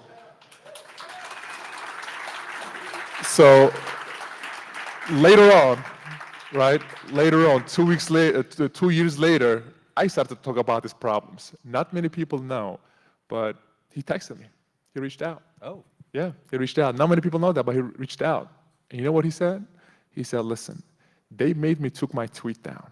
They made me apologize. They made me said all kind of things, but you don't apologize. You don't take your tweet down. You keep doing what you're doing because this fight has to be given. You know what I mean? This fight has to be given. So after he said that, I was like, oh my God. So I started to do more research. I found out NBA put 2 statements out there. One was for the world, was saying this was for Daryl Morey, we care about our employee freedom of speech and blah, blah, blah. One was for the Chinese government, was saying that he was just not educated enough. He didn't know enough about it. We just want to say sorry for our Chinese fans. And I was like, this is unbelievable. Around that time, LeBron James, who's the largest star in the game by far and a billionaire as far as I know. Wow, we're in Good Miami. job, I like that. We're in Miami. Yes. In front And we are in Miami, guys. So I get it. There's a lot there. Those are people who just don't like male pattern baldness. I get that too. It's fine. Anyways, he was asked about this because he's a very politically active person. The Miami bubble, right, during the pandemic, when all of the teams played under a tent down the block, I guess, I don't know, I wasn't here, was in the same summer as the George Floyd protests, and so players were encouraged to wear slogans on their backs and on their shoes and other things, and the NBA became very self-conscious as a kind of a political organization. And LeBron James, when he was asked about this, like, is there some kind of contradiction in your support for human rights and what's going on in China, his answer, and this is a paraphrase, is I don't know much about China, and I'm going to focus on the United States, and people shouldn't talk about stuff that they're ignorant of. What's your opinion about LeBron James? Listen, I think on the court, I got a lot of respect for him, because he's a great player. You love him or you hate him. I mean, he's a great player. He's not the GOAT, by the way. I don't know if anyone thinks that he's the GOAT. He's not the GOAT. That's right. But no, when like you said, when I think it was like a year and a half, 2 years ago, when all the protests were happening, NBA and obviously LeBron James and a couple of the players was the first players and organization went out there and say, this is bigger than basketball, social justice, we have to stand up for what we believe in, and all that stuff. And I was like, okay, this is beautiful. There is a freedom of protest in this country. There's a freedom of speech. You can, say whatever you want and stuff. And I was like, NBA did it so much. They put all the BLM logos on the floor and all the phrases behind our jersey, which was controlled by the NBA. There was only 20 of them. We couldn't pick what we wanted to pick. So if we wanted to go out there and poke free, Tibet or free Hong Kong, you're not allowed to do that. Did you wear your Erdogan sucks? No, I did not. No, I put freedom. I was like, I didn't want it to make too controversial for the NBA, but so I was like, this is beautiful. I was like kneeling and everything. But then, later on, 2 years later, this happened. And I was like, I tried to reach out to, it was the perfect moment this year because it was right before the Beijing Olympics. So when these things were happening, I tried to reach out to every athlete in NBA, and not just in NBA, WNBA, MLS, MLB, NHL. I literally try to reach out to every... How? You're like DMing them? Yeah, DMing them on social media and stuff, And not one of them, most of them said, listen, keep doing what you're doing. I think what you're doing is so amazing. But, when I said, hey, let's do something. Let's do a campaign or, let's put this, they said, listen, man, even my teammates, they were like, listen, I think what you're doing is so amazing. Keep doing what you're doing, but we just cannot support you out loud. I asked them why. And they said, well, we have shoe deals, endorsement deals, jersey sales. We want to get another contract. I asked them one simple question. I was like, put your family self in their shoes. If your mother, if your sister, or if your daughter was getting tortured and raped every day, would you still stay silent? Would you still pick money and business over your morals, values, and principles? They usually turn around and go back. And that was the hypocrisy. That was the hypocrisy that was killing me. Listen, I have nothing against LeBron James, whatever, you know what I mean? The reason I call out LeBron James, he's not the only one. You see, there are so many Nike athletes out there, and, wanted to become this more than an athlete, wants to advocate for social justice and stuff. But you cannot be a human rights activist and sign with a company who uses slave labor. You know what I mean? It's like, I try to tell them, even my teammates, I'm like, listen, before you put your signature on a paper and sign these multi-million, whatever contracts with these companies or endorsement, do some real research. Look at Nike. I keep talking about Nike because it is the biggest sponsor of the NBA. In America, Nike sports Black Lives Matter, LGBTQ community, no Asian hate, Latino community. It's beautiful. But when it comes to China, nothing. Nothing. Because they know that the money that they could lose, But so that is the reason that, and even one of the athletes just said it recently. Nike gave LeBron James $1 billion lifetime to just shut up about what's happening in China. So what happened with the Houston Rockets, which is a team that has the closest historical relationship with China because of Yao Ming, the beloved Hall of Fame center. So I think Houston was taken off TV. They lost a lot of business because of what Daryl Morey tweeted and then apologized for in kind of a ransom note sort of situation. So take us now to this time last year, playing for the Celtics, you're just coming off a really good year with the Blazers. You decide, after being shamed by a New York kid, because New York kids can't shut up, apparently, you decide to look into this and speak out about it. What's your decision-making process? Who designs all those shoes? What happens next? So today is October 15th, right? So October 18th is the first game of this regular season. And it's been almost 1 year that, So I remember after I decided to talk about the problems that were happening in China, because on the internet you can find all kind of news. You don't know which one to trust or not. So I reached out to my manager. I was like, hey, can you find me a concentration camp survivor? And he did. And I sit down and had a conversation with this lady, and she was telling me about, I don't want to go into too much details right now because there are, I'm sure so many kids will be watching this, but she was telling me about, all the tortures and gang rapes and all the forced sterilization and abortion and organ harvesting and all that stuff. And I was like, I cannot believe it. And the more she talked, the more I was ashamed with myself. I was like, I cannot believe I was quiet about this. So end of our conversation with her, I was like, what can I do to help? What can I do for you? She said, nothing. I was like, what do you mean? So we had a 1 hour conversation for no reason. She's like, no, I'm in America. I'm good. I can eat whatever I want. I can go wherever I want. I have my freedom here. Help those 2-3 million, Muslims who are getting tortured and raped every day. Help those people. At that moment, I'm like, I don't care how much money that they offer me. I'm just going to do what I'm doing. But I wanted to do it in a very unique way. You ask every kid loves shoes. You know what I mean? I remember when I was a kid, when I would watch an NBA game, the first thing I was watching was the shoes.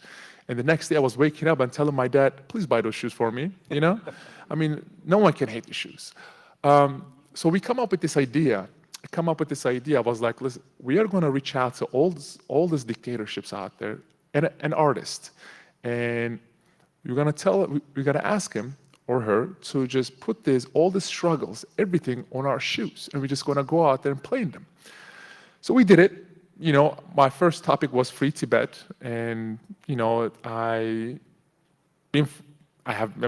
on social media, since I was a little kid, I was following, His Holiness Dalai Lama, and I think his message is beautiful and stuff. As a Muslim, I love his message. So my first topic was Free Tibet. We come up with an amazing design.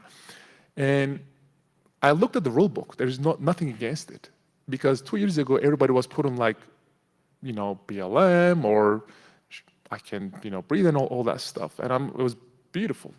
So I put the shoes on. I went out there, right? And I'm warming up. And I see that all my teammates are looking at my shoes. They just don't know, what's going on the shoes. Because there's so many, I don't know if you guys know the Tibetan flag, but there's so much. So it's so colorful. So right before the game, we sang the national anthem. We are in a team huddle, and right before the team, it was 1 minute left before the game starts. There's 2 gentlemen came from the NBA, was working for Boston Celtics, and said, "Listen, please take your shoes off." And I was really confused. I'm like, "What are you talking about?" He's like, "Your shoes has been getting so much attention internationally. It was from China. China made a call, and the game didn't even started yet. It's the warm-ups. Think about it." He said, "You have to take your shoes off." And I was very confused. I'm like, "What are you talking about?" He said, "Yeah, you have to take your shoes off." So it was the perfect moment because I was just getting ready for my citizenship test.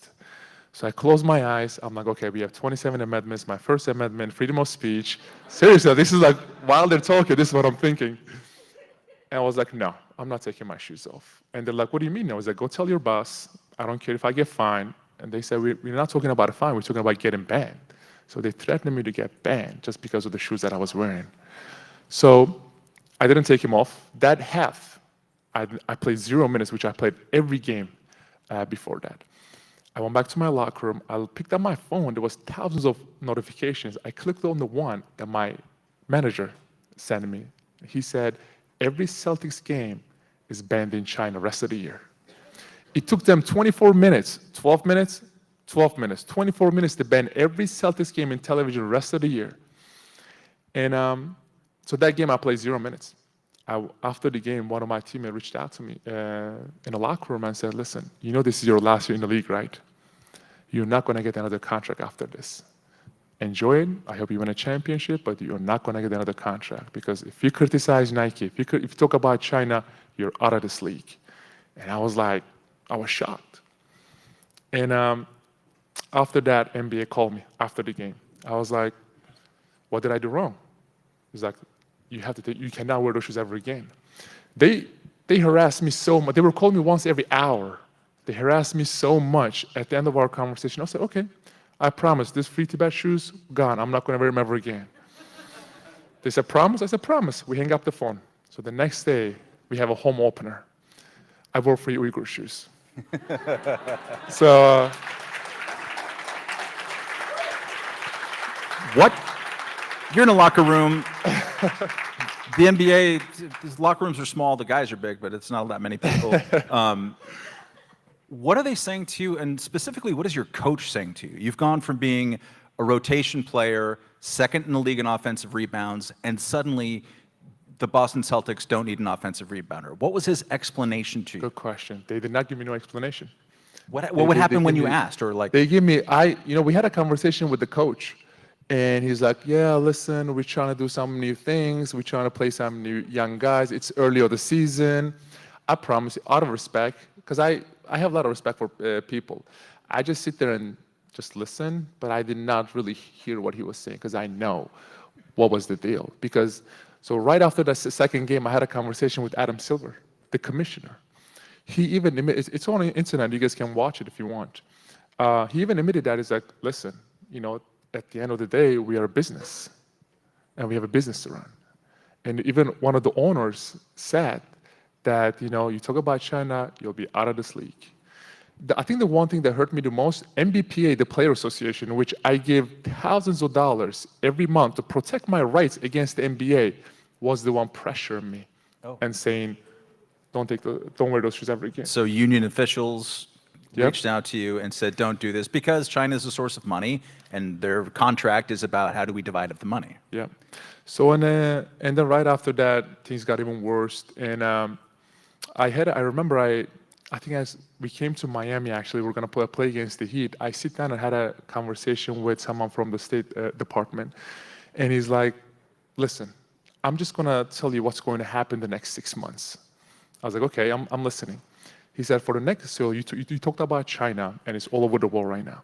So for the next 6 months, the first thing, you're going to get a text message, DMs, calls, someone's going to reach out from one of the most beautiful girls in the world. I was like, what are you talking about? It's a day that ends in Y. Why would it should be any different? No, I was very shocked. I was like, what are you talking about? He's like, yes, do not answer any of them. These are Chinese spies. We'll try to get you in any way possible. It got my head, it's like in my head so much now. Every time a girl says hi to me, whatever, I turn around and go away. I promise you. And trust me, a lot of them reached out. I just don't know who to trust anymore. I became so paranoid right now. Like every person, every girl who texts me on Instagram or reaches out on my phone, I just don't know if they are a spy or not. And I was just very shocked, which it had actually happened. So the last 6 months, I've been getting I promise you, if this conversation wasn't on the table, I will marry some of those girls. I promise you, I'm not joking. But it was the craziest thing. But and it's still coming.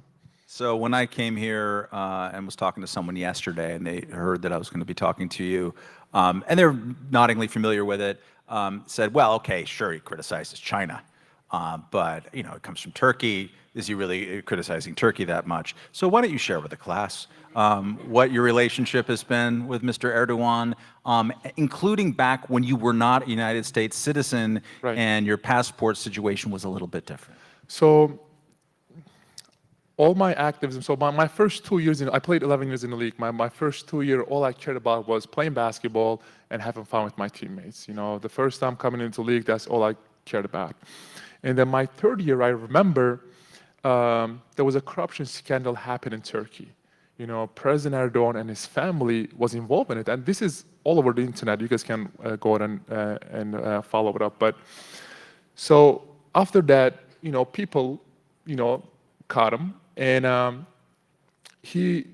remember the first thing that he's done, he was going out there and put on innocent people in jail who caught him, like police, persecutors, innocent people. And whichever media outlet that talks about that corruption scandal, he was going there and shutting down all the media outlets. I'm talking about magazines or newspapers and channels and stuff.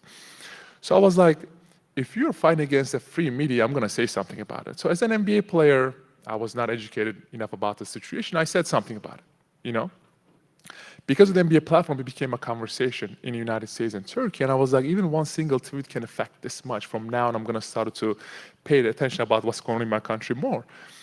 And after that, I remember I started to study. I remember all my teammates were going out, hanging out in bars and stuff. I was going back to my apartment and started to study about what's going on.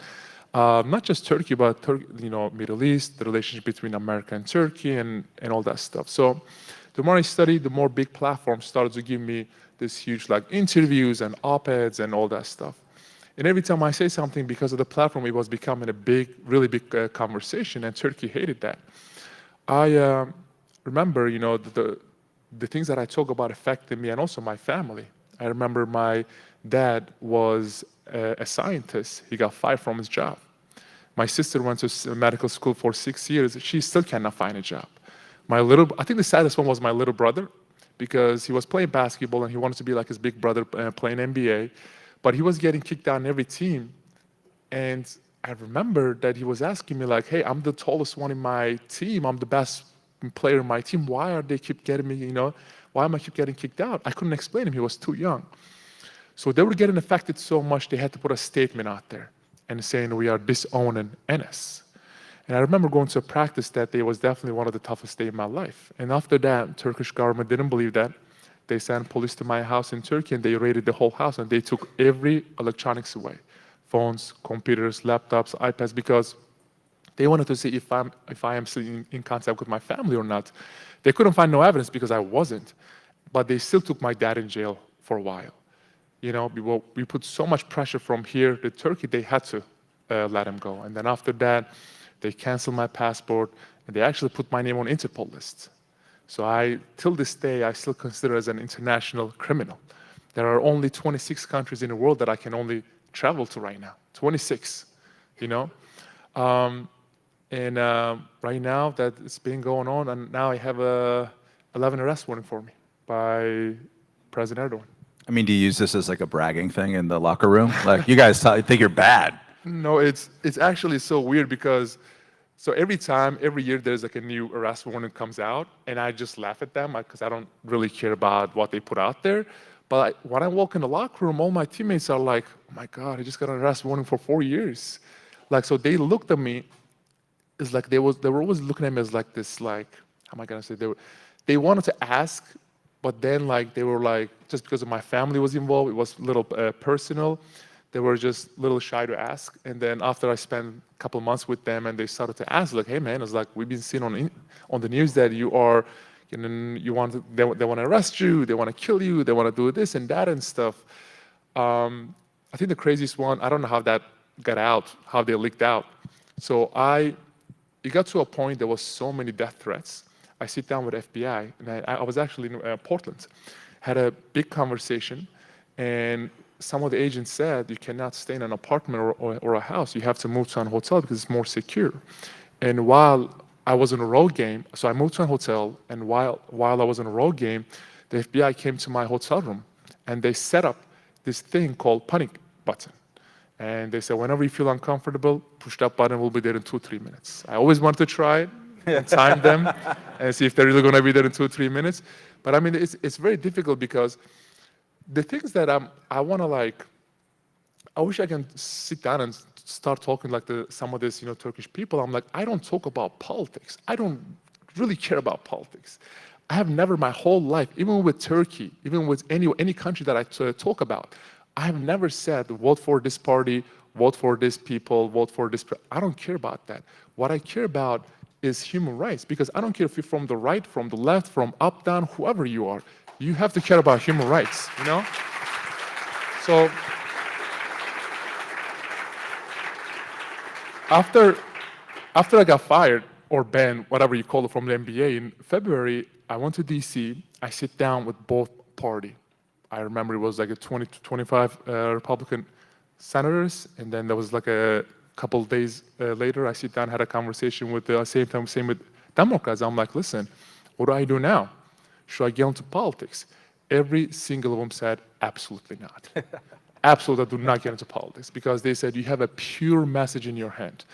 Go in the middle, because like you said, I mean, the only thing that is going to bring two parties together is human rights and freedom. You know, I don't care which party you're in, you have to care about human rights. So, yeah, right now they really don't want me to get into politics. The New York Times criticized you in a long feature a few months back, saying that you went on Tucker Carlson and Laura Ingraham, I think it was, and criticizing LeBron James, and so you became an unwitting or witting tool of conservatives in the right wing to bash LeBron James for his civil rights activism. What is your response to that critique? So my thing is, whenever I attend the shows, I even tell my teammates, we had a conversation. I was like, listen, whenever I attend these shows, that doesn't mean I agree with what they're saying. But just because their outreach is so big, you know what I mean? I go on Fox, next day I go on CNN, next day I go on MSNBC, next day I go on this and that, you know? Whenever I sit down, I don't really talk about politics. I never said, okay, well, I never go into any of the, the right-wing, media and say, oh yeah, I hit the Democrats, or same thing with the left-wing media. So like, whenever I go down, I talk about politics. I talk about human rights. I stay out of politics because it is important to reach out to every corner in America and spread this beautiful message. You know what I mean? So that's why I was attending these shows, and I was like, actually checking with my teammates. I'm like, listen, tomorrow, I remember sitting down with like 3, 4, 5 of them. I'm like, listen, I have a show tomorrow with Tucker Carlson, with Laura Ingraham. What do you think I should do? They said, listen, if you're only going to talk about human rights, if you're only going to talk about freedom, do it. But after that, make sure you do something on the left, like CNN or talk on New York Times or whoever. You know what I mean? So just try to balance it out. So whenever I attend these shows, that doesn't mean I agree with what they're saying. You know, I stick with my message, and I try to reach out to every corner in America because it is important. Because if you're living in this country, human being is human being. You know, I don't really see colors or parties, this and that. I see human beings, and they need to hear about what's going on. So if you're not working compared to working, it's millions of dollars at stake. Family hassle, they disowned you. Out of money. There's a lot of trouble that has come with this. Do you ever say, you know what, maybe let's just dial this back a little bit for a while? I had a conversation, actually, so after I get fired, I said fired in NBA from, I think it was like February 8th. And that was my last game against Brooklyn Nets, and we killed them. So I remember sitting down having a conversation with my agent. I was like, I'm just going to ask you one simple question. If you don't play basketball ever again, how much money do you think we have lost? He said around $48 to $50 million.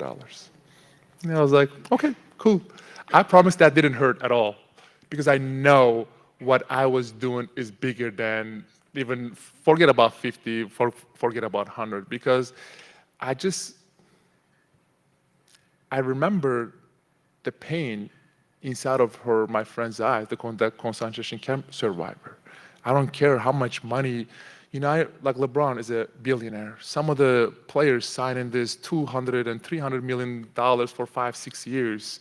And I'm like, and they're just like 25, 26 years old kids. And I was like, how much money you can make? You know what I mean? I'm not telling them not to make any money, but like, if my mother was getting tortured and raped every day, if my sister was getting tortured and raped every day, and if I had to pick, I would pick my morals and values and principles over money and business every day. But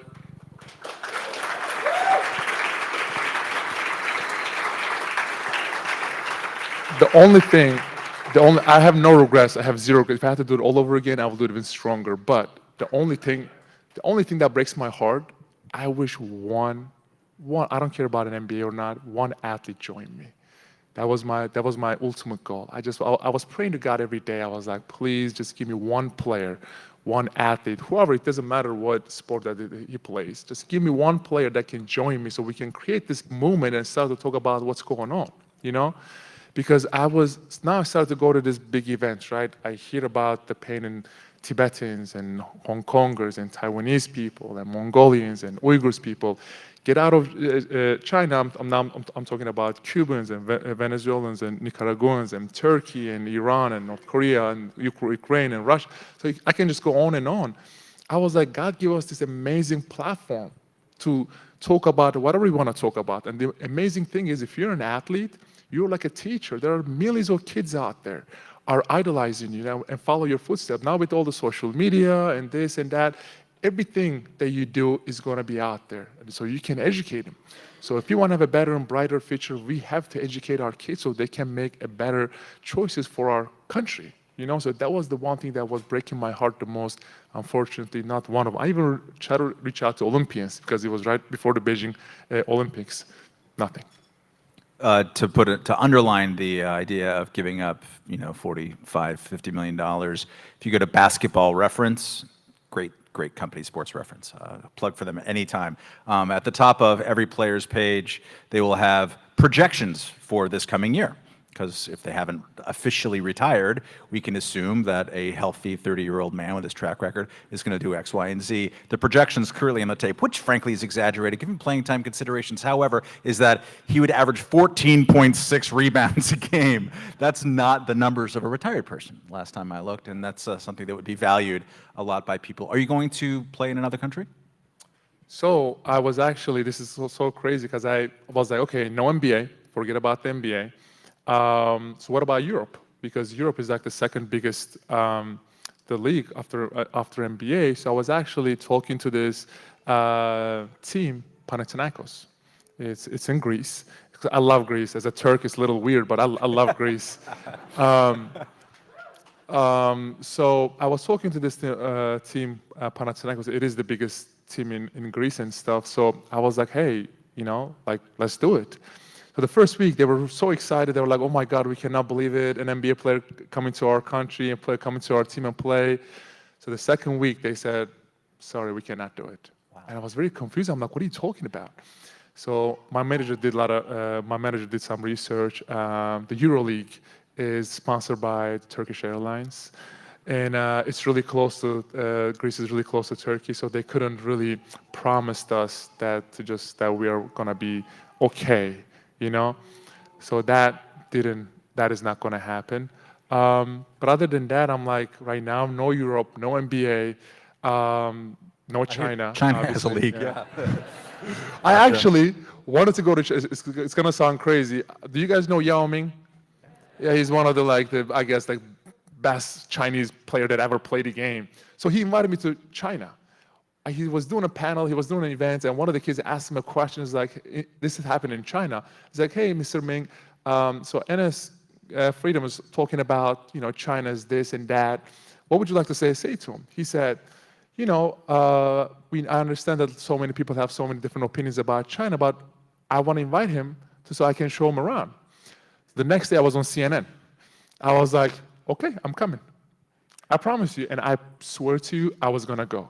But I told him one simple message. I was like, listen, I'm going to come and you can do all kind of propaganda, whatever you want to show me that you want. But then after that, you know, I want to take you to concentration camps. I want to take you to Hong Kong. I want to take you to Tibet. I want to take you to, and then after that, we're done with China. Then we go to Taiwan because they're two different countries. Then we go to Taiwan.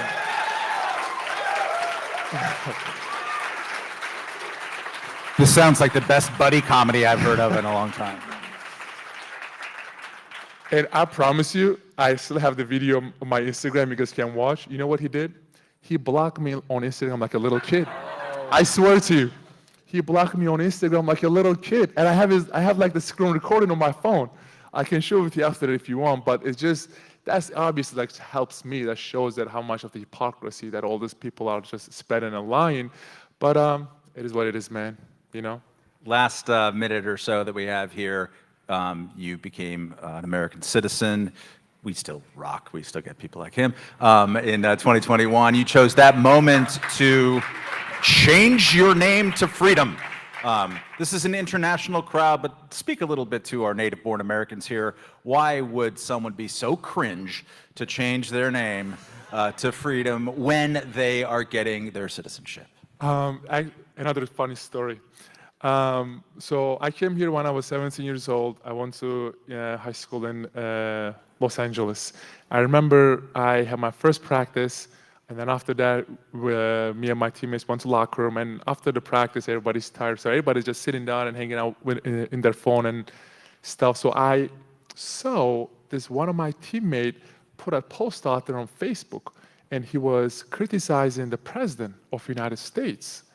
I immediately turned around, I'm like, dude, what are you doing?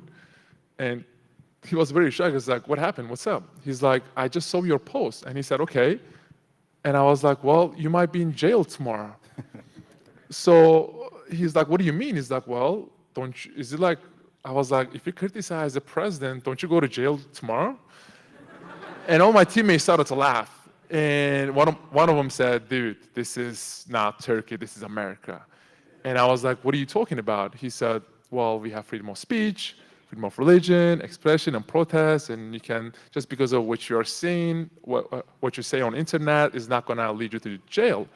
I had really bad, I remember my manager's wife's dad is Turkish, and he liked one of my posts on Twitter, and he was in jail for 13 days. And that's actually out there. It sounds like I'm lying, but if you guys don't believe me, it's out there. Anyway, so I was just very confused about what he was saying. I felt like he was talking to like a different language when he was telling me about all these freedoms that we have here. And throughout the year, my teammates were always like, teaching me about what America is about and all that stuff. And then I was like, this is a beautiful message. This is the most beautiful message that you can give it to all the young generation out there, freedom, So I was like, I wanted to, change my name and put that name behind my, jersey, and just wherever I go, every arena that I play for, and just spread that message to everywhere. And it became so amazing. Now every arena I go to, people were chanting freedom and stuff. But after I got fired from the NBA, I started to ask myself, are we really free in this country? That was the one thing that made me like, okay, we always everyone loves freedom. I don't care which party you're from, and we always, brag about the freedom we have in America. But then I started to ask myself, I'm like, how can a Chinese dictatorship can control a 100% American-made company? How can a Chinese dictatorship can fire an American, newly become an American citizen from an American company? And after that, I was like, started to hear about other stories about Hollywood. So many actors don't want to put it out there because they want to have another job. You know what I mean? And I don't want to expose the name here, but those are some of like the really, really big actors and stuff. And then I was seeing about the big techs and academias and Congress and local congresses. And I started to ask myself, are we really free in this country? And that's something that we should think about. Ladies and gentlemen, give it up for Enes Freedom.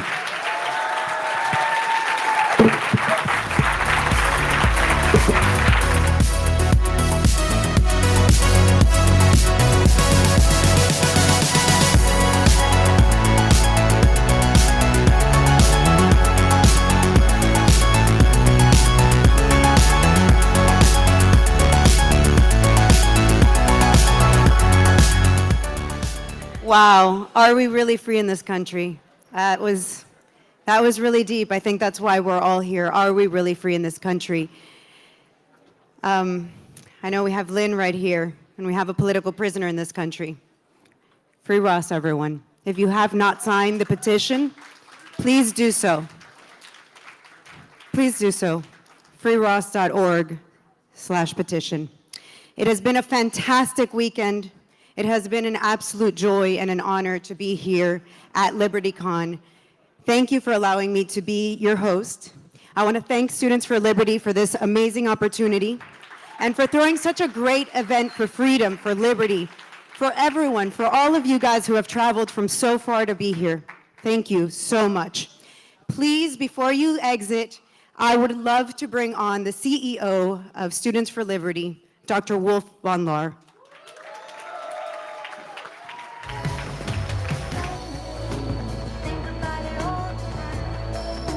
Well, everyone, how are you guys doing after 2 days of LibertyCon? I'm good. I'm good. I don't need that. Thank you, though. It's good to see so many of you, and I hope you had a blast, and I hope that you found like an issue that you want to look at and say like, yes, this is what I'm going to focus on now and in the next coming weeks, months, and years to make a difference. It might be about free WAS, it might be about cryptocurrencies, it might be about central banks, it might be about criminal justice reform. There was so much here, and I hope you took something away. I certainly appreciate you coming from all over Miami, all over the United States, and from all over the world.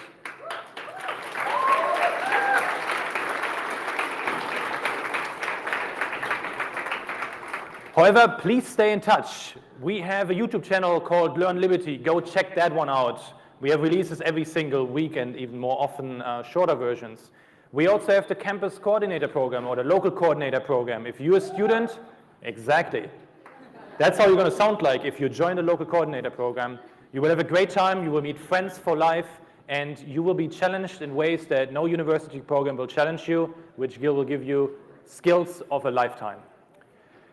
Now, that all being said, I also wanted to really say thank you to all of the students and the staff who made this possible. So please, everyone, please stand up who was involved in this. All the staff, thank you so much, and the students.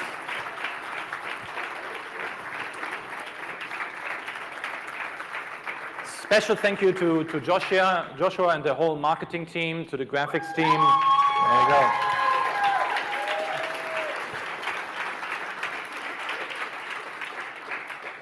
And everyone else who was involved, because right now we have 76 full-time staff members and everyone was focused on this, and I hope you had a great time. However, this does not need to be the last time.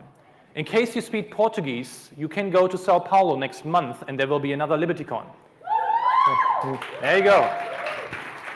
However, we also have something, if you don't speak Portuguese, we have our next LibertyCon coming up, and we will soon see this here on the slides, in April in Lisbon, beautiful Portugal. We're expecting around 750 people, and it's always a blast, so go check it out.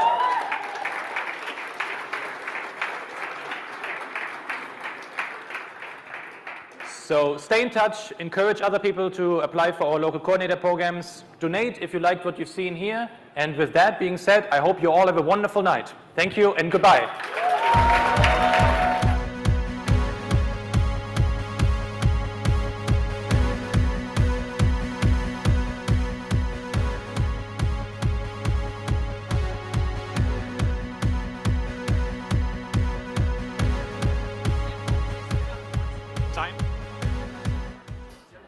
And for the rest of them, see each other at 7:30 here in this room for the awards dinner if you have a ticket.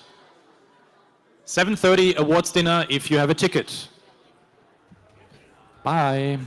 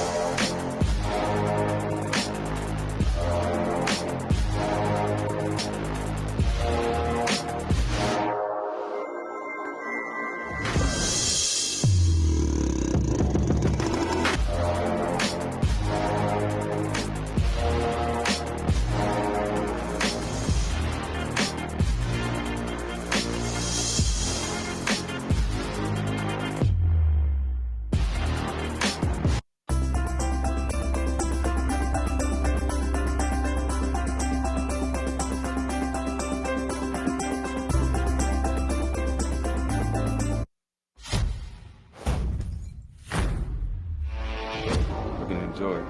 This is the moment the story changed. We just did away with the TSA. Is the right to make our own health decision. Why are both the left and right trying to change it?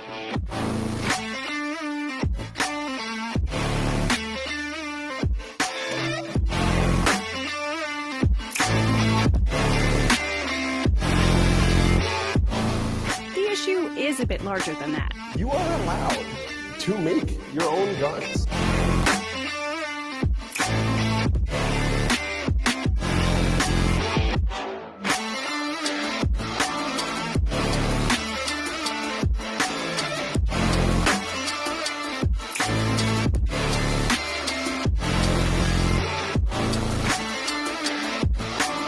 Who's really in charge of government? The war did not end the Great Depression, it masked it.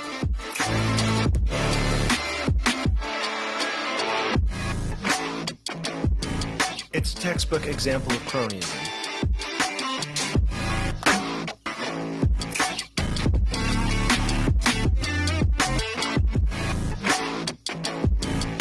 Pretty classical liberal, if you ask us.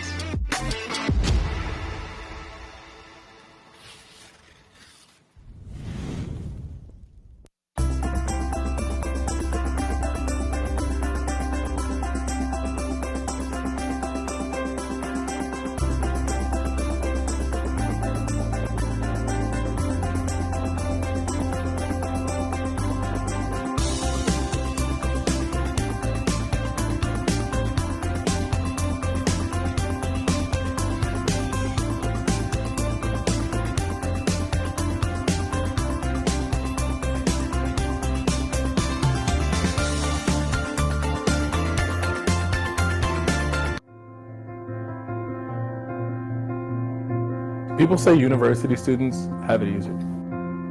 Best 4 years of your life. No parents, no responsibilities, no problems. But is it really so easy? What about the students who know campuses should be places of intellectual debate and diversity of thought, but instead find cancel culture and wokeism? Just how easy do they have it? A lot of people don't generally understand or know what libertarian ideals are. You could see the smirks or the scoffs. The professors and certain students were actively trying to undermine my efforts at the school. I remember it would become that much harder to, for example, get an event together. Students for Liberty has helped them learn and communicate the ideas of liberty even in environments hostile to it. Like one area allowed me to translate that energy, because I was just an energetic person, into something a little bit more focused. Students for Liberty has helped them define their dreams and encouraged them to dream big. I just went in with the attitude, like, doesn't matter what's going on here, we're fixing it, right? Like, SFL has entrusted me with these responsibilities and we're gonna get it done. To dream of bright futures as individuals, to become entrepreneurs, writers, doctors, leaders.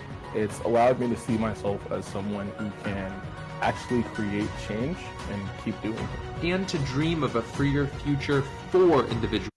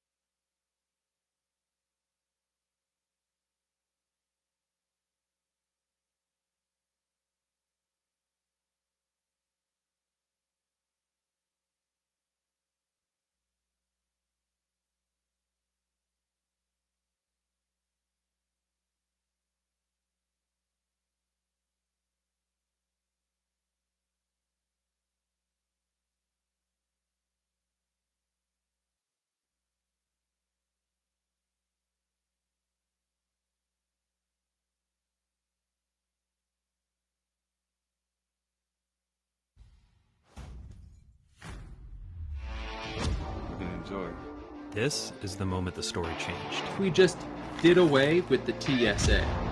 Is the right to make our own health decision. Why are both the left and right trying to change it?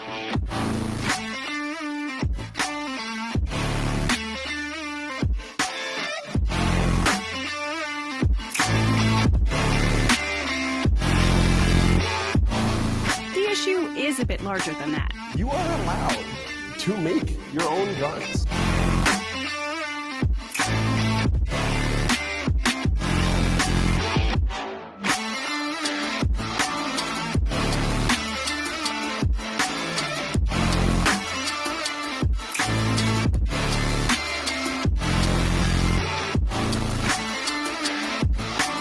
Who's really in charge of government? The war did not end the Great Depression, it masked it.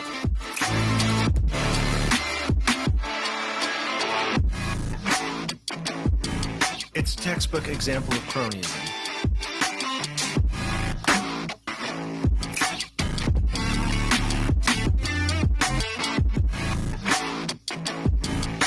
Pretty classical liberal, if you ask us.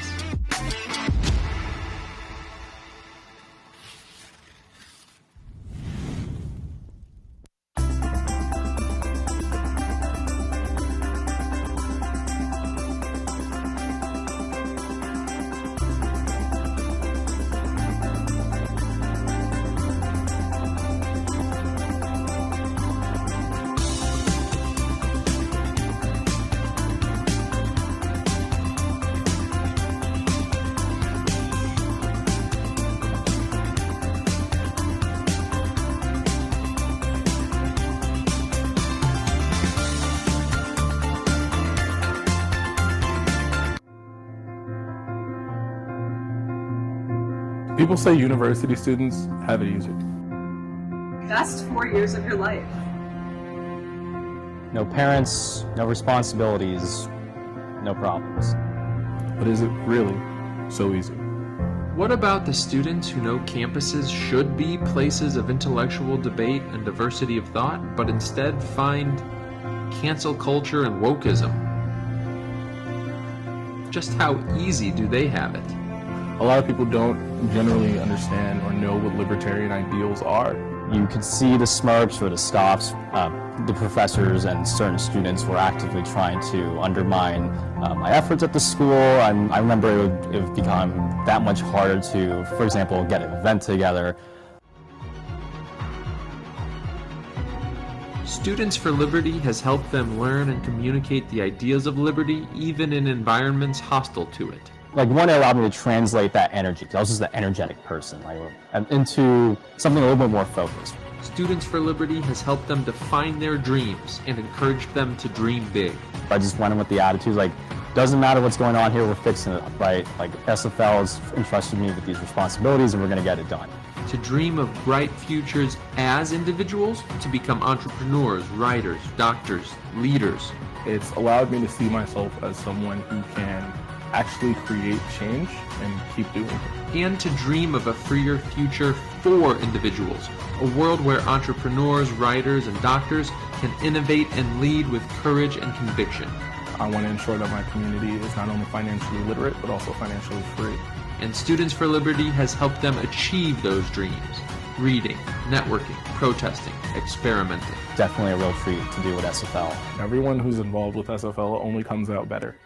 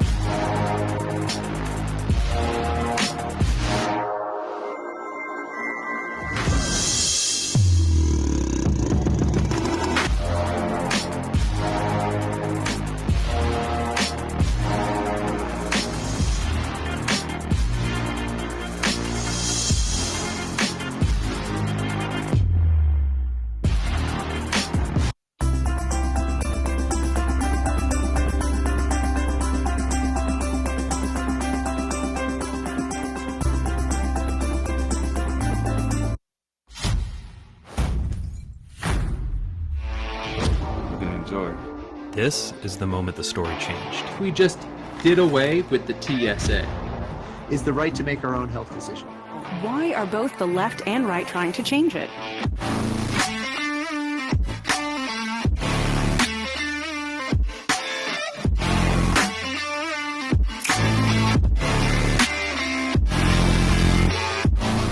The issue is a bit larger than that. You are allowed to make your own guns.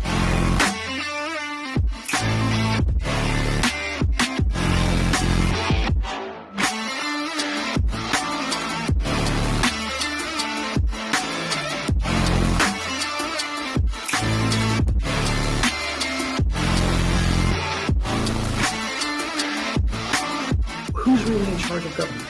The war did not end the Great Depression, it masked it.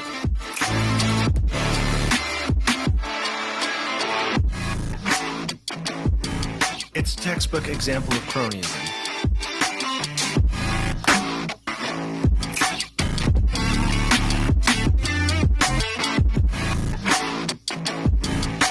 Pretty classical liberal, if you ask us.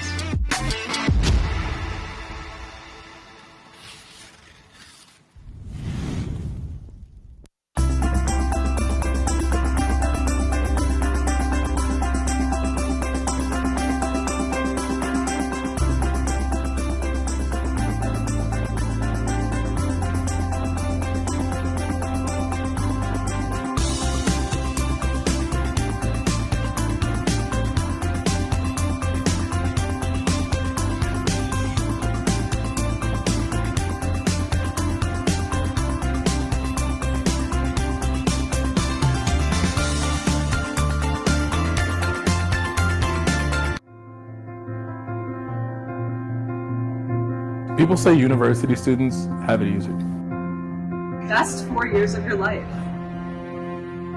No parents, no responsibilities, no problems. But is it really so easy? What about the students who know campuses should be places of intellectual debate and diversity of thought, but instead find cancel culture and wokeism? Just how easy do they have it? A lot of people don't generally understand or know what libertarian ideals are. You could see the smirks or the scoffs. The professors and certain students were actively trying to undermine my efforts at the school. I remember it would become that much harder to, for example, get an event together. Students for Liberty has helped them learn and communicate the ideas of liberty, even in environments hostile to it. Like, one, it allowed me to translate that energy, because I was just an energetic person, into something a little bit more focused. Students for Liberty has helped them define their dreams and encouraged them to dream big. I just went in with the attitude, like, doesn't matter what's going on here, we're fixing it, right? Like, SFL has entrusted me with these responsibilities and we're gonna get it done. To dream of bright futures as individuals, to become entrepreneurs, writers, doctors, leaders. It's allowed me to see myself as someone who can actually create change and keep doing it. And to dream of a freer future for individuals, a world where entrepreneurs, writers, and doctors can innovate and lead with courage and conviction. I want to ensure that my community is not only financially literate, but also financially free. And Students for Liberty has helped them achieve those dreams. Reading, networking, protesting, experimenting. Definitely a real treat to do with SFL. Everyone who's involved with SFL only comes out better.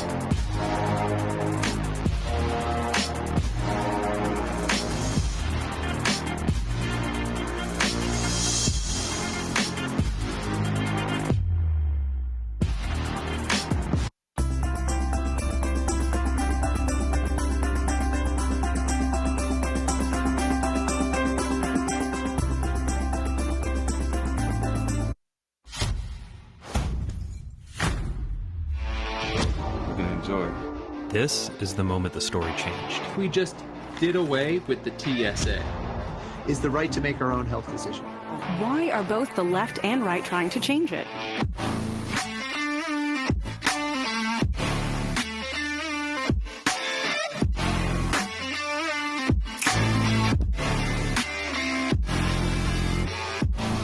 The issue is a bit larger than that. You are allowed to make your own guns.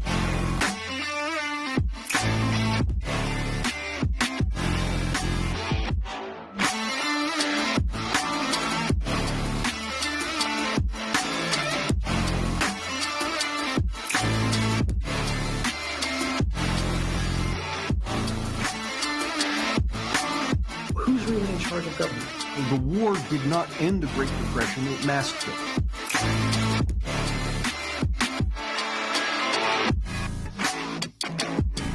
It's a textbook example of cronyism.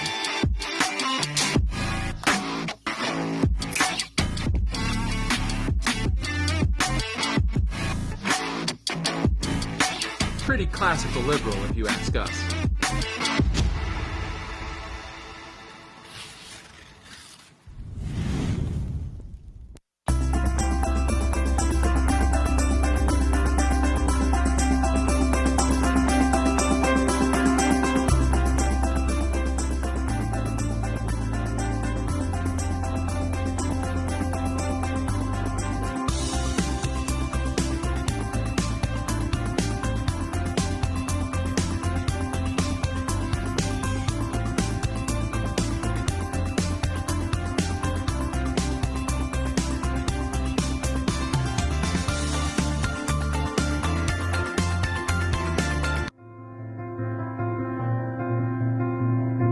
People say university students have it easier.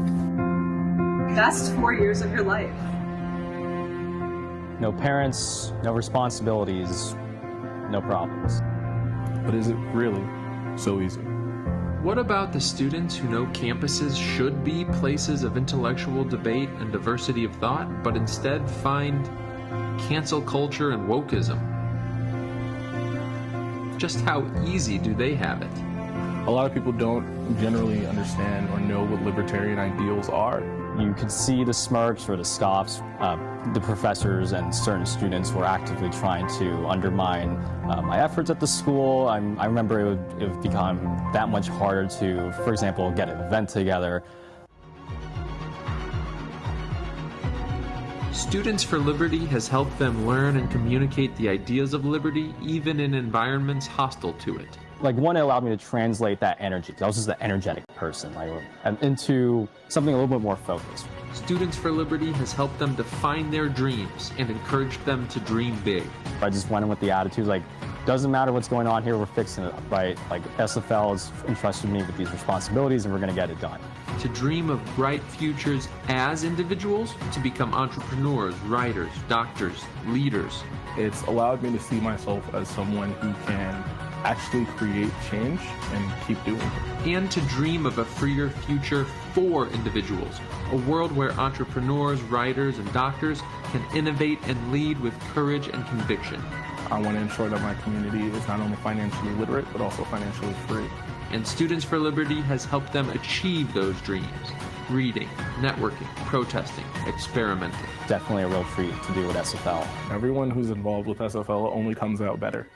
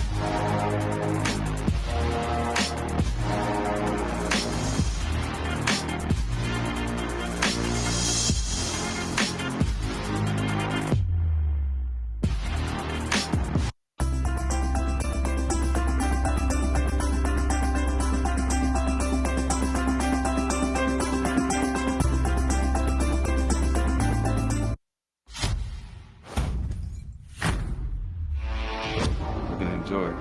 This is the moment the story changed. We just did away with the TSA. Is the right to make our own health decision. Why are both the left and right trying to change it?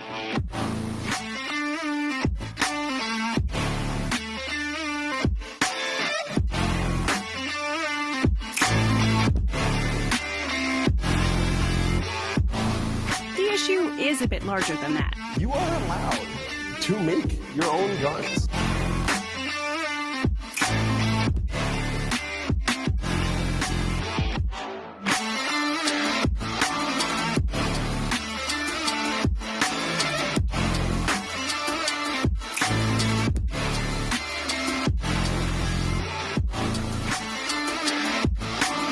Who's really in charge of government?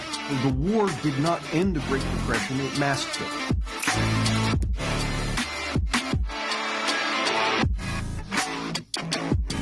It's a textbook example of cronyism.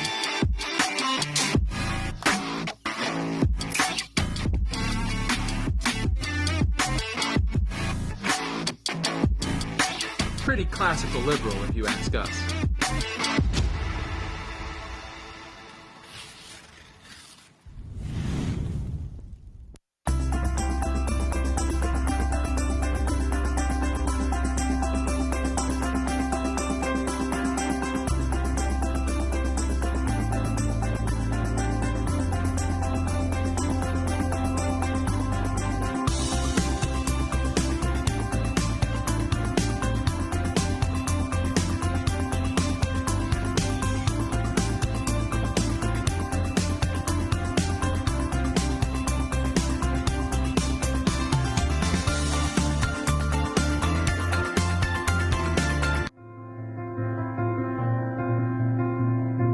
People say university students have it easier. Best 4 years of your life. No parents, no responsibilities, no problems. But is it really so easy? What about the students who know campuses should be places of intellectual debate and diversity of thought, but instead find cancel culture and wokeism? Just how easy do they have it? A lot of people don't generally understand or know what libertarian ideals are. You could see the smirks or the scoffs. The professors and certain students were actively trying to undermine my efforts at the school. I remember it would become that much harder to, for example, get an event together. Students for Liberty has helped them learn and communicate the ideas of liberty even in environments hostile to it. Like, one, it allowed me to translate that energy, because I was just an energetic person, and into something a little bit more focused. Students for Liberty has helped them define their dreams and encouraged them to dream big. I just went in with the attitude, like, doesn't matter what's going on here, we're fixing it, right? Like, SFL has entrusted me with these responsibilities and we're gonna get it done. To dream of bright futures as individuals, to become entrepreneurs, writers, doctors, leaders. It's allowed me to see myself as someone who can actually create change and keep doing it. And to dream of a freer future for individuals, a world where entrepreneurs, writers, and doctors can innovate and lead with courage and conviction. I want to ensure that my community is not only financially literate, but also financially free. And Students for Liberty has helped them achieve those dreams. Reading, networking, protesting, experimenting. Definitely a real treat to do with SFL. Everyone who's involved with SFL only comes out better.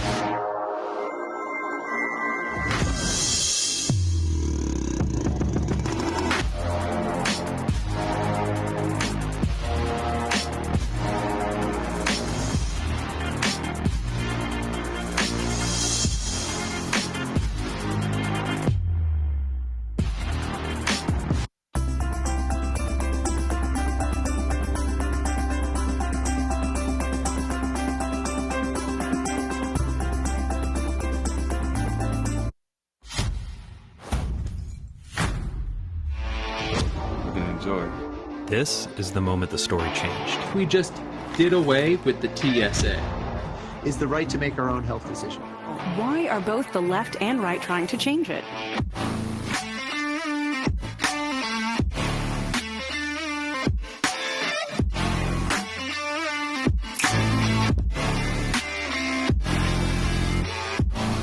The issue is a bit larger than that. You are allowed to make your own guns.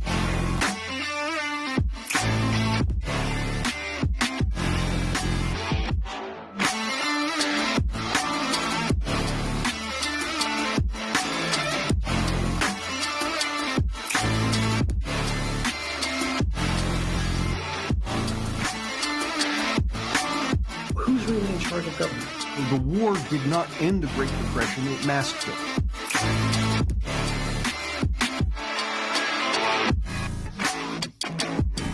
It's a textbook example of cronyism.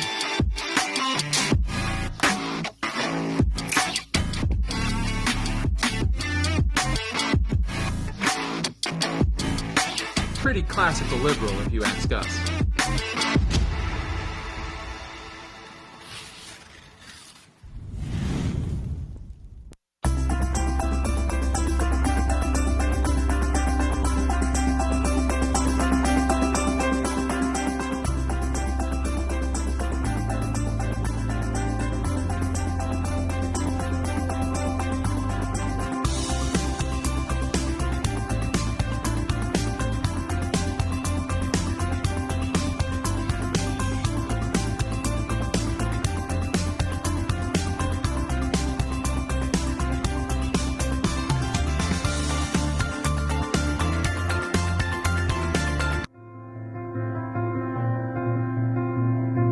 People say university students have it easy.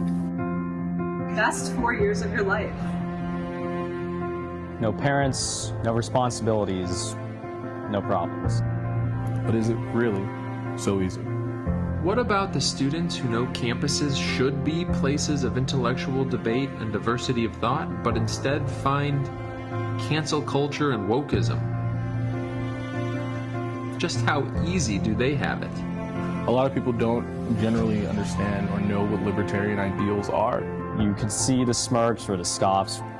The professors and certain students were actively trying to undermine my efforts at the school. I remember it would become that much harder to, for example, get an event together. Students for Liberty has helped them learn and communicate the ideas of liberty, even in environments hostile to it. Like, one, it allowed me to translate that energy, because I was just an energetic person, into something a little bit more focused. Students for Liberty has helped them define their dreams and encouraged them to dream big. I just went in with the attitude, like, doesn't matter what's going on here, we're fixing it, right? Like, SFL has entrusted me with these responsibilities and we're gonna get it done. To dream of bright futures as individuals, to become entrepreneurs, writers, doctors, leaders.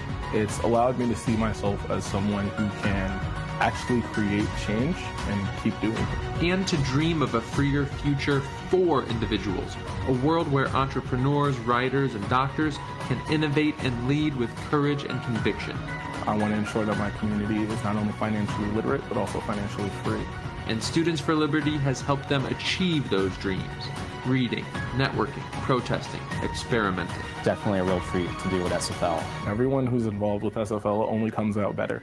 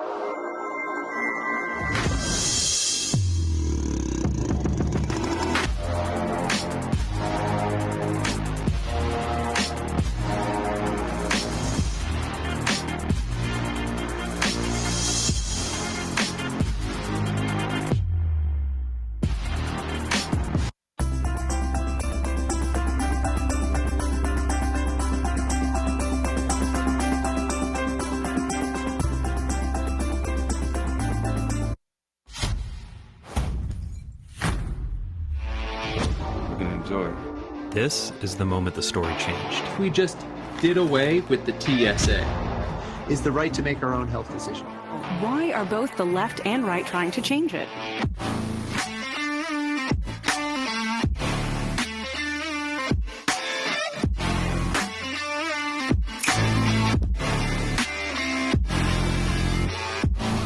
The issue is a bit larger than that. You are allowed to make your own guns.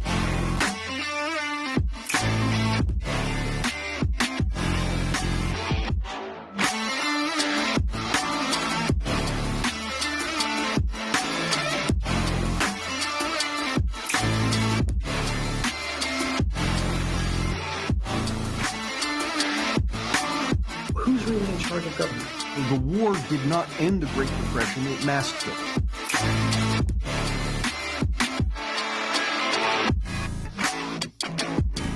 It's a textbook example of cronyism.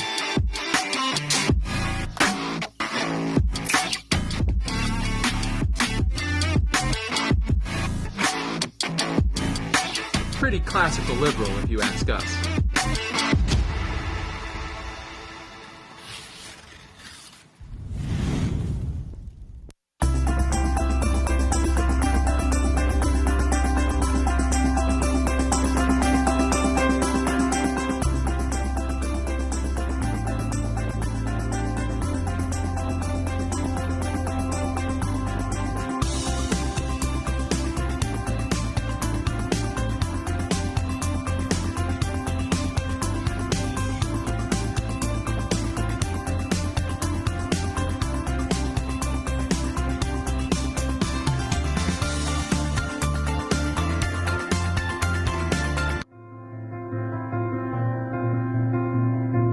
People say university students have it easier. Best 4 years of your life. No parents, no responsibilities, no problems. But is it really so easy? What about the students who know campuses should be places of intellectual debate and diversity of thought, but instead find cancel culture and wokeism? Just how easy do they have it? A lot of people don't generally understand or know what libertarian ideals are. You could see the smirks or the scoffs. The professors and certain students were actively trying to undermine my efforts at the school. I remember it would become that much harder to, for example, get an event together. Students for Liberty has helped them learn and communicate the ideas of liberty, even in environments hostile to it. Like, one, it allowed me to translate that energy, because I was just an energetic person, into something a little bit more focused. Students for Liberty has helped them define their dreams and encouraged them to dream big. I just went in with the attitude, like, doesn't matter what's going on here, we're fixing it, right? Like, SFL has entrusted me with these responsibilities and we're gonna get it done. To dream of bright futures as individuals, to become entrepreneurs, writers, doctors, leaders. It's allowed me to see myself as someone who can actually create change and keep doing it. And to dream of a freer future for individuals, a world where entrepreneurs, writers, and doctors can innovate and lead with courage and conviction. I want to ensure that my community is not only financially literate, but also financially free. And Students for Liberty has helped them achieve those dreams. Reading, networking, protesting, experimenting. Definitely a real treat to do with SFL. Everyone who's involved with SFL only comes out better.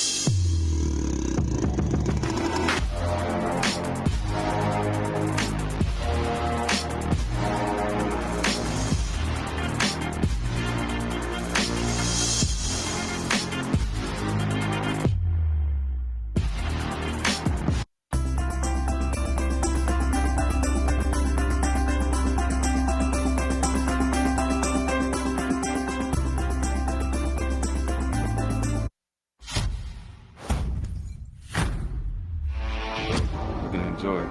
This is the moment the story changed. We just did away with the TSA. Is the right to make our own health decision. Why are both the left and right trying to change it?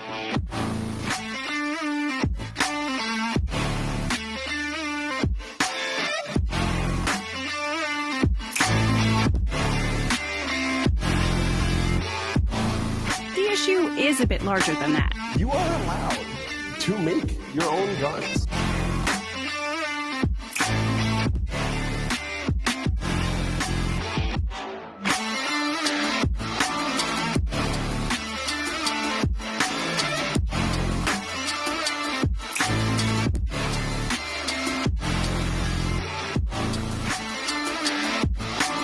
Who's really in charge of government?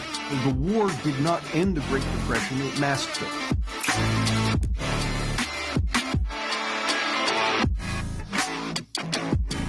It's textbook example of cronyism.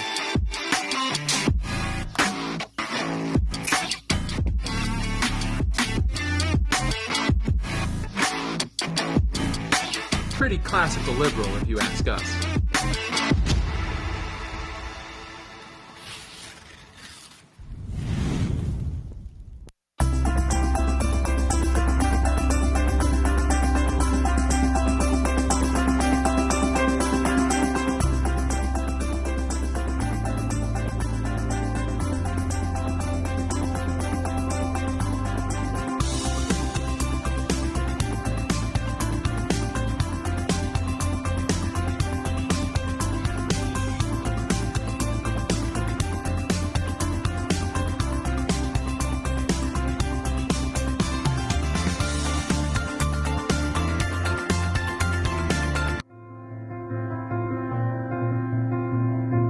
People say university students have it easy.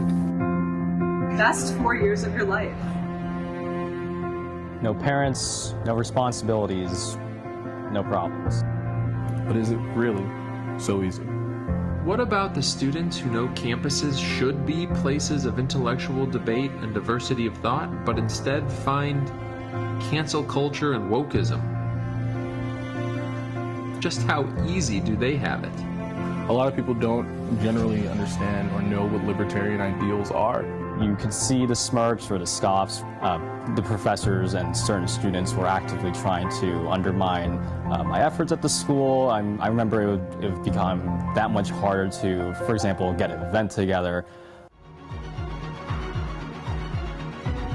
Students for Liberty has helped them learn and communicate the ideas of liberty, even in environments hostile to it. Like, one, it allowed me to translate that energy, because I was just an energetic person, and into something a little bit more focused. Students for Liberty has helped them define their dreams and encouraged them to dream big.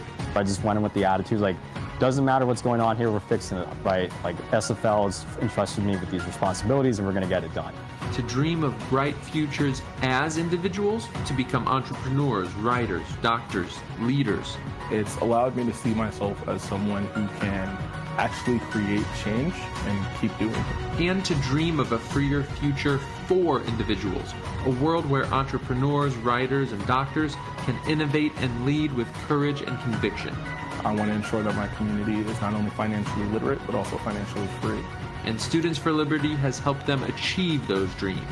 Reading, networking, protesting, experimenting. Definitely a real treat to do with SFL. Everyone who's involved with SFL only comes out better.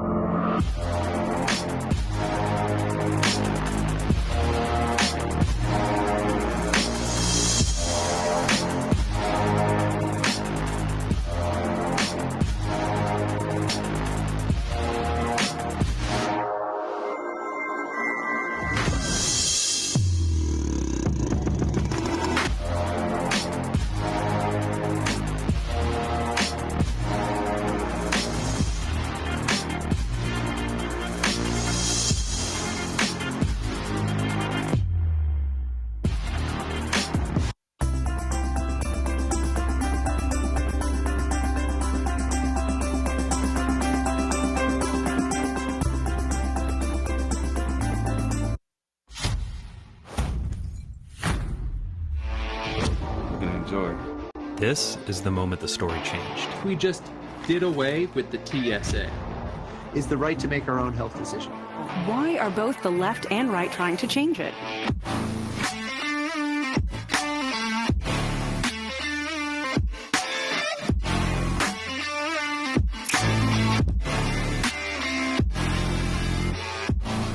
The issue is a bit larger than that. You are allowed to make your own guns.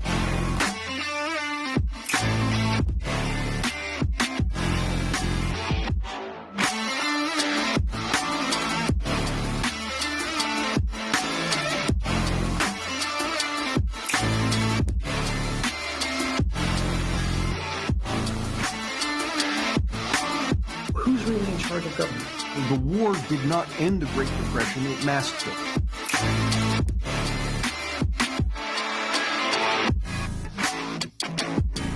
It's textbook example of cronyism.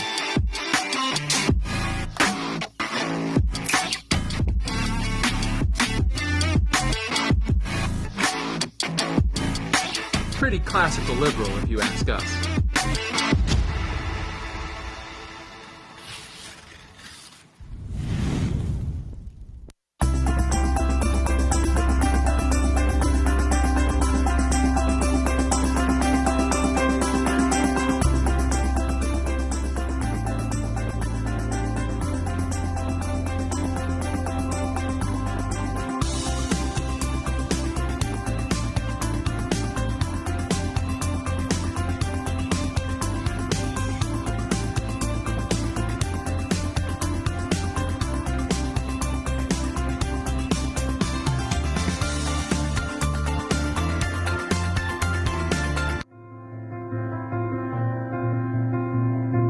People say university students have it easy.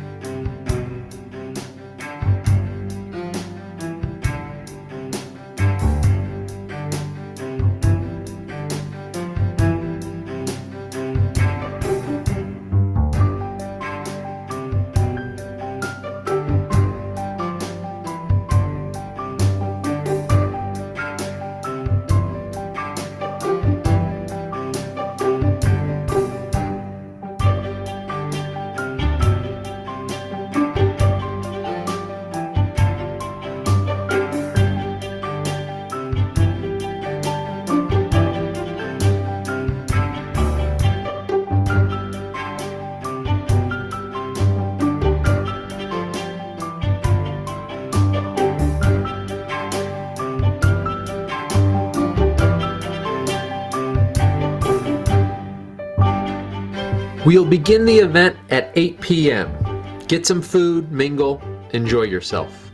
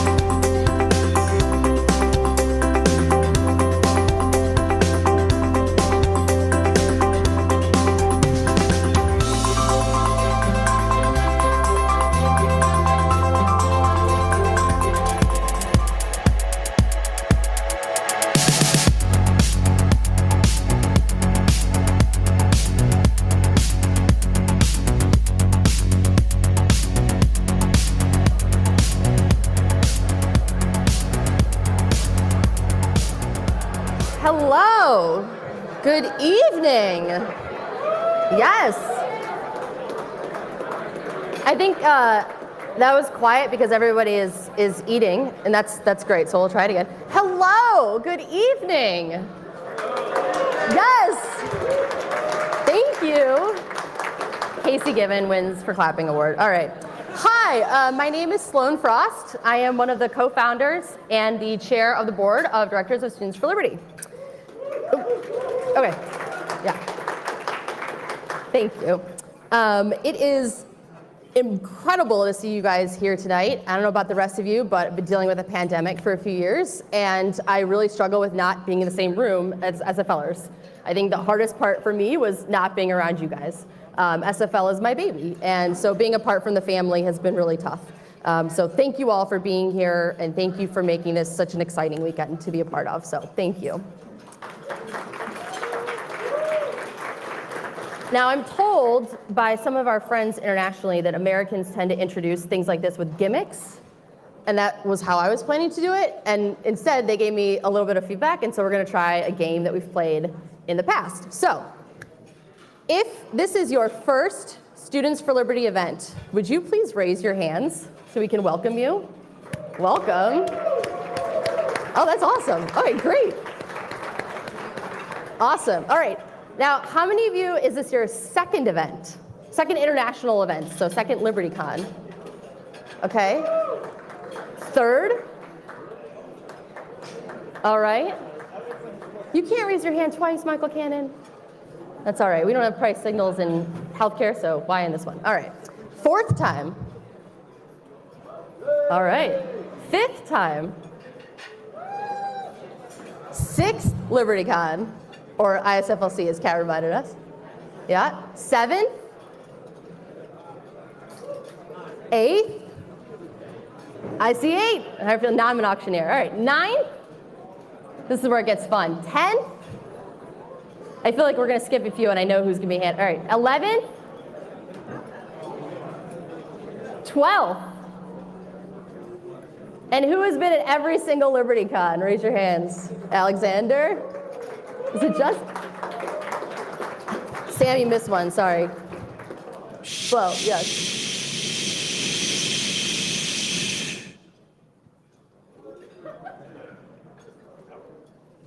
I felt like that applied to me. All right, well, Alexander and Sam, it's great to see you guys at all of these. And everyone else, whether you're new or you've been here to 12, it's incredible to see you. Thank you guys truly for being here. And, okay, this is the last one, I promise.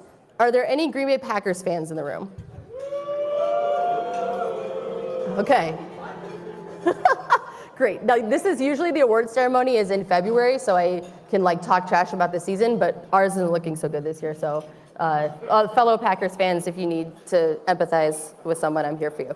All right, so whether or not this is your first conference, your 12th, or even those of us your 13th, it's an exciting time, except for I realized that the number 13 is an unlucky number.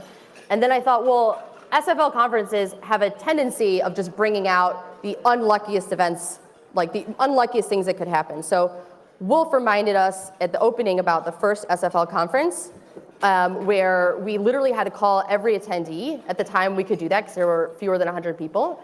And we asked them if they were still coming. So we're just like, FYI guys, this conference is still happening. And we literally had to carry the coffee canisters from the Starbucks uphill in the snow, and I did it in heels, in order for there to be coffee at the conference. So we've come a long way since Snowmageddon, and it's pretty great to be here in Miami, although my hair is obviously not cooperating. And and I think when we first started SFL, this whole superstitiousness or like thinking that unlucky things could happen continued. We used to tell people, for those of you that have been around, we used to say the door is always locked. I remember like when I ran my first conference, the most exciting bit was that I had a key to the chemistry building, which is how I knew that the conference could actually happen, because so many times I'd been there or like gone into the room and it was locked. Does that happen to anyone else? You go to host an event and like something goes wrong? Yeah, okay, awesome. Well, hopefully the things that go wrong are overshadowed by the things that go well. And it's especially stressful to manage all of that too when you're a student, because on top of everything else, you're trying to figure out, who you are in this world. And no one has experienced it before, but somehow we all have opinions about how you should be living your life. And on top of classes and jobs, you've chosen to work with an organization that is trying to change the world. It takes someone who's really special to do that. It has to be someone who has a passion for peace, love, and liberty, someone who isn't afraid to ask questions and push back on the answers that they get civilly, someone who knows that a freer future is really up to them. And I am so honored that Students for Liberty can help you guys on that journey that you're going through. It's not always easy. Sometimes you feel lonely. When we started SFL, we thought we were the only libertarians that existed on our campuses. I'm glad we were wrong. And I want you all to know that you're not alone. There's an S family out there for all of you. There's all of this. And yes, we disagree on a lot and we debate a lot, but we help each other to grow along the way. And I hope that you can celebrate the little victories that you have, because that'll help us keep going even further. So tonight, we'll do just that. We'll celebrate the achievements of SFLers from around the globe. But first, it's our tradition to pause for a moment before we begin and remember our friends whose journeys ended too soon. These SFLers were incredible activists, and more importantly, they're good people and good friends. Please join me in a moment of reflection.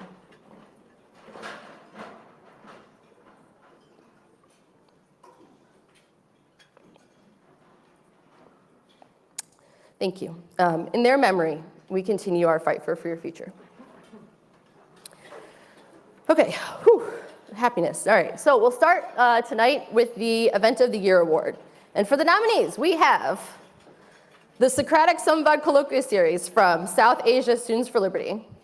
So, this will be a lot of clapping tonight. So the South Asia SFL Samvad consists of discourse in the matter conducted by Socrates in ancient Greece. Students are asked to share their thoughts and concerns, often critically, in a structured manner in reference to the reading material that's sent out ahead of the event. Socratic events aim to help each participant develop their reasoning and critical thinking skills, discover effective and respectful communication methods, and have intelligent opinions on topics related to liberty. Our coordinators across South Asia use this concept as they hosted a series of 54 samvads with 1,004 attendees and 18 colloquia with 301 participants total. Next up, we have Nelson Usuri's event on objectivism in Tanzania.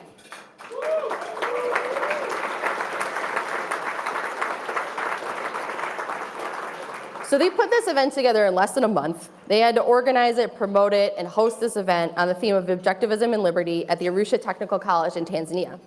Nelson was still able to get 180 students to attend, by far the highest attendance among our series of events on objectives in Africa, and bigger than our first few LibertyCons as well. Attendees there learned about rational self-interest, productiveness, independent thinking, personal responsibility, justice, and integrity. And the event also generated 100 new applications to the African Local Coordinator Program.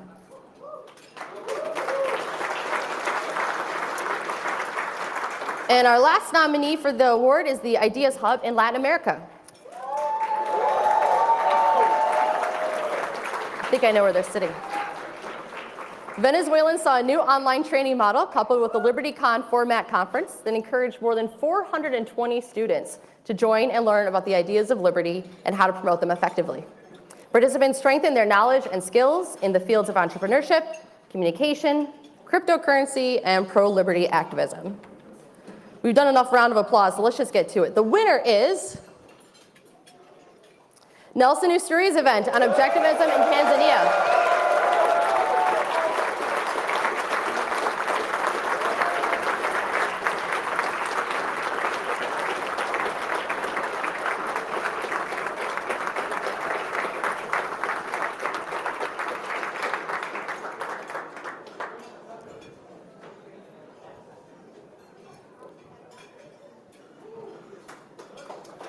Congratulations. Would you like to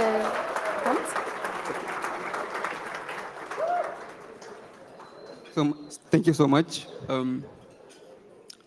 this is really overwhelming. So I would like to start by thanking Students for Liberty, but also to thank my leaders, my mentors, Linda Kavuka, Dixon Kigora. They're really amazing, and without them, this wouldn't have been possible. Thank you so much. And to everyone who have in one way or another contributed to this success and achievement, thank you very much. Tonight, I'm deeply grateful for the opportunity to be, to serve as a libertarian within Students for Liberty.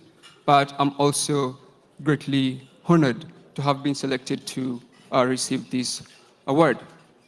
And I would like us all to imagine like how much effort, how much hard work all the coordinators around Africa are putting in trying to spread liberty. And if you can imagine that, then you'll understand me when I say that all the coordinators deserve to be here on this stage right now.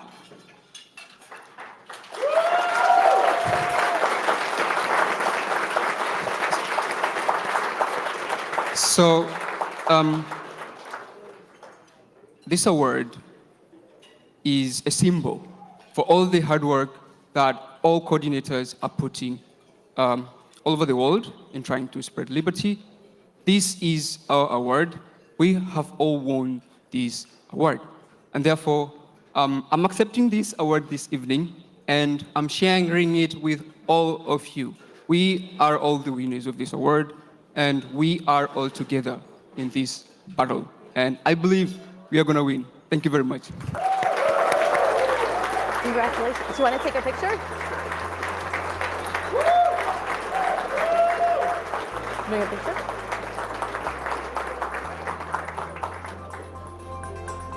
Okay.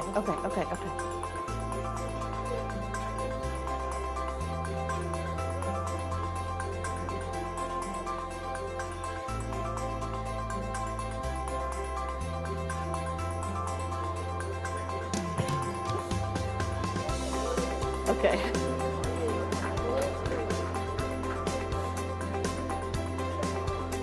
Thank you. Congratulations. All right. I said this was my 13th time doing this conference, and yet it is the first time that there are videos that I'm supposed to be queuing up. And so I failed in that. So let's pretend that we're back in time and I had appropriately queued up the video for Nelson's event. On the plains of the Serengeti, corruption runs rampant. Tanzania is one of the world's poorest countries, in no small part due to its dominant political party, the Party of the Revolution, which is why objectivism and liberty at Arusha Technical College was so impressive.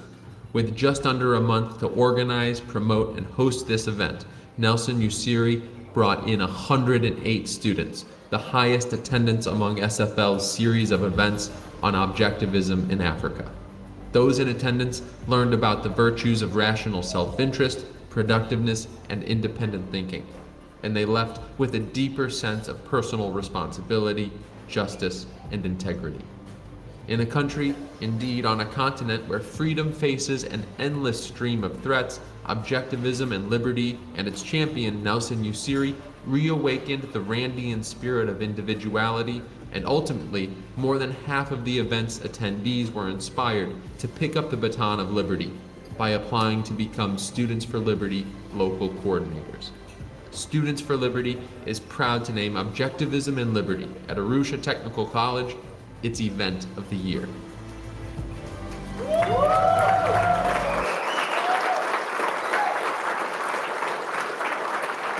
Congratulations again. And next up, we have the Group of the Year Award. The nominees for the Group of the Year Award are Africa Students for Liberty's leadership team. In line with SFL's goals and mission, the Africa SFL leadership team was created to help Africa SFL coordinators improve their leadership skills. In the last year alone, the group worked towards designing a robust recruitment and training strategy.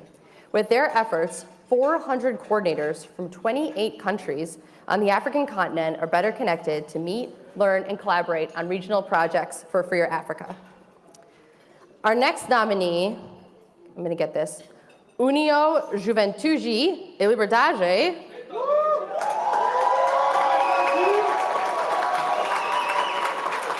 We're going to call them UJL, or the Union for Youth and Freedom in Brazil. The UJL has been heavily involved in some of the biggest events and social actions carried out by SFL Brazil in the last year. The group's main contribution to SFL Brazil, though, is that they have been able to be present in spaces where liberty movement has traditionally found it difficult to penetrate. They work to show that it's possible to be an intellectual without being elitist, defend private initiatives, contribute to social causes, and defend our principles outside the traditional libertarian bubble. The UJL seeks to make the defense of freedom something that is increasingly popular and accessible. And finally, SFL Czech Republic.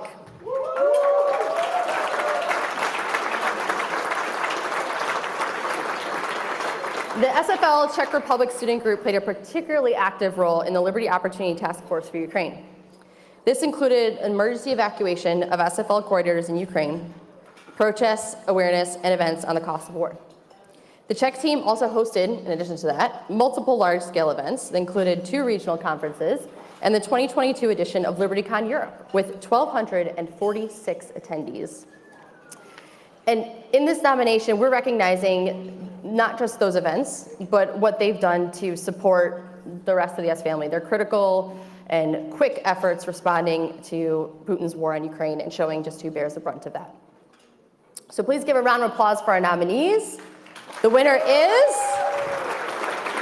SFL Czech Republic.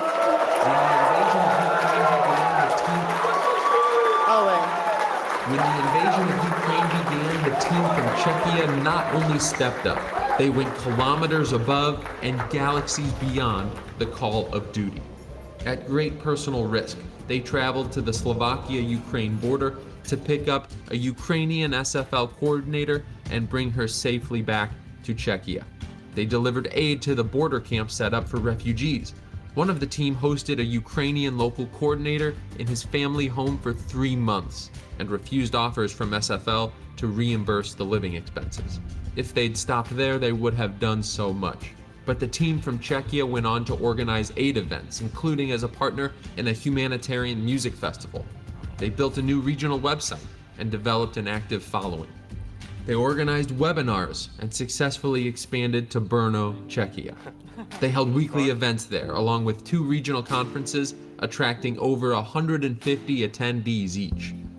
The number of local coordinators in Czechia has doubled, and the team has started a volunteer program to identify the best local coordinator candidates to ensure a bright future for years to come.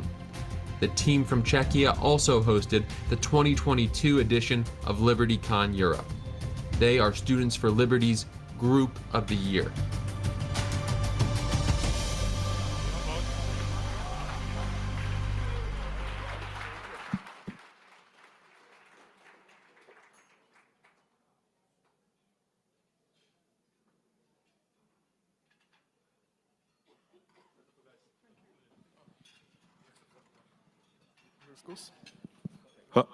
Okay. So, sorry in advance, I will take more than just 60 seconds for the speech. Sorry, Amen. Well, I would first of all would like to thank for all the trust you give into us by awarding us with Team of the Year. But I also need to say that it's rather simpler to be promoting freedom in a developed Western countries such as Czech Republic or any other European states. I can imagine it's even more harder in states in Africa, Asia, Southern America. And you all seen the board with the ones who are not with us, unfortunately. And I can imagine you get many more names from Ukraine Students for Freedom, which are not officially part of the Students for Liberty, but I believe they are still part of us in our hearts. And given that, it saddens me even more that a lot of libertarians right now are saying that we should kind of be blind to the conflict which is now in the Ukraine, the war in Ukraine. the Russian dictatorship efforts to erase the freedom from Ukraine and soon from many other European states. The liberals, I think, should never use our values of peace in order to support such dictatorship of Russian or any other kind.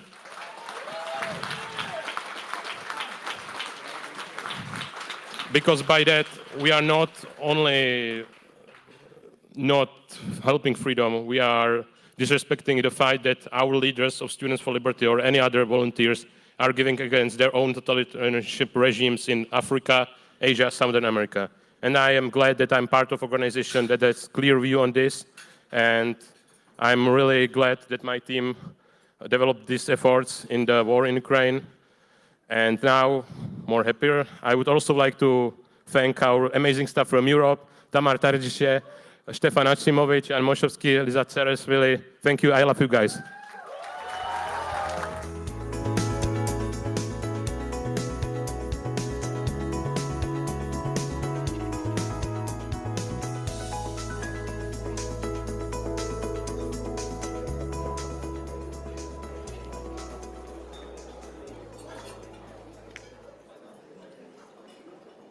I have to say, I hate that we consistently hear stories of how our students have to survive dictatorships and violence. It's not just in Ukraine and Russia. Like they said, it's all over. It's our staffers. It's I hope we never have to. SFL exists so that we don't have to one day. But I'm grateful that in the interim we have all of you guys that are here supporting each other. And I really think that's beyond an award. I think it's really beautiful. So thank you. All right. And the next award is our Impact of the Year Award, which goes to someone who is accomplished outstanding achievements for SFL coordinators and shows the impact and value that they have added in the fight for liberty. And this year, our winner is Dylan Dean from the US. Dylan's work.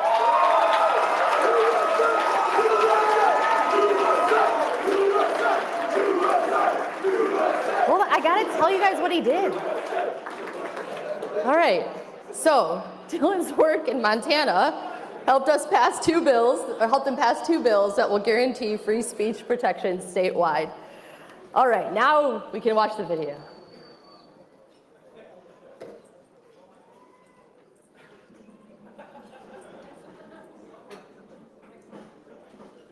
At Montana State University, Dylan has been a stalwart for liberty. In late 2021, in the face of mask mandates and COVID restrictions, Dylan fought back. He organized a protest, handing a megaphone to anyone who wanted to speak out against the iron fist of the campus administration.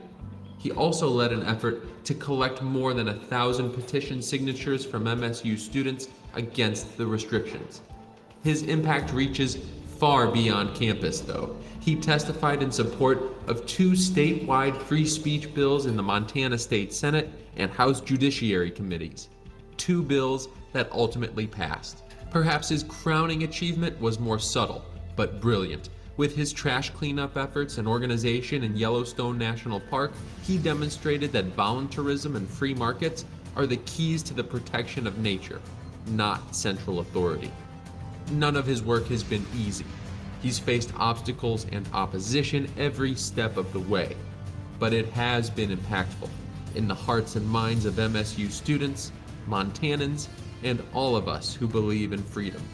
That's why Students for Liberty is proud to present Dylan Dean with the Impact of the Year Award. Please welcome Dylan Dean.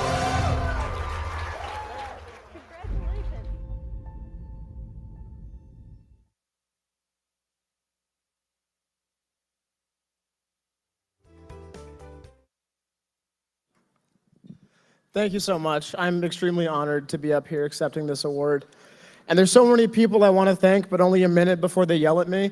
And so the only name I'm going to say is Naomi, who is my regional coordinator and was my first friend when I started as a local coordinator.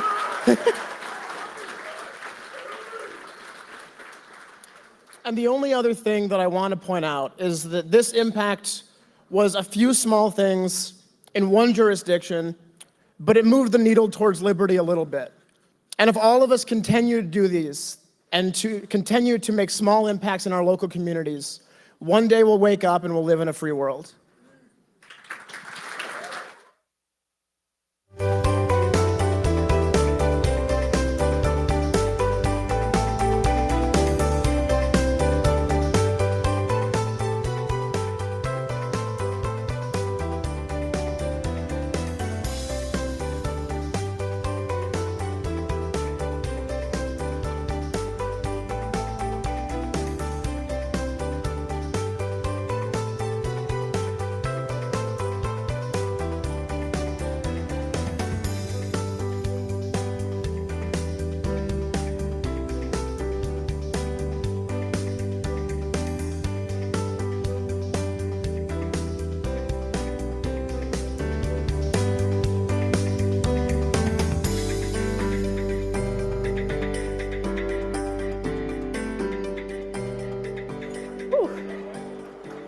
Congratulations again, Dylan. All right. Next up, we have the coveted Student of the Year award. Was that an ooh, like an excitement ooh? Okay, very cool. Student of the Year, I mean, I have heard these award ceremonies compared to the Grammys. Hopefully not the Oscars. Will be less than 6 hours too, I promise. All right, so the nominees for the Student of the Year are Jorge Sinariti from Tbilisi, Georgia.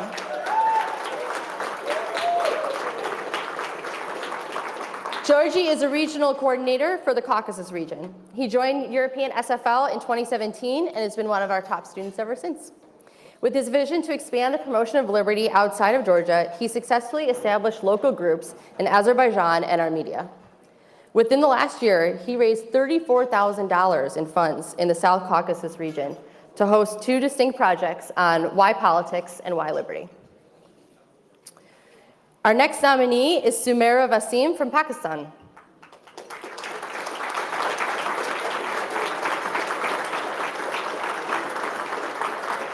Sumaira Vasim is the regional coordinator of Afghanistan and Pakistan in a region that has been heavily influenced, I think that's an understatement, by authoritarian regimes. Sumaira has generated 185 applications to the local coordinator program and hosted multiple events on topics related to behavioral economics, entrepreneurship, and digital currencies.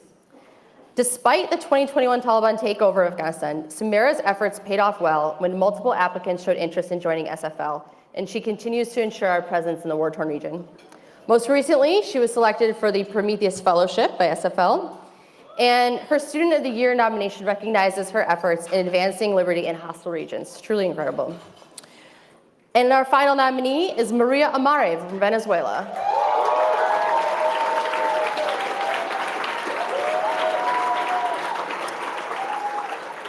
In a country battling one of the worst socioeconomic crises of the present times, Maria is a young activist promoting the ideas of liberty in an environment of socialism. We've heard a lot about this weekend.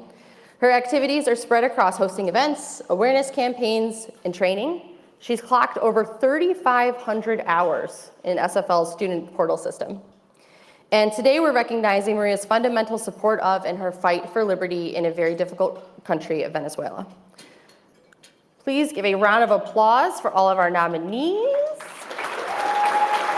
All right. Their activism is truly exceptional. And the winner is Maria Amare.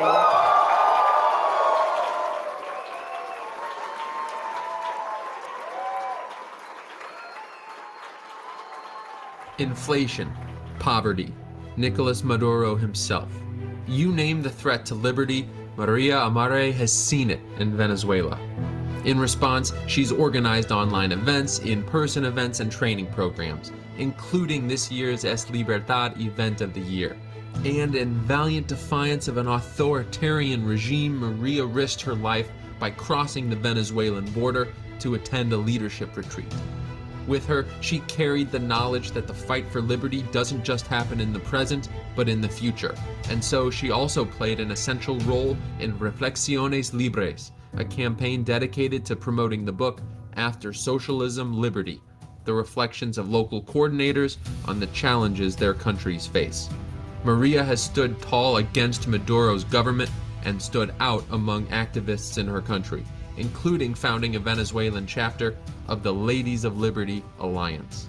Despite governmental policies of repressing free speech, despite the danger in doing so, Maria has been unafraid to speak and unabashed in her dedication to human freedom and flourishing.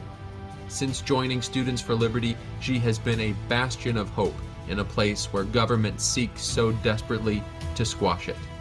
That's why Maria Amare is Students for Liberty's Student of the Year. Unfortunately,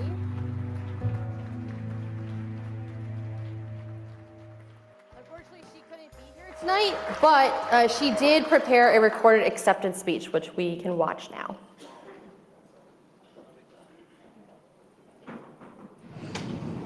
Hola a todos from Venezuela. I wish I could be there in person and meet each and one of you, but as you may know, I live in a communist country and there is one thing for sure, isolation. Despite the circumstances, I didn't want to miss the opportunity to tell you how life-changing this experience as a member of SFL has been for me. Winning the Leader of the Year award is fulfilling, and so far it's one of my greatest achievements. This award makes me feel that all the efforts and risks that we all take when promoting the ideas of liberty in a communist country have been worth it. I have been persecuted for what I do and even held by the guerrillas on the Colombian-Venezuelan border. And that's just a little part of what we all have to do to talk about freedom to new generations. I have to say that I feel proud, I feel grateful, and I will continue to do what I consider my life purpose, being an activist for liberty and spreading these ideas among the new generations. I'm very grateful to SFL because being part of it connected me with the opportunity to become a programs associate at the Foundation for Economic Education to educate high school students about free markets and economics. Finally, I want to say thank you because these awards mean that all this hard work has not gone unnoticed. So thank you, Students for Liberty, for changing my life.